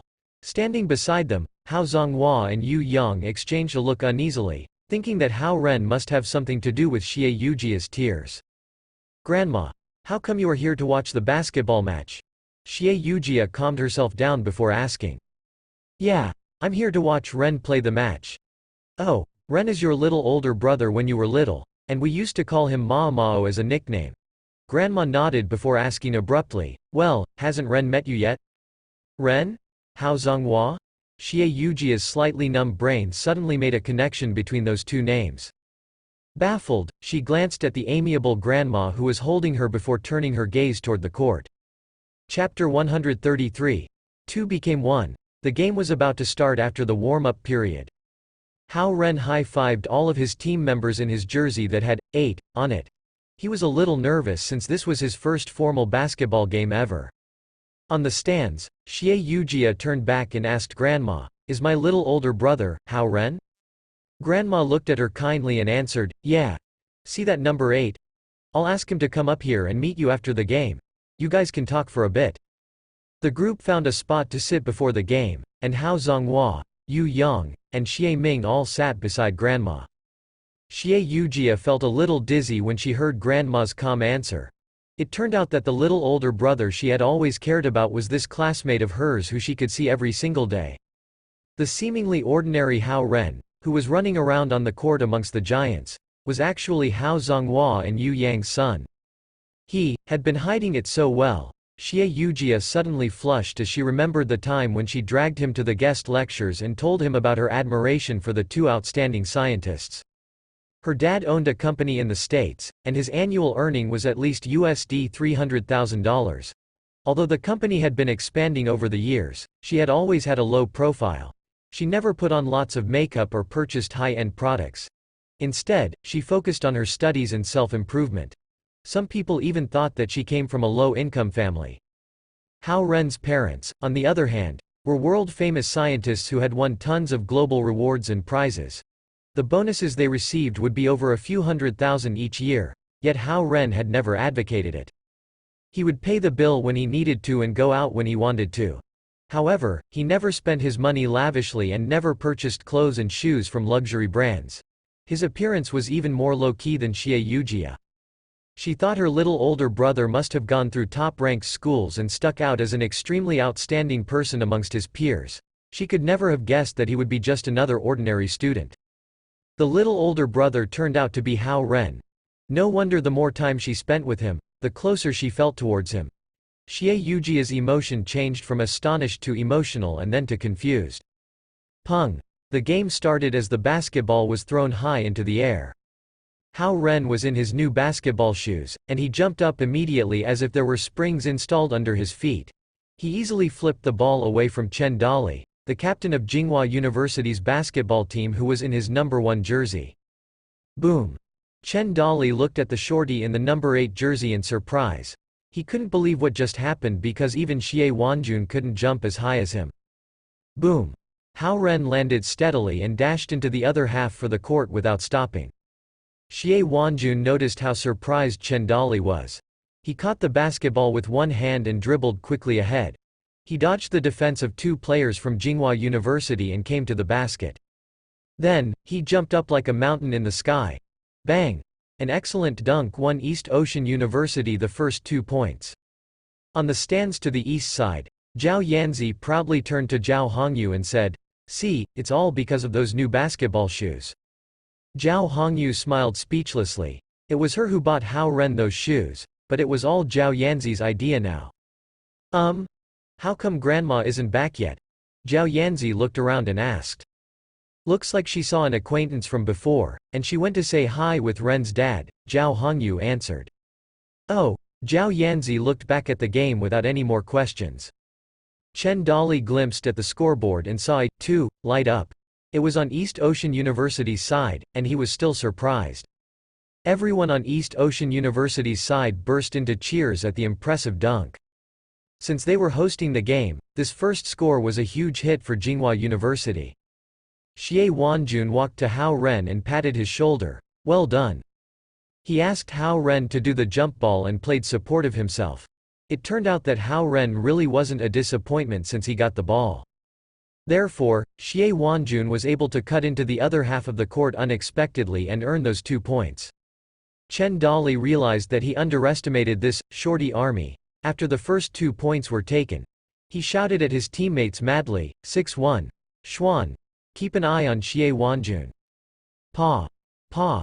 Pa. Tsinghua University's team did a few smooth passes. It could be seen that they were very skilled as well.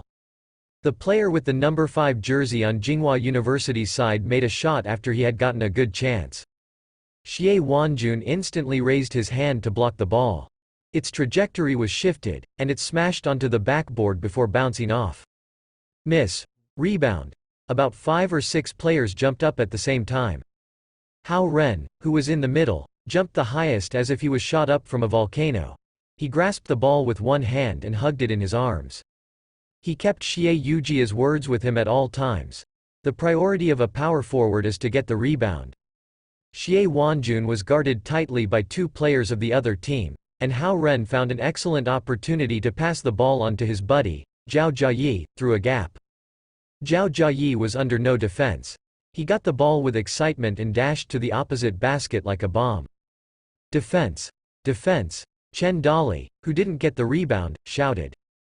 A shorty like him shouldn't be able to do much. He shouted out what he was secretly thinking in panic. Zhao Jiayi was the shortest on the court, even shorter than Hao Ren. However, because of his height, his lower center of gravity allowed him to run fast with a smooth dribble. A smooth turn, a cross-leg dribble, and a fake move. He was able to leave everyone behind.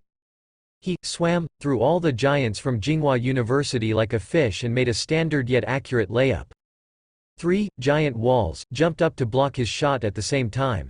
It felt like a huge wave was coming towards him while he was surfing in the ocean. Zhao Jiayi suddenly threw a behind-the-back pass.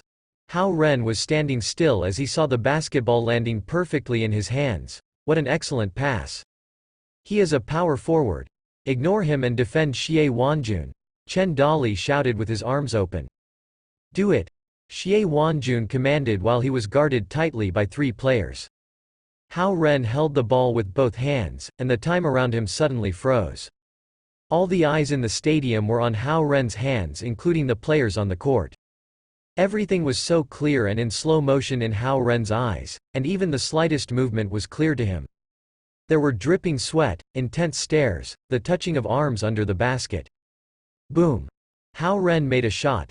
The ball drew a curved trajectory over those three players from Tsinghua University who had just jumped into the air. Hao Ren could see the spinning of the ball in the air. Whoosh! He scored. Chapter 134. What a shame. Whoa! Everyone in the stadium cheered loudly. Xie Yujia, the crazy basketball fan, jumped out of her seat immediately.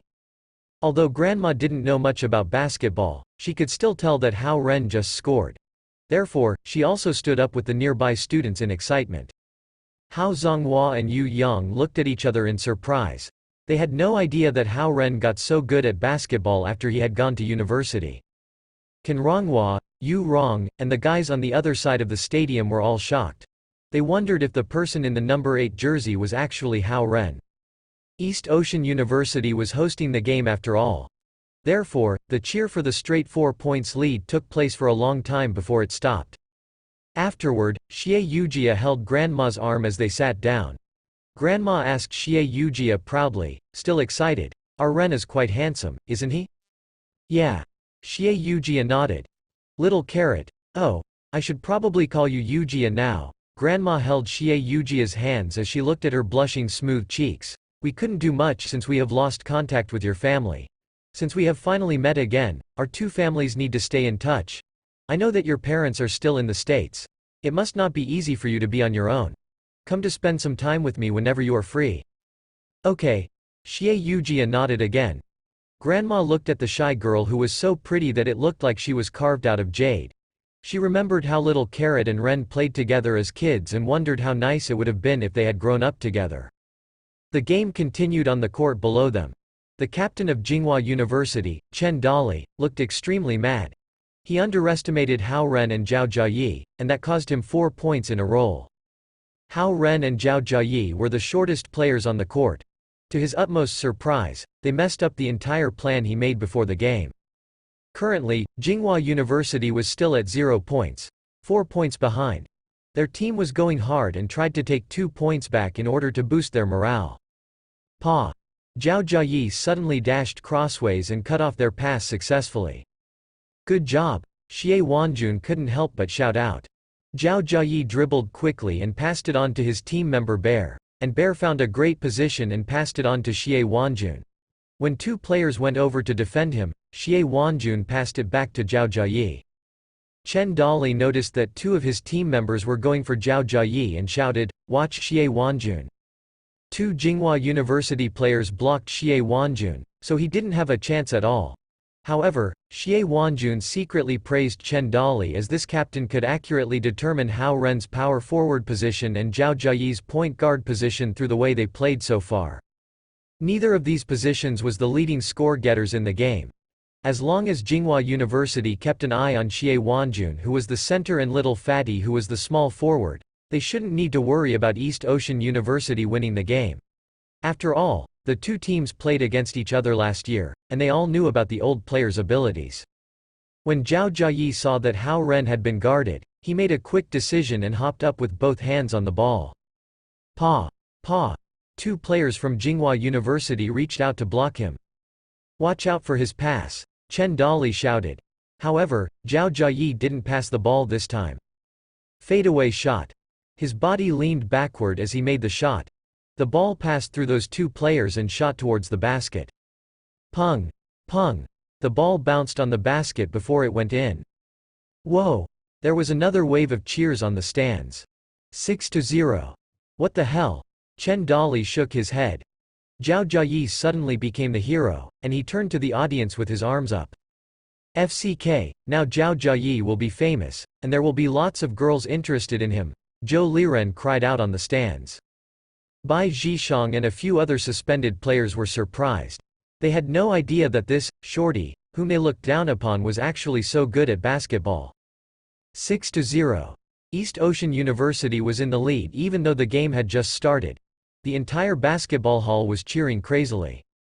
As the game went on, Hao Ren, the power forward, kept Xie Yujia's words in mind: rebound and defense. Hao Ren kept up the good teamwork with Xie Wanjun, the center. They worked together on getting the rebounds, blocking in the restricted area, defending for each other, and controlling the tempo.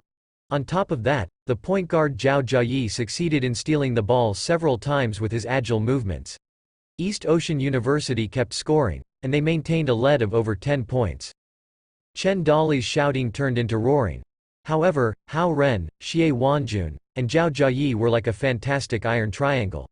One of them could always get the rebound, one of them was constantly making horrifying dunks or blocking shots, and one of them was a ball-snatching machine who could always deliver the ball to his teammates for scoring. Half of the game was almost finished, and the tallest and strongest player on the side of Tsinghua University, Chen Dali, finally gave away his center position to focus on defending Hao Ren. There would be no chance for Tsinghua University to win if they couldn't break the iron triangle. Ren, catch the ball.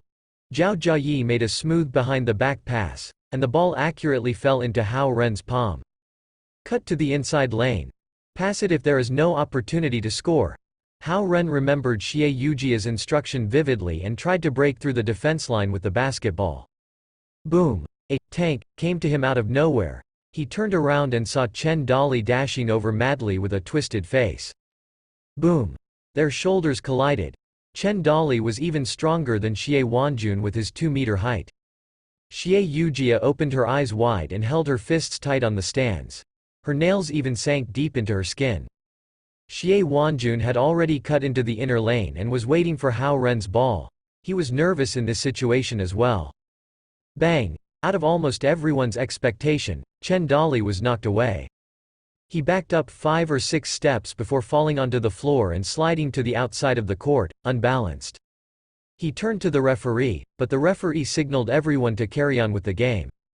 Hao Ren passed the ball successfully to Xie Wanjun, and there went another exciting dunk. The game carried on, and Chen Dali had his eyes on Hao Ren again. Bang! Chen Dali was flipped aside in another crash. Referee! It was a foul. He stood back up and shouted to the referee. However, the referee shrugged in disagreement. That seemed to be a reasonable collision. If anything, Chen Dali's malicious intent was more noticeable. Chen Dali returned to the court madly. He couldn't figure out how this shorty was that heavy. Chen Dali felt like Hao Ren's feet were rooted to the floor. It was absolutely impossible to knock him over. On the other hand, Hao Ren could easily knock him away with just a little movement. Bang! Chen Dali, who was strong as a hill, was knocked away again in another collision. Referee! He made a ball collision. Chen Dali cried out since he couldn't stand it anymore. This referee was invited from the East Ocean City Referee Association. He couldn't stand Chen Dali anymore either and said to him, "I will give you a foul if you do this kind of fake moves again."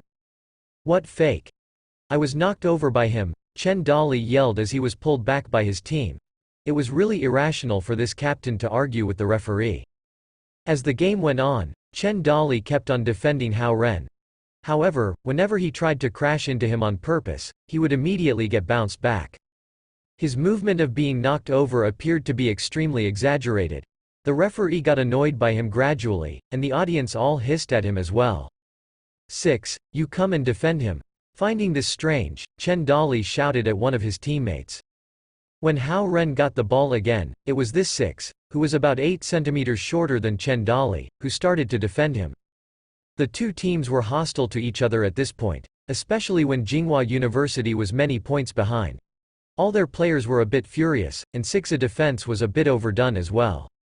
He smashed his arm heavily into Hao Ren's shoulder while Hao Ren was dribbling with his knees bent, and Hao Ren immediately got knocked a few steps back. Hiss! The referee whistled and signaled the collision foul. The audience burst into an uproar. The captain of Tsinghua University team, Chen Dali, was just about to argue with the referee. Then, he suddenly realized, wait a minute, I got knocked back when I collided with this shorty. Yet 6 who is shorter than me could knock him over. Doesn't this show that my contacts with him are all fake? He swallowed his words while the audience realized the irony and hissed at Chen Dali again. The fact was, he was over 2 meters while Hao Ren was only a bit over 1.7 meters. Physically, his arms were even thicker than Hao Ren's legs. No one would believe that Hao Ren could knock him over instead of the other way around. Everyone thought Chen Dali was overly dramatic with his acting, including the referee. Hao Ren scored a penalty shot, and the entire gym cheered again. Xie Wanjun secretly raised his thumb at Hao Ren. That player in the number 1 jersey from Tsinghua University is too sneaky. He couldn't win in skills, so he is going for collisions and putting dirt on Hao Ren. With a fake move like that where he backed up 6 to 7 steps out of the court. Who would even believe that's real? Zhou Liren said angrily on the south stands. Yes, too fake, just too fake, the guys beside him agreed. The coach of Tsinghua University, who was sitting in the corner, looked really bad. He thought the special training on the island did a lot to improve the team members in both strength and skills. The goal of this friendly match with East Ocean University was to take the edge off of East Ocean University's spirit and get off on a flying start for the National College Basketball League this year. However, instead of a flying start, Tsinghua University was being defeated right from the start. Despite the poor points they have gotten, their players were getting injured, and they were the ones asking for it. Vice President of the university, Lu Qing, who was on the opposite side of the stadium, was smiling. Xie Wanjun, as the coach as well as the captain of the team, is indeed the best in the country. Also, Chen Dali is such a shameful bastard since he went for fake injuries and fakes fouls in this disadvantageous situation, he thought. Chapter 135. The Basketball Babies Beep, Half-Time. Hao Ren was covered in sweat, and he followed Xie Wanjun to the side of the court to rest. Zhao Jiayi also walked proudly to the resting area to wipe his sweat off under the public's gaze. Dang, dang, dang. Music started playing. When all the basketball players in the audience were just about to take a break and grab a sip of water, Lu Linlin and Lu Lili jumped onto the court in their tight thin mid-sleeved shirts and red short skirts. They were holding 4 pom-poms. Everyone looked straight at them, especially the guys in the audience. 6 pretty girls followed Lu Linlin and Lu Lili onto the court before they started their hot dance. Pooh, Hao Ren couldn't help but spit a mouthful of water out. No wonder he hadn't seen the sisters lately, it turned out that they have been practicing the dance. Hao Ren had no idea that they became members of the cheerleading team. He looked behind the sisters at the other 6 pretty girls but didn't find Linli. Hao Ren then realized that the former cheerleader captain had been completely ruled out of the team. This was Lu Linlin and Lu Lili's first show. They brought up the excitement with their nice figures and hot dance. The guys were crazily whistling at them to attract their attention. Even a glimpse was to die for. So pretty, very pretty, I haven't seen them before, what are their names? I'm going to ask around after the game, I can't believe that I have no idea our school has such beautiful twin sisters. Wasn't Lin Li the cheerleader captain before? Damn, take a good look. How can Lin Li compare with them? Ah, I'm so jealous of the basketball team, obviously, you will get to see a lot of pretty girls as long as you can play basketball. The discussion could be heard here and there along with the whistling. Lu Lili was dancing and bouncing rapidly as she waved the pom-poms up and down. She said to Lu Linlin, "Sister, this is so embarrassing." "What's embarrassing about it? Just think of it as if you are dancing for Gongzi," Lu Linlin answered as she danced. Alright. Lu Lili looked towards Hao Ren as she waved her slim legs and arms. Hao Ren was holding a bottle of water when he realized that the sisters were both staring at him. He couldn't help but feel a chill run down his spine. After the 7-minute dance was over, all the guys were having trouble taking their eyes away from Lu Linlin and Lu Lili. Even Yu Yang couldn't help but praise to Hao Zonghua. There are so many pretty girls at East Ocean University. Those 2 little girls are especially beautiful. Hao Zonghua glimpsed at her and said, "Don't be jealous. I never fell for anyone while I studied here, although pretty girls were pursuing me as well." Yu Yang smiled in admiration at his fast reaction. Lu Linlin and Lu Lili walked to the side of the court and put down their pom-poms. They went over to talk to the players of East Ocean University with the other cheerleaders. Seeing 2 super pretty girls coming their way with 6 other beauties, the big guys on the basketball team all panicked. "Gongzi, are you thirsty? Gongzi, are you tired?" Lu Linlin and Lu Lili walked to Hao Ren's side. One held up a bottle for him while the other wiped off his sweat with a towel. This made Hao Ren even more nervous because all the guys in the audience were looking at them at this moment. Zhou Liren, who was whistling at the 2 girls crazily, almost bit his own tongue when he witnessed this scene. Zhao Yanzi from the stands also saw this scene. Her eyes were wide open, and her mouth was tightly closed. Electric currents were shooting out of her robot-like eyes. Xie Yujia looked down quietly. though Grandma couldn't help but turn around to ask how Zhonghua and Yu Yang Ren is this popular at school? Mom, it's nothing. There are always girls around when kids play basketball, Yu Yang explained. She was actually saying this to comfort Xie Yujia. She felt sorry for little Carrot who was abandoned by Hao Ren for those two girls. Yu Yang had decided to give him a thorough interrogation after the game. Yu Yang had already considered Xie Yujia as Hao Ren's girlfriend. She only agreed to that arranged marriage with Zhao Yanzi because she wanted to get along with the family. The game started again after half-time. Lu Linlin and Lu Lily went up to the stands to sit beside Lu Qing. Everyone still had their eyes on their slim legs, either in admiration or jealousy. Ah, those two beautiful girls are Vice Principal Lu Qing's granddaughters? Who would dare to have a thought for the Vice Principal's granddaughters? The guys who were determined to pursue the girls immediately gave up this idea. Yu Yang, who was also paying attention to the sisters, saw them sitting beside Lu Qing and knew that there must have been a special relationship between them. After some consideration, she realized that they were the Lu Qing's granddaughters. She originally planned to keep a low profile and go back after the game. However, she decided to talk with Lu Qing afterward. Yu Yang could tell that little Carrot liked Hao Ren, and she didn't want her to be wronged. On the other side of the stands, Zhao Hongyu decided to have a talk with Lu Qing after the game as well as she looked at the pretty sisters chatting happily. Although the sisters were paying a debt of gratitude, it made Z look really bad as they acted so close to Hao Ren in public. It was too much even though they were trying to get on East Ocean's good side. Just when they were both thinking about this, Chen Dali got knocked over again by Hao Ren while he was trying to defend him. This time, even the players on his team showed disdain at Chen Dali's act. What a captain! He keeps making these fake moves to the extent that it has got boring. Does he want everyone to think that the reason he is losing this game is that he is not as strong as the short power forward? However, when the other players on Tsinghua University's basketball team ran into Hao Ren while he was defending or dribbling, they would always knock Hao Ren back a few steps. This had made Chen Dali very embarrassed, yet he couldn't explain it. Therefore, he had to give up on defending Hao Ren. The captain's panicked movements had brought down Tsinghua University's spirit to another degree. Hao Ren got all the rebounds in the game while Zhao Jiayi kept on getting the ball as the point guard. Zhao Jiayi had slowly become the most active player on the court. He could always appear at the most needed places and score through the gaps. This had made him the second scorer after the small forward. The difference in score got bigger and bigger. This game was easier for East Ocean University yet more difficult for Tsinghua University. Zhao Jiayi had completely stolen the show with Hao Ren's assistant and his excellent skills. Some of the girls were starting to look at him with admiration. Since the winning token was already safely in their pockets, Zhao Jiayi stopped playing conservatively. At this moment, the competition was more like an exhibition match due to the significant difference in scores. Pa. Zhao Jiayi threw the ball to Hao Ren who was standing outside the restricted area.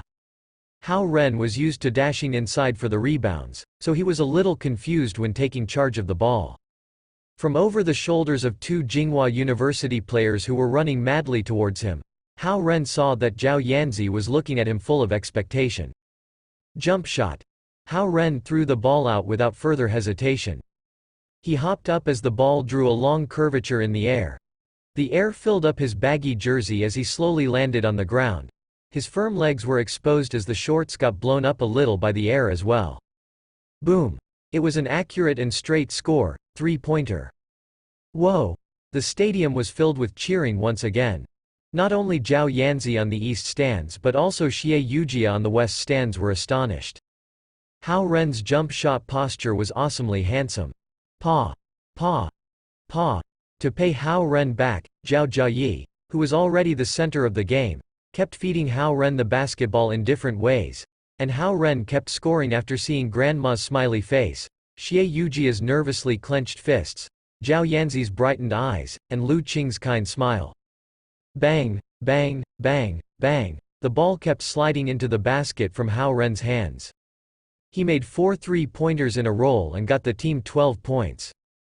Compared to how arrogant Chen Dali was at the beginning of the game, he now looked as if he was about to have a breakdown. How many freaks are there hiding in East Ocean University's basketball team? He thought. Ring. The game came to an end, and East Ocean University took a lead of 25 points at 86-61. The entire Tsinghua University team was crushed in spirit as they returned to the courtside with their heads down. Their coach glimpsed at the score, broken-hearted. This would be the kind of scores between a first-class team and a second-class team. He looked back at his team and saw how they had gone from extremely confident before the game to completely devastated now. The coach knew that this game had completely erased the outcome of that specialized training. At the same time, it would probably take over half a year for the elite team of Tsinghua University to recover from this game. Chen Dali, Tsinghua and East Ocean University. Who won? Xie Wanjun suddenly shouted at Chen Dali with a smile on his face. Xie Wanjun was no ordinary person. As the captain of East Ocean University's basketball team, he did not forget about Chen Dali's sneers from before the game. This time, you won. Chen Dali gritted his teeth. Xie Wanjun laughed out loud. Xie Wanjun noticed that they were packing up their belongings depressingly and had quietly gone back to the fitting room. He knew that in the next few years, Tsinghua University would never be able to defeat East Ocean University again. This game was like a dagger, stabbing into their hearts. Chapter 136. Let's have a talk. East Ocean University and Tsinghua University had been competitors on the basketball court for years. Now that Tsinghua University was here to pick a fight, East Ocean University was able to win with a large lead, out of everyone's expectation. The basketball team just lost a few of the main forces, yet they were able to guard their host game. The entire stadium became the heaven of celebrations. Xie Wanjun sighed deeply as all his pressure immediately disappeared. It was his decision to kick Bai Zhishang and the guys out of this game, so there was a lot of pressure on him to win this game against Tsinghua University. And now, Zhao Jiayi's rapid improvement made him stand out, and Hao Ren's hidden potential made him unbeatable at rebounds and three-pointers. All these showed that his original decision was right. Great work, guys. Dinner is on me. Xie Wanjun waved at the cold bench as well.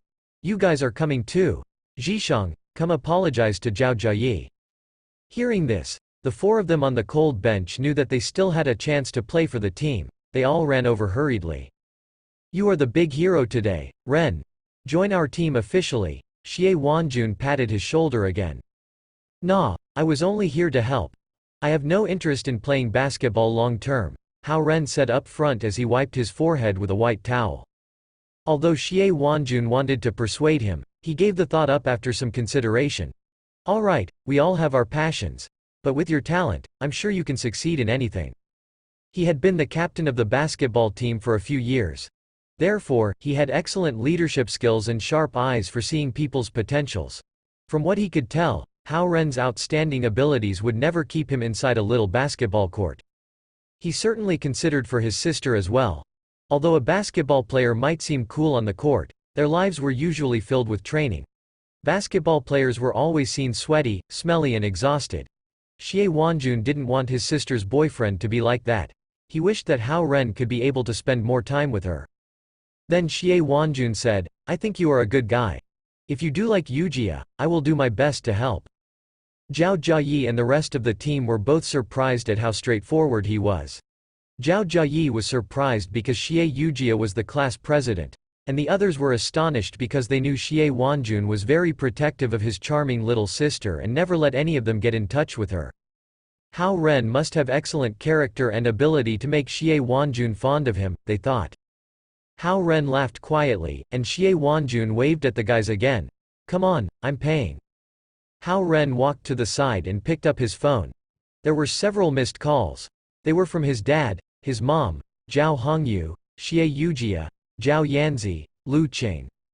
At this moment, Lu Qing walked in between aisles with Lu Linlin and Lu Lili. He said, the team did very well this time.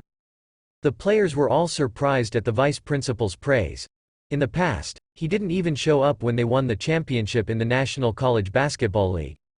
At the same time, Zhao Yanzi's family, Hao Ren's family, Xie Yujia and Xie Ming came over from both sides.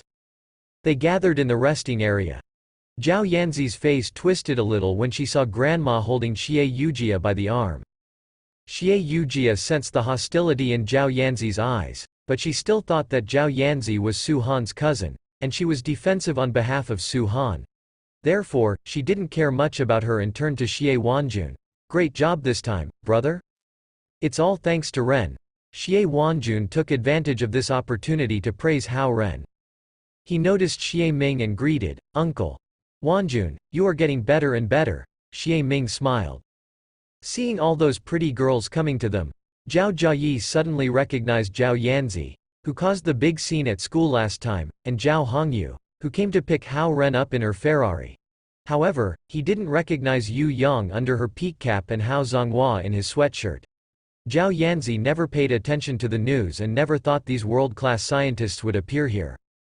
Xie Wanjun didn't want to stay there after seeing that all these people were coming for Hao Ren. He said to Xie Ming, "Uncle, I'm going out with the team for dinner. Are you coming to stay at my place tonight? I'm staying with an old friend of mine tonight and will be going over to your place tomorrow. I'm not staying here very long. I probably will head back the day after tomorrow," Xie Ming said. "Okay." Xie Wanjun nodded and turned to Lu Qing, "Vice Principal, I'm taking them out for dinner then." "Go ahead." Lu Qing smiled and waved. Xie Wanjun knew that Hao Ren wouldn't be able to leave, so he didn't insist. He took Zhao Jiayi and the other guys to the locker room. After that, Hao Ren was only left with the three groups of people. They surrounded Hao Ren, formed in a triangle. They looked at each other as they wondered what the relationship was between each other. All of them were too cautious to say something first. Even Grandma sensed the strange atmosphere and kept her mouth shut. "Auntie, who is this?"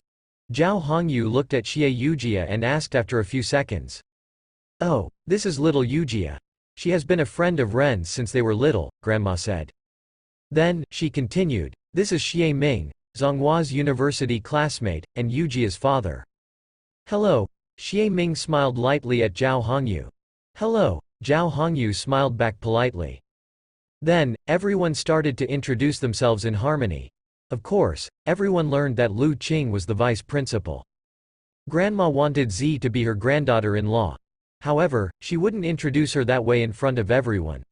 Therefore, Zhao Yanzi's family was introduced to Xie Ming as Hao Ren's family's good friends in East Ocean City. Xie Yujia felt strange when the vice principal stayed with them with his two granddaughters. Does he have a relationship with Hao Ren as well? She thought. Xie Ming just came back from the States today, and Zonghua is going to have dinner with his old friend. Now that you all know each other, would you like to go together? Grandma asked Zhao Hongyu's family. Hee, that's all right. It's been a long time since you saw each other. You should spend more time together, Zhao Hongyu said. She glimpsed at Xie Yujia as she spoke and thought to herself, this girl is really pretty. Her temperament isn't weak at all even though she has never cultivated. She was a world-class architect and was extremely good at appreciating beauty. Even if Lin Li were to stand in front of her with a lot of makeup, she would think that Lin Li was just an ordinary-looking girl. Then, she turned to Lu Qing, Vice Principal Lu. I would like to talk to you in private. Is that okay? Lu Qing said with profound respect, Sure, Mrs. Zhao. After you. A few minutes later, Lu Qing and Zhao Hongyu came back from a few meters away. Then, Yu Yang suddenly said, Vice Principal Lu, may I borrow a few minutes to talk to you as well? Lu Qing looked at Yu Yang. He sure didn't want to reject her either. Of course. In a few minutes, Lu Qing followed Yu Yang back as he wiped his forehead with a handkerchief. Hao Ren looked at Xie Yujia, trying to guess what was going on. Hao Ren assumed she had already learned about him being her little older brother, however, he had no idea what she thought about this. Just like him, Xie Yujia was wondering what Hao Ren's thoughts were on it as well. They were both lost and confused. Zhao Yanzi rolled her big eyes around, trying to analyze the situation. She knew that something was going on between them, yet she didn't know where exactly the problem was. She felt a bit jealous, but she didn't want to admit it. Zhao Yanzi still felt like she didn't like this uncle. However, it made her uncomfortable to see him talking to other girls. I still need to tutor Z today, so I'll pass on the dinner, Hao Ren said abruptly. Everyone including Hao Zonghua and Grandma were surprised at Hao Ren's decision. You haven't seen little Carrot for so long, Ren. Don't you want to catch up with her? Grandma asked. She is my class president, and I have lots of time to catch up with her, Hao Ren answered. Grandma and Xie Ming were both surprised at Hao Ren's words. However, they could tell from Xie Yujia's facial expression that he was telling the truth. In that case, Ren is coming with us. Principal Lu, come along with your granddaughters. It's my treat, Zhao Guang said. Hao Zonghua didn't want to fight over Hao Ren with Zhao Guang. He nodded. Okay, your Uncle Zhao's family came to watch your game today, so you should spend some time with them tonight. You can eat with Uncle Xie tomorrow. When the two groups of people were about to leave, Zhao Yanzi, who stood beside Zhao Hongyu, finally opened her mouth after being silent. Big sister, I would like to talk with you for a bit as well. It was to Xie Yujia's surprise, however, she still nodded. The two of them walked a few meters away from the crowd in front of everyone's gaze. Zhao Yanzi was much shorter than Xie Yujia. They talked facing each other with no emotions whatsoever. The two girls came back after a little while. Zhao Yanzi said to Zhao Guang, "Come on, Dad. Let's go for dinner." Xie Ming looked at Xie Yujia with a questioning look. But she only smiled lightly and said to Hao Zonghua, "Let's go for dinner too, uncle." Yes. Hao Zonghua nodded and waved goodbye to Zhao Guang and the others. The two groups of people left through two aisles. Hao Ren was beside Zhao Yanzi. He wanted to ask what she said to Xie Yujia, but he tried his best to hold it back. Lu Qing and Zhao Guang both parked on the other side of the stadium. They started their cars and left the campus in tandem. Lu Qing had Lu Linlin and Lu Lili in his car while Hao Ren and Zhao Yanzi were in Zhao Guang's car. Zhao Yanzi kept her little mouth shut on the way to the restaurant. Her bright eyes reflected the brilliantly illuminated city, and no one could tell what was on her mind. Zhao Hongyu smiled at Hao Ren in comfort. Then her eyebrows twisted in worry. The restaurant was in the core of downtown. The seven of them sat around a table perfectly. This time, instead of sitting on both sides of Hao Ren, Lu Linlin and Lu Lili sat on one side of him while Zhao Yanzi sat on his other side. The topic was mostly about the sisters. They asked about their lives and if they had adapted to the new environment. However, Hao Ren could sense Zhao Guang was paying a lot of attention to the sisters. This dinner was also a welcome dinner for them. After dinner, Lu Qing took the sisters to Zhao Guang's house. They seemed to have more important issues to discuss. After arriving, Zhao Guang and Lu Qing went up to the attic on the third floor. They even put on a soundproof array formation. Hao Ren noticed the seriousness in their looks. He knew that there must have been some tension in their situation lately. However, instead of asking, he went to Zhao Yanzi's room to help her with her homework questions. As usual, the Lu sisters were happy as long as they could be by Hao Ren's sides. So they went to the room beside Zhao Yanzi's room to rest. An hour later, Lu Qing and Zhao Guang's secret meeting came to an end. Lu Qing went downstairs with a serious look. He called over the sisters and prepared to head back home. Hao Ren took advantage of this opportunity to finish up his lesson. He walked out of Zhao Yanzi's room. "Come back with me, Hao Ren. You can stay at my place, and I can give you a ride to school tomorrow. Let's not bother the Dragon King," Lu Qing said to Hao Ren. "Okay." Hao Ren nodded in agreement. Stay with Elder Lu tonight. I need to do some decorating with my place tonight," Zhao Guang said. Hao Ren nodded. "Take care, uncle." Zhao Guang laughed and patted Hao Ren on his shoulder. "We are fine. Just go with Elder Lu." Then he stopped and said to Lu Qing, "Can Z stay with you tonight as well?" "Sure. Not a problem. I will take good care of Ms. Z," Lu Qing said immediately. Zhao Guang went into Zhao Yanzi's room and talked to her for a bit. Then she walked out of her room, pouting. She had her school bag and a toiletries bag in her hands. "Let's go." Lu Qing walked downstairs and drove away with the four of them. There were city lights in the night. They seemed like floating lanterns through the car window. Lu Linlin and Lu Lili sat on each side of Hao Ren as they each looked to their side of the window. The light reflected on their faces through the window as the car passed by. They looked very beautiful and elegant under the light. The sisters' beauty was beyond words. No wonder the guys would always shout and yell in surprise when they saw them. Zhao Yanzi, however, was in her blue school uniform still. She sat in the passenger seat with her hands holding onto her school bag, falling asleep. "Elder Lu, is something going to happen soon?" Hao Ren finally couldn't hold it back anymore. "No need to worry. It's just that we have heard some big characters from West Ocean are coming here this time. Hence, we need to do some preparations," Lu Qing answered as he gazed into the traffic flow ahead. Chapter 137, Sword Cultivation? Lightning Cultivation? About half an hour later, the vehicle entered a residential area named Flower City. It was a top-tier residential area with high-rise apartment buildings in the high-tech district of East Ocean City. When they drove into the underground garage, Lu Qing woke Zhao Yanzi up, who was soundly asleep with her bag in her arms. Then, the five of them took the elevator up to his apartment. There were 2 apartments on each floor. Although it was not as quiet as Zhao Yanzi's house, it was still a pretty decent place. Lu Qing opened the door and guided them inside. Hao Ren noticed the exquisite interior design of the apartment. There was even a water mini-escape at the entrance which brought a very elegant sensation. The living room was clean and tidy. 3 large couches and a giant flat-panel TV were placed nicely in the spacious area. There were 3 independent bedrooms, a small balcony, an open study area, a kitchen, and a large modern bathroom. It was very luxurious for Lu Qing to live here alone. It must have been very comfy for Lu Linlin and Lu Lily to stay here too.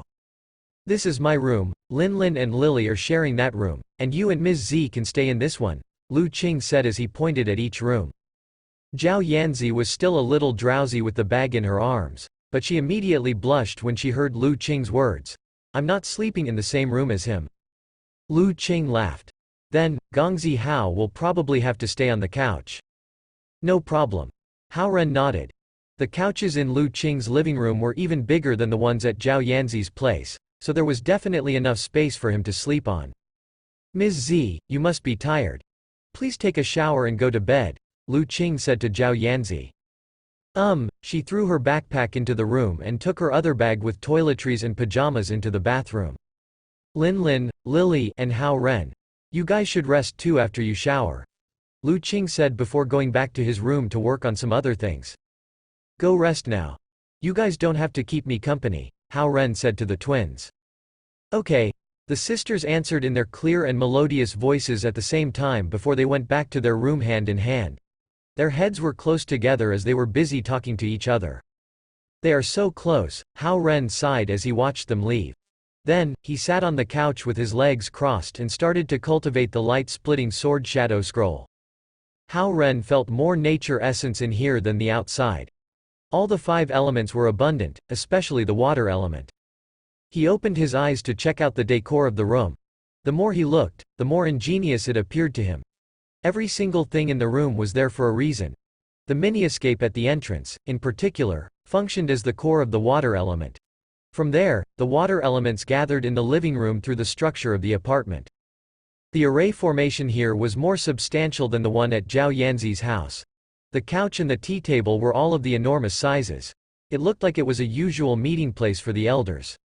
Hao Ren wasn't able to figure out the profound theory of the array formation after some thinking, so he closed his eyes again and started to absorb the 5 elements in the room. The key to cultivating the light-splitting sword shadow scroll was to gather all 5 elements at the same time. Any imbalance would cause failure in leveling up. Because of this, if the elements were to be absorbed at the same time with the same speed, Hao Ren's realm would be very stable. The 5 elements could benefit and counter one another at the same time.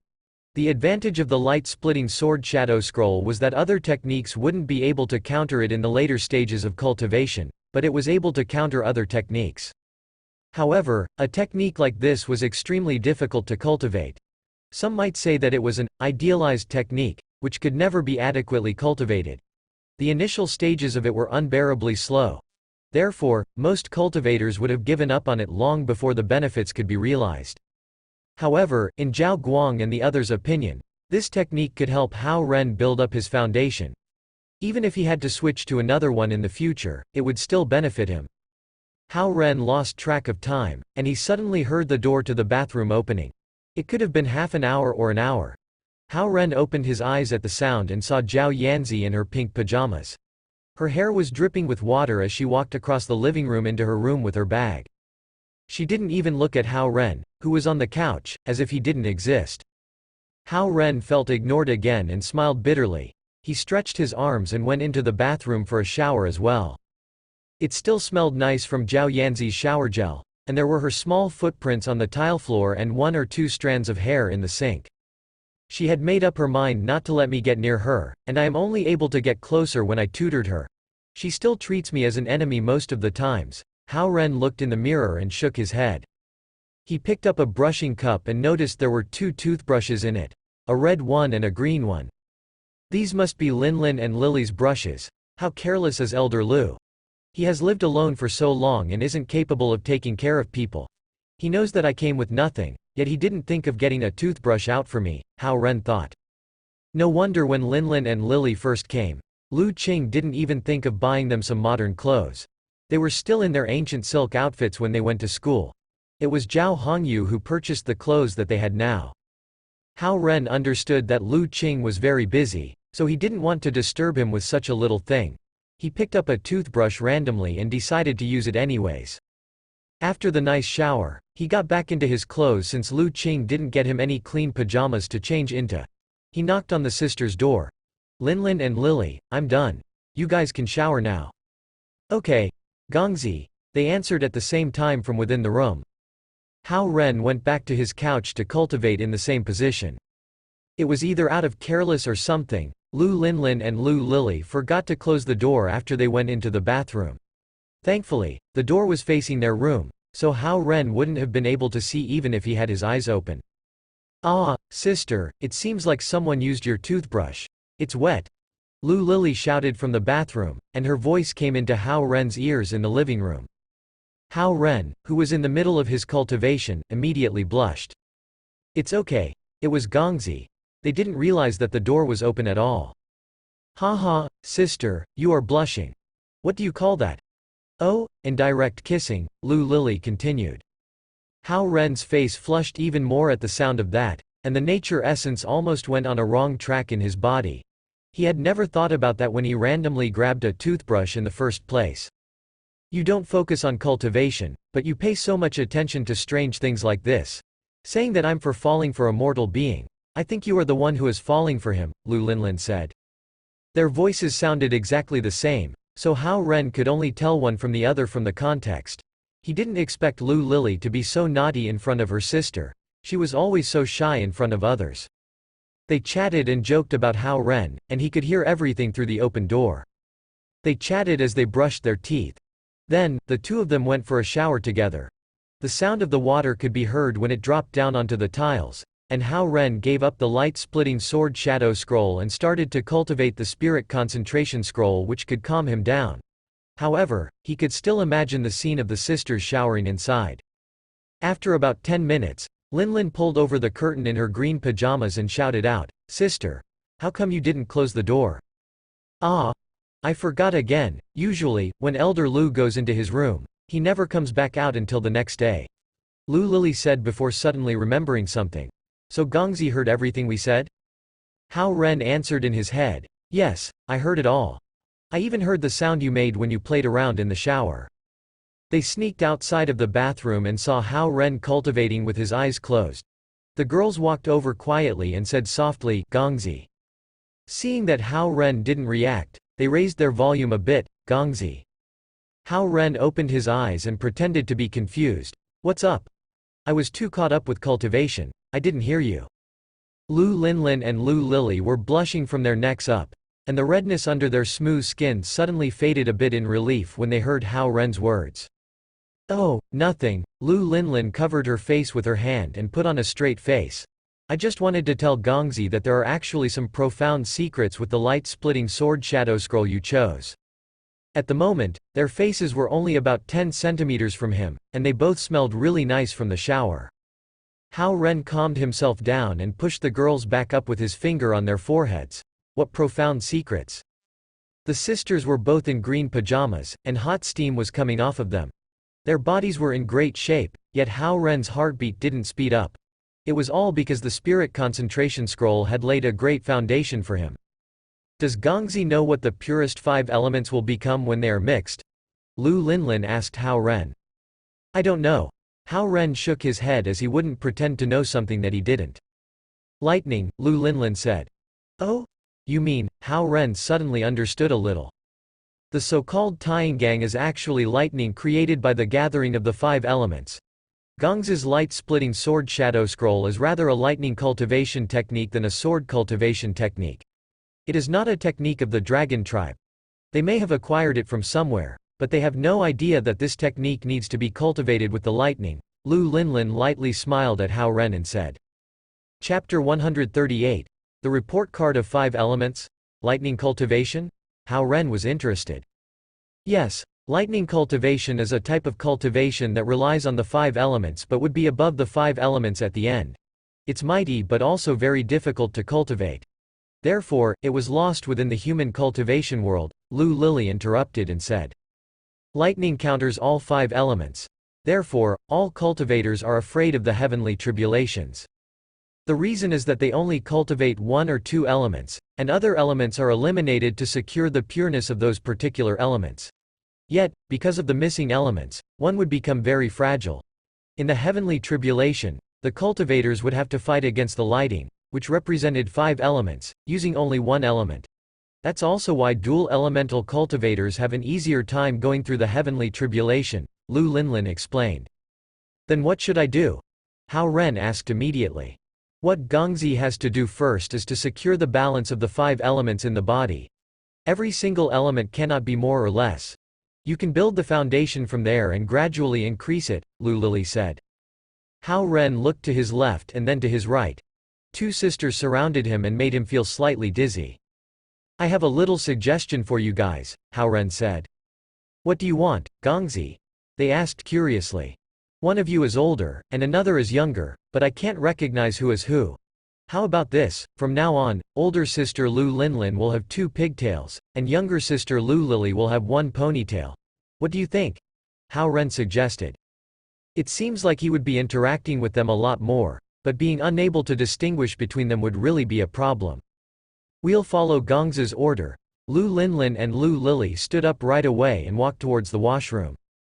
Hao Ren didn't know how to react. He said it casually and didn't expect them to go and make their hair into braids right now. After a few minutes, Lu Linlin and Lu Lily walk out of the washroom. Their hair was to their waists, but now, one had a ponytail extending to her waist, and the other had 2 beautiful pigtails in front of her. Even though their hair was long, it wasn't dry, nor did it have any split ends. Their hair looked like it came out from the ink, both dark and straight. Although they were still wearing the same clothes, it was obvious who was the older sister and who was the younger sister. They circled Hao Ren and giggled, and Hao Ren didn't expect that just by changing their hairstyles, they would become super adorable. Wait for a bit, Gongzi. They smiled at Hao Ren and went into their room suddenly. After a few seconds, they walked out wearing 2 pairs of glasses. Do we look nice, Gongzi? Seeing them in their braids and glasses, Hao Ren held his breath. They are super duper cute, he thought. The sisters looked at each other through the glasses and stuck their tongues out at each other. Yes. Hao Ren could only say that. Beauties were simply different from others. Changing their style casually by wearing a pair of glasses made them look entirely different. See? Gongzi said we look nice. Lu Lily, who had 2 braids, pouted her lips at Lu Linlin and said proudly. Lu Linlin smiled happily. I went to an optical shop near the school today with my younger sister after school. We were just looking around because we thought it was interesting. Then, the guy gave these 2 pairs of glasses to us and didn't even charge us. Hao Ren smiled too. They thought everything was interesting because they just arrived in this environment. However, that guy was shocked by how cute they were when he saw the twins wearing glasses. Alright Gongzi. Let's get back on topic. Lu Linlin, who had a single braid behind her, held up Hao Ren's arm. Let younger sister and I help you with the first step of cultivating the light-splitting sword shadow technique. How are you guys going to help me? Hao Ren asked in a rush as Lu Lily also grabbed his other arm. Of course, it is to balance the 5 elements in your body. Lu Linlin smiled sweetly. Gongzi, take off your clothes. Ah! Hao Ren felt his arms were both controlled by them. But how could a person like him without even reaching Kun level resist 2 people of top-grade Kun level? Lu Linlin and Lu Lily unbuttoned 1 button each with one of their hands and stripped off Hao Ren's top. Gongzi just has to practice the most fundamental spirit concentration scroll. Lu Linlin's sweet voice sounded again. At this moment, Lu Lily was blushing without saying anything. Their delicate hands touched Hao Ren's chest and back. Hao Ren didn't ask anymore. He knew that they were definitely helping him. Therefore, he closed his eyes, threw away the random thoughts, and cultivated the spirit concentration scroll. He was still unfamiliar with the content of the light-splitting sword shadow technique. However, he was very familiar with the spirit concentration scroll because he practiced it every day, whenever he can, even while asleep. The 5 elements quickly revolved and circulated in his body. Lu Linlin and Lu Lily's expressions became serious as they frowned and didn't dare to ignore any details. Metal, 12%, wood, 16%, water, 54%, fire, 11%, earth, 7%. He didn't know if it was Lu Linlin or Lu Lily who reported the numbers in order. "It's done, Gongzi." Their crisp voice sounded again, and they moved their hands away from Hao Ren's body. Hao Ren opened his eyes and saw a piece of paper beside Lu Lily and some data was recorded on it. Lu Lily handed the piece of paper to Hao Ren. "This is the ratio of the 5 elements in Gongzi's body. From this data, Gongzi needs to strengthen the absorption of the 4 elements, metal, wood, fire, and earth. Earth element has an especially low ratio." Hao Ren took over the piece of paper and felt like he was looking at his report card. "You guys know statistics?" Hao Ren looked at the data and put the piece of paper on the side. "Yeah, my younger sister and I have been learning mathematics lately and found many things quite useful." Lu Linlin smiled sweetly again and said. At the same time, Zhao Yanzi suddenly came out of her room. She saw the Lu sisters sitting intimately beside Hao Ren and growled, "I knew that you wouldn't be sleeping." Hao Ren couldn't understand why she was angry suddenly and wanted to explain, but Zhao Yanzi said abruptly again, "Idiot. Jerk, stinky bastard." Hao Ren was scolded by her cluelessly. Lu Linlin was going to say something back, but she was pulled back by Lu Lily. Lu Qing, who stayed in the master bedroom looking at all kinds of documents, heard the quarrels outside, rubbed his head, and pretended he didn't hear anything. Sigh, he was merely an elder. How could he deal with these things? Peng, Zhao Yanzi released her anger and suddenly went back to her room and slammed the door. Lu Linlin and Lu Lily made eye contact with each other, and both felt sympathetic toward Hao Ren. This little Jumu is very tough. Gongzi's life wouldn't be an easy one. "It's getting late. You guys go back and rest too," Hao Ren said to them. "Yes, Gongzi." Lu Linlin and Lu Lily both stood up. They looked very beautiful in their pajamas. Especially when they walked on the floor barefooted. They looked graceful and wonderful. When they returned to their room, Hao Ren looked at his report card, again, sighed. He closed his eyes and began cultivating. Caw. Suddenly, a room's door opened again. Hao Ren opened his eyes and saw Zhao Yanzi holding a pillow as she stood outside her door. "Hey, I can't fall asleep." Chapter 139, A Talented Artist? "Then, I'll sleep with you," Hao Ren thought for a bit and asked. Seeing Hao Ren's reaction, Zhao Yanzi's eyes widened. "Who wants you to sleep with me?" "Then, what can I do?" Hao Ren looked at her innocently. Zhao Yanzi held the pillow and walked in front of Hao Ren. She thought for a bit, sat on the sofa, and curled up her legs. "There's a way I can fall asleep." "What is it?" Hao Ren asked her. "I can fall asleep if you lecture me," Zhao Yanzi said. Ah! Hao Ren was stunned. "I didn't know that my tutoring was that boring," he thought. "But I didn't bring any materials." Hao Ren looked at her again. "Just talk about anything." She put the pillow behind her head, raised up her legs, and hesitated for a bit before laid them on Hao Ren's thighs. Her feet were soft, and they were in soft pink. Hao Ren maintained an upright posture and didn't dare to move randomly. It was apparent that Zhao Yanzi was more superior in their relationship of husband and wife. If Hao Ren touched her at all, she would definitely scream and be very mean to him. "Okay, then I'll talk about anything randomly. The way to calculate definite integral is to utilize the simple formula of calculus." Hao Ren simply talked about the content from his morning class of advanced mathematics. He combined them randomly and spoke according to his memory and comprehension. Zhao Yanzi opened her eyes and leaned her head on the pillow as she listened to Hao Ren's lecture, but she obviously didn't understand. Variable rectilinear motion's position function and velocity function can be used to derive the basic formula of this calculus. Suddenly, Hao Ren asked her, "Do you understand?" "My *SS. There's no way that I understand." Zhao Yanzi gave him a ferocious glare. Hao Ren coughed twice and thought that his little fiancée wasn't reserved at all. He continued to ask her, "What did you say to Xie Yujia at the stadium today?" Why are you so nervous? Zhao Yanzi asked.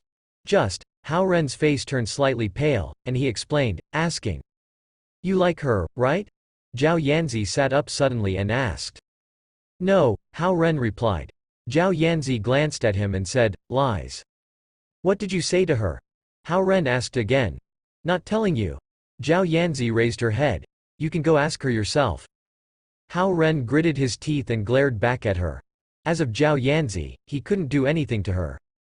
Keep talking. Zhao Yanzi laid down again and used her small heels to kick Hao Ren's thighs. Hao Ren grabbed her small feet and put them on his thighs. He had a headache when he talked to her about the content of advanced mathematics as well. So he switched to history and said, speaking of the big traitor in history, Yansong, he was actually a man of honor as well. Historical records said that he was huge and tall, had great facial features, and was talented. However, he was actually trained to be a traitor by Emperor Jiajing. First.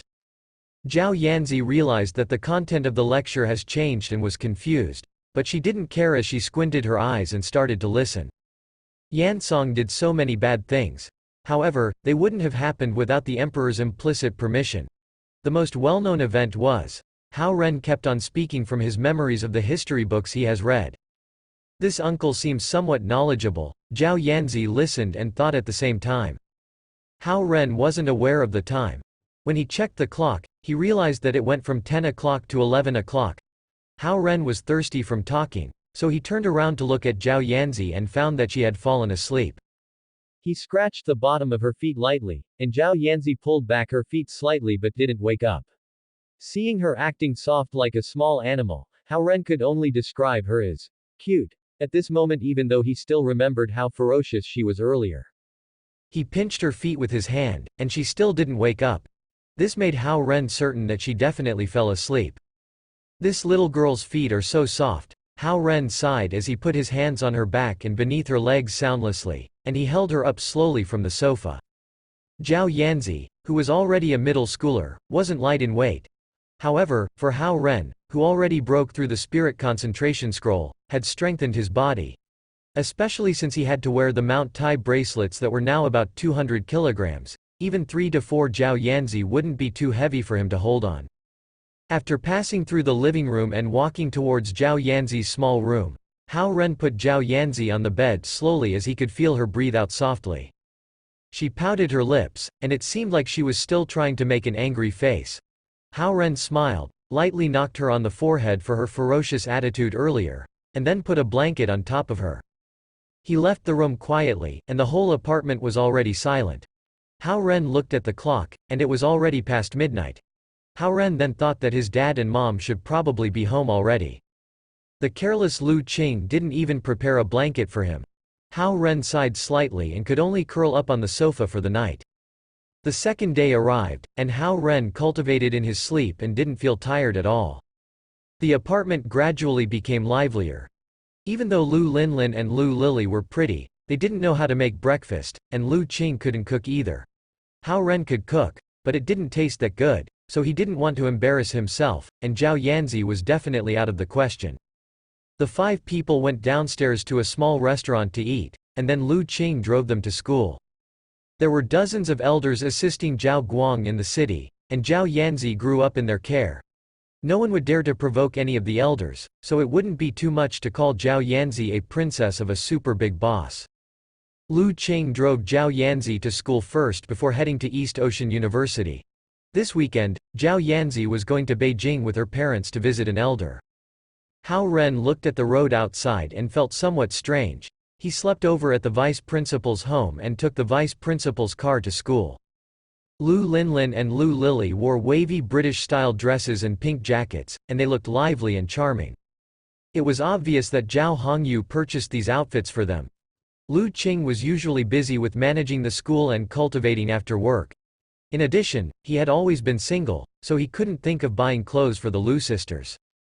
They were so perfect that it seemed like they had walked out of an anime, and their hairstyles were now also very special.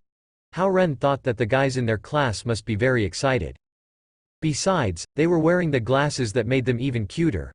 By the time they entered the classroom, they would cause a big scene for sure. The car entered the school and stopped behind the administrative building. Hao Ren walked down with the Lu sisters and rushed towards his dorm when no one else was around. If anyone found out that he came to school in Lu Qing's car with the Lu sisters, he didn't know what kind of bloodstorm it would cause. Zhao Liren and Cao Ronghua came up to him immediately when he returned to the dorm. "Brother Ren, I admire you. You're my idol." "Where's Zhao Jiayi?" Hao Ren asked them. "He went out to eat with the basketball team and drank a lot. He's still sleeping right now," Zhou Liren said. Hao Ren nodded and grabbed his textbooks. "Let's go to class." "Hey, you're too calm." Zhao Liren dragged onto Hao Ren and asked, "Be honest with us, who are the two beauties beside the vice principal?" "What's up? Why are you so excited?" Hao Ren glanced at him. "All the guys at school were asking about them after the basketball game. Their dance video has become the most viewed video on our school's blog," Zhou Liren said and turned on his cell phone. "Look here." Hao Ren came close to take a look and saw Lu Linlin and Lu Lily wearing sleeveless shirts and red short skirts as they waved the pom-poms and danced. "It's not that revealing," Hao Ren said. "It's not about being revealing or not. They look so gorgeous." Zhou Liren took his cell phone back excitedly. "They would be the most popular girls in the school." "Can there be two most popular girls?" Hao Ren frowned. For a long time, he never thought that Linli was good-looking, and her temperament wasn't as good as Xie Yujia's either. "Twins are allowed. Didn't you know that? Even the people from the nearby universities want to check them out. If there's a rating of the most popular girls in the universities in the region, these twins would be number one," Zhou Liren said proudly. Hao Ren was speechless towards him. If he could put half of the enthusiasm towards his studies, his grades would probably be the first or second in the faculty. Seeing Hao Ren grabbing his textbooks and walking out of the room, Zhou Liren followed behind him and yelled, Brother Ren, you're so close with the twins. Ask them to come for a meal. I don't have a lot to ask. I just want a picture with them. A picture is enough." Cao Ronghua followed behind them as well. He couldn't understand Hao Ren anymore. He used to think that Hao Ren couldn't even find a girlfriend. But unexpectedly, all the girls Hao Ren was interacting with recently were all on the goddess level. As they walked out of Green Hill Cafeteria, Hao Ren found that the banner promoting the basketball game was changed. "Welcome famous artist Qin Xiaoyang to East Ocean University for a personal art exhibition." Hao Ren nibbled on the Utiao one, walked to the academic building, and asked Zhou Liren, "Who's Qin Xiaoyang?" Zhou Liren wanted to show off his knowledge and said immediately, "I've heard about Qin Xiaoyang. He's known as Asia's most talented artist. He's actually similar to Lu Qian too, who does magic tricks. Because he looks handsome, he has had some exhibitions and has fans of his own." Seeing Hao Ren becoming somewhat interested, Zhou Liren continued, "He's coming here for an exhibition next week. I heard that the girls from the art faculty are super into him. They've been excited for the past 2 days when they heard that he is coming. They've been yelling and screaming in the dorm building next to ours all day long." Sigh. Hao Ren hadn't been living in the dorm lately. Besides, he wouldn't pay as much attention to the activities going on in the girls' dorm building as Zhou Liren. Having the girls being so crazy all over him, he sounds like a super handsome guy. Hao Ren finished nibbling on the Utiao and wiped his hands. Then, he walked towards the academic building. Chapter 140. An evident swank. Friday's classes were probably the most relaxing classes of the week. Hao Ren and the guys only needed to take 2 fundamental courses in the morning and could go back home after lunch. When Hao Ren, Cao Ronghua, and Zhou Liren arrived in the classroom, it was almost full. However, Yu Rong saved them a few seats at the back. Hao Ren held his textbooks, sat down, and looked at the front habitually. However, he noticed that Xie Yujia didn't come today. The seat beside Ma Lina was empty. It was a minute before class starts, but Xie Yujia was absent. Hao Ren's heart suddenly felt empty. Yet, when he thought about it again, it was normal for her to be spending time with her dad, who hasn't come back to the country in a while. After the lecture started, Yu Rong came up to him. "Ren, you did great in yesterday's basketball game." Hao Ren smiled at him and continued to organize his tutoring material. Seeing Hao Ren didn't reply, Yu Rong came close to him again and said, "Ren, why don't you introduce us to those twin girls?" "Get lost." Hao Ren waved his hand and shooed him away. "They are first-year students, and they are super beauties as well. Ask them out for a meal." Yu Rong continued to instigate. Yu Rong finally used his final move when he saw that Hao Ren was still doing his own things and didn't bother to talk to him. I have important news. Do you want to know? Speak. Hao Ren finally raised his head. It seems like Huang Zuji wants to pursue the twin girls, Yu Rong said. Hao Ren sneered in disdain and continued to organize the tutoring material. He thought it was an important piece of news, but it turned out to be such a trivial matter. Lu Linlin and Lu Lili were both Kun-level masters, and their existences were something Inspector Su Han dreaded. They could kill Huang Zuji just by pinching a finger, and he didn't need to worry about this at all. Yu Rong was surprised when he saw Hao Ren ignoring this news. Why doesn't Hao Ren care about this news? Isn't he afraid that Huang Zuji will cause trouble, or could it be that the relationship between the twins and him is normal? Yu Rong thought. Sigh. You guys know that the girls have been excited lately. The legendarily handsome Qin Xiaoyang is hosting a personal exhibition at our school next week. The guys, who were on the other side of the table, chatted at a low volume since the lecture was too dull. Yu Rong was bored with Hao Ren's reaction and went up to them immediately. I know. He's the guy with the golden eyes, right? I've seen him on TV before. He looked alright, just slightly worse compared to me. Golden eyes? Hao Ren stopped moving the pen in his hand and concentrated. He then raised his hearing. Now, he could not only hear Yu Rong's conversation but also the girls' discussion in the front of the room. I heard that Qin Xiaoyang is really good looking. Don't know how he looks in person though. I have his poster. It was from a magazine. Many female celebrities seem to like him. His oil paintings received many awards internationally. I heard that his traditional Chinese painting is also very good.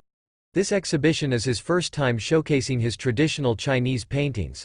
Many well-known figures from the art community are coming too. The few girls in the class discussed in whispers, and they seemed to be slightly excited as well. Even these girls in this faculty have heard of this Qin Xiaoyang. It seems that this Qin Xiaoyang is indeed handsome and talented, Hao Ren thought. And his eyes are golden and very charming, a girl said again. Golden? From wearing colored contact lenses? No, the golden color is actually from his golden pupils. Rumor said that he's mixed and that's why he's good looking. However, he said his parents are both overseas, and they're both Chinese citizens. He went to France for 2 years and just came back to his home country again, another girl said. Hao Ren could only obtain this much information after listening to their conversations. Therefore, he began paying attention to the lecture and continued to organize the tutoring material. These 2 Mount Tai bracelets have been getting heavier and heavier now, and it probably meant that his cultivation had been improving. According to what the Lu sisters had said, as long as the 5 elements in his body reach the equilibrium, he would successfully reach Kan level. There were only 2 weeks left until Zhao Yanzi's birthday party. Ding, ding, ding. This chapter's initial release occurred on the November E.L. Bean site. The 2 lectures in the morning ended.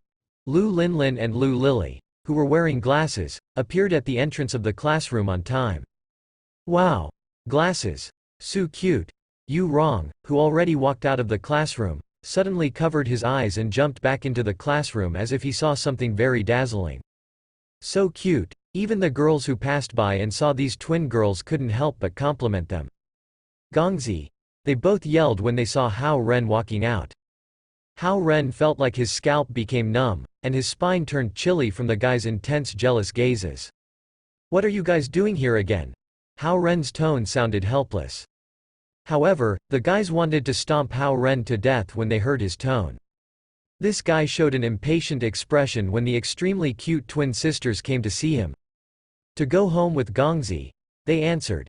Yu Rong and the others, who stood on the side, almost had their eyes pop out when they heard this answer. If Su Han was the superior beauty who one couldn't get to see often, then these 2 were actual beauties who lived in the real world. Let's go. Let's go. Hao Ren waved his hand helplessly because this was not a good place to talk. Seeing Hao Ren leading the 2 girls to the stairs, all the guys began yelling together in their minds, it's too despicable and too shameful. Walking out of the academic building, Hao Ren still felt like many eyes were on him. Yet, it didn't feel like people were surrounding him anymore. Why aren't you guys going back home but follow me? Hao Ren asked them. We said last time, it's to visit Taijun, Lu Linlin said. Hao Ren sighed again, this isn't necessary. Grandma already had Zhao Yanzi and Little Carrot. She probably couldn't take it if Little Linlin and Little Lily were added. Lu Linlin and Lu Lily didn't talk but insisted on following Hao Ren. It looked like they would follow as well even if Hao Ren went on a bus. Hao Ren. Suddenly, a clear voice came from the side. Hao Ren turned his head and saw Su Han, who was dressed in white, standing underneath the shade of a tree not so far away. Hao Ren saw that the guys passing by were looking at him with murderous gazes. He endured the discomfort of being in the center of the attention, led the two beauty followers, and walked towards her. "What's the matter, Su Han? You picked the light-splitting sword shadow scroll as your main cultivation technique?" Su Han asked directly. "Yeah." Hao Ren nodded. "Ah, I have been too busy for the past 2 days and didn't have time to come to see you." "You're not busy. You're just afraid of me, right?" Su Han glanced at him coldly. "Don't worry. I won't add any imprisonments on you again. I'm just here to remind you that the light-splitting sword shadow scroll isn't easy to cultivate. You should change to another one when it's still early." "I'm not changing. This cultivation technique is slower, but it's stable," Hao Ren replied. Su Han didn't persuade more since Hao Ren already made up his mind. He changed the subject and said, "There are still 2 weeks until Zi's birthday. Starting next week, come to cultivate in my office for 2 hours every day." "Okay." Hao Ren accepted right away. "Also, there was a Lee-level river dragon in your basketball game yesterday. But it seemed like he was just there for fun and didn't try his best," Su Han said. "Lee-level?" Hao Ren was slightly surprised because that was 1 level higher than Con level. "When you're at Con level, you'll be able to see other dragons," Su Han said. Hao Ren nodded. They looked at each other and were silent for a few seconds. "That's it," Su Han said. A cold wind blew. Hao Ren thought there was more, but who knew that Su Han was already finished? She really was an icy beauty. Su Han turned around and walked towards her office. Hao Ren looked at her graceful figure. He couldn't help but sigh when he thought that he has been skipping classes quite often recently and he had to go to her office for training every day now. "Linlin, Lily, don't follow me on Zi's birthday. There will be many hidden masters appearing. You guys won't be safe following me around." Hao Ren walked towards the entrance of the school and said. We won't participate in Dragon Tribe's gathering. However, we heard from Elder Lu that it'd be safe if Gongzi cultivates to Con level," Lu Lily said with a smile. From her perspective, it seemed like cultivating to Con level was a very easy thing to do. Hao Ren returned to the southern dorm, put his textbooks back in the room, took his small bag, and prepared to bring some snacks back over the weekend. Beautifully dressed Lu Linlin and Lu Lily waited downstairs. If those guys saw this scene, they would stomp Hao Ren to death due to jealousy. Making the 2 beautiful girls waiting for him outside of the dorm building as he slowly organized his things in the room. This was such an evident swank. Such a glorious sophomore. When Hao Ren walked to the bus stop, Huang Zuji's voice suddenly sounded. Hao Ren turned over and saw Huang Zuji leading a bunch of henchmen and waiting near the bus stop. Lu Linlin and Lu Lily felt the hostility, walked up 2 steps spontaneously, and blocked Huang Zuji. You have 2 little bodyguards." Huang Zuji swung his arm and said with a smile. He was wearing an athletic vest that showed off his solid muscles. After all, he has practiced rock climbing for a few years. "Linlin, Lily, come back!" Hao Ren yelled. He was worried that if they fought without knowing the consequences, Huang Zuji would be knocked into the sky. "I know that I screwed up the recruitment for your club last time and you didn't feel good about it. You can come at me if you want." Hao Ren took 2 steps forward and said, "We can arm wrestle since you want to show off your muscles." Hao Ren was wearing a shirt that he had been wearing for 2 days, and he couldn't compare himself with the handsome Huang Zuji in terms of appearance. Also, his skinner arms underneath his sleeves couldn't even be comparable to Huang Zuji's arms. Huang Zuji indeed endured a week of anger. However, before the basketball game, Hao Ren was still a member of the basketball team, and Huang Zuji didn't dare to provoke Xie Wanjun. Since Hao Ren decided not to join the basketball team, Huang Zuji had one less thing to worry about and decided to fight against Hao Ren since Hao Ren was on a roll right now. Not only was he close to Su Han but also the twin girls who just enrolled at the school. They followed him everywhere and made everyone envious. Huang Zuji wasn't scared to reveal his motive. He was jealous. Lu Linlin and Lu Lily were the vice principal's granddaughters. Other people didn't dare to pursue them, but he was not afraid. The moment they appeared on the basketball court, he felt like he had to pursue them. Su Han was his long-term goal, and these two beauties who just enrolled in the school were his short-term goals. No matter what methods he had to get to know them and approach them. They were beauties who would make people's hearts skip a beat.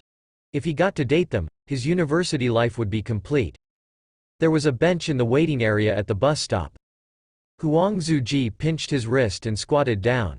Hao Ren rolled up his sleeves and squatted down as well. They locked hands. Huang Zuji's henchman counted down, 3, 2, 1. Pa. Almost immediately, Huang Zuji's hand was pressed underneath Hao Ren's. Hao Ren wiped his hand, stood up, and waved his hand. Let's go, Linlin, Lily. The bus is here.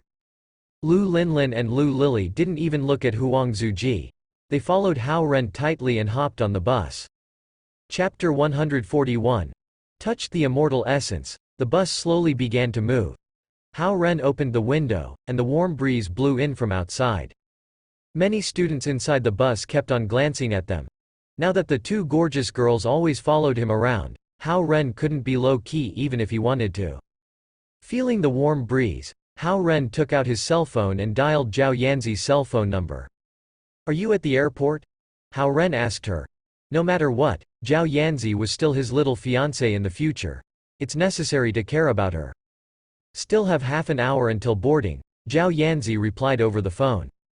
The weather forecast said that there'd be light rain in Beijing these 2 days. It's a bit chilly. Remember to dress warm, Hao Ren said. Hypocrite. Zhao Yanzi shouted on the phone. However, she was bored in the waiting lounge, and there wasn't much to text about with Ling anymore. She felt slightly moved when Hao Ren suddenly called and was concerned about her. Fine, I'm being fake. Hao Ren was a bit helpless. Are you coming back on Sunday? The plane leaves in the evening. Remember to come back and do your assignments, Hao Ren said. So annoying. Cut it out. Zhao Yanzi hung up the phone angrily. Hao Ren put down his cell phone. What did I say wrong? The bus moved up stop by stop. Hao Ren used the light-splitting sword shadow technique secretly to absorb the 5 elements. He absorbed water elements without any obstacles, but it was difficult for him to sense the other elements and absorb them. The more anxious he was, the more chaotic his mood became. Soon, the 5 elements mingled around him, and he couldn't even tell where the water elements were. Gongzi, you can't be anxious when you cultivate, Lu Linlin said when she saw Hao Ren frown as if he was obsessed. Hao Ren opened his eyes and smiled. This earth element is indeed hard to feel. Lu Lily, who was beside him, covered her mouth and laughed. Gongzi is so simple. To sense the earth element, it obviously will be best to be standing on the ground. You're sitting on a metal chair and trying to sense the energy of the earth. How could you make progress focusing on the wrong thing? That's it. Hao Ren understood completely. When he cultivated the spirit concentration scroll, he absorbed pure but mixed energy of 5 elements with more water within. If he wanted to absorb a single elemental essence, he had to go to the specific places to cultivate. Gongzi's amber is a water elemental accessory. It can help you sense the water element, and that's why the water element is the most abundant element inside Gongzi's body. Lu Lily looked at Hao Ren's chest and said. Hao Ren touched the little accessory that Zhao Yanzi gave him and nodded. Gongzi, there seems to be a fluctuation of array formation, Lu Linlin suddenly said. Fluctuation of array formation? Hao Ren was confused. It seems like some people are fighting here, Lu Linlin nodded. Hao Ren looked in the direction they were pointing but saw nothing. Hee, we forgot that Gongzi isn't at con level yet. Lu Linlin grabbed Hao Ren's palm, and pure energy of the 5 elements entered into Hao Ren's body from his arm. Pa. Hao Ren suddenly felt he had broken through to the con level and his body became light. His gaze followed the direction that Lu Linlin pointed towards and saw 2 people inside a dark red sphere in the sky. Blue lights could be seen on them. He couldn't hear the sounds but could see icy rain flash and a white sword swing inside the dark red sphere. It seemed to be very intense. 2 juniors of Gen level are fooling around. Lu Lily watched for a while and said. Yeah. Lu Linlin let go of Hao Ren's palm. Elder Lu mentioned that in the regulations of the dragon tribe, A dark red zone means a practice battle, and a white zone symbolizes a battle of life and death. As the pure energy exited, Hao Ren's head felt dizzy. He looked up again at the sky and saw the blue sky and white clouds and the sunny weather as if everything was normal. After a while will be the little Jumu's birthday. It seems like some seniors already brought playful juniors and arrived early in East Ocean City, Lu Lily said. After they chatted for a while, they suddenly noticed Hao Ren's confused look. Then, Lu Linlin said in a hurry, I'm sorry, Gongzi. I suddenly took away the 5 elemental essences and forgot that you're not used to it. It's fine, Hao Ren waved. Lu Linlin saying, I forgot that Gongzi isn't at the con level yet, struck him hard. After all, he would still be a mortal without reaching the con level. After stepping into the con level, he would really enter the door of cultivation, and the world he sees would be totally different. In fact, my younger sister and I can give you the 5 elemental essences and make Gongzi break through to the con level. However, the realm won't be stable if you don't cultivate it on your own, Lu Linlin said, comfortingly. I believe that Gongzi will be very strong in the future, Lu Lily also said with comfort. Hao Ren smiled. Having 2 followers of top-grade Kun level gave him quite a bit of pressure. Gongzi, you actually have your own merits, like English, advanced mathematics, university physics. You also play basketball too, Lu Lily said again immediately. Alright, you don't have to comfort me.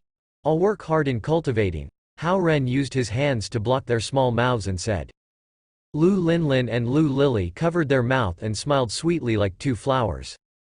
They didn't know why they felt happy when they followed Hao Ren around. It might be because of their curiosity or interest. In their minds, Hao Ren had a temperament that was hard to describe. Most of the time he had a gentle character that tolerated everything, but sometimes he had the courage that was sharp enough to cut everything off. Mortals could also be this interesting. It was still sunny outside as the bus traveled at a moderate speed. The bus stopped at the bus stop near the beach resorts in Seafront District. Hao Ren carried his bag and walked to the small villa near the sea. Lu Linlin and Lu Lily followed Hao Ren under the scorching sun. This part of the road would take half an hour to walk. However, the Lu sisters weren't as weak as they seemed. Their stamina was better than Hao Ren. When they arrived at the house, Hao Ren opened the door and didn't know how to explain things to Grandma. All of a sudden, he heard a girl's voice inside the house. They were both surprised when they saw each other. Hao Ren saw Xie Yujia wearing a white apron and was carrying a fish in her hands. Xie Yujia saw Hao Ren carrying his bag home with 2 beautiful girls. Why are you here? Hao Ren asked foolishly. You're back, Ren. Hao Zonghua walked out of his room when he heard Hao Ren's voice.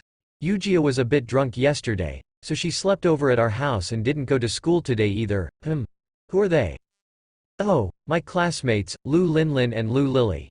They wanted to visit my house, Hao Ren answered. Hello, uncle, Lu Linlin and Lu Lily said sweetly to Hao Zonghua. Hao Zonghua was slightly dazed. Then seeing Xie Yujia was carrying a fish, he said, Oh, you finished killing the fish? Steam it then. Grandma likes to eat steamed fish. Yes, uncle. Xie Yujia nodded, brought the fish and walked into the kitchen without looking at Hao Ren. She looked like a great wife and wise mother when she tied her hair up and wore an apron. Yu Yang walked out of the kitchen wearing sleevelets. She saw the 2 pretty girls standing beside Hao Ren, and her facial expression changed. Why did you bring more girls back home? Hello, Auntie. Lu Linlin and Lu Lily called Yu Yang sweetly again. Yu Yang was originally going to pull a face, but seeing them being so polite, she couldn't be too mean to them as an elder either. Her tone softened. Never mind. Since you guys are here, let's eat together. Xie Yujia drank quite a bit of alcohol last night and spoke some gibberish at the end. Yu Yang felt sorry for her and had her stay over. She also made Xie Yujia stay at her place to comfort her. Who knew Hao Ren would bring 2 girls home? Yet, she wasn't the type of evil mother who would kick guests out of the house. Even though she had some complaints in mind, she didn't want to show it on the outside. Have your classmates sit down. Lunch will be ready soon. Yu Yang turned after she finished speaking and went to help Xie Yujia in the kitchen. Xie Yujia was the main cook today and was going to make something delicious. As an elder, Yu Yang was only an assistant. Hao Ren got snubbed and felt his mind was in a turmoil because he didn't expect Xie Yujia to be at home. He pointed at the sofa in the living room. Linlin, Lily, find a place to sit. Yes, Gongzi. Lu Linlin and Lu Lily nodded and found a spot to sit in the living room. Hao Ren put down his bag and walked into the smoky kitchen. Xie Yujia, who wore a white apron, was steaming the fish. Her hair was pulled up, and it revealed her fair skin in the warm kitchen. There were a few drops of sweats by her ears. It was obvious that she had worked very hard, and it was a pretty difficult task as well. She didn't say anything when she saw Hao Ren squeeze in. She lowered her head to look at the braised pork in another pot. The heat was steaming. Her face was red and formed an apparent contrast with her pale white neck. Hao Ren got snubbed and could only ask Yu Yang, "Mom, did the class president live at our house yesterday?" "What class president? Call her Yujia." Yu Yang scolded him. "Alright. Mom, did Yujia live at our house yesterday?" Hao Ren could only repeat the question. "Yeah. Uncle Xie and her both slept at our house yesterday. Yujia stayed over in your room, and I slept with your grandma," Yu Yang said. "The class president stayed over in my bedroom." Hao Ren felt weird. Yujia seemed to be a bit drunk yesterday. She felt dizzy this morning, so I didn't let her go to school, Yu Yang said. She said you're coming back at noon and wanted to make a delicious meal for you. Auntie. Xie Yujia, who seemed to be concentrating on cooking the braised pork, suddenly interrupted Yu Yang and corrected her. "I'm cooking for you guys, not just for him." Okay. Yu Yang nodded continuously and looked at Hao Ren. "Anyhow, why don't you thank Yujia?" "Thank you very much, class president," Hao Ren yelled out, but halfway through felt it sounded wrong and decided to rephrase it. "Thank you very much, Yujia." After he finished saying this, he thought it felt slightly awkward again and shut his mouth. Changing from calling her class president to the intimate Yujia was something he was still not used to it. Yet, they used to be childhood sweethearts a long time ago. There didn't seem to be anything wrong addressing her this way either. Seeing Hao Ren act awkward, Xie Yujia smiled. "Alright, it's nothing. Just thanking your parents for treating us.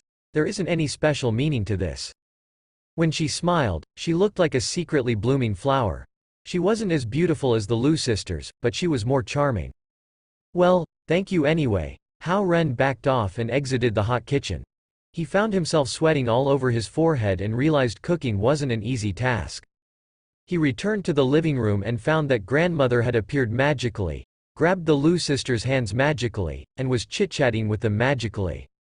Grandma actually won't say no to anyone. Hao Ren's sweat fell down. He walked over. "Grandma, they are Lu Linlin and Lu Lily. They came to the beach to play today." I saw them yesterday. Such delicate girls," Grandma smiled and said at the same time. As she talked, she also pinched their smooth faces as if she was pinching two dolls. Hao Ren couldn't stand his grandmother. As long as they are beautiful girls, she would take them all. What kind of attitude was this? The Lu sisters and grandmother seemed to get along well. They could chat about all kinds of strange anecdotes, all sorts of local customs, and all types of legends of the gods and monsters. Hao Ren couldn't help but admire their knowledge. "Ren, these two little girls, Linlin and Lily, are so nice. After chatting with them for a while, I feel a lot better," grandmother stood up and said. Lu Linlin and Lu Lily looked at each other and smiled secretly. When grandmother grabbed their soft hands, they also used the energy of the 5 elements to adjust grandma's body and eliminated the remaining illnesses. It would be weird if she still had no energy. This result was way more effective than Zhao Hongyu's way of utilizing ingredients, elixirs, and pills. Not everybody could touch their bodies. If one could touch their hands, it must be a profound fortune. If grandma knew about their identities, in her concept, she would know that she touched the immortal essence. "You little girls are great and know so much more than little Z. Visit here often during the weekends from now on," grandmother looked at them pleasantly and said. "Sure." They promised before Hao Ren had a chance to interrupt. Visiting here every weekend to talk to grandma while nursing her body at the same time would count as repaying Hao Ren for saving their lives. Hao Ren could only sigh when he saw Grandma, Linlin, and Lily smiling at each other. Whatever, grandma is at this age already. As long as she's happy, she can do whatever she wants. Lunchtime. Yu Yang carried the dishes out from the kitchen. Xie Yujia also followed her from the kitchen. She already took off the apron and let her hair down. This made her look tranquil and gentle. Come, Yujia, come and sit beside me. Grandma waved at Yujia as an act of intimacy. The table was set with lots of dishes, and every single one seemed to be delicious in its color, flavor, and taste. It was obvious Xie Yujia put lots of effort into cooking this lunch. Hao Ren didn't expect that the normally hard-working Xie Yujia, who also studied when she was at home, would be so good at cooking. At a young age, her cooking skills were on par with Zhao Hongyu's. Xie Ming and Hao Zonghua, who were talking about national affairs, came to the living room when they smelled the aroma. Hao Zonghua laughed brightly. Haha, Yujia is our big hero today. Uncle, it's what I should do. Xie Yujia smiled refreshingly and elegantly. Would you stay with us this weekend, Yujia? Grandmother asked in a tone of inquiry. In grandmother's mind, Yujia was pretty, considerate, and also cooked well. Her personality was also gentle and was an excellent candidate for granddaughter-in-law. However, she also had little Z in mind. That's why she was indecisive. There's no need. I'll be heading back after lunch. Xie Yujia glanced at Hao Ren, glanced again at the two unexpected guests, Lu Linlin and Lu Lily, and said, I have turned my heart to the moon, but the moon shines upon the ditch one. Chapter 142. Data cultivation method. After lunch, Lu Linlin and Lu Lily were very interested in touring Hao Ren's bedroom. Yu Yang wasn't fond of these sisters, but she didn't say anything because grandma liked them. Hao Ren couldn't stand the harassment of the Lu sisters and could only bring them to his bedroom. Xie Yujia also followed them because she still had some things left in Hao Ren's bedroom. The bedroom window faced the sea, and the view was great.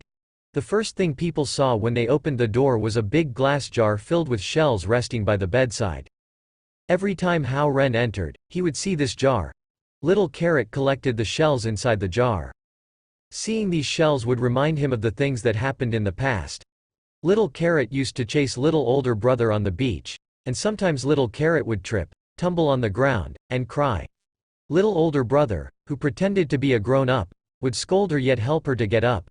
Then, two beautiful shells would appear in his hands. The moment the group walked into the room, Hao Ren's and Xie Yujia's eyes landed on the glass jar. Hao Ren suddenly discovered that the shells were moved from their original positions. He guessed that when Xie Yujia stayed over in this bedroom last night, she opened the jar, poured the shells out, and counted them one by one. Every single shell symbolized a small piece of memory. I wore your mom's clothes today. I'm just going to grab my clothes from here. Xie Yujia walked to the bedside and picked up a plain-looking white t-shirt. Lu Linlin and Lu Lily set up a small invisible 5-elemental array formation while Hao Ren and Xie Yujia were talking. This array formation could help Hao Ren sense and absorb the 5 elements. Finished touring? There isn't anything special, right? Hao Ren looked at the twins and said. It is very normal. Lu Linlin stuck her tongue out. Hao Ren glanced at her, didn't say anything, and exited the room. Xie Yujia, who held her clothes in her hand, felt terrible when she saw that the cute Lu sisters were already so close and so intimate with Hao Ren in just a few days. Why don't Yujia and Ren go to the beach and reminisce about your childhoods? Grandma didn't want Xie Yujia to go back so early, so she made a suggestion. Grandma, I still have to visit my relatives with my dad.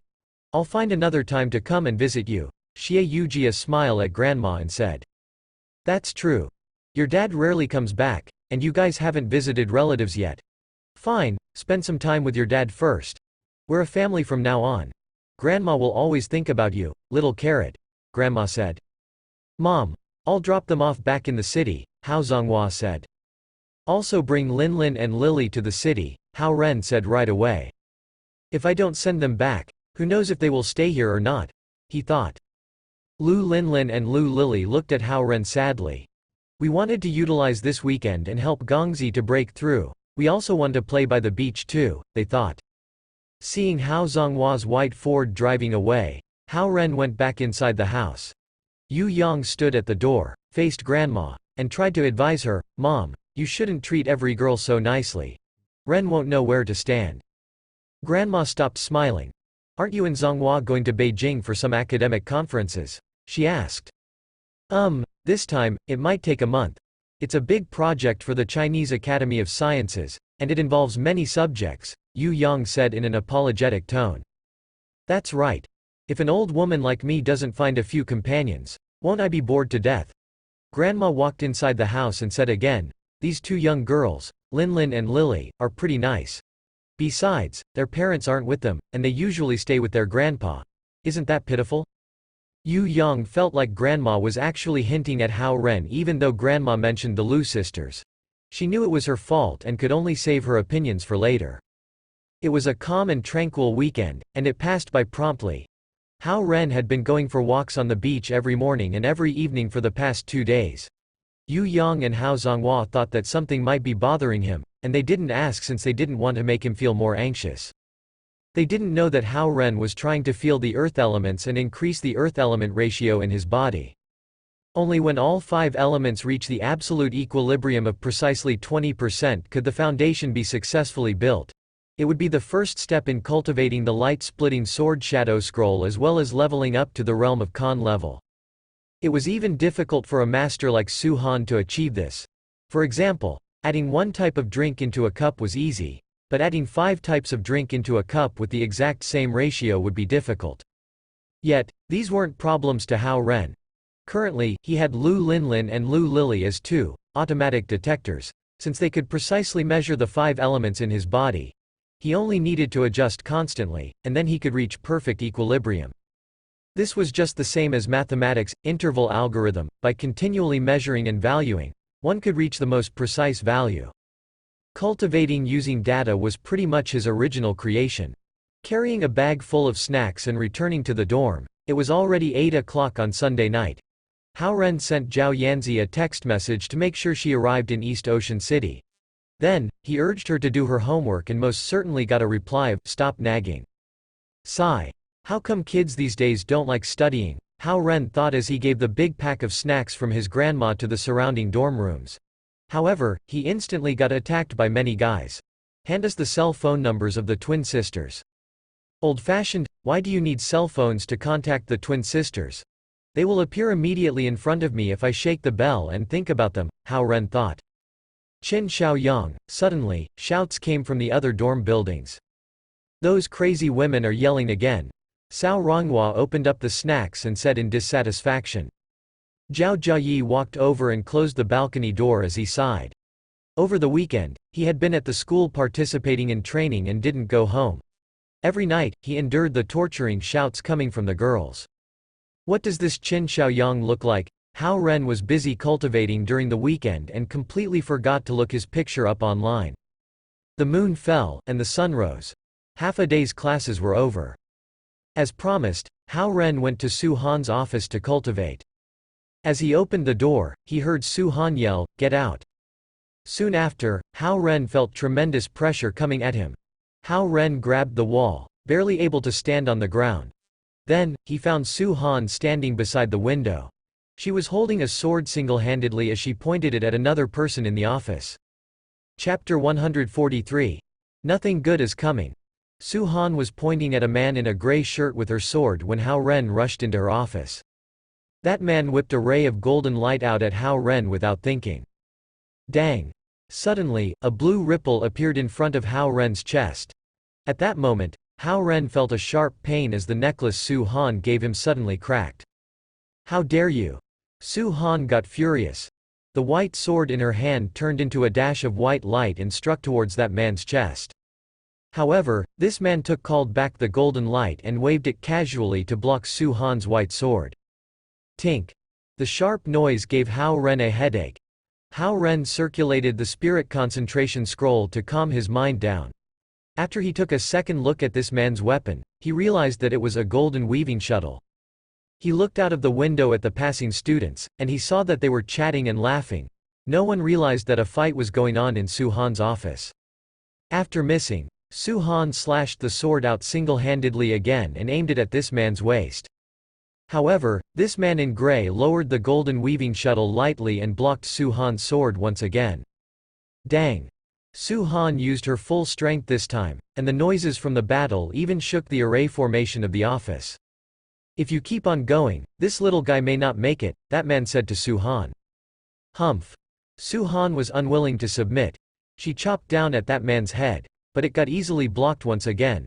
Then, she took a few steps back, and the sword vanished from her hand. Even though Hao Ren was standing close by, the man in gray paid no attention to him. He kept staring at Su Han with a smile. Hee, Han, you are still the most attractive when you are mad. Su Han frowned to show that he was not welcomed at all. After just 2 years, you have advanced to mid-tier Qian level, half a tier higher than me. How hardworking have you been? He continued. Su Han stood quietly by the window. But it's useless to level up in cultivation realms without improving your techniques. Your sword technique is bad as usual. How do you expect to defeat me with that? This man smiled at Su Han and said. Get lost. Su Han wasn't friendly at all. That man laughed and finally turned to Hao Ren to look at him. You even gave the body protection necklace to him, and he could come into your office without authorization. Is he your disciple? That man turned to Su Han and asked. Su Han kept quiet. He turned back to Hao Ren. The 5 elements in his body are messed up, and he has no future. You have really gotten a great disciple, little Han. I will say it one last time, get lost. Cold lights flashed in Su Han's eyes. It's no use cultivating that hard if you can't become a heavenly dragon. Do you really think that your hard work can get you to the heavenly realm? It would be a better choice to enjoy your life with me for a couple of 100 years, that man said. Without saying anything, Su Han's white sword appeared in her palm again. This time, it was surrounded by chilling lights and icy energy. Alright, I'll go. That man finally got intimidated a little and backed himself to the door. Even Hao Ren could tell that Su Han was furious this time. She would be using her ultimate technique if this man stuck around longer. Just when this man turned around and was ready to leave, Hao Ren noticed that the color of his pupils was gold. The dark red room became normal all of a sudden, and the sunlight shot right into the room through the window. Hao Ren could hear the birds chirping and smell the aroma of flowers again. The sword vanished from Su Hao's hand, and she glimpsed at Hao Ren. Sit down and cultivate. Hao Ren rubbed his chest and sat opposite to Su Han. Although the technique I'm cultivating is different from yours, the basic concepts are the same. Since you picked the light-splitting sword shadow scroll, it is important to comprehend all 5 elements at the same time. Your dragon core is Z's, so it has more water element. Therefore, you should be cultivating a water elemental technique. Su Han slowly calmed down and said to Hao Ren. She was cultivating both metal and water elements at the same time and was a mid-tier Qian level cultivator. Her information was beneficial to Hao Ren. As for Lu Linlin and Lu Lily, although they were mighty, their cultivation method was different from Hao Ren's and Su Han's. They were on the level of top-tier Kun level, but that was only a conversion to the cultivation levels of the dragon tribe. Therefore, they could offer Hao Ren some help and information, but they wouldn't be able to give him too much instruction on cultivation. 2 hours went by quickly, and the sandalwood incense had burned down as well. Hao Ren didn't want to bother Su Han's cultivation too much since it was already 6 o'clock. He stood up and said, "Let's call it a day, Su Han." She nodded and took a little golden pearl off her bracelet. This is a Dharma golden pearl and is a precious treasure. It functions the same as the water elemental amber Z gave you. However, this would help you with the collection of metal elements. She threw the pearl at Hao Ren, and he hastily caught it. Seeing his hesitation, Su Han said coldly, "Don't worry, there is no trick about this pearl." Hao Ren unhooked his necklace and added the pearl on it. He now had Z's amber and Su Han's golden pearl. If he could collect wood, earth, and fire elemental pendants, this necklace would be complete with all 5 elements. I used this pearl with my cultivation before, and I'm giving it to you because I hope it could help you advance into Khan level soon, Su Han continued. Hao Ren nodded. Although Su Han was always cold, she had shown extreme patience to him. Also, your necklace had been attacked by that jerk just now, and some of the array formations in it are damaged. It can only defend one more attack of the same level at most. I don't have much time to restore the necklace for you now, so you have to be careful, Su Han said. Hao Ren was going to ask about that guy, but he stopped himself after some consideration. He turned around and left the office. The priority for him was to reach Khan level as soon as possible, so he didn't want to stick his hands into other random things.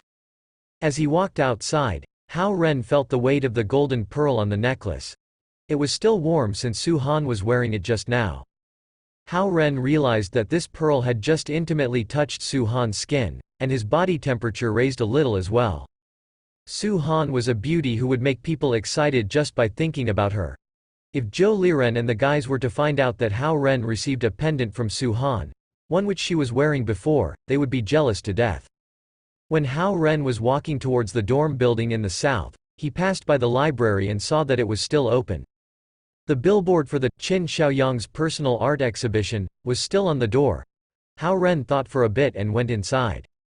This, Qin Xiaoyang's personal art exhibition, was held in the lobby of the first floor. The showing would be on Wednesday, 2 days from now. However, everywhere but the elevator to the second floor was covered up by tall whiteboards.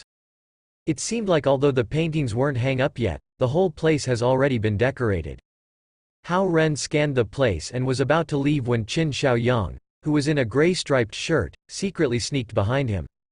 Chapter 144. Out of seclusion cultivation. Hao Ren suddenly felt intense pressure on his chest. He sensed that something was wrong and turned back immediately. It was the man who was in Su Han's office earlier standing behind him, sneering. This man lifted a finger and flicked it at Hao Ren. Boom! Hao Ren felt like a giant hammer smashed him, and it forced him to pounce out of the library. Thankfully, there were a few stairs at the door. Hao Ren stepped on them as he struggled to stand still. Splash! The necklace Su Han gave him suddenly broke open, and the amber from Z and the golden pearl from Su Han both fell to the ground. This genius artist, who was popular in the media, only flicked his finger casually as if he was flicking off a speck of dust from his shirt. He was in a pair of light-colored pants, a gray shirt, and black shoes. He looked like he was in his late 20s, and his handsome face was impeccable. His temperament showed what a gentleman he was as well. "Don't get near Su Han in the future," he said lightly as Hao Ren finally stood straight. He looked at Hao Ren condescendingly. If Huang Zuji's attitude was out of jealousy, Qin Xiaoyang's was entirely out of despite. Shoo! Shoo! There went 2 rays of green light. Lu Linlin and Lu Lili appeared by Qin Xiaoyang's sides. Since the library was about to close, there was no student nearby. The sisters started attacking Qin Xiaoyang without a word. They both aimed at Qin Xiaoyang's handsome face. He raised his hands to block the attacks, but Lu Linlin and Lu Lili suddenly changed the direction of their hands. Paw! Paw!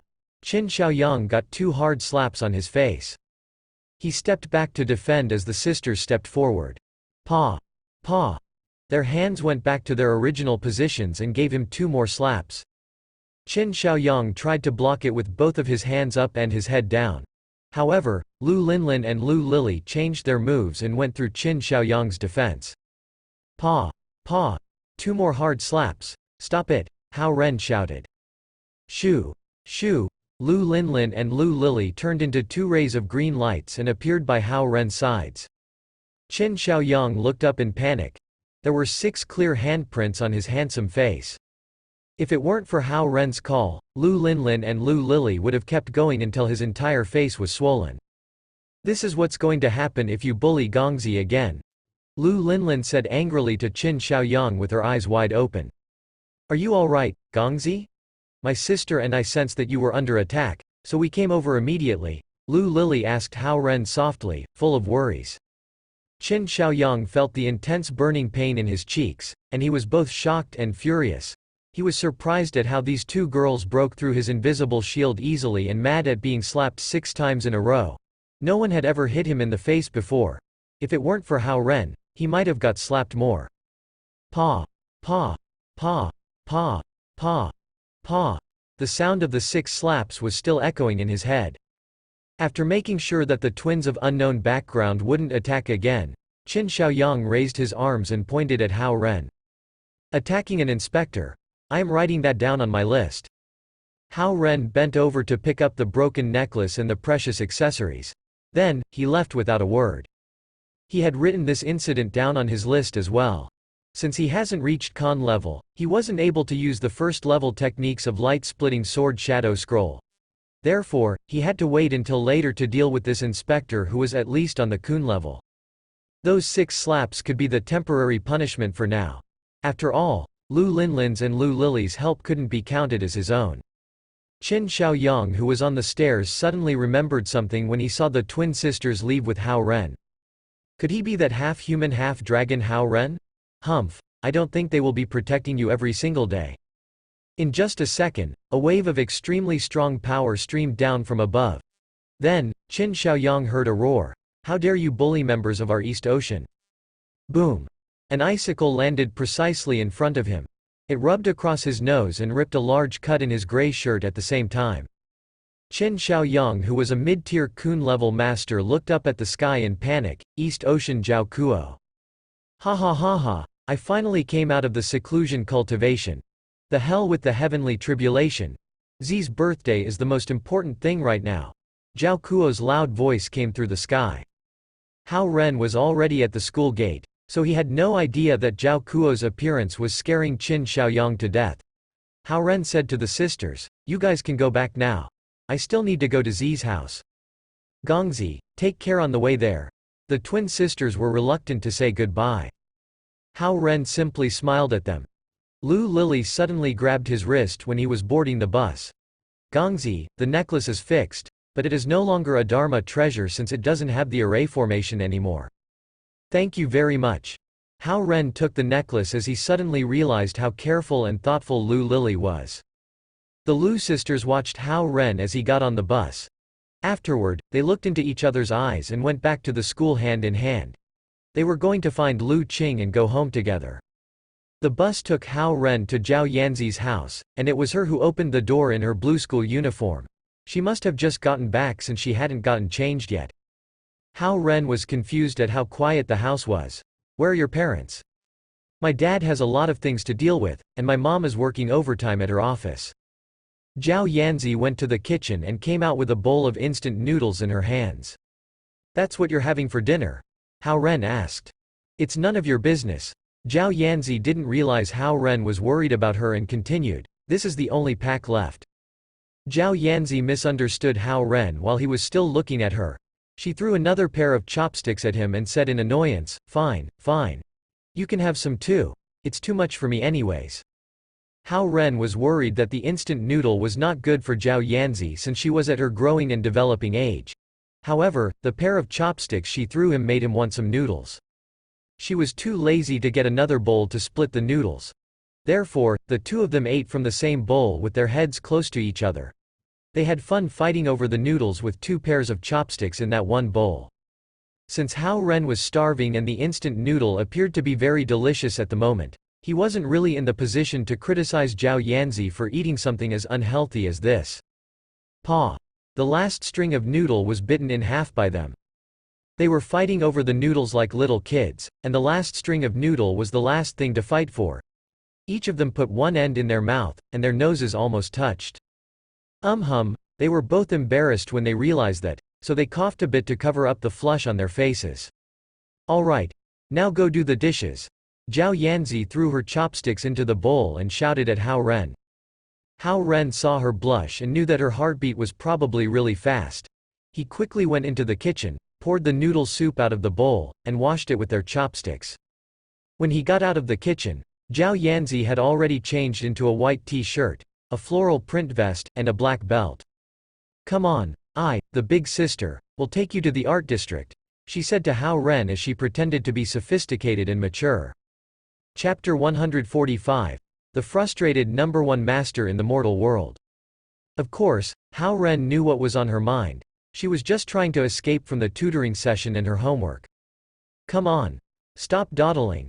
Seeing Hao Ren remaining where he was, Zhao Yanzi urged him impatiently. "Where are we going?" Hao Ren asked. Eager to advance to Khan level, he had planned to cultivate in the attic after the tutoring session. It would be a waste of time if he went out with her. "To Mom's office, and we will come home with her," Zhao Yanzi said in high spirit. Hao Ren had no choice but to go with her. They took a taxi and went to 1825 Art District in East Ocean City.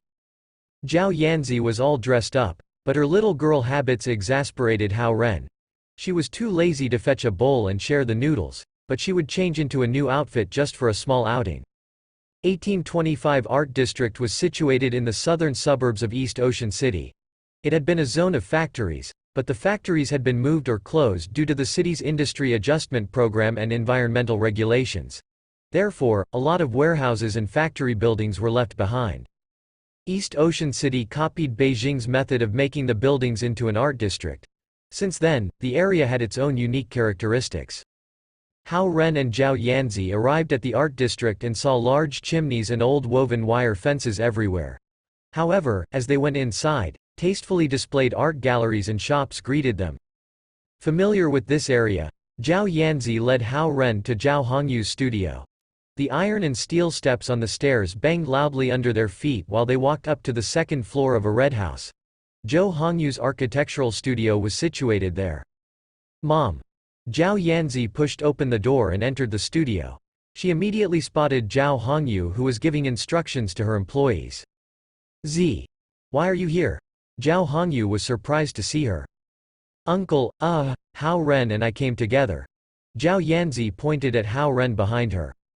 "Auntie," Hao Ren greeted her modestly. It was the first time that he visited Zhao Hongyu's studio. The exquisite interior design and the little decorations showed the artistic taste of the studio. "Little Z is even more beautiful than before." The staff members were happy to see Zhao Yanzi. Zhao Yanzi was dressed beautifully today, and her big cute eyes dazzled the young employees. "Mom, when will you get off work?" Zhao Yanzi asked. "Probably in a couple of hours," Zhao Hongyu said. "Hao Ren and I will wait for you. I'll show him around." Then, she pulled Hao Ren out of the studio. She wanted to play in the art district, but she made Hao Ren go with her. Zhao Hongyu looked at them leave and shook her head. She then turned back to the young architects and resumed explaining the key points of the design. Walking out of the red house, Zhao Yanzi led Hao Ren downstairs and said, "There are many architectural studios in here, but Mom's is the best." Looking back at the red house, Hao Ren guessed that it must have been the office building of a former factory since it had the best view and ventilation. The fact that Zhao Hongyu could rent this house showed her value and capabilities. "There are many interesting things around here, and many artists with moderate reputations come here to exhibit their works," Zhao Yanzi explained while pulling Hao Ren toward another big factory building. Knowing nothing about arts, Hao Ren could only tell if a piece of art was good to look. He wasn't able to describe the reasons behind his judgments. However, Zhao Yanzi was different. Under the training of Zhao Hongyu, she was a natural with arts. Seeing Hao Ren's confusion, she took the opportunity to show off her knowledge of arts. "What are you talking about? This painting has nothing to do with Vincent Willem van Gogh. It's an imitation painting of Manet's The Picnic. Do you know Manet? No? Dumb. You don't even know him. Manet is the founder of Impressionism, but this painting comes under the category of realism. And this is Van Gogh's style, idiot. Do you think he could only paint sunflowers? Look at the use of bright paint, which is the symbol of Van Gogh's style. This is performance art. I don't like it. Come on. Let's go to the other side. You, pervert. You just love staring at this kind of oil paintings. They are arts." Hao Ren finally found a chance to retort. Being dragged along by Zhao Yanzi in the art district, Hao Ren listened to her explanations and reprimands.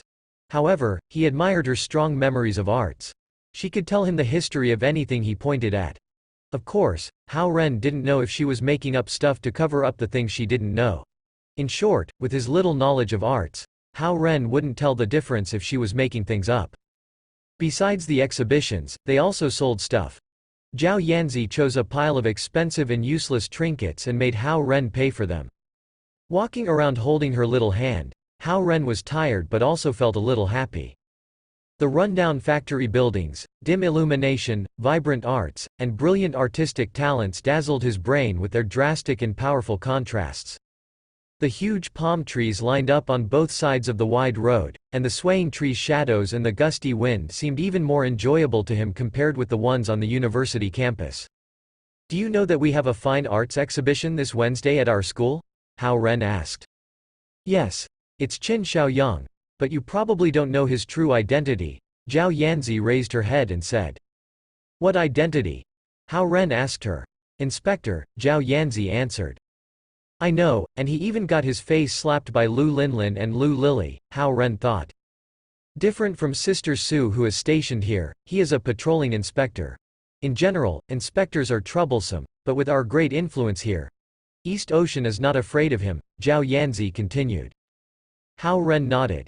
His experience told him that the East Ocean Dragon clan was like a kingdom here and had great power. That was why it was cautious about but not afraid of the patrolling inspectors. Will you come this Wednesday? Hao Ren asked her again. Do you want me to go? Zhao Yanzi asked back. No, Hao Ren said. Bah. Then I will go. Zhao Yanzi was contradictory. Hao Ren grinned, knowing that she would say that. By the way, which level are you on with the so-called light-splitting sword shadow scroll? Zhao Yanzi asked. Hey. I haven't checked your homework yet, and now you are checking my cultivation progress. Hao Ren thought. A black car suddenly stopped in front of them. Zhao Kuo stuck his head out of the window. Z. Haha. Third uncle is back. Oh, third uncle. Aren't you in seclusion cultivation? Zhao Yanzi yelled in surprise at the sight of her third uncle. Seclusion, seclusion. My butt was going to crack. Zhao Kuo opened the car door and got out. His gaze turned weird when he saw them holding hands. Zhao Yanzi blushed. Fortunately, the light here was dim, and Hao Ren didn't notice it. Quickly, she withdrew her hand and stammered. Third uncle. How do you know I am here? Who is third uncle? I can find anyone if I want to. Zhao Kuo smiled proudly, though the grin didn't look good on his dark-skinned face. You are here just in time. I ran out of pocket money. Zhao Yanzi reached her hand out to Zhao Kuo. Well. Zhao Kuo sighed as if he was being robbed. Obediently, he took out his wallet and drew out several 100 yuan bills, placing them onto Zhao Yanzi's palm. Who would believe that the #1 master in the mortal world would look so vulnerable before Zhao Yanzi? Putting away the money, Zhao Yanzi smiled cheerfully. Third uncle, you got out of seclusion early. Aren't you worried that you can't pass the heavenly tribulation next month? Do you think one could pass the heavenly tribulation by being in seclusion? Zhao Kuo looked at Hao Ren and Zhao Yanzi as he said, It seems that West Ocean is restless recently. You'd better not come out by yourself.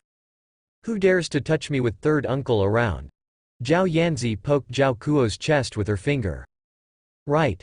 I'll skin anyone who dares to bully you. Zhao Kuo said viciously before turning to look at Hao Ren. Hao Ren inhaled deeply, feeling like he was an outsider here.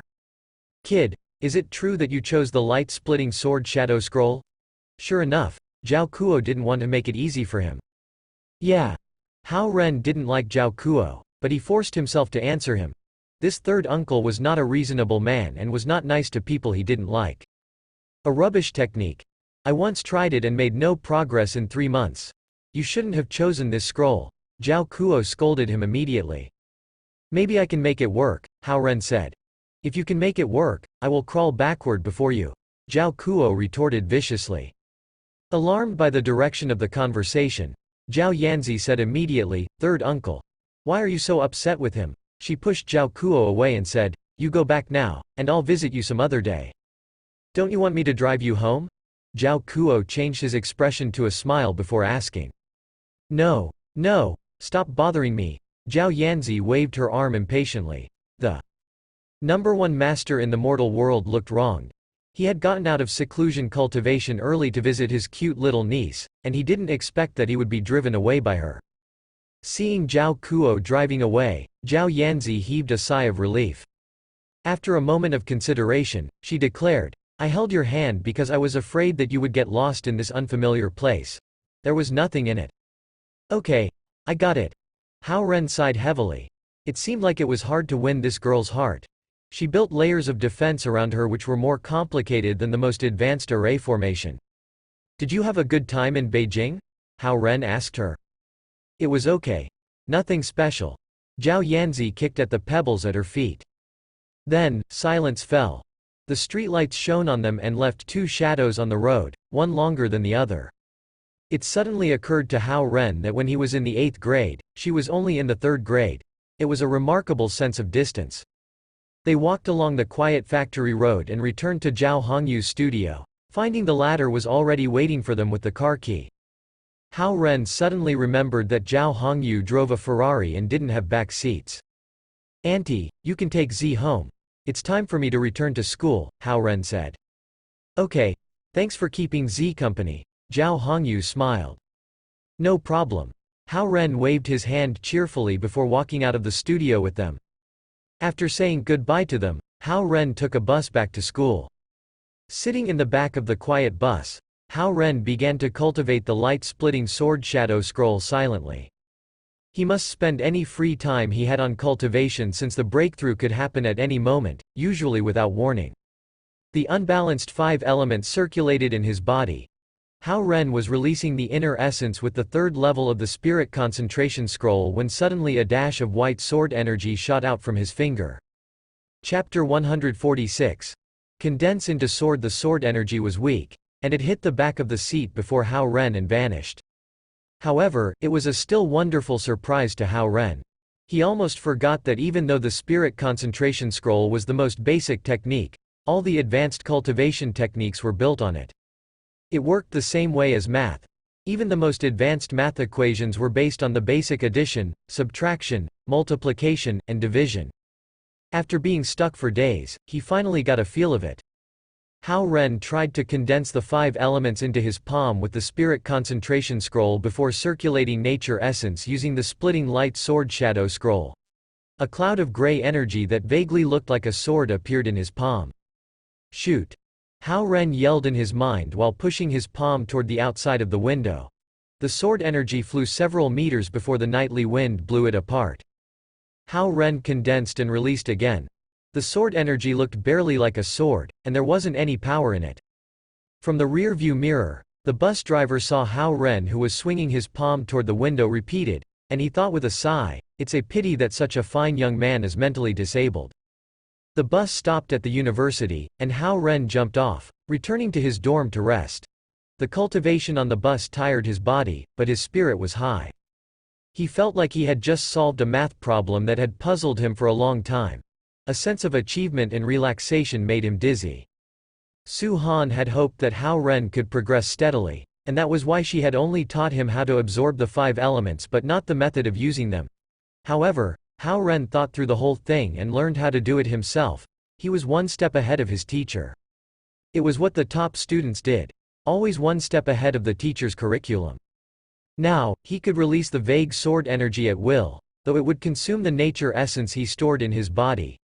Hao Ren practiced while walking, and he only stopped practicing after he was proficient at it. After all, he didn't want to consume all of the precious 5 elemental essences stored in his body. He decided that he would ask Su Han tomorrow about how to accelerate his cultivation with the light-splitting sword shadow scroll and reach Con level earlier. In the night, Qin Xiaoyang, who was in an elegant black shirt, stood on top of a building and watched Hao Ren, who was happily playing with a dash of sword energy in his palm while walking into the dorm area. After a light snort, this man vanished. On the second day, Hao Ren replenished the nature essence in his body with the spirit concentration scroll in class, feeling like his 108 acupoints were full of essence again. The bell rang, and Hao Ren carried a stack of books to return to the library. He had been so busy recently that the books were due before he could finish them. He was about to enter the library when someone called out to him. He turned and saw the pink-faced Xie Yujia, who also had a stack of books in her arms, rushing toward him. "Are you returning books too?" Hao Ren asked with a stiff smile. "Why are you looking at me like that? I won't eat you." Xie Yujia smiled lightly and bumped him with her elbow before walking with him into the library. Today, she was wearing a loose striped dress. Just like her usual clothes, it was simple but refreshing. "Why did you avoid me these 2 days? Did you do something wrong?" Xie Yujia asked while walking. "No, it's because of that thing," Hao Ren stammered, knowing that Xie Yujia would understand what he was referring to. "In the beginning, I was indeed astonished. But now after some thinking, it is what it is," Xie Yujia said. The hall on the first floor of the library was divided into several sections by whiteboards. It was being prepared for tomorrow's art exhibition. Hao Ren stood beside Xie Yujia on the escalator that was moving up slowly. He asked, "What do you mean by, it is what it is?" Then, "What do you mean by, because of that thing?" Xie Yujia returned the question. Secretly admitting defeat, Hao Ren said with resignation, "I mean I'm your little older brother." And, "It is what it is also referring to the fact that you are my little older brother," Xie Yujia said lightly. Knowing that the class president was too smart for him, Hao Ren changed the subject by asking, "Did your dad go back?" Yeah, a little later than he had planned. I saw him off last night at the airport, Xie Yujia answered. Hao Ren thought for a moment and said, I should have seen him off as well. His childhood memories were vague, but he still remembered that Xie Yujia's dad had been kind to him. It's okay, Xie Yujia replied as she shook her head while holding the books in her arms. The atmosphere suddenly became awkward. Standing together on the moving escalator, they looked like one of the student couples commonly seen on campus. Oh, the little girl, Zhao Yanzi, pulled you to a side and talked to you last time. What did she say? Hao Ren asked abruptly. Nothing serious. She just asked me if I like you. Xie Yujia arched her eyebrows slightly and said breezily. Hao Ren's heart lurched, not daring to ask what her answer was. In fact, I was astonished when I found out that you are my little older brother. I feel dumb thinking back to the words that I said to you, Xie Yujia said as she bit her lip with her white teeth. Then, she pursed her lips and turned to Hao Ren abruptly, reaching out her soft white hand to him while holding the books against her belly with the other. Very nice to meet you, she said. Huh? Hao Ren froze. This is the scene that I had in mind about the meeting with my little older brother. Xie Yujia reached out her hand and said, It is nice to meet you again, little older brother. From now on, everything would restart from the beginning. Restart from the beginning. The words hit Hao Ren's heart as all the memories he had with her re-emerged in his head. Hao Ren reached out and shook her hand with his. You are supposed to say, nice to meet you, little carrot, Xie Yujia said with a smile. While the escalator moved up slowly, the students on the first and second floor all looked at the beautiful girl who was holding a plain-looking guy's hand. Some of them were baffled, some were jealous, but none of them knew the backstory that covered a time span of more than 10 years. The escalator got to the top, and Xie Yujia released Hao Ren's hand and exhaled deeply as if she was finally free from the pressure and the burden that had accumulated over the past 10 years. Although the beginning is a bit different from what I had imagined, now everything is in its rightful place. We met each other again, and we can start again. Xie Yujia looked at Hao Ren and smiled faintly as the wisps of black hair around her ears fluttered slightly. You are little older brother in the second year, and I am little carrot in the second year. Like a clock that had readjusted to the correct time, Hao Ren's messy thoughts and feelings began to clear with this simple handshake. I have 2 questions. Hao Ren gritted his teeth and asked. You waited for your little older brother because you wanted to give him and yourself a chance, right? Yes. Xie Yujia nodded. She had wished for a reunion just like this. Although there might be no result, she had something to hope for. What if he doesn't show up? Hao Ren continued to ask. Then, I would probably leave the chance to a guy named Hao Ren, but that would be in the 3rd year, Xie Yujia said lightly before walking into the borrowing section with books in her arms. Chapter 147. The Metal Elemental is the Strongest? Hao Ren followed her into the borrowing section.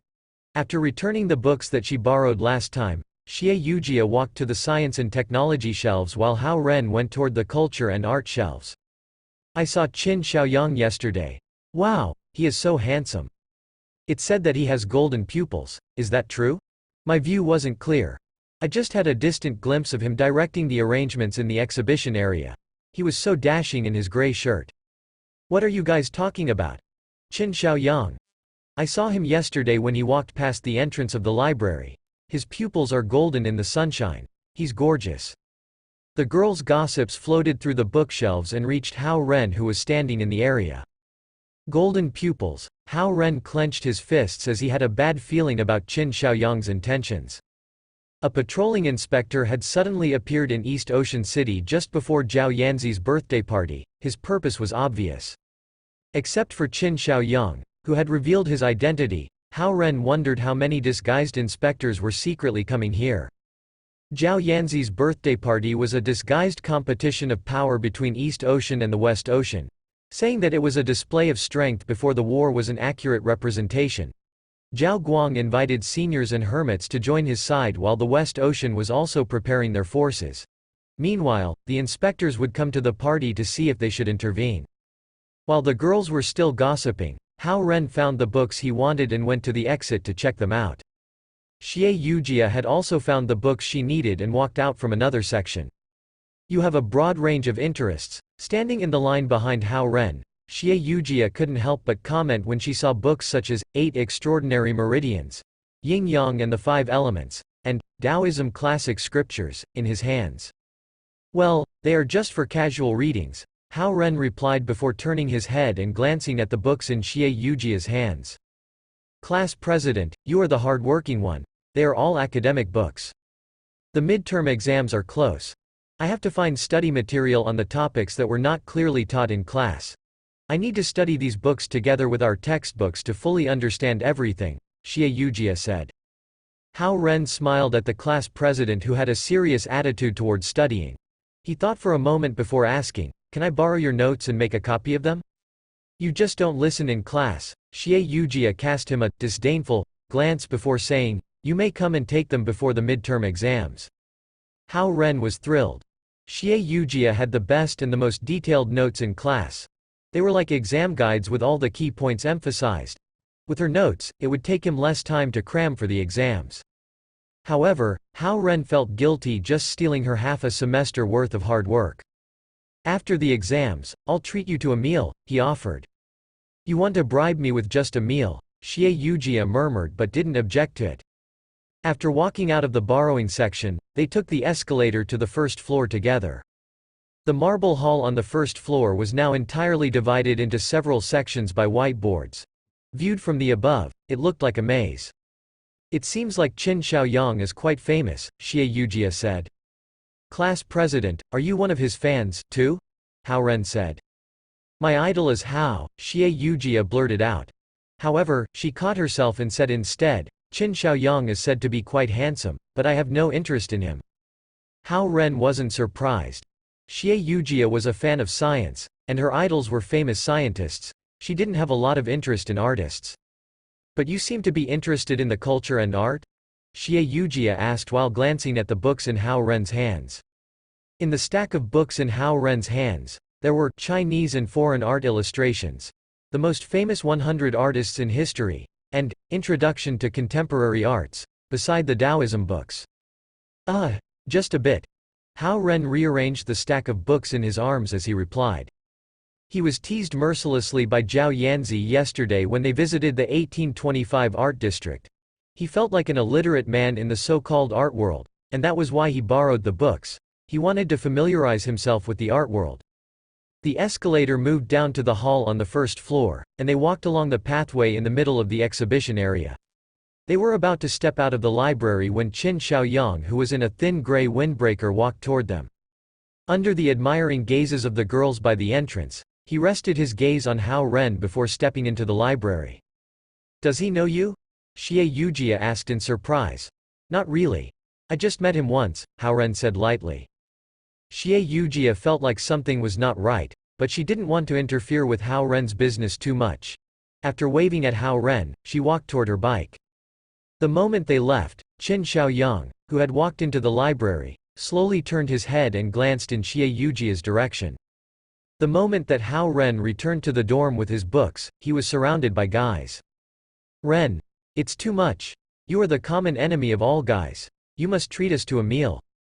Hand out the QQ1 numbers of the two beauties, or you will die." Hao Ren looked at them in bafflement. "What's the matter?" he asked. "Don't play dumb." Huang Jianfeng got even more indignant. "The twin beauties just came to our dorm building and brought you a chocolate cake they baked," he shouted. "It's too much. We should sentence Ren to a death penalty," the guys yelled. The single guys were furious at Hao Ren for receiving a cake baked by the twin beauties. Exasperated, Hao Ren had to admit that Lu Linlin and Lu Lily had a broad range of interests. In their free time when they were not cultivating, they probably fell in love with baking. "Where is the cake?" Hao Ren asked as he walked into the dorm. "We all ate it. Nothing is left," Yu Rong yelled. Hao Ren rolled his eyes but didn't say anything after considering their burning jealousy. He wondered what elixirs Lu Linlin and Lu Lily had put into the cake they baked and what they would do to the guys.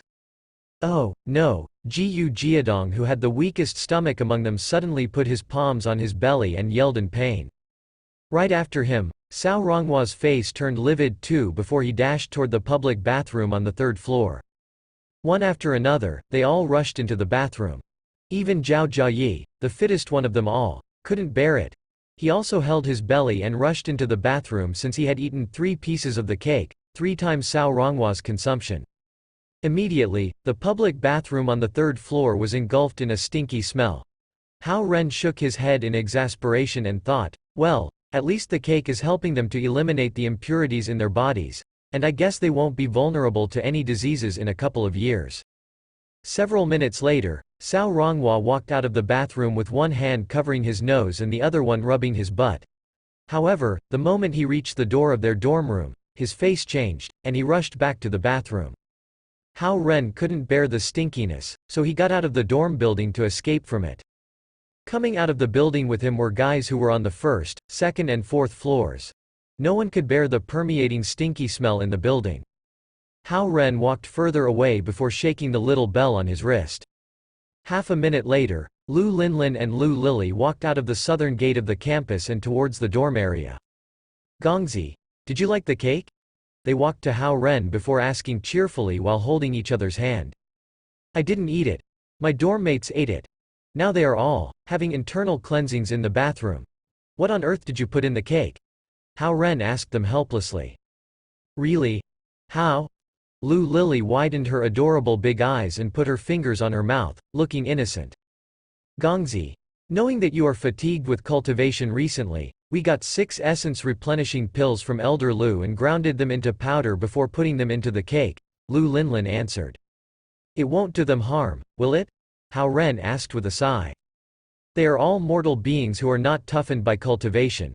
The elixirs are too much for them to hold inside, and that is why they have the runs. However, they won't be harmed. Instead, it will help them eliminate any impurities and improve their health, Lu Linlin said. Relaxed, Hao Ren thought, it's a blessing in disguise for these greedy guys. After all, they had a taste of elixirs that are not accessible to any mortal beings. But we are the cause of their trouble.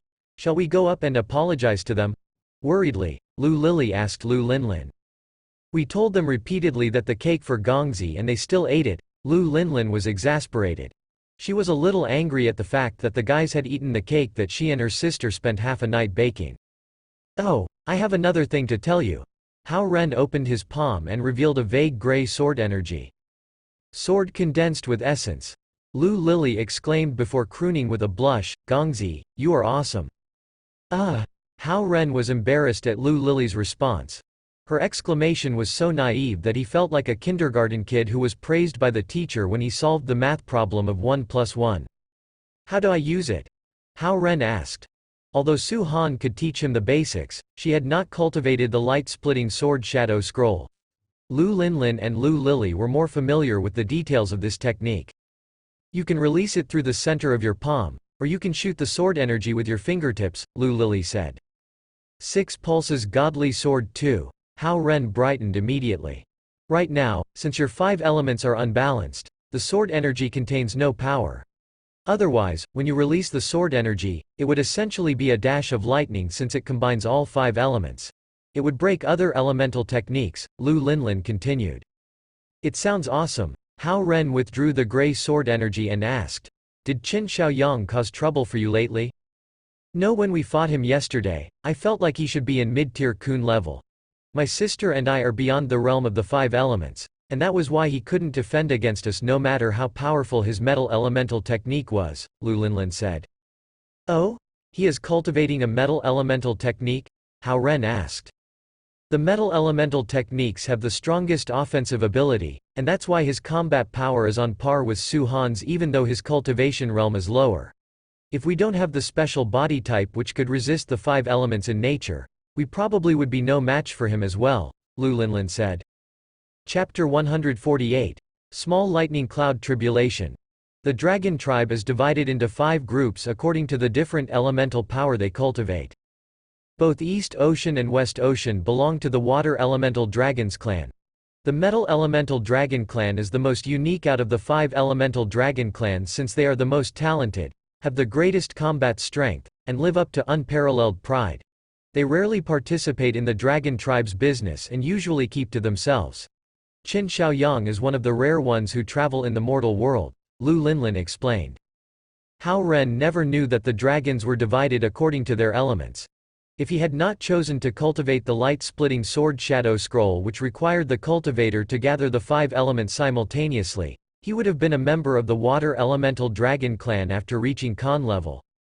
Lin, Lily, I have an idea, Hao Ren said abruptly. We are listening, they looked at him and said. Well. Hao Ren's face turned serious.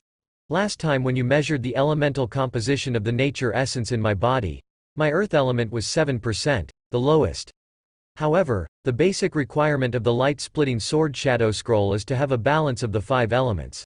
If I lower the amount of the other elements to that of the earth element, will it count as an equilibrium? Gongzi, it's a. Lu Linlin thought for a while and said, demolition of your current cultivation progress. Can I try it? Hao Ren asked. He knew that he could eventually gather enough nature essence one day, but it would take a long time. After all, Zhao Yanzi's birthday was next week. He had been thinking about this method for days. If he couldn't gain a balance with a lot of nature essence, he could obtain one with less. It was like a chess game. You lost some pieces on purpose in order to increase the chance of winning the game. It's harder to gather nature essence than dispel it. Are you certain about this, Gongzi? Lu Linlin asked. Yes. Hao Ren nodded. Then, I will teach you the Dharma spell that could dispel some of the other elemental essences in your body.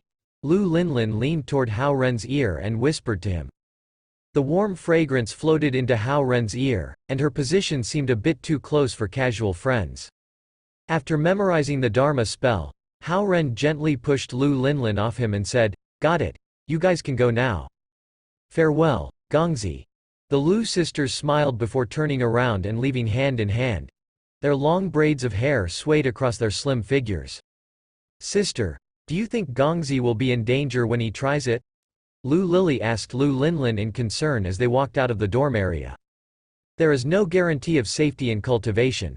However, the light-splitting sword shadow scroll is the safest technique, and I think he will be fine. Lu Linlin raised her head, and her eyes sparkled. Well, our Gongzi is an extraordinary guy. Cultivators usually put the most importance on their nature essence, but Gongzi dares to dispel it to gain a better chance at advancing. It's quite possible that he will become influential one day. Indeed. What Gongzi is planning to do follows the natural law of giving and taking. What he does is always within reason. No wonder I feel so comfortable around him, Lu Lily said. You are such a blatant flatterer. Lu Linlin reached out and pinched Lu Lily's cute nose. I'm not. I'm just stating the truth. Lu Lily tried to grab Lu Linlin's slim arm. They had been walking hand in hand, but now they began to play with each other, attracting the attention of the nearby students who thought that it was the most beautiful scene on campus. Meanwhile, Hao Ren stood where he was and silently recited the Dharma spell that Lu Linlin had taught him 3 times. Then, he checked his watch, walked out of the dorm area, and headed toward Su Han's office. On both sides of the roads, there were banners promoting the art exhibition. The fact that the school lent the entire first floor of the library to Qin Shaoyang showed its considerable support for Qin Shaoyang's first personal art exhibition in China. The arts faculty within East Ocean University had been an independent college that enjoyed a certain degree of reputation in China a few years before, but it was merged into East Ocean University recently. The arts faculty's directors were all famous people in the art circle, and the faculty had maintained its strong academic strength. However, the arts faculty had a building of its own and rarely crossed paths with other programs and faculties. It was more like an independent group. Hearing that Qin Shaoyang would be holding a one-person exhibition, the girls in the arts faculty were all excited, and the school hoped to further expand the influence of the arts faculty through this exhibition. After crossing the plaza in front of the library, Hao Ren entered Su Han's office in the administrative building. Su Han was cultivating with her eyes closed, and she remained silent after sensing Hao Ren's arrival. Not wanting to disturb her cultivation, Hao Ren sat down across from her. In the past, he came here to cultivate nature essence and increase his strength. However, he came to dispel some of the nature essence today. If Su Han had known about his purpose, she would have been astonished. The nature essence slowly circulated in Hao Ren's body while he began to activate the 5 elements one by one with the Dharma spell taught by Lu Linlin. He placed the elements into spheres and displayed them in midair half a meter away from his chest. From left to right, they were metal, wood, water, fire, and earth. The amount of earth element was the lowest at only 7%. Hao Ren cautiously dispelled the extra wood element through his fingertips bit by bit. Right now, it was at 11%. He focused all of his attention on the process, knowing that it would be hard for him to replenish it if he accidentally released too much of it. If he released too much, he had to lower the amount of the other elements further accordingly. Hao Ren stopped releasing wood element when he felt the amount was right. Then, he began to adjust the amount of the metal element, which was at 12%. By now, his face was covered in sweat, very different from his relaxed state in the past cultivation sessions. When the metal element was adjusted, Hao Ren turned to the fire element and water element. The latter had the highest percentage and thus took a longer time than the others. Feeling that the amount of water element in his body dropped from the original 54% to the insubstantial level of the earth element, Hao Ren felt a bit regretful. After all, that was the majority of his strength, and he had accumulated it through intensive cultivation. Sweat flowed down Hao Ren's chin and dropped onto his knees. Feeling that the 5 elements before his chest had almost reached the same level, Hao Ren began to make some minor adjustments cautiously. Just like a water reservoir, it was hard to obtain water but quite easy to release it. Hao Ren released the nature essence in his body back into nature, and it would be hard for him to get them back into his body. After a long period of time, Su Han opened her eyes slightly and saw that Hao Ren was soaked in sweat. For a moment, she thought that he had gotten into a mad and chaotic state. After she sensed no strange energy surge on him, she relaxed. Dashes of dim red, blue, white, and green light were released from Hao Ren's body. What is this guy doing? Su Han was puzzled. Done. Hao Ren, who was sitting cross-legged, opened his eyes suddenly. With the balance of the 5 elements, his body experienced a fantastic sense of freedom. At this moment, layers of cloud gathered in the sky above the administrative building. Is he breaking through to Khan level? He's so fast. Alarmed, Su Han looked at Hao Ren. After detecting what was in the sky, even Su Han, who usually maintained a calm composure, was stunned. Small lightning cloud tribulation. Chapter 149. Don't underestimate your enemy. Almost immediately, the pure white clouds above East Ocean University turned dark. Damn. What's the matter recently? Are there demons lurking around our school? How come the weather here is so abnormal? The clouds are weird, and none of the meteorologists came out with an explanation. Is it possible that someone is ascending into the heavens? Within East Ocean University, the students were talking animatedly among themselves under the black clouds. Boom! A dash of lightning flashed in the clouds, followed by a dull thunder. There were no bright lightning bolts, but sparks of silver light in the clouds transformed into light arrows that were unnoticeable to the mortal beings and shot into Su Han's office. Here they are. Su Han raised her hands in a hurry and spread out her array formation. However, the lightning arrows pierced through the 5 elemental defense array formation and shot toward Hao Ren. With Hao Ren's current strength, he absolutely couldn't see the source of the lightning arrows. Like an ordinary mortal being, he couldn't even detect them. Su Han drew her long sword and activated Ice Frost Scroll to block them. Clap! Clap! The lightning traveled along her sword and numbed her arms a little. Boom! The scattered lightning in the room combined into a thick lightning bolt before crashing onto Hao Ren's head. Hao Ren felt as if countless electrical currents entered his body. The first level of the light-splitting Sword Shadow Scroll, 5 Elemental Array. Hao Ren sat upright while the scattered 5 elemental essences in his body turned into 5 elemental pillars. The 24 vertebrae on his spine corresponded with the 24 qi. The 12 sections of the trachea corresponded with the 12 Chonglu, and the 18 coils of small intestines corresponded with 18 level of hell. The heart was referred to as Zhonggung, the lungs were referred to as Wagai, the tongue was referred to as Huaqi, and the feet were referred to as Yangchen. Cultivate using lightning. The balanced 5 elements were able to take on the lightning directly. The lightning entered Hao Ren's body and remained silent. Meanwhile, the dark clouds scattered, and the sky was clear again. Looking at Hao Ren in astonishment, Su Han put away her long sword and rubbed her numb arm. Is it the legendary lightning cultivation?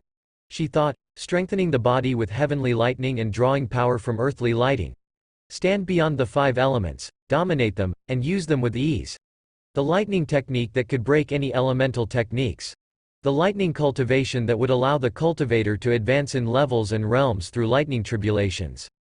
Astonished, Su Han looked at Hao Ren, who was still regulating his breath with his eyes closed. Is it possible that the light-splitting sword shadow scroll is not at all a 5-elemental technique nor a sword cultivation technique but a lightning cultivation technique?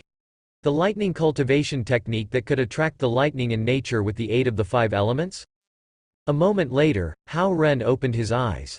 A light appeared in his eyes before returning to the depth of his body. Su Han, did I make a breakthrough? Hao Ren asked. Let me see. Su Han forced a calm expression onto her face before walking over and taking Hao Ren's arm in her hand. The 5 elements were evenly placed in his body, pure and clean. Although the nature essence was still weak, he had laid a solid foundation for future cultivations. After the initial strengthening by the heavenly lightning, the 5 elements in his body were no longer chaotic but well organized. The more Su Han checked, the more surprised she was. She was so shocked that she forgot to let go of Hao Ren's arm. How is it? Seeing that Su Han didn't let go his arm, Hao Ren asked anxiously. Oh. You're okay, Su Han responded and released his arm. Her fingers were smooth and soft as if they were boneless. Anxious about his cultivation progress, Hao Ren didn't seize the opportunity to savor the feeling of being held by her. If it had been another man, he would have been beside himself while Su Han held his arm for so long. Just okay. Hao Ren was disappointed. He had focused all of his attention onto directing the lightning in his body and worked hard to keep the aggressive energy under control. However, Su Han's words made it sound insignificant. Of course, if Su Han hadn't warned him, Hao Ren wouldn't have prepared himself and would probably have his meridians destroyed by the heavenly lightning. The light-splitting sword shadow scroll is different from the technique that I cultivate. However, I can feel that your strength is still weak, and you've just reached half Con level, Su Han explained. Half Con level? Hao Ren froze for a moment. Your body has improved, but your nature essence is not strong enough for you to be considered a Con level cultivator. Your essence is very pure, but it is so weak that it's barely noticeable. Su Han didn't sugarcoat her words. With his spirits dampened, Hao Ren sighed. It seems that the light-splitting sword shadow scroll is a lightning cultivation technique that is very powerful, but you must be tested by the heavenly lightning each time you advance your realm. The heavenly lightning will get stronger each time. If you can't defend it, you will be turned into ashes. Su Han continued. Turned into ashes. Hao Ren, who had been pleased with the elevation of his realm, suddenly felt like his heart was breaking. And no one can help you block the lightning tribulation, including the Lu sisters. The light-splitting sword light shadow scroll is a 5-elemental cultivation technique, and you will be fine if you progress slowly. However, you must take risks if you want to elevate your realms, Su Han said.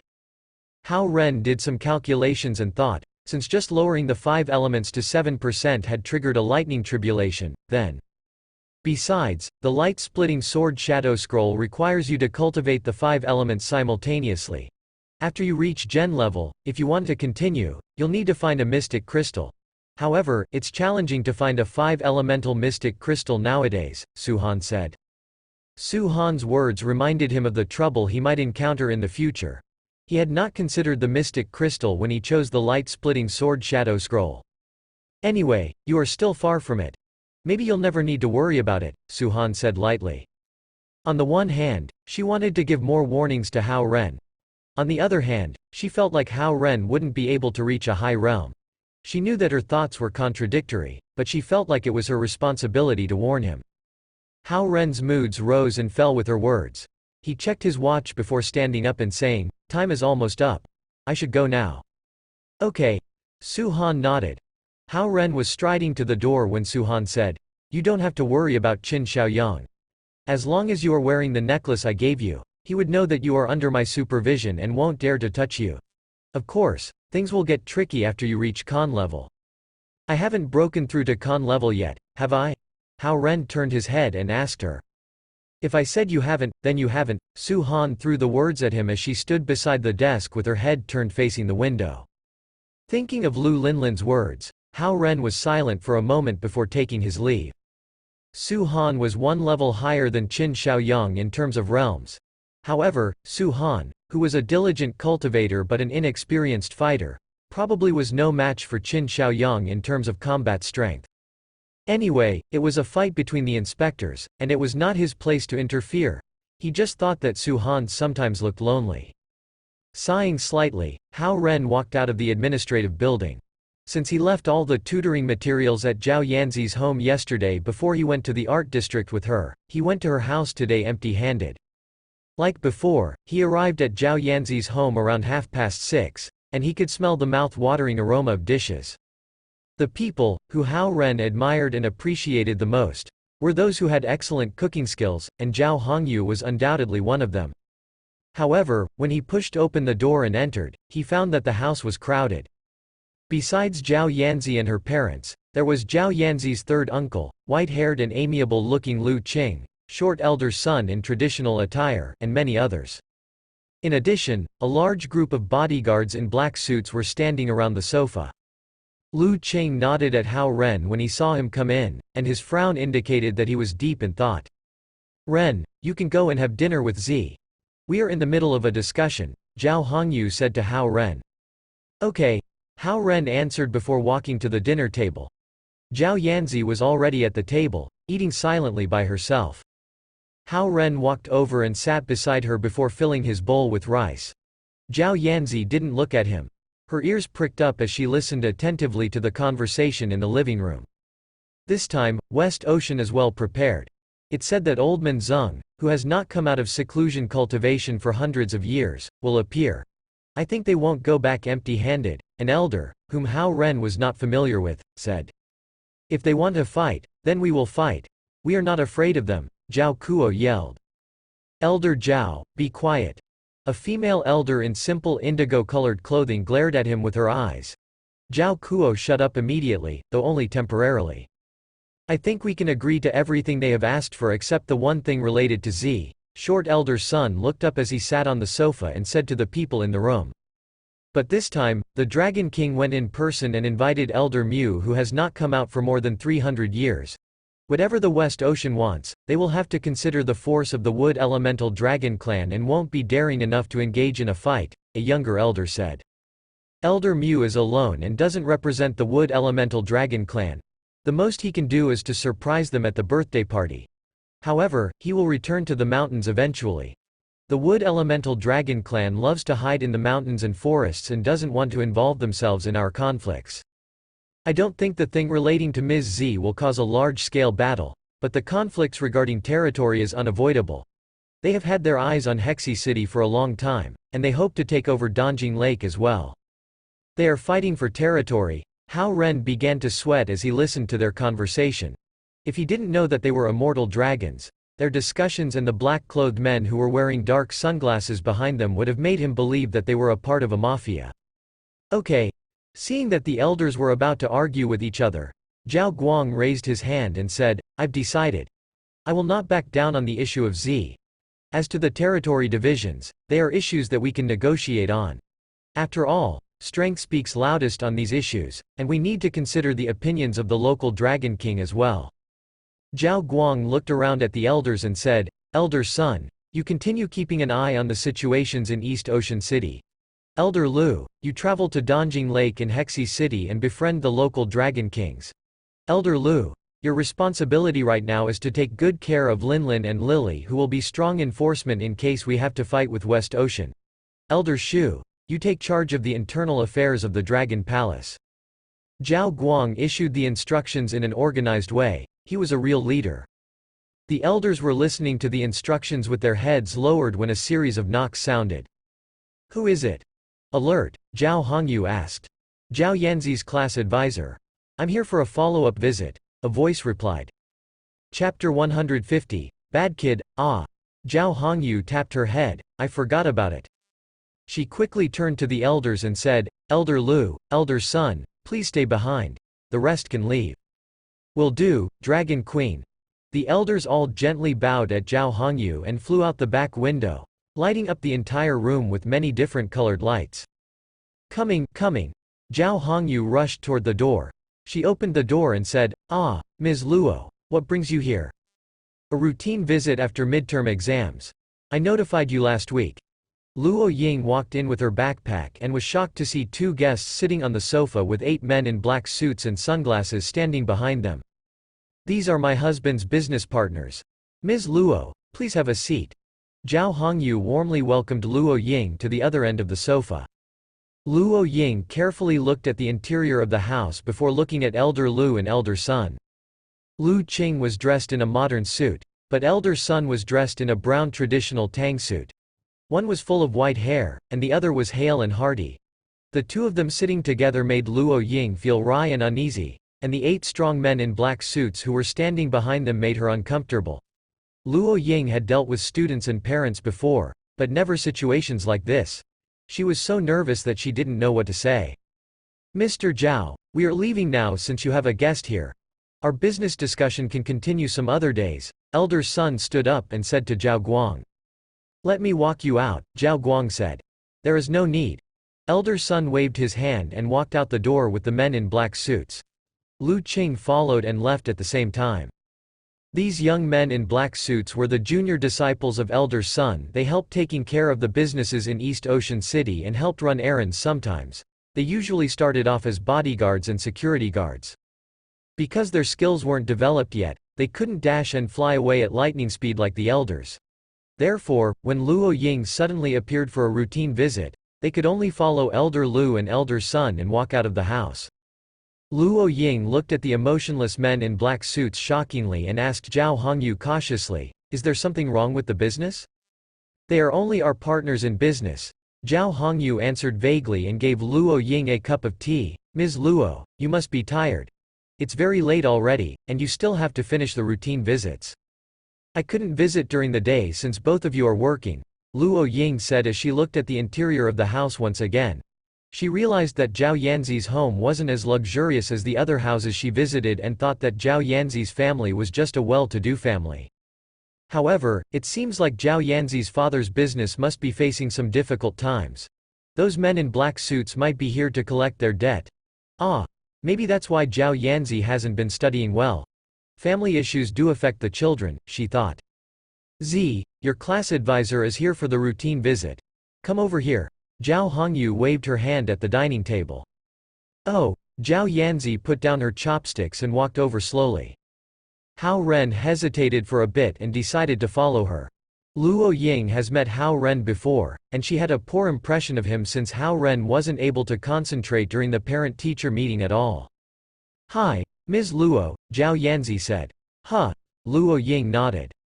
Is Z doing fine in school? Zhao Guang walked towards them while holding a cup of tea. He was frowning a little since he was worried about Z's birthday party, but Luo Ying, who was very observant, thought that he was concerned because of the business failures and debts. You guys didn't attend the parent-teacher meeting last time, and I have been wanting to talk about this since then, Luo Ying said. But she did quite well on the exams, didn't she? Zhao Guang sat down and asked. Zhao Yanzi and Hao Ren also sat down shoulder to shoulder on the sofa in the middle of the room. This visit isn't about grades. It is about the problem of early relationships, Luo Ying said. Early relationships? Zhao Hongyu and Zhao Guang asked together, confused. I knew that he didn't tell you anything about this.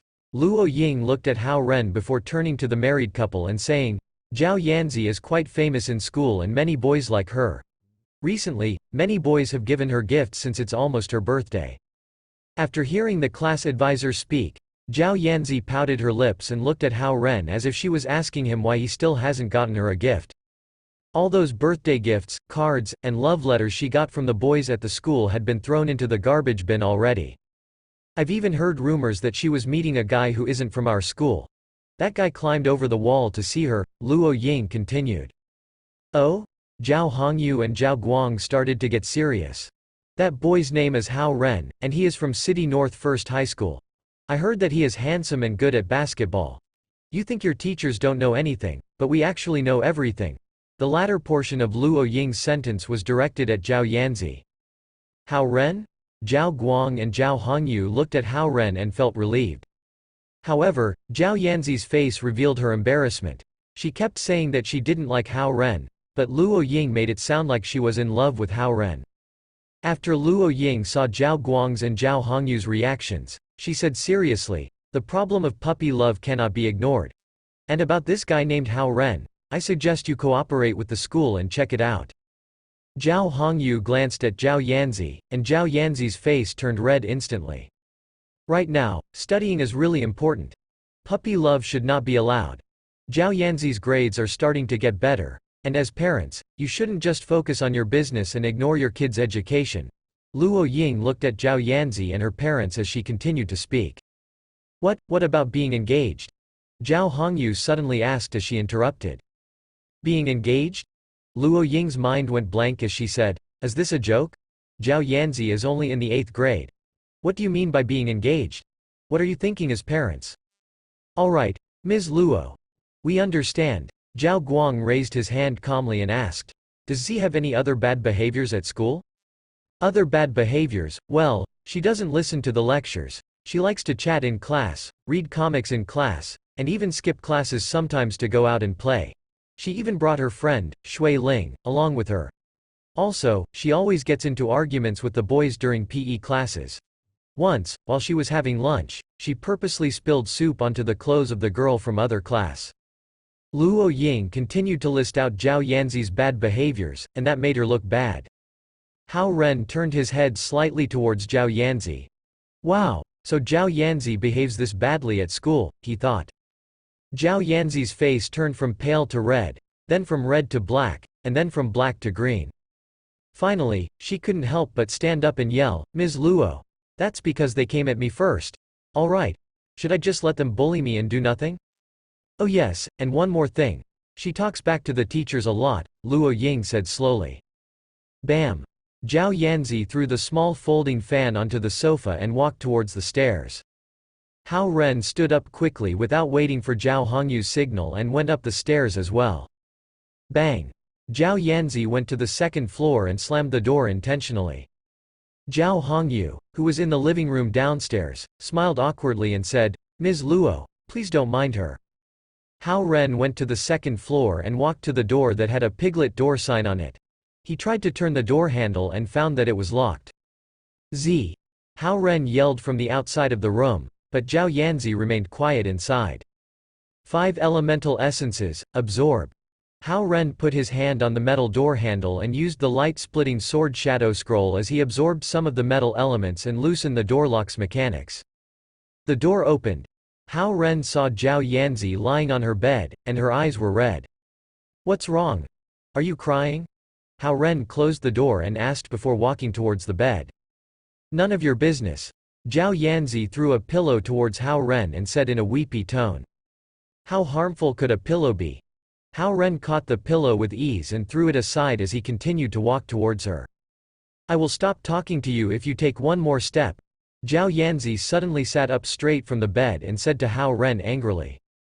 Hao Ren was threatened, and all he could do was to raise his arms and stand still as if he surrendered. Zhao Yanzi turned around and lay on the bed once again, leaving Hao Ren with a slight thin view of her back. I was a bad student as well. Hao Ren stood in place while he spoke to her softly. Yeah, sure. Who would believe that? You must have been a good student. Or else why are you so good at studying? Zhao Yanzi growled as she was still facing the wall. No, seriously. My grades were fine, but I never listened to my teachers. I always gave them headaches. If you don't believe me, you can go to City North First High School and ask. Ha! Who cares about your past? Zhao Yanzi continued to yell. The conversation stalled. Am I a bad student? Zhao Yanzi stopped for a moment and asked suddenly. No. You are smart, kind, and cute. By now, Hao Ren had no choice but to say good things. I am not a good student. I hate good students, Zhao Yanzi yelled. Ah, I had a 50% chance, and I picked the wrong one, Hao Ren thought. I know you like good students, Zhao Yanzi suddenly said indignantly. Oh, why? Hao Ren asked. He couldn't keep up with Zhao Yanzi's train of thoughts. That class president. Isn't she a good student? Smart, kind, and cute. Zhao Yanzi said angrily. Well, what's with the jealousy? Hao Ren didn't know whether to laugh or cry. Ah. How did you come in? Zhao Yanzi suddenly turned around and asked. Whoosh. A gray sword energy appeared in Hao Ren's palm. Zhao Yanzi's eyes widened, and all the tears were gone as if they evaporated. You have reached con level already?